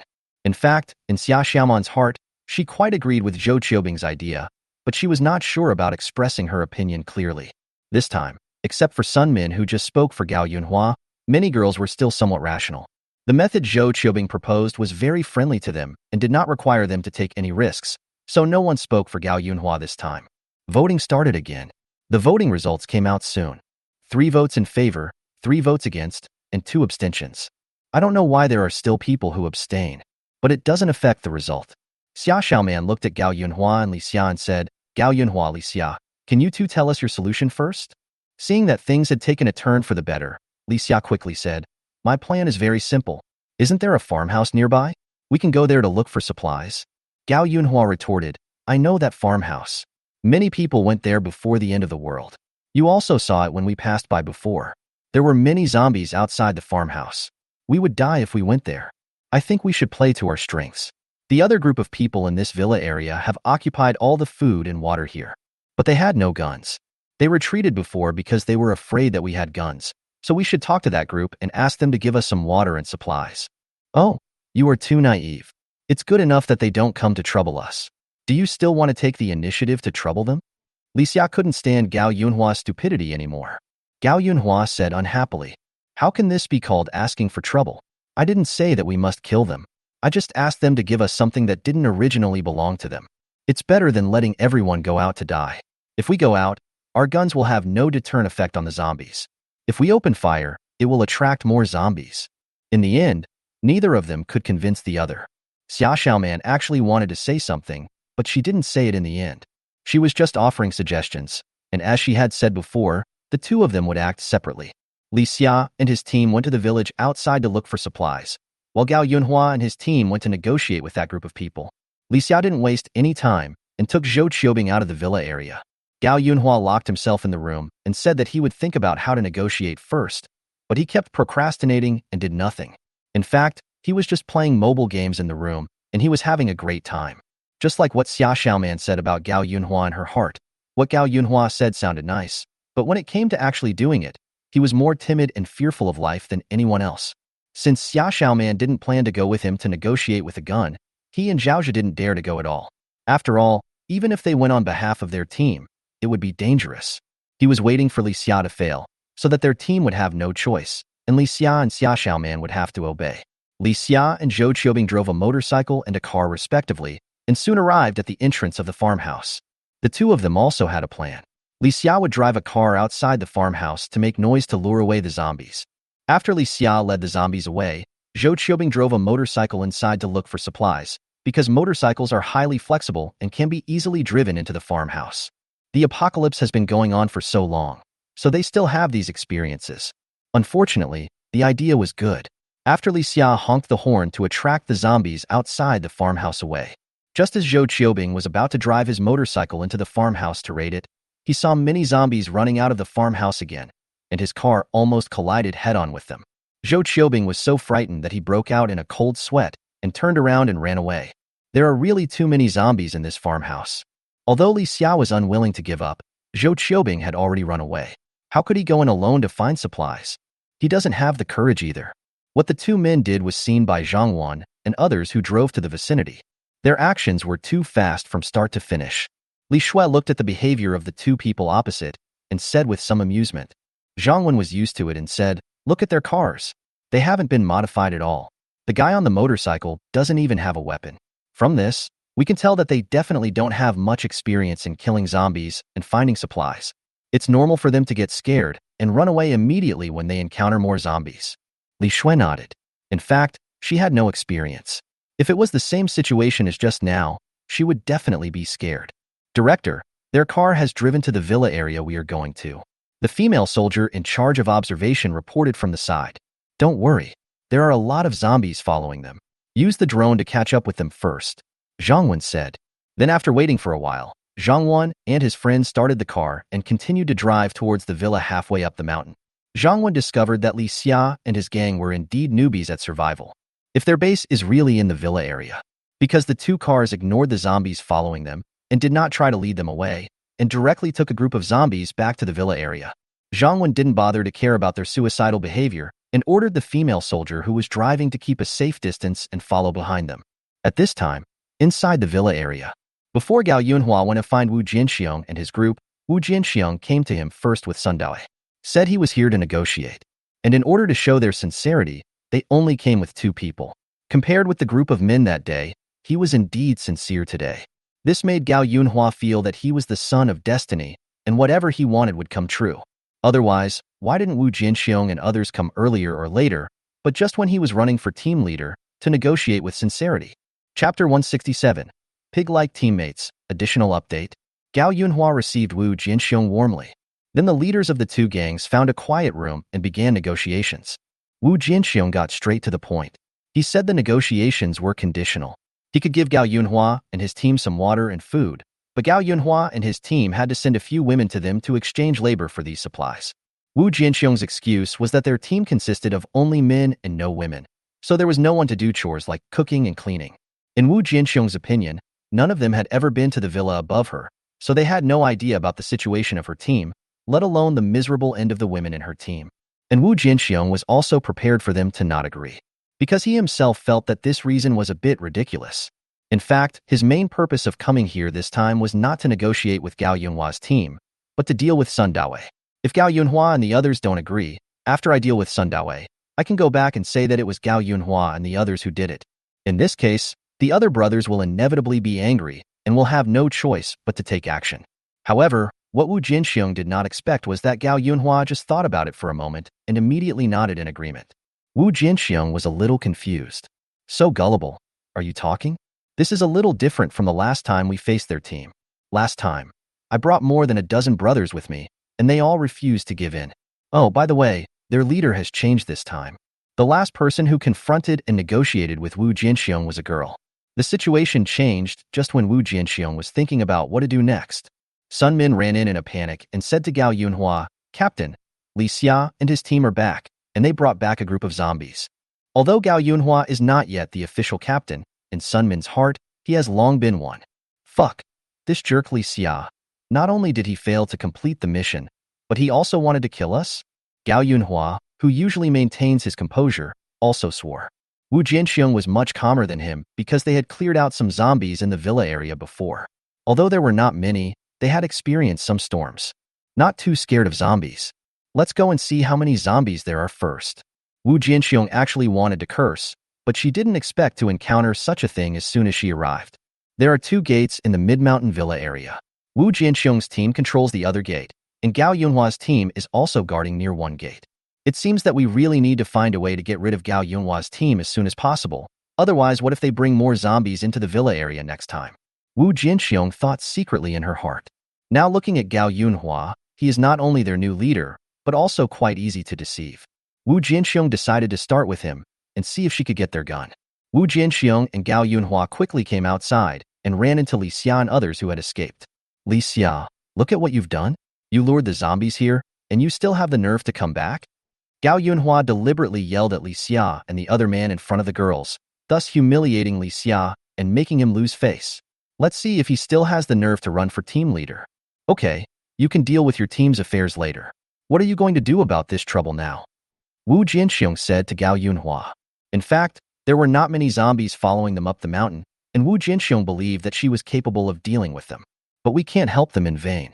He planned to test Gao Yunhua's bottom line first.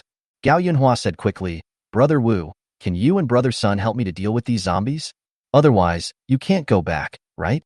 Sun Dewei said from the side, Fuck, why should I help you clean your ass? Wu Jinxiong smiled and waved her hand, saying, Old Sun, don't be so harsh. We can talk about anything. Then he looked at Gao Yunhua and said, You can ask us to help you, but we can't help you for free. I'll give you two choices. Either give us twice as many women as before, or give me the guns in your team so that we don't need to add more women.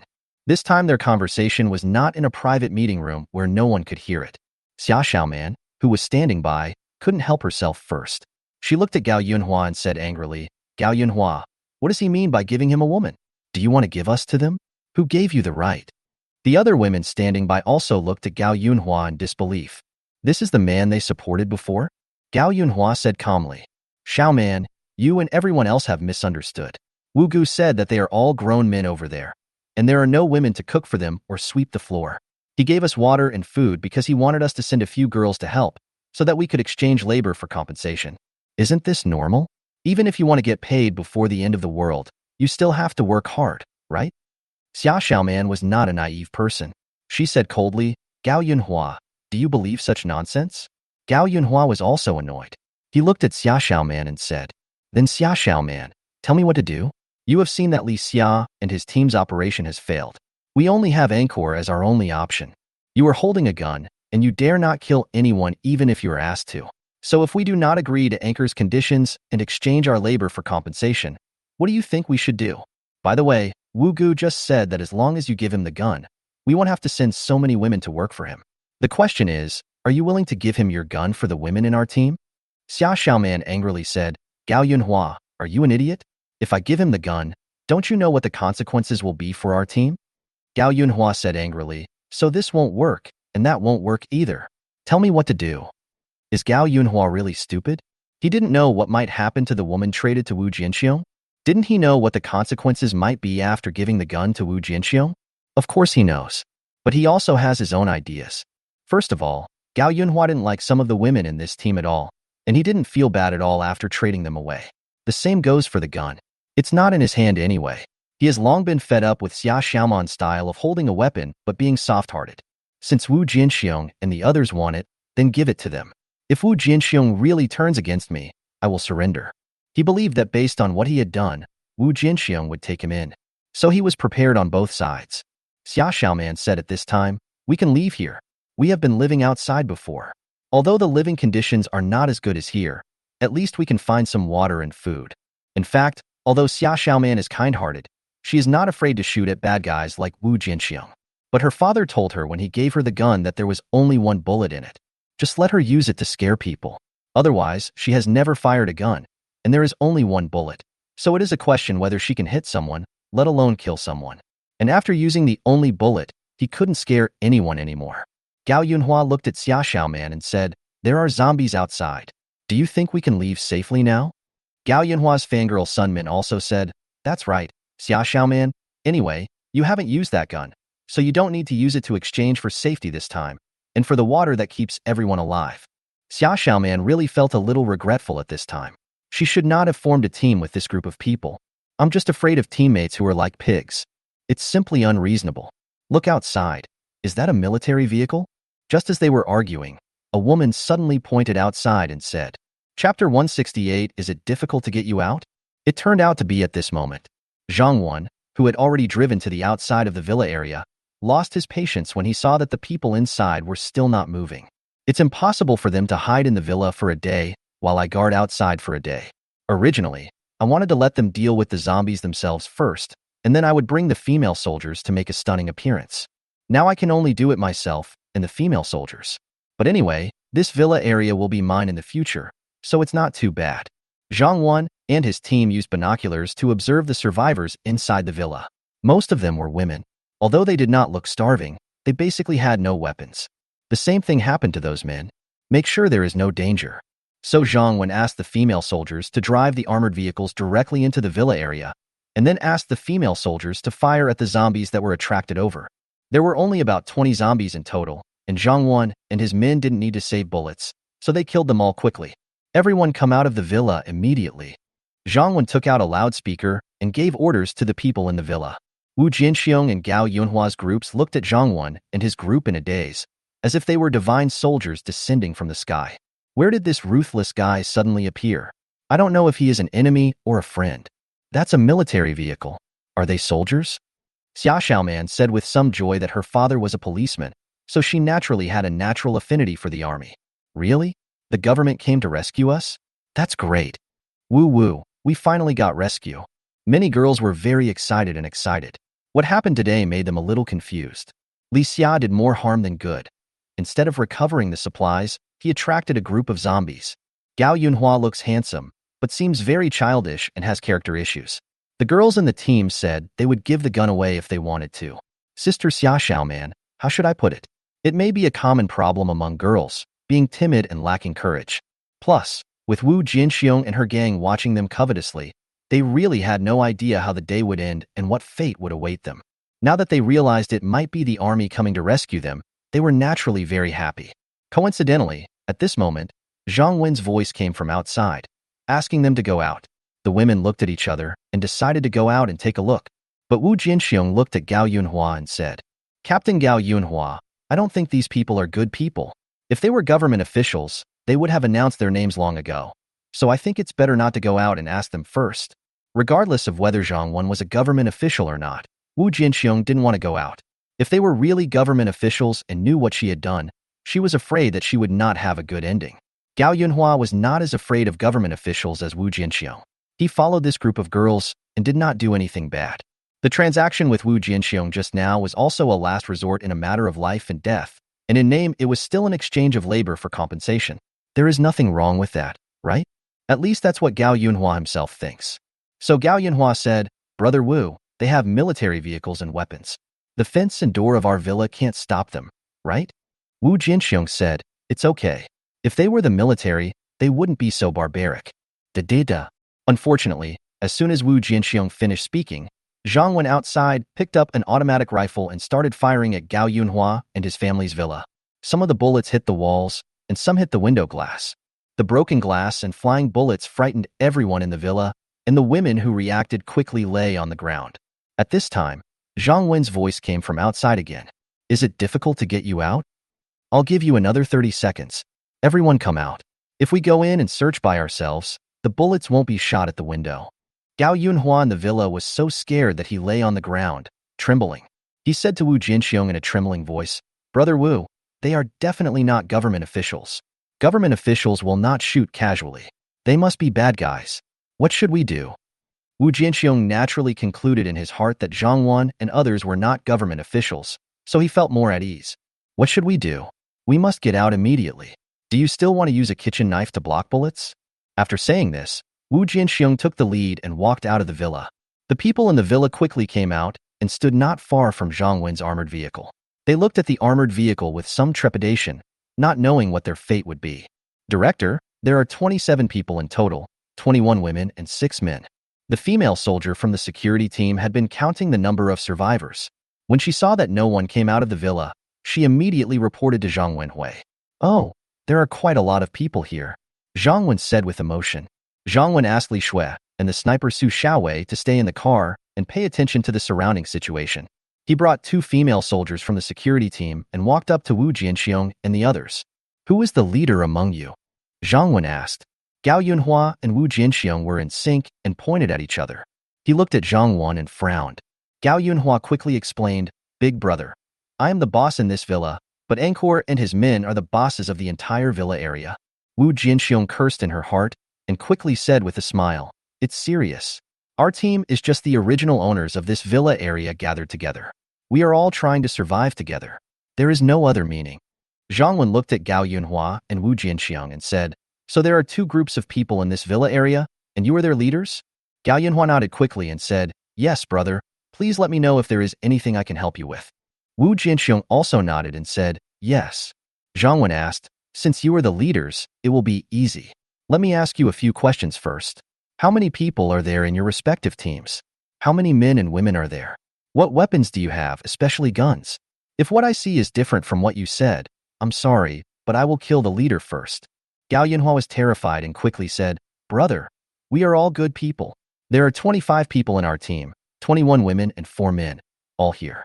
Our weapons are iron rods, machetes, etc. There is a gun, which is on that woman." Gao Yunhua did not dare to hide anything and quickly explained the situation, then pointed at Xia Xiaoman. Upon hearing that Xia Xiaoman had a gun, a female soldier immediately pointed her gun at her. "I'll give you the gun." Xia Xiaoman quickly took out a pistol from her pocket. She knew she had no choice. Then the female soldier searched everyone and checked the villa where they lived, and there were indeed no other people or weapons. Chapter 169, You are not one of the people who can leave. Zhang Wen looked at Wu Jianxiang and said, "Now it's your turn. Tell us about your team's situation." Wu Jianxiang said quickly, "Brother, our team has 35 people in total, including 20 men and 15 women. We are all former owners and staff of this community. We are all honest people, and we don't have any contraband such as guns." Wu Jianxiang did not dare to hide some general information about their team, as he was afraid that Zhang Wenjin would go and see it, but some things had to be concealed. "Isn't there no woman in your team?" Xia Xiaoman, who was standing by, wanted to say something after hearing Wu Jianxiang's words, but held back. It seems that Wu Jianxiang deceived them, so what does it have to do with Zhang Wen? Didn't she already know in her heart that Wu Jianxiang was lying to them? What was the use of hearing Wu Jianxiang admit it herself? "Let's go. Take all of us to your place," Zhang Wen said to Wu Jianxiang. Wu Jianxiang did not dare to resist and led the way.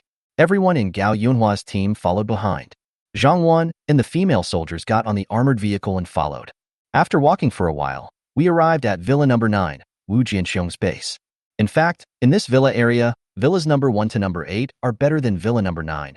But Wu Jianxiang felt that 9 represents longevity, so he chose Villa Number 9. The men in Wu Jianxiang's team were naturally much tougher than those in Gao Yunhua's team. At the beginning, many of them did not want to obey and surrender. It was not until Zhang Wen had the female soldiers fire another round of fire at them that everyone became obedient and lined up one by one. There were more than 30 people in total, all standing in front of Zhang Wen with their heads lowered. 2 of the men had been shot in the arms and were bleeding. Zhang Wen discovered that most of the men in Wu Jianxiang's team had rosy complexions and their clothes were very clean and tidy. It was obvious that they were living a good life after the apocalypse, but the women were in a miserable state. Some were skinny from hunger, some had blood on their bodies, and some looked dazed. If Gao Yunhua said that all his team members were good people, Zhang Wen would still reluctantly believe it, because no matter if they were men or women, except that they were a little dirty, there was nothing unusual about them. But Wu Jianxiang said that everyone in Wu Jianxiang's team is honest and decent. "Go fool the devil." Zhang Wen looked at all the women in the 2 teams and said, "I have a message for you now. This half-mountain villa area will be mine from now on. I will build a shelter here. Women who want to stay can stay, but if they stay, they must be obedient and work so that they can get some water and food every day. If you don't want to stay, I won't force you." The women haven't spoken yet. Gao Yunhua immediately said, "Brother, I am willing to stay. I will be obedient and work hard in the future." Zhang Wen looked at him and said, "Don't you understand what I'm saying? I'm talking about women. My shelter only accepts women, not men. Get out of here right now." Wu Jianxiang winked at a few of his brothers at this time, and then they stood up and said to Zhang Wen, "Big brother, you're asking too much, aren't you? This is our home. We have no objection to you living here. We can even join your team and obey your command. But you want us to leave our home and die outside? We won't leave, even if we die. What's wrong with us staying in our own home? Yes, we won't leave. This is our home. Yes, we were here first." Several of Wu Jianxiang's younger brothers also followed suit. They were frightened by Zhang Wen's sudden bursts of gunfire, but Zhang Wen did not really kill them, so they thought Zhang Wen would not kill people. Zhang Wen looked at Wu Jianxiang and the others calmly and said, "The people I mentioned who can leave do not include you."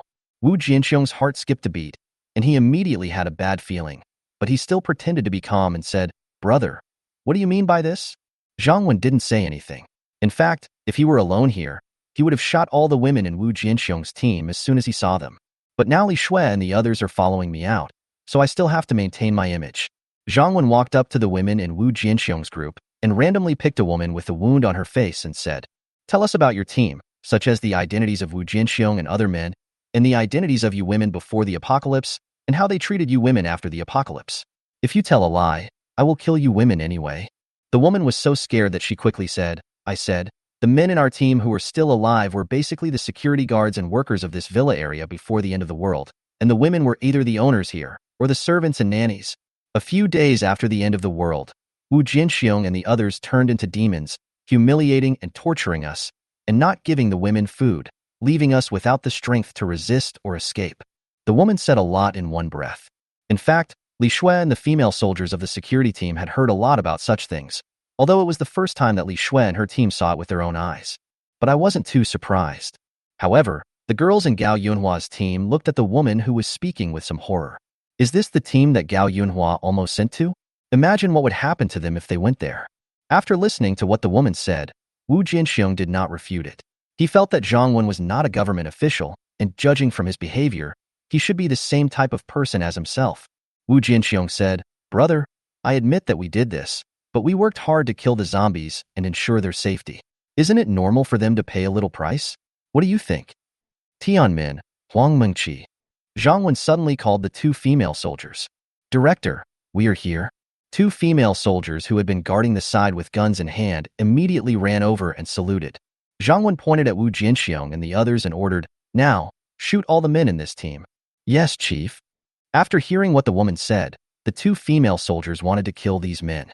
Now hearing the director's order, without any hesitation, he immediately raised his gun and shot at Wu Jianxiong and the others.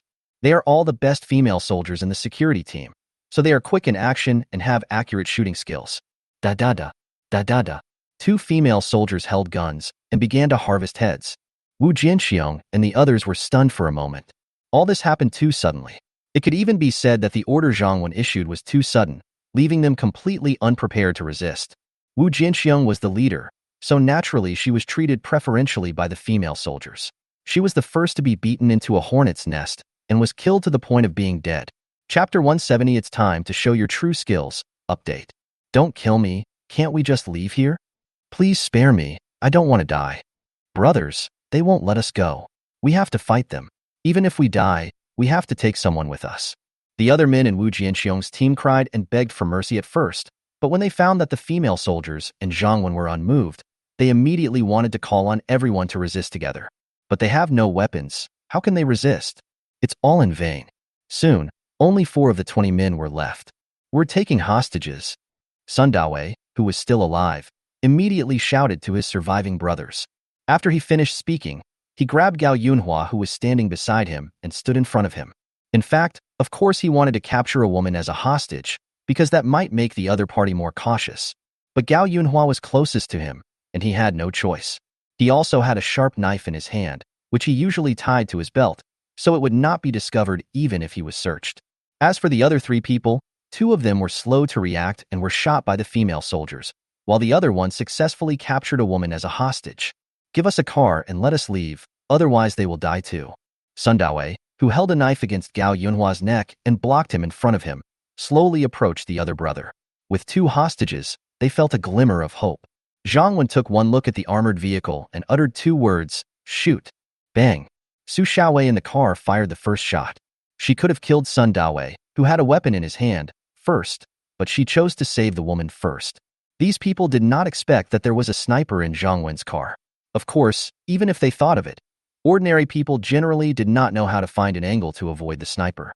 So the man who held the woman hostage was shot dead immediately. "All of you go to hell." Sun Lulu immediately despaired. He didn't expect that Zhang Wen didn't care about the life or death of the hostages at all. Since we're going to die anyway, at least someone has to take the blame.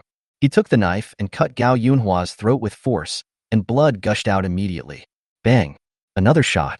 Sun Lulu was also shot dead. Save me, I don't want to die." Gao Yunhua fell to the ground, covering his throat, but soon he lost his voice. Zhang Wen didn't care about Gao Yunhua's life or death at all. Their team didn't seem like bad guys, so he could not kill them, but he had no obligation to save them. Zhang Wen looked at the remaining 3 men, Li Xia, and said, "You can get out now. Remember, it's best to leave Linhai town. I will arrange patrols around this area in the future. If my people come across them again, they will shoot directly." This is what Zhang Wen has always done. Once the shelter is stabilized, they will begin clearing the land around the shelter to create a safe buffer zone. The same will happen in the sub-territory. Li Xia and the other men were already frightened by Zhang Wen's actions and hurriedly said, "Brother, we'll leave now, and we'll definitely leave as far away as possible." At this time, a woman said, "I want to leave too." This woman is Sun Min, and Gao Yunhua has always been her idol. In fact, she is not very good-looking, and Gao Yunhua usually looks down on her, but in order to win votes, he has been pretending to deal with her. Now Gao Yunhua hates them to death because of the death of Zhang Wen and others. However, she dare not say it, but she will definitely not stay here anymore. As for the other women in their team, they all looked at Xia Xiaoman. "I want to stay. I'm not the captain anymore. Besides, I can't make decisions for you. You can choose whether to stay or go." Xia Xiaoman knew what everyone meant, so she spoke out. "I'll stay too." "Me too." The girls in Xia Xiaoman's team quickly decided to stay, because they felt that although Zhang Wen did not seem to be a kind-hearted person, at least he did not kill innocent people indiscriminately, and Zhang Wen and his men were also very powerful. Of course, the most important thing is that there are several female soldiers in Zhang Wen's team, which gives them, as women, a sense of security. If you choose to leave instead of staying, let alone the possibility of meeting someone worse than Zhang Wen. And if the bad guys you encounter are like Wu Jianxiong and others here, they will not only torture women but also lack the ability to guarantee their safety. That is the most miserable thing. So thinking about it this way, it's better to stay. As for the more than a dozen women in Wu Jianxiong's team, none of them wanted to leave. With their weak bodies, they couldn't leave even if they wanted to. Wait until those who should leave have left. Tianmin, Huang Mingqi, ask the women here to take you to find a few drivable cars that can accommodate all the women here. Zhang Wen gave instructions to the 2 female soldiers. "Yes, Chief." The 2 female soldiers did not ask the reason, they just had to follow orders. After the 2 female soldiers left, Li Shui asked in confusion, "Zhang Wen, didn't you like this place? Are we leaving like this?" Zhang Wen said mysteriously, "This place is ours now, and we will definitely not leave. I will take them to a place, and you will know later." Tianmin, Huang Mingqi and others quickly found 6 cars, including off-road vehicles and business cars, which could accommodate more than 30 women. The armored vehicle led the way, followed by 6 vehicles. The convoy drove along the cement road in the villa area and did not stop at the gate, all the way to the intersection at the foot of the hill in the mid-mountain villa area. Of course, this intersection is actually not far from the gate of the villa area. "Stop the car," Zhang Wen said. The armored vehicle stopped, and then the entire convoy stopped. Then all the women followed Zhang Wen out of the car. Everyone was confused and didn't know why Zhang Wen brought everyone here. Zhang Wen didn't explain either. They will soon find out for themselves. Today is the time to show some real skills. Before, when he was in the villa area halfway up the mountain, Zhang Wen had already activated the sub-territory. When the main territory was activated in the past, Zhang Wen had no choice of place and position, and could only choose to activate it on the spot. Now that the territory is being divided, Zhang Wen has carefully chosen a place with a good environment. He also roughly calculated the activation location so that the wall could be built at the intersection at the foot of the mountain. The reason why the wall was not located at the gate of the villa. This is because Zhang Wen had observed when he entered the villa area before that building a wall at the intersection at the foot of the mountain could better protect the safety of the entire villa area and cover more fields inside. The original walls and gates of the hillside villa area can be reinforced and upgraded in the future to serve as a second checkpoint. "Do you see this? I'm going to build a defensive wall here." Zhang Wen looked at the women around him and suddenly said something that puzzled them. "Build a wall here?" The idea seems to be a good one. The city wall was useless before the end of the world, but it must feel safe in this end of the world. However, for so many women like them, building a wall here would probably not be any easier than building the Great Wall in ancient times. Chapter 171. Strength does not allow for low profile.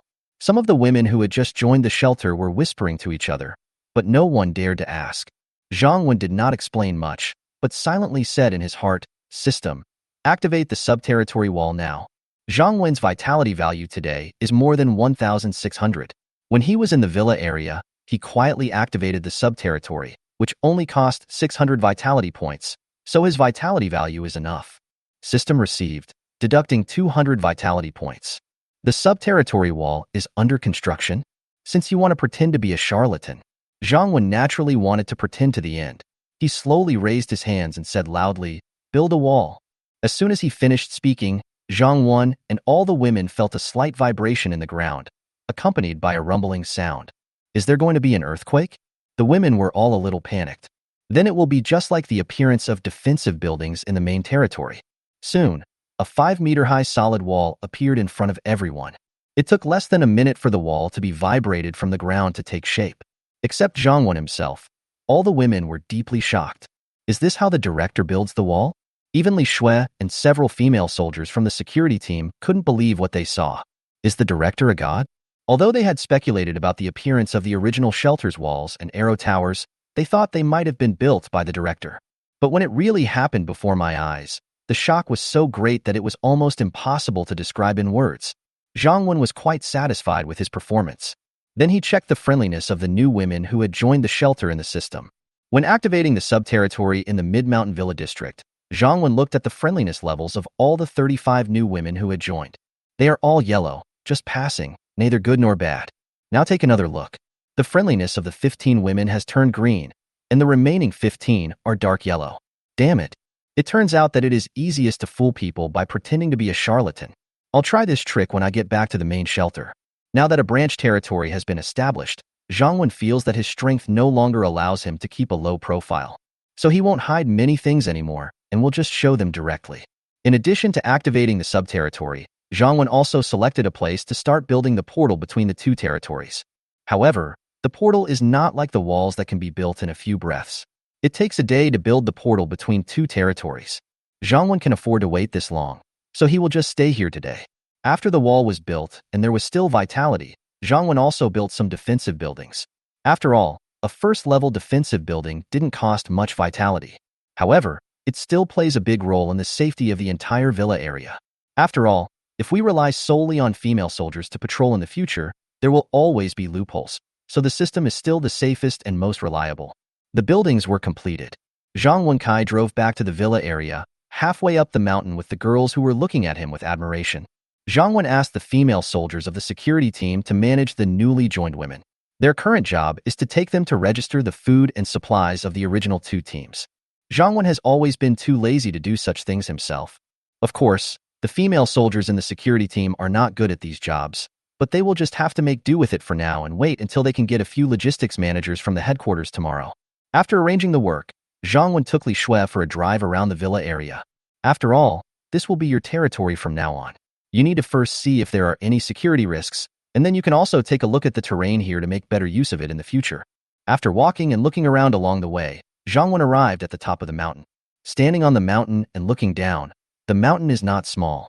Although more than half of it has signs of human modification, it is still mostly green, especially at the foot of the mountain, where there is still a lot of relatively fertile land. Zhang Wen was very satisfied. For Zhang Wen and his women, this sub-territory is very suitable for living, and it will be used as a place for vacation and retirement in the future. For the female soldiers in the security team, this is a very good training base, with a larger territory and a better environment for their training. For the refugees, this is a big farm, which will become the granary of the shelter and the place where they will work hard to cultivate the land. Having seen enough, Zhang Wen originally wanted to move directly into Villa No. 1, which covers an area of more than 6,000 square meters. However, Li Shui felt that it would be better to wait until someone was hired to clean the place before moving in, so she would move into the villa she bought today. Although the villa number 55 she bought is relatively far back in this villa area, it is more than 300 square meters and can be considered a luxurious villa.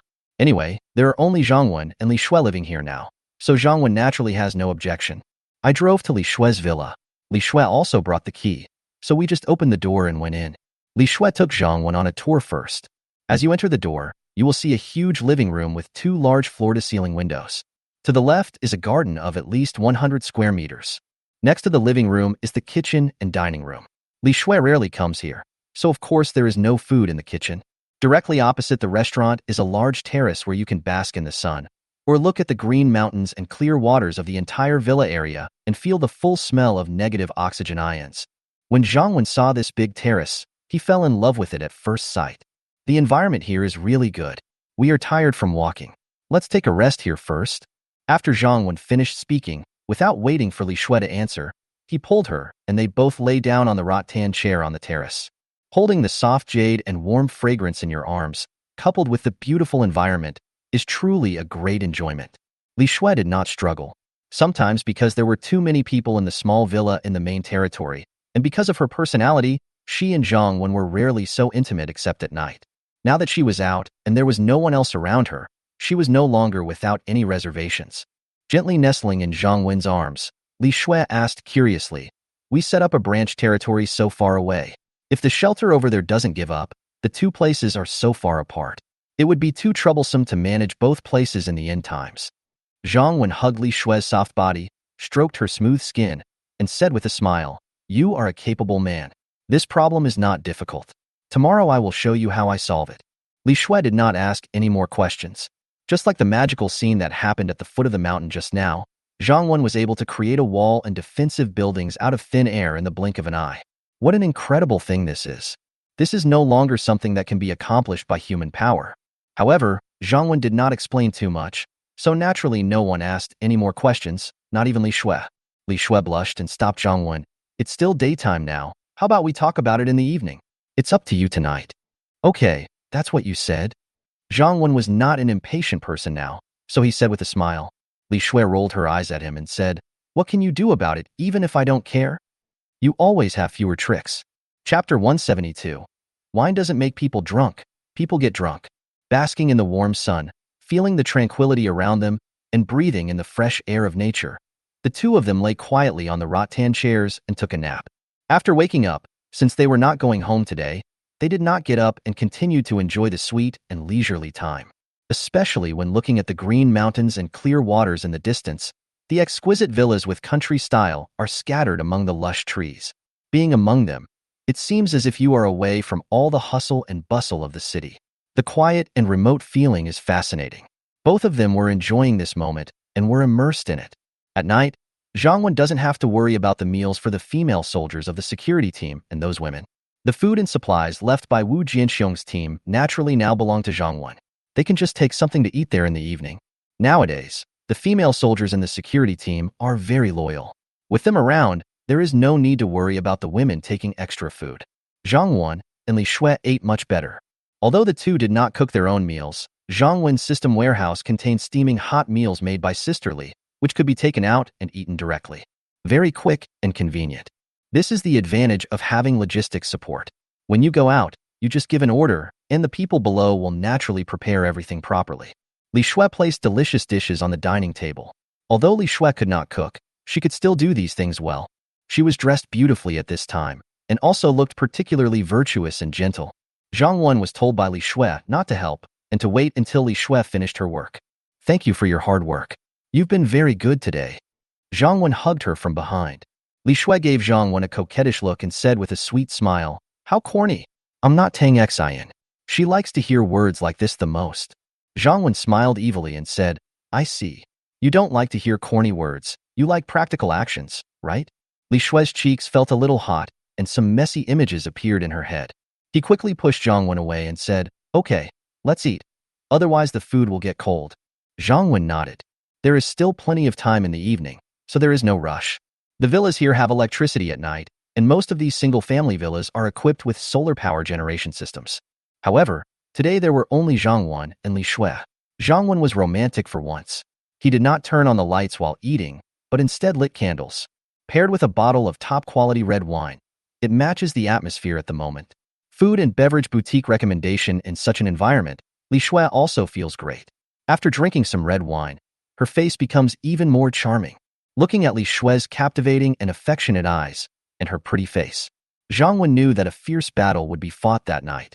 Although there were only two people having dinner in the evening, the meal was extremely sumptuous. It is simply delicious, fragrant, and tasty. Under the candlelight, Li Shui looked even more charming. With her beautiful face and perfect body curves, she made Zhang Wen more excited than any delicious meal in the evening. The two people at the table were enjoying delicious food, and the transparent wine glasses occasionally collided and made crisp sounds. The candlelight flickered. Although he had only drunk red wine with a low alcohol content, Zhang Wen felt a little intoxicated. It's true that it's not the wine that makes people drunk, but people make themselves drunk. Li Shui was so passionate last night that she seemed to melt Zhang Wen. Wake up in the morning. Zhang Wen was lying on the messy, luxurious and soft big bed, and Li Shui was sleeping soundly in his arms. It was still early, and Zhang Wen didn't want to exercise today, so he didn't get up immediately. Turn on the system. End of the world shelter system. Host, Zhang Wen.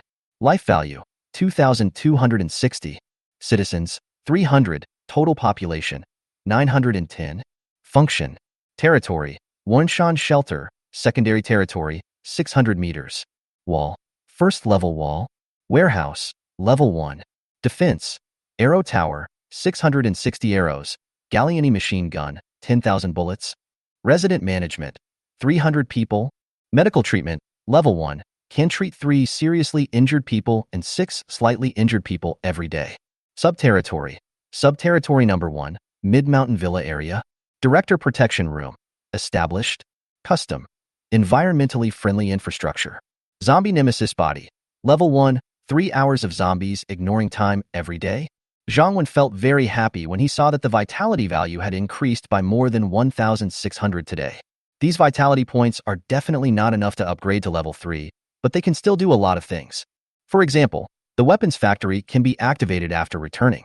It only costs 700 vitality points, which is a piece of cake now. The system warehouse also needs to be upgraded, which requires 3,000 vitality points and will only take 2 days. As for the walls and defenses of the main territory, we will decide whether to upgrade them when the time comes.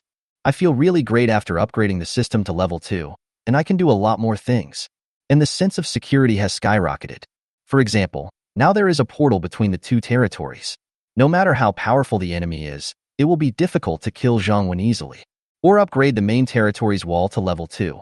A giant steel wall 10 meters high and 2 meters thick. Would you feel safe? What time is it? You're awake so early. Li Shui opened her eyes lazily at this time, looked at Zhang Wen and said, looking at Li Shui's charming appearance, I was very happy today, so I woke up early. Zhang Wen answered casually. What are you so happy about so early in the morning? Li Shui had just woken up and thought something had just happened. Does it count as being able to admire beautiful women so early in the morning? Zhang Wen said with a smile. You said it nicely. I didn't see enough last night. Li Shui smiled like a flower. In the past, she might have felt it was corny to hear such words, but now she felt sweet in her heart. Although she said that she didn't like to hear such love words, only she knew what she was thinking in her heart. Women, especially those who used to be more arrogant, always say one thing and mean another. I'll tell you if it's enough. After Zhang Wen finished speaking, he lifted the quilts covering the 2 of them. Then the first morning meeting after the division of the territory began. I don't know how much time had passed. Li Shui lay weakly on the bed, and the physical strength she had just recovered in the morning was completely consumed again. Thinking silently in my heart, she should hurry back to the city. With Tang Xian and the others around, and Zhang Wen visiting her occasionally, she feels pretty good now. After resting in Zhang Wen's arms for a while, they both got dressed and got up. Li Shui was a person who couldn't sit still, so she went to take a look at the female soldiers. After seeing the luxury of the villas here, Zhang Wen decided to go to Villa number 1 on the top of the mountain to take a look. Chapter 173 Luxurious Villa. Zhang Wen drove to Villa number 1 on the top of the mountain. Wu Jinxiong had keys to many of the villas here, and this Villa number 1 was one of them, so it was convenient for Zhang Wen. Zhang Wen used the remote control key to open the automatic iron door of the villa and walked into the villa. Zhang Wen's first thought was that this villa was really big and really luxurious.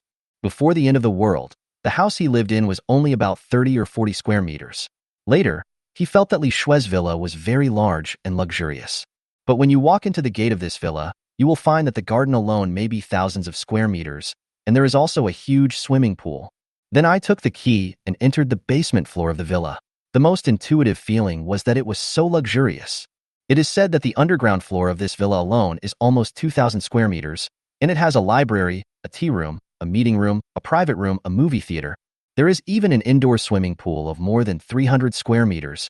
In short, even if it is just this basement floor, it is not only decorated like a palace, but it is so big that you may get lost if you are not careful. The second floor also has a super large living room, gym, leisure room, and a large open-air balcony. Looking at the scenery here, you can see all the mountains, which is definitely the best view. The decoration and configuration of each room are more luxurious than those of a 5-star hotel, with independent toilet, bathroom, wardrobe, etc., and they are all very large.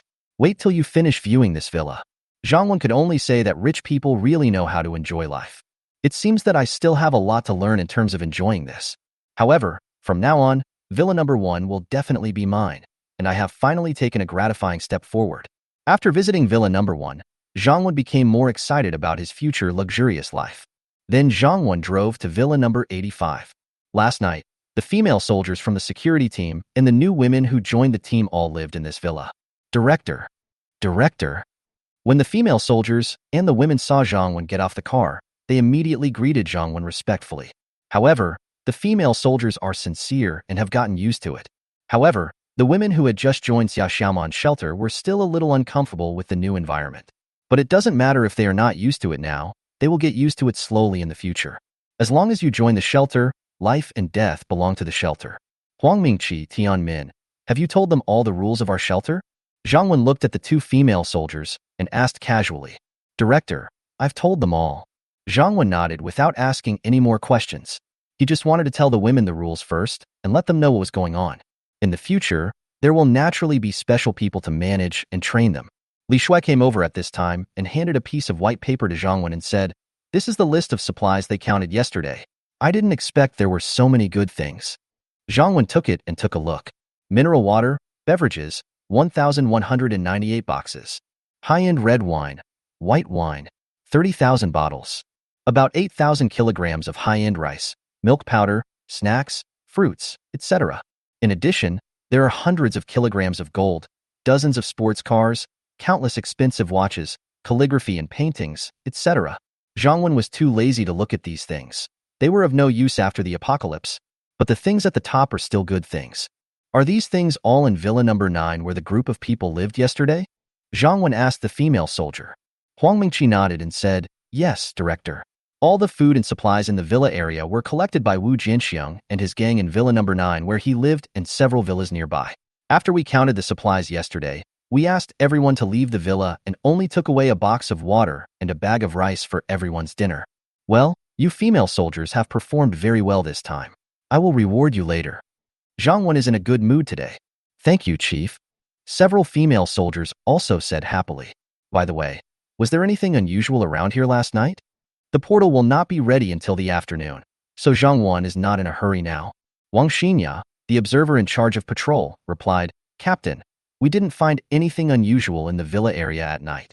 But when I was patrolling with a drone this morning, I found that the woman who left with the 3 men yesterday was dead. She was at the entrance of the village, not far from the foot of the mountain. Zhang Wen didn't feel anything. He thought he was very merciful by not killing them. Zhang Wen doesn't care whether they live or die. What? Sun Min is dead? Xia Xiaoman and the others were very surprised. They were still living together yesterday, but they didn't expect to hear the bad news about her just one night away. Xia Xiaoman and the others felt mixed emotions, but at the same time they were also very glad for their choice. Afternoon. After talking to the female soldiers for a few words, Zhang Wen brought Li Shui to the vicinity of Villa number 12. Yesterday, Zhang Wen chose this place as the location for building the portal. Zhang Wen also had a rough plan in mind for his own territory. The best villas number 1 to number 10, including the artificial lake, landscaping and so on in this area, will belong to the director's private places in the future and will be regarded as restricted areas of the territory. Villas number 1 to number 20 are used to set up office spaces for some departments or to house some important functional buildings. Villas number 40 to 51 are for middle and high-level residents of the shelter. Villas number 1 to number 80 are for formal residents with good performance and female soldiers of the security team to live in and relax. The outermost villas, number 81 to 88, are temporarily used by refugees who have behaved well and need to work here. Zhang Wen, what is this? Next to villa number 12, Li Shui saw a cylindrical building standing there. It seems a bit out of place with the other buildings in this villa area. Its radius is about 8 or 9 meters. The whole building is old and has a sense of vicissitudes. There is also a crystal-like door on the front, which looks very special. Come on, go in and take a look, then you'll know. Zhang Wen took Li Shui and pushed open the crystal door and walked in. After entering, Zhang Wen found that the space inside was quite large and gave people a mysterious feeling. There is an operation panel inside the portal, on which you can select the teleportation point, but currently there is only one teleportation point, the one in the main territory. Zhang Wen looked at the introduction in the system and found that this portal can transport up to 50 people at a time, and each teleportation costs 20 vitality points. That's right, it is charged per visit, not per person. In other words, Zhang Wen needs to spend 20 vitality points to teleport one person at a time, and it only costs 20 vitality points to teleport 50 people at a time. Could this be the legendary portal? Li Shui looked at the operation panel inside the portal and looked at Zhang Wen with some disbelief. She felt that her worldview was about to be refreshed again. Yes, it's the portal. Zhang Wen nodded and said, I'll give you the permission, you can operate it, and we'll teleport back and take a look. Chapter 174 Portal. This portal is very user-friendly. In addition to Zhang Wen being able to operate it at will, Zhang Wen can also give permission to others so that they can also use it. And there is no need to worry about any accidents, such as the person you give authority to being controlled by others. Because each teleportation requires deduction of vitality points, if you do not confirm the deduction, the portal cannot be used, so the final confirmation right lies with you. Li Shui excitedly selected the teleportation point. Actually, there was no choice, and then clicked confirm. The two of them suddenly felt a darkness in front of their eyes and a little dizzy, and then everything returned to normal. Li Shui was still nervous and asked, Zhang Wen, are we going to start?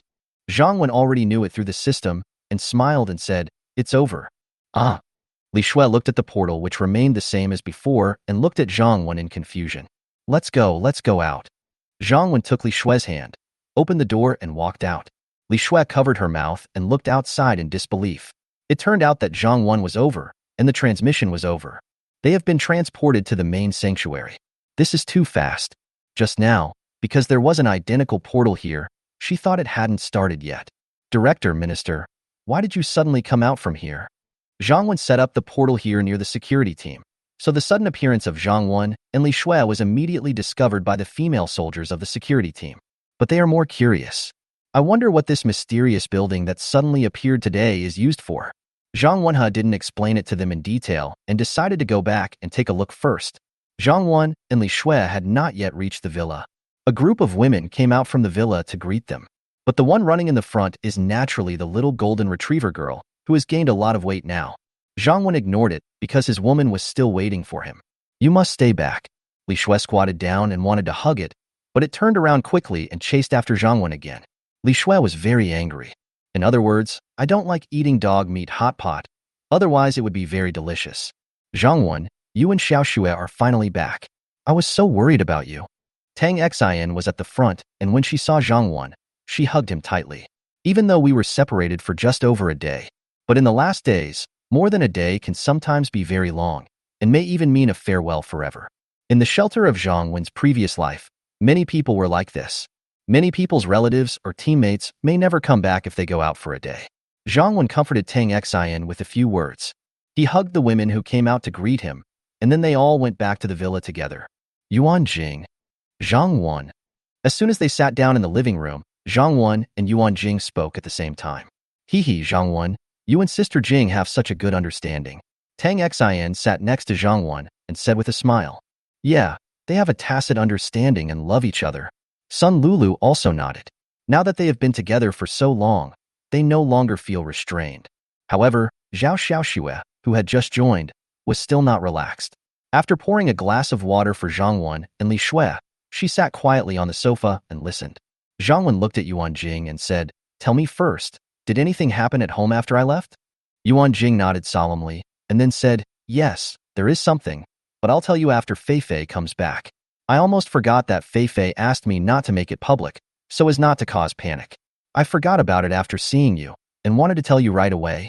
At this time, all the girls also heard the unusualness in Yuan Jing's words. The smiles on their faces immediately disappeared, and instead they looked a little nervous. It's okay, go ahead, I'm back now. I'm here to take care of everything, there's no need to panic. After the establishment of the sub-territory, Zhang Wen basically had nothing to worry about for the safety of himself and the women. Seeing Zhang Wen say this, Yuan Jing had no choice but to say, There are two pieces of bad news. The first one is that not long after you and Xiaoxue left yesterday, several survivors came to the outside of our shelter's annex. The security team wanted to remind them not to enter our shelter, but they actually sent a message saying they were here to find us. Looking for us? Zhang Wen was also a little curious. Yeah. Yuan Jing nodded. Then he continued, They said they came from a place called Nanyang Shelter. It is said that it is a large shelter with more than 10,000 people. They said they were subordinates of a big boss named Wang Luming. Their boss took a fancy to our shelter and wanted to recruit us. Nanyang Shelter? Zhang Wen had heard of this shelter in his previous life. I heard that it was a semi-militarized shelter built in a place called Nanyang Town. What is a semi-militarized shelter? It means that the security of the shelter is mainly the responsibility of the military, and the daily management of the shelter is jointly managed by the military and survivors. The shelter is not close to Zhang Wen, and Zhang Wen has only heard of it but has never been there. I heard that the Nanyang shelter occupies a good location. Although it is built in a small town, it is also a major transportation route. Many of the survivors who fled here joined this shelter. It is said that at its peak, this shelter was a medium to large shelter with a population of 50,000. However, due to the small territory and the zombie tide, the population was controlled to around 20,000. As for why they don't occupy the county town or a larger city, wouldn't they be able to take in more survivors? It's not that their shelter doesn't want to, nor is it that the government or the military doesn't want to. The first is powerlessness. For example, in Nanyang Town, there was an army nearby with more than 10,000 troops stationed there. The virus reign came too suddenly, and in the first 3 days alone, less than 500 people of this army survived. Later, due to rescue, hunger, disease, etc., there were less than 300 people left. From point to surface, the whole of China is similar. Moreover, due to some mysterious factors, weapons of mass destruction cannot be used. Even to clean up a county town, the cost would be too high. And later on they will find that when there are too many people in a shelter, it is not a good thing. Because the more people there are, the easier it is to cause a zombie wave. Later on, the zombies seem to have the ability to recognize each other. To be honest, many people have speculated whether this zombie disaster is driven and influenced by mysterious factors. The zombie virus is just a means in the early stage, and the protagonist will only appear at the end. But even if there was, Zhang Wen did not live to see the day when the mystery was solved. Even in this life, Zhang Wen would not deliberately pursue any results. Zhang Wen only cares about what is in front of him. Zhang Wen had never been to the Nanyang shelter in his previous life. He only knew that it was about 100 miles away from here. In the previous life, I had only heard of the name of the shelter, but in this life, they suddenly said they wanted to recruit me, which was quite novel. Did they tell us how they knew about our shelter? Zhang Wen asked. It was said that someone from our neighborhood told them. Yuan Jing said. I didn't expect that there are people who can run so far. Zhang Wen said with emotion. Chapter 175 Shelter changes its name, more. Zhang Wen looked at Yuan Jing and asked, so how did you respond to those people? Yuan Jing said quickly, Fei and I didn't dare to reply to them easily, but they said they would give us 3 days to consider. If there is no reply after 3 days, they will send people to raise our shelter. Tang Xian said angrily, they are too overbearing. They just send someone here and say they want to recruit us? The government is not like them, right? It's not like we can't survive on our own. Li Shui said, there is nothing to complain about. It's like this in the end times. Whoever has the bigger fist is right. Others are big shelters, so they must be overbearing. Didn't we do the same to the people nearby before? Tang Xian said, how can it be the same? We are in our own territory. Driving away the survivors is to ensure our own safety. And they are not killing all of them, right? They are just invading. Zhang Wen patted her shoulder and said, Xiao Xue is right. There is nothing to complain about. No one will reason with you in the end times. Besides, it's not certain whose fist is bigger. Tang Xian worriedly said, didn't Sister Jing say that they have tens of thousands of people in the shelter? How can we compete? Zhang Wen laughed and said, my silly girl, they said there were tens of thousands of people and you believed it? Besides, when you first arrived, didn't you hear what Yuan Jing said? They represent a big boss named Wang Luming, not the entire Nanyang shelter. Tang Xian reacted and said, so, this person is secretly planning to attack us? Zhang Wen nodded and said, well, the government is unable to rescue now, and there are fewer and fewer survivors. The government certainly hopes that everyone can survive. Why would they take the initiative to kill each other? After hearing this, everyone felt relieved. Yuan Jing asked, do you want to go meet them? Zhang Wen said, let's talk about this later. Didn't you say there was one more thing? Yuan Jing said quickly, the second thing is that the patrols found that there were obviously many more zombies nearby. There were so many zombies outside the outer city fence yesterday that many zombies crowded over the fence. Fortunately, Fei and her team saw it when they were patrolling with a drone and took the security team to clear it with firepower, otherwise the outer city might not be able to get out now. Zhang Wen frowned. He didn't expect that even though he was so careful, a zombie wave almost happened so quickly. After 2 years in the previous life, Zhang Wen had also heard about some things. It is said that as long as too many people gather in one place, a zombie tide will be attracted, and many shelters have been destroyed by zombie tides. As for the reasons for the formation of the zombie tide, one is that there are a lot of people gathered, they are very popular or make a lot of noise, which attracts zombies. Second, the zombies seem to have improved in both IQ and speed as they get older. There will even be leader-type zombies who will have a certain level of intelligence and will summon a large number of zombies to attack a place. But it has only been more than a month, so there shouldn't be any zombies like this yet. The only reason is that there are more and more people in the shelter during this period, and there are too many people moving around nearby. Don't worry, these two things are not a big deal to us. Zhang Wen comforted them. Indeed, when you go to the sub-territory later, you won't have to worry about these things anymore. Li Shui went out with Zhang Wen this time, and she saw a lot in the past 2 days, so she has nothing to worry about now because she knows that Zhang Wen is a capable man. Tang Xian asked curiously, "You guys created a sub-territory? Are there any magical things there?" "You will know soon," Li Shui said mysteriously. Tang Xian rolled her eyes. Yuan Jing asked at this time, "By the way, Zhang Wen, what did you call me for just now?" Zhang Wen nodded and said, "I originally wanted you to arrange 100 refugees to go to our number 1 sub-territory to farm. There is a lot of land there." Yuan Jing said happily, "This is good news. What's the matter? You are not going now?" Zhang Wen said, "We must go, and we need to send more people. How about this? We will select 20 of the 200 people in the security team to serve as instructors, and we will select 400 people from the refugees.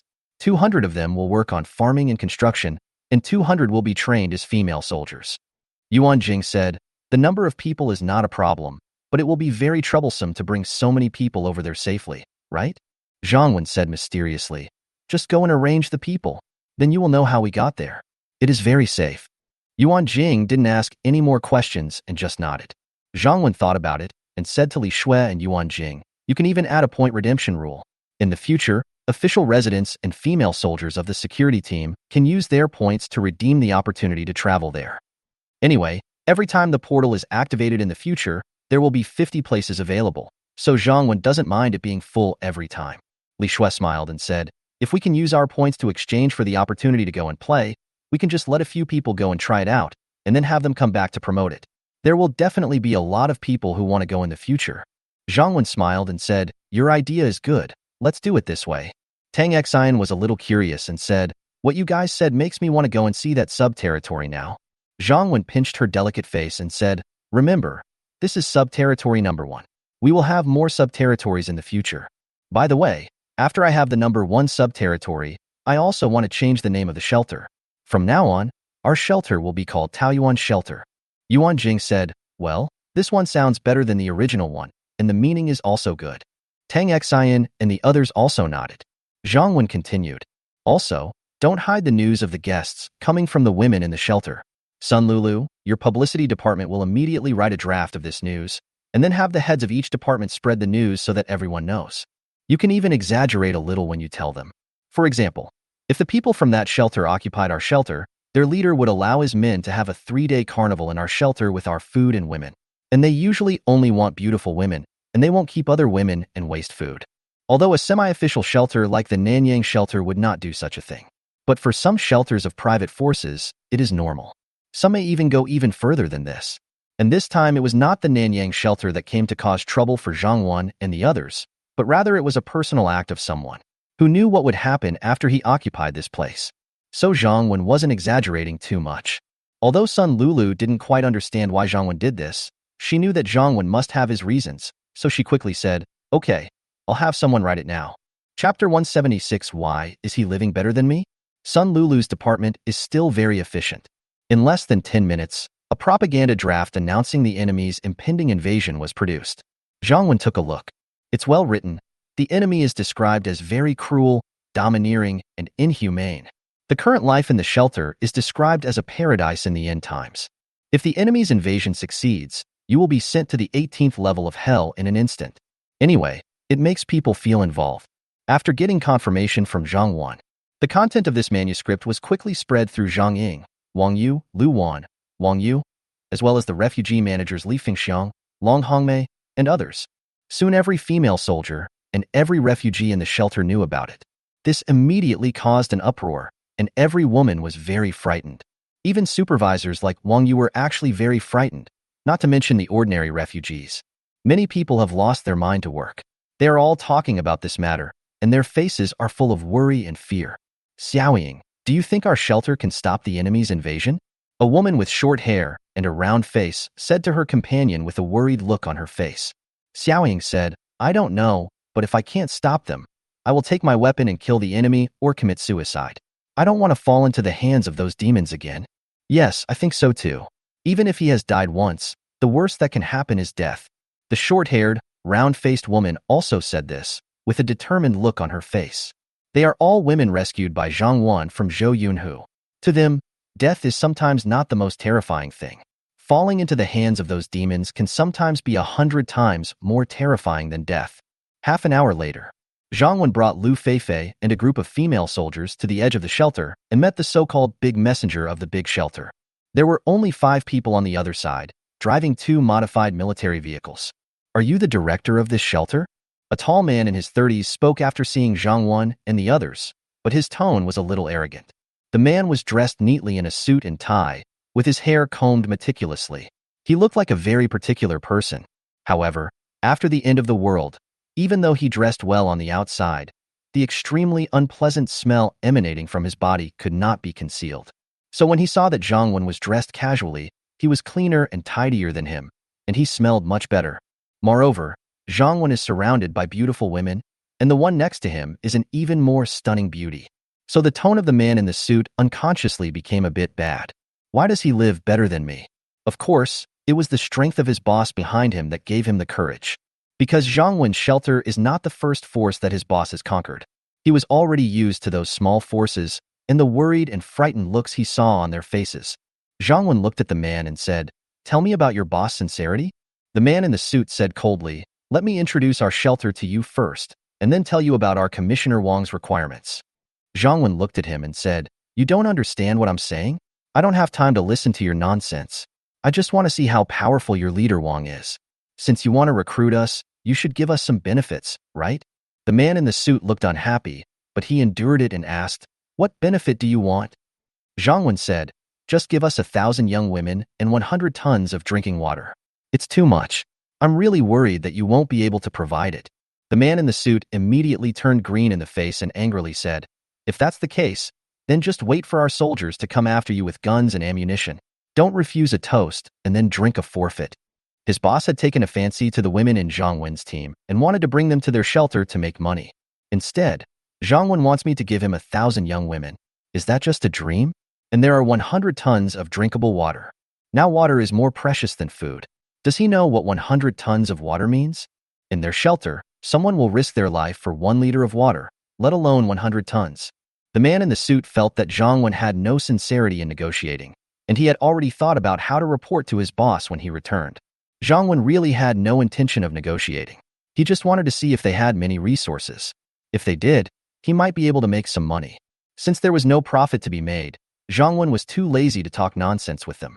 He waved to the female soldiers around him. Go ahead, the man in the suit stay.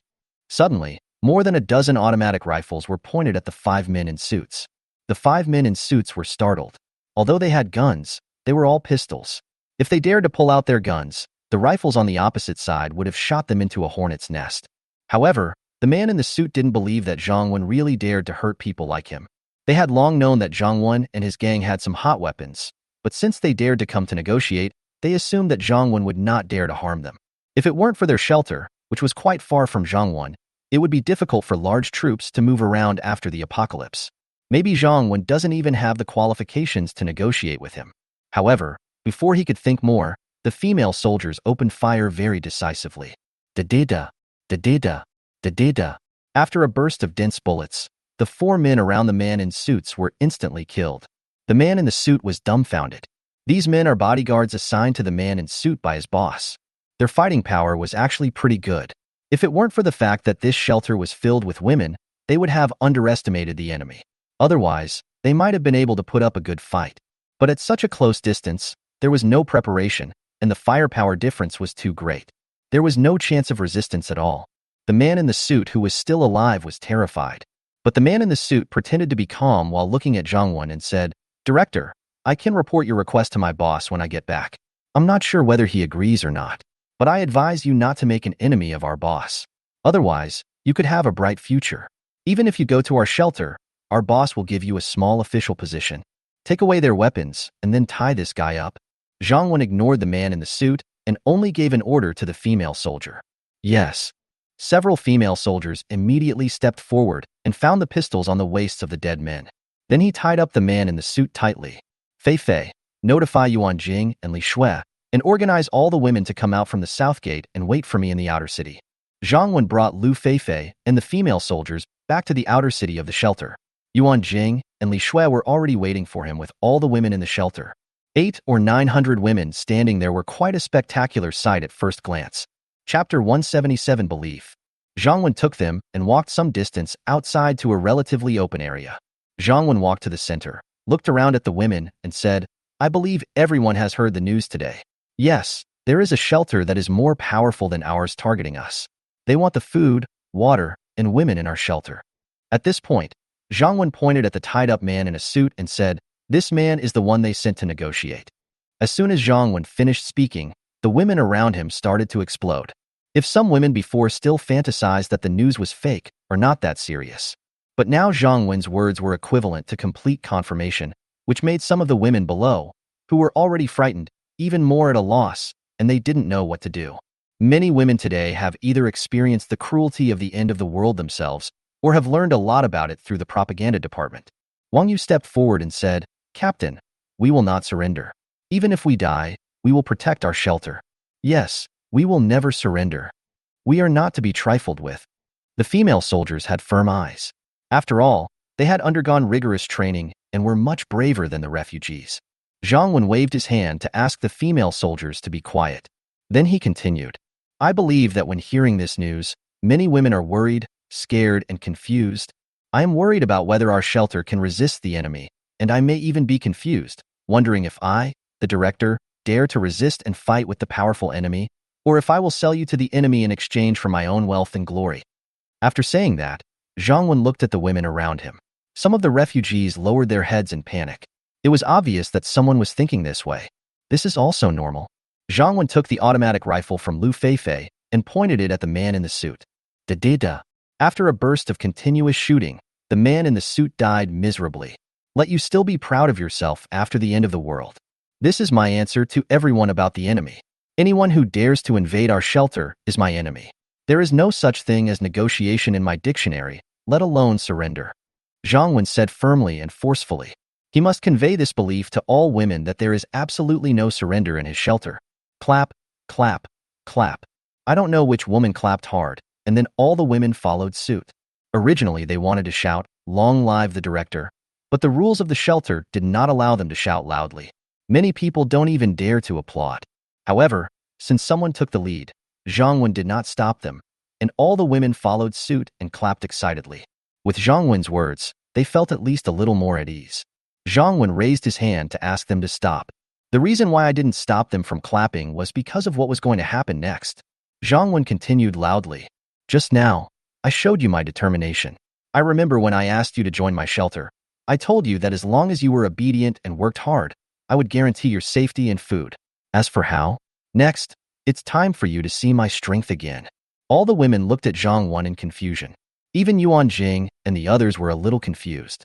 Many of them had seen how powerful Zhang Wen was. For example, Zhang Wen alone easily killed more than 100 zombies. Does the director want to demonstrate it again? Of course, Zhang Wen is not that boring, and fighting and killing are already a thing of the past. Not shocking enough, Zhang Wen opened his arms and slowly lifted them up. He said loudly, "Build a wall." The women who were originally waiting for the director to kill zombies or show off his shooting skills heard these two words. Everyone is confused. What does this mean? Signal? Look over there. Suddenly a woman pointed to a place several dozen meters away. All the women quickly looked in the direction she pointed. However, in just a short period of time, a steel wall has gradually taken shape. 1 meter, 2 meters, 5 meters, 10 meters. Soon, a black monster that was 10 meters tall and 2 meters thick stood in front of everyone. Everyone who saw this scene was speechless for a long time. It's so shocking. The director raised his hand casually, and a huge wall, no, a city wall, appeared in the blink of an eye. This is so amazing. No, this can no longer be described as amazing. It's simply a godlike existence. When I think about it this way, the walls of the shelter and so on were also built by the director. It's just that the director used to be low-key and didn't make it public. Witness Zhang Wen's magical abilities. All the women felt at ease. With the magical director around, they had nothing to worry about. Just live your life following the director. The women were amazed at Zhang Wen's magic. However, Zhang Wen was checking the information of this majestic wall in the system. Because the secondary wall has several small changes compared to the primary wall in addition to changes in height and thickness. For example, the first level wall has only one gate on the north and south sides, while the second level wall has a gate on each of the 4 sides. After all, the area is so large. How can it be without a few doors? In addition to the super secret camera on each side of the first level wall that can only be viewed by the host, there are also several visible cameras on each side of the second level wall, and they are equipped with automatic alarm devices. If a stranger approaches, the alarm will sound. This is prepared for those on duty. In the future, Zhang Wen will need to check all intrusions in the system and remind the female soldiers. The last change is that it is very difficult for people to climb up the first level wall, even those inside the shelter. There is a climbing point on the secondary wall inside the shelter, and there is also a small fortress on the top of the wall where female soldiers can perform duties or kill enemies. Although they are all small changes, I feel that they are indeed much more powerful and convenient than the first level wall. Return to the villa from outside. Zhang Wen felt that plans could not keep up with changes. When he was dividing the territory number 1, he was still thinking about building a weapons factory first and then upgrading the warehouse after he came back. But I didn't expect that when I just came back, the first thing to be upgraded was the wall. But it's okay. The weapons factory can be arranged tomorrow, and the warehouse can be upgraded the day after tomorrow. It's just a matter of one day earlier or later. Zhang Wen is just like this. He likes to be cautious when doing things. Now Zhang Wenju's shelter has 2 walls, 200 female soldiers, and defensive buildings such as arrow towers and machine guns. Zhang Wen doesn't have to be afraid of small or medium-sized zombie waves. As for the enemies among the survivors, as long as they do not have weapons of mass destruction, Zhang Wen does not have to worry too much even if there are hundreds or thousands of soldiers. And now we have the portal as a fallback, so it can be said that it is basically foolproof. Originally, Zhang Wen came here today to ask Yuan Jing and the others to follow him to the number 1 sub-territory. But now that he had dealt with things here, it was a bit late, so Zhang Wen decided not to go there today. It also gives peace of mind to the people in the shelter here. He sat on the sofa with his arms around Tang Xian, taking a rare moment to relax. At the same time, Zhang Wen called up the camera of the secondary wall in the system. Not long after he left with the women, there were already many zombies gathered under the wall. It seems that the zombies around here have become more active. But Zhang Wen was not worried. Building a secondary wall is not only to defend against survivors, but also to defend against zombies. And tomorrow, he would take away almost half of the people in the shelter, and then ask the female soldiers to reduce outdoor activities as much as possible except for clearing out zombies. In this way, after a period of time, the popularity of the shelter can be cooled down, and there is no need to worry too much about attracting the attention of the zombie tide. And it is just right for me to develop the sub-territory first. Chapter 178, The Charm of Dance. The shelter is destined to be lively tonight. Director Bai Tian's ability made the women feel reassured and more confident about life in the end times. Joining the shelter and following the powerful director was the best decision they had ever made. The shelter's canteen. After Long Hongmei received her food, she came to the material exchange window. There are still quite a few people who have some points, but they usually use them sparingly. This is the habit of the Chinese people. I like saving money, saving things, and thinking about my future. I don't mind working hard now. But today, there seem to be a lot of people at the exchange window. Please help me exchange a bottle of coconut juice and 3 packs of fish. Long Hongmei told the girl at the window her request. Okay, please wait a moment. Soon, Long Hongmei got the food she had exchanged. When she came to the table, Li Fengxiang and the others just happened to come back. Li Fengxiang also exchanged for a portion of fried pork with chili today, and she could smell the fragrance from far away. Being able to smell such a fragrance in the end times is really mouth-watering. Hey, Long Hongmei, you and Li Fengxiang got rich today. How come everyone exchanged so much food? Ji Wei looked at the two of them and said in surprise. I'm happy today, so I'd like to invite you guys to have a drink to celebrate. Long Hongmei said with a smile. Li Fengxiang also said, that's right. In order to stop you from always accusing me of being stingy, I will be generous today for once. Ji Wei pretended to vomit and said, come on, you're about to leave, so you're being generous for once. Then he said with emotion, we eat together every day. I really don't want you to leave so suddenly. The fact that the director wanted to take some people away to build a branch territory was not concealed, and today Minister Yuan Jing also conducted a personnel selection. On the management side, Li Fengxiang and Long Hongmei are among the candidates to go. Li Fengxiang also said, I really don't want to leave you, and I don't want to leave here either. Long Hongmei said, me too. Ji Wei smiled bitterly and said, stop the two of you. You are trying to attack us. I heard that the sub-territory is very good. We can't go there even if we want to. Li Fengxiang said, but it's safe here. I don't know about the sub-territory. Ji Wei said, since the director has established a branch territory there, the safety should be guaranteed, right? Long Hongmei followed up, sisterly, and I think the same thing. I still think it's safe here. After all, this is the main territory of our shelter. The director will definitely pay special attention to this place and stay here often.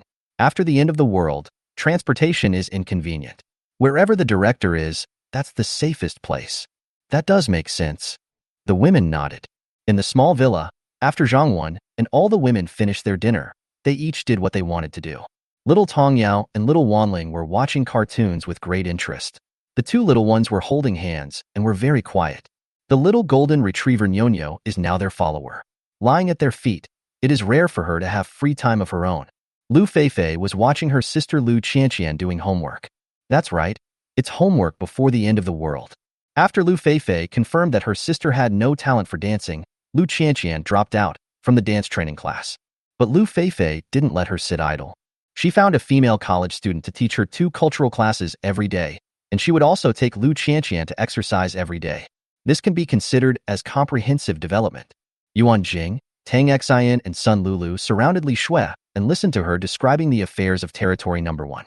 Hearing that there were many villas, artificial lakes, gardens, beautiful environment, and very few zombies and survivors nearby, the women liked it more and more. That place was simply a treasure land. Zhang Wen hugged Zhao Xiaoshue's soft body. After all, they had just gotten each other, and the relationship needed to be cultivated and consolidated. And Zhang Wen is indeed still obsessed with Zhao Xiaoshue. Zhao Xiaoshue snuggled up to Zhang Wen and was very curious when she heard what Li Shui and the others said about the No. 1 sub-territory. She looked at Zhang Wen and said, can I go and see it with you then? Zhang Wen stroked her fair skin and said, no problem. I'll take you there tomorrow. It's very convenient to get there anyway. Zhao Xiaoshue looked at him and said, you are going to bring so many people with you this time. It won't be troublesome or dangerous, right? If it is too troublesome, I won't go, so as not to distract you. Zhang Wen smelled the pleasant fragrance on her body and said, it's okay. There is no danger in our own territory. Zhao Xiaoshue looked at Zhang Wen with some confusion. Didn't she hear that the distance between the territories was very far? You'll find out tomorrow. Neither Zhang Wen nor Li Shui said much about the portal, so they were still somewhat unaware. Zhao Xiaoshue didn't ask any more questions. She just wanted to be an obedient woman and listen to him. Zhao Xiaoshue is still very satisfied with her current life. Compared to when she was outside before, she had to go hungry and eat one meal at a time and lived in fear. So much better. Although several men in the previous team were attentive to her every day, what was the use? She had seen many attentive men before the end of the world. It can't be eaten as a meal. Zhang Wen is not the kind of man who likes to say nice things, but he has the ability to support all the women in the shelter, which is enough. Night. Zhang Wen once again realized the charm of dance, or rather, the charm of a woman who can dance. Especially the flexibility of their bodies is eye-opening. It's a pity that I heard that basic skills need to be practiced from a young age to be effective, otherwise women would really have to practice them too. Of course, Zhang Wen is definitely doing this for their own good. After all, this can help them exercise. Zhang Wen is such a person who cares about his woman. It's definitely not for any selfish reasons. For example, finding them so many beautiful clothes, stockings, high heels, etc. is just to make them more beautiful. Other things such as accessories and clothing boutique recommendations are not important. A night passed. Zhang Wen woke up in the morning and looked beside him. Zhao Xiaoshue was still sleeping soundly. Zhang Wen no longer felt sleepy. He was in good health and he could eat, work, and sleep well. Zhang Wen got up and left the room without waking up Zhao Xiaoshue.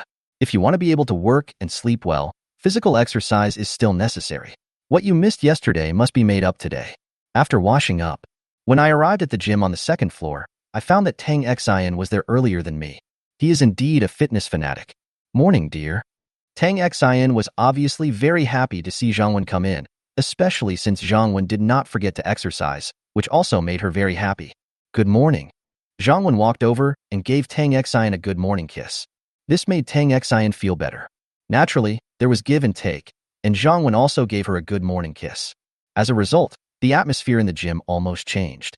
Fortunately, Zhang Wen has good driving skills and stepped on the brakes. Otherwise, he would not have been able to continue this morning exercise. Or it will change. Chapter 179 Weapons Factory. Finished exercising with Tang Xian. While eating breakfast, Zhang Wen took a look at the vitality value added today. Zhang Wen was shocked by this value. After reaching level 2, the daily increase in vitality was only about 1,600 points. Based on 300 official residents and about 600 refugees, 1,600 vitality points a day is actually quite a lot. But I didn't expect that the number would increase so much yesterday. It seems that pretending to be a charlatan is indeed promising. Adding the more than 200 vitality points left from yesterday, the total increased to more than 2,200. It's still a little short of upgrading the warehouse, but it's more than enough to activate the weapons factory. The name of the weapons factory is actually a factory, but Zhang Wen looked at the system introduction and found that a first-level factory only needs a room of 20 square meters. This is not a factory at all. The small processing workshops before the apocalypse were bigger than this. However, Zhang Wen had already witnessed the magic of the system. No matter its size, as long as he could make a weapon for himself, it would be fine. Since only a small room would be enough, Zhang Wen simply went to the building next to the villa where he stored his supplies. The second, third, fourth, and fifth floors here are now filled with food and supplies by Zhang Wen, but there is a room on the first floor that can be used. Of course, the shelter is now quite large, with many rooms and buildings. Zhang Wen was just too lazy to go through the trouble of looking for them, and he also tried to place them near where he lived. After all, the area near where I live is a restricted area and ordinary residents are not allowed to come here. Coming to the empty room, Zhang Wen turned on the system. Zhang Wen said, "System, activate the weapons factory here." System received, deducting 700 vitality points. The weapons factory was activated successfully. The weapons factory is under construction. With the system prompt sound, there were slight noises in the room. Not long after, the system prompted, "The construction of the first-level weapons factory is complete." Zhang Wen looked at the room. The only change was a huge white machine. Nothing else changed. So the weapons factory is actually just a machine? Zhang Wen walked up to the huge machine. The machine is rectangular and has a panel on top for operation. Zhang Wen clicked on it casually, and some information about the weapons that could be produced was immediately displayed. Pistol, 1 pistol per 1 vitality value. Production speed is 1 pistol per minute. Automatic rifle, 5 vitality points for 1 rifle. Production speed is 1 rifle every 5 minutes. Submachine gun, 5 health points per gun. Production speed is 1 gun every 5 minutes. Sniper rifle, 8 vitality points for 1 rifle. Production speed is 1 rifle every 8 minutes. Light machine gun, 10 health points for 1 light machine gun. Production speed is 10 minutes per light machine gun. Bullets, 1 vitality value is 1,000 rounds, and the production speed is 1,000 rounds per minute. Grenade, 2 for 1 vitality value. Production speed is 2 per minute. Small reconnaissance drone, 10 health points for 1 drone. 1 drone can be produced every 10 minutes. A small suicide drone.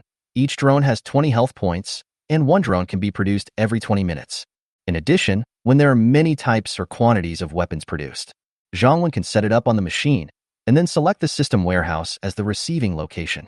In this way, the weapons produced will be automatically stored in Zhang Wen's system warehouse. It is very humane that Zhang Wen doesn't have to wait here all the time. Among the weapons produced by the weapons factory, Zhang Wenjue's are not too expensive and are very cost-effective. Of course, it is also because a lot of vitality is generated every day, and Zhang Wen is quite wealthy. Otherwise, if the system is still at level 1, with less than 1/10 of the current vitality value per day, Zhang Wen would not think it is not expensive. In addition, there is no limit on the quantity of weapons produced by the weapons factory. As long as the vitality value is sufficient, Zhang Wen can produce as much as he can. Zhang Wen finally understood the nature of the system. Functions like life-related functions are activated once and then become free afterwards. However, free is not always a good thing, as there are quantity restrictions. For example, the water and electricity generated by the infrastructure every month, the number of patients treated in the medical room every day. After activation, items like defense and weapons are not free, so there is no limit on the quantity. Zhang Wen thought about it and realized that he still had more than 1,500 vitality points. It takes a certain amount of time to produce weapons, so you can stock up on some now. Zhang Wen made some settings on the panel and first produced 1,000 grenades, 20 light machine guns, 50 submachine guns, 50 automatic rifles, and 100,000 rounds of bullets. All these only cost 1,300 vitality points in total, which is really a good deal. Don't produce too many weapons at first, just enough to use. Of course, there is not much vitality now. After 2 days, when your vitality is higher, you can produce more weapons and stockpile them. After waiting for more than 10 minutes, more than 100 grenades were produced, and Zhang Wen put them in a bag. As for the other weapons that were still in production, Zhang Wen did not wait any longer. He directly chose to automatically store them in the system warehouse after they were produced. Fei Fei, you will assign these things to the female soldiers of the security team here later. Back at the villa, Zhang Wen handed a bag of grenades to Lu Fei Fei. Li Shui also wanted to follow Zhang Wen to build the security team in the number 1 sub-territory. Zhang Wen decided to leave Lu Fei Fei to take charge temporarily, and the security team would naturally be under her management temporarily. Lu Fei Fei took the bag that Zhang Wen handed over. She couldn't tell what was inside the bag, but it was quite large. Lu Fei Fei opened the bag and took a look. His mouth suddenly opened wide, and he quickly became cautious. So many grenades, this is no joke. Without even bothering to ask Zhang Wen where so many grenades came from, Lu Fei Fei hurried away to deal with them. With these little guys, the strength of the security team will be greatly enhanced, and safety will be more guaranteed. Yuan Jing and Li Shui went to count the number of people who were going to go with them, while Tang Xian and Sun Lulu were packing their luggage. 10 o'clock in the morning. A group of women gathered near the portal, each carrying a small backpack containing their daily necessities, which was almost all their belongings. These people all knew that they were going to a new place, and they were originally very nervous because in the end times, it was very unsafe to travel far, let alone leave this shelter. However, knowing that the director would go with them, the women felt much more at ease. Now, Zhang Wen is like a god in their hearts. With Zhang Wen around, they feel safe. Including Zhang Wen and his women, there were a total of 400 people. All of them were divided into 8 groups to enter the portal, but the speed was still very fast. At 10:30, Zhang Wen and all the women have appeared in Villa number 12 in the Mid-Mountain Villa area. The women who were riding through the portal for the first time still couldn't believe it. They were just inside the shelter and hadn't even gotten on the bus yet. How did they suddenly end up here? Chapter 180. They will support themselves in the future. However, when everyone thought about the director's ability to fabricate a wall out of thin air, they felt it was acceptable. Zhang Wen did not explain too much to these women at the bottom of society. They just had to be obedient and work hard. However, Yuan Jing, Tang Xian and others still gave them a brief explanation. Knowing that there was a portal in their shelter, Zhang Wen's women were very excited. This was a legendary thing, and they never thought it would actually exist in reality. Moreover, this treasure is extremely useful in the apocalypse. There were about 400 people coming this time. According to Zhang Wen's plan, the 200 people would be led by Yuan Jing, Sun Lulu, Zhao Xiaoxue and others to farm, carry out construction, and ensure logistics. According to Zhang Wen's idea, the food grown by these 200 people should be enough to feed 1,000 people. At that time, it meant to feed people so that they would not starve to death, not to ensure that everyone had enough to eat and eat well. There are also about 200 people under the charge of Li Shui. The 20 female soldiers of the security team served as instructors, responsible for training them into new female soldiers, who would later be responsible for patrolling and guarding the entire number 1 sub-territory. As long as we can manage this number 1 sub-territory well, we will basically be self-sufficient in the future. Half of the women under his command guard the home, while the other half farm the land to support themselves. That's good. The environment here is so beautiful and the air is so fresh. Tang Xian looked around, then took a deep breath. The air was filled with the smell of negative oxygen ions, and she immediately fell in love with this place. This place is really nice. One of the important reasons why I chose this place in the first place is that it is suitable for living, Zhang Wen agreed. Then he looked at Yuan Jing and said, in the future, in this sub-territory number 1, in addition to continuing to abide by the rules of the previous shelter, you must also be more strict in terms of environmental sanitation than in the main territory. Yuan Jing nodded and said, I will. This is such a nice place. I want everyone to live here forever. I will never let anyone destroy it. Chief, there's an electric car coming up below. The female soldier standing guard nearby immediately reported to Zhang Wenhui. When the other female soldiers heard this, they all raised their guns without Zhang Wen's command. The refugees also began to get nervous. Li Shui took a look through the telescope. He said to Zhang Wen, it's Huang Mengqi. It's okay. They are our own people. Zhang Wen said, The female soldiers then put away their rifles. Huang Mingqi quickly rode an electric bike to Zhang Wen. They didn't know about the teleportation array yet. She found that the director suddenly disappeared last night and suddenly appeared again today and brought so many people with him. She was already confused. However, the female soldiers have all been trained, and Taoyuan shelter also has its own rules, so they won't ask questions that they shouldn't. Huang Mingqi didn't ask any more questions, but just greeted Zhang Wen and Li Shui and said, Director. Zhang Wen looked at her and asked, Did anything happen here after I left? Huang Mingqi quickly said, Director, this morning there were a few survivors who might have wanted to seek refuge in this villa area, but after they saw the wall at the foot of the mountain, they left on their own. Everything else is normal. Zhang Wen nodded. It is possible that people nearby who knew about this villa area also wanted to hide here, but when they saw the wall that appeared after the end of the world, they knew that this place had been occupied by someone, and they were able to build a wall.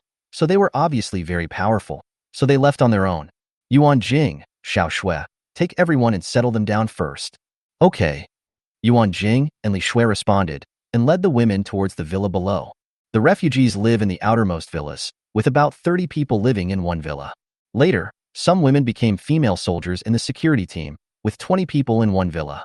When these things happened, Zhang Wen had already given instructions to Yuan Jing and the others. Of course, this is only temporary. There are no other houses here except villas. In the future, when the area here becomes larger and more populated, the refugees will definitely not have villas to live in. For these trivial matters, Zhang Wen only needs to decide the general direction and leave the rest to Yuan Jing and others to arrange. In addition, after settling down, Yuan Jing and others will bring hundreds of women to thoroughly clean Villa Number 1 and replace all the things that need to be replaced with new ones. Zhang Wen and others will naturally stay in Villa Number 1 at night. After all, Villa Number 1 is not only big, but also a symbol of status. Oh, by the way, Yuan Jing also has to go and receive Xia Xiaoman's 30-plus people. Now they have found a formal organization. Zhang Wen drove down the mountain and planned to take a walk. After settling down in the villa, he would start cleaning the surroundings. Just like the main territory, Zhang Wen will gradually take control of the territories nearby. Only in this way will the villa area be safer. There is a village called Liujia Village below the villa area halfway up the mountain. It is the closest village to the villa area, but Zhang Wen plans to go a little further to take a look. Less than 2 kilometers away from Zhang Wen is the entrance to a village called Baoshan Village. A group of people were standing at the entrance of the village. They included men and women, young and old. Although they all wore short-sleeved shirts, some of them also carried quilts or blankets on their backs. The faces of these people were dirty and smelly, but one could still vaguely tell that 3 of them were women and 5 were men. Among these people, there were 2 couples who were tourists who came to Linhai Town to play before the end of the world, and there were also local farmers. After zombies appeared at the end of the world, they followed some people and ran into the mountains to hide. Although there are fewer zombies in the mountains, there is a lack of food, and they dare not drink water carelessly. Dozens of people who had previously run into the mountains together had a conflict because of this. Later, they were too hungry to do anything and had to run down the mountain one after another. There were 8 of them, and they had relatively abundant supplies at the time, and they have been half persevering and half starving until now. But now they couldn't hold on any longer, so they went down the mountain today. There are so many zombies in the village. Can we defeat the zombies? Several people hid at the entrance of the village. Some were too nervous to enter the village. When I was in the mountains before, although I couldn't sleep well and live like a savage, there were really few zombies. So most of this group of people have not killed any zombies yet. Uncle Lu, are we going in? A tall and thin young man in the group looked at the middle-aged man in the front and asked. The middle-aged man was named Lu Dashin. He was the oldest person in their team and was already in his 40s or 50s. Lu Dashin is a villager of Baoshan Village. Before the end of the world, he would do farm work at home during the busy farming season and usually work as a laborer at construction sites. So although he is old, he is in good physical condition. This group of people had encountered a zombie in the mountains before, and everyone was scared at that time. In the end, it was Lu Dashin who killed the zombie. In addition, Lu Dashin has a lot of experience in survival in the mountains, so this group of people respect him quite a bit and will ask for his opinion first if they have any questions. Lu Dashin said, I used to be from this village, so I am very familiar with this place. There are not many people in our village, and it is the village with the smallest population among the nearby villages. If we dare not even enter this village, then forget about going to other villages. We can only starve to death or die of thirst. Lu Dashin had killed a zombie before, so he now had the confidence. He felt that zombies were not too difficult to deal with and it was better than starving. So he strongly encouraged everyone to go into the village to find food. Besides food and water, you can also find weapons, shoes, clothes, blankets, etc. in the village. Lu Dashin continued to encourage.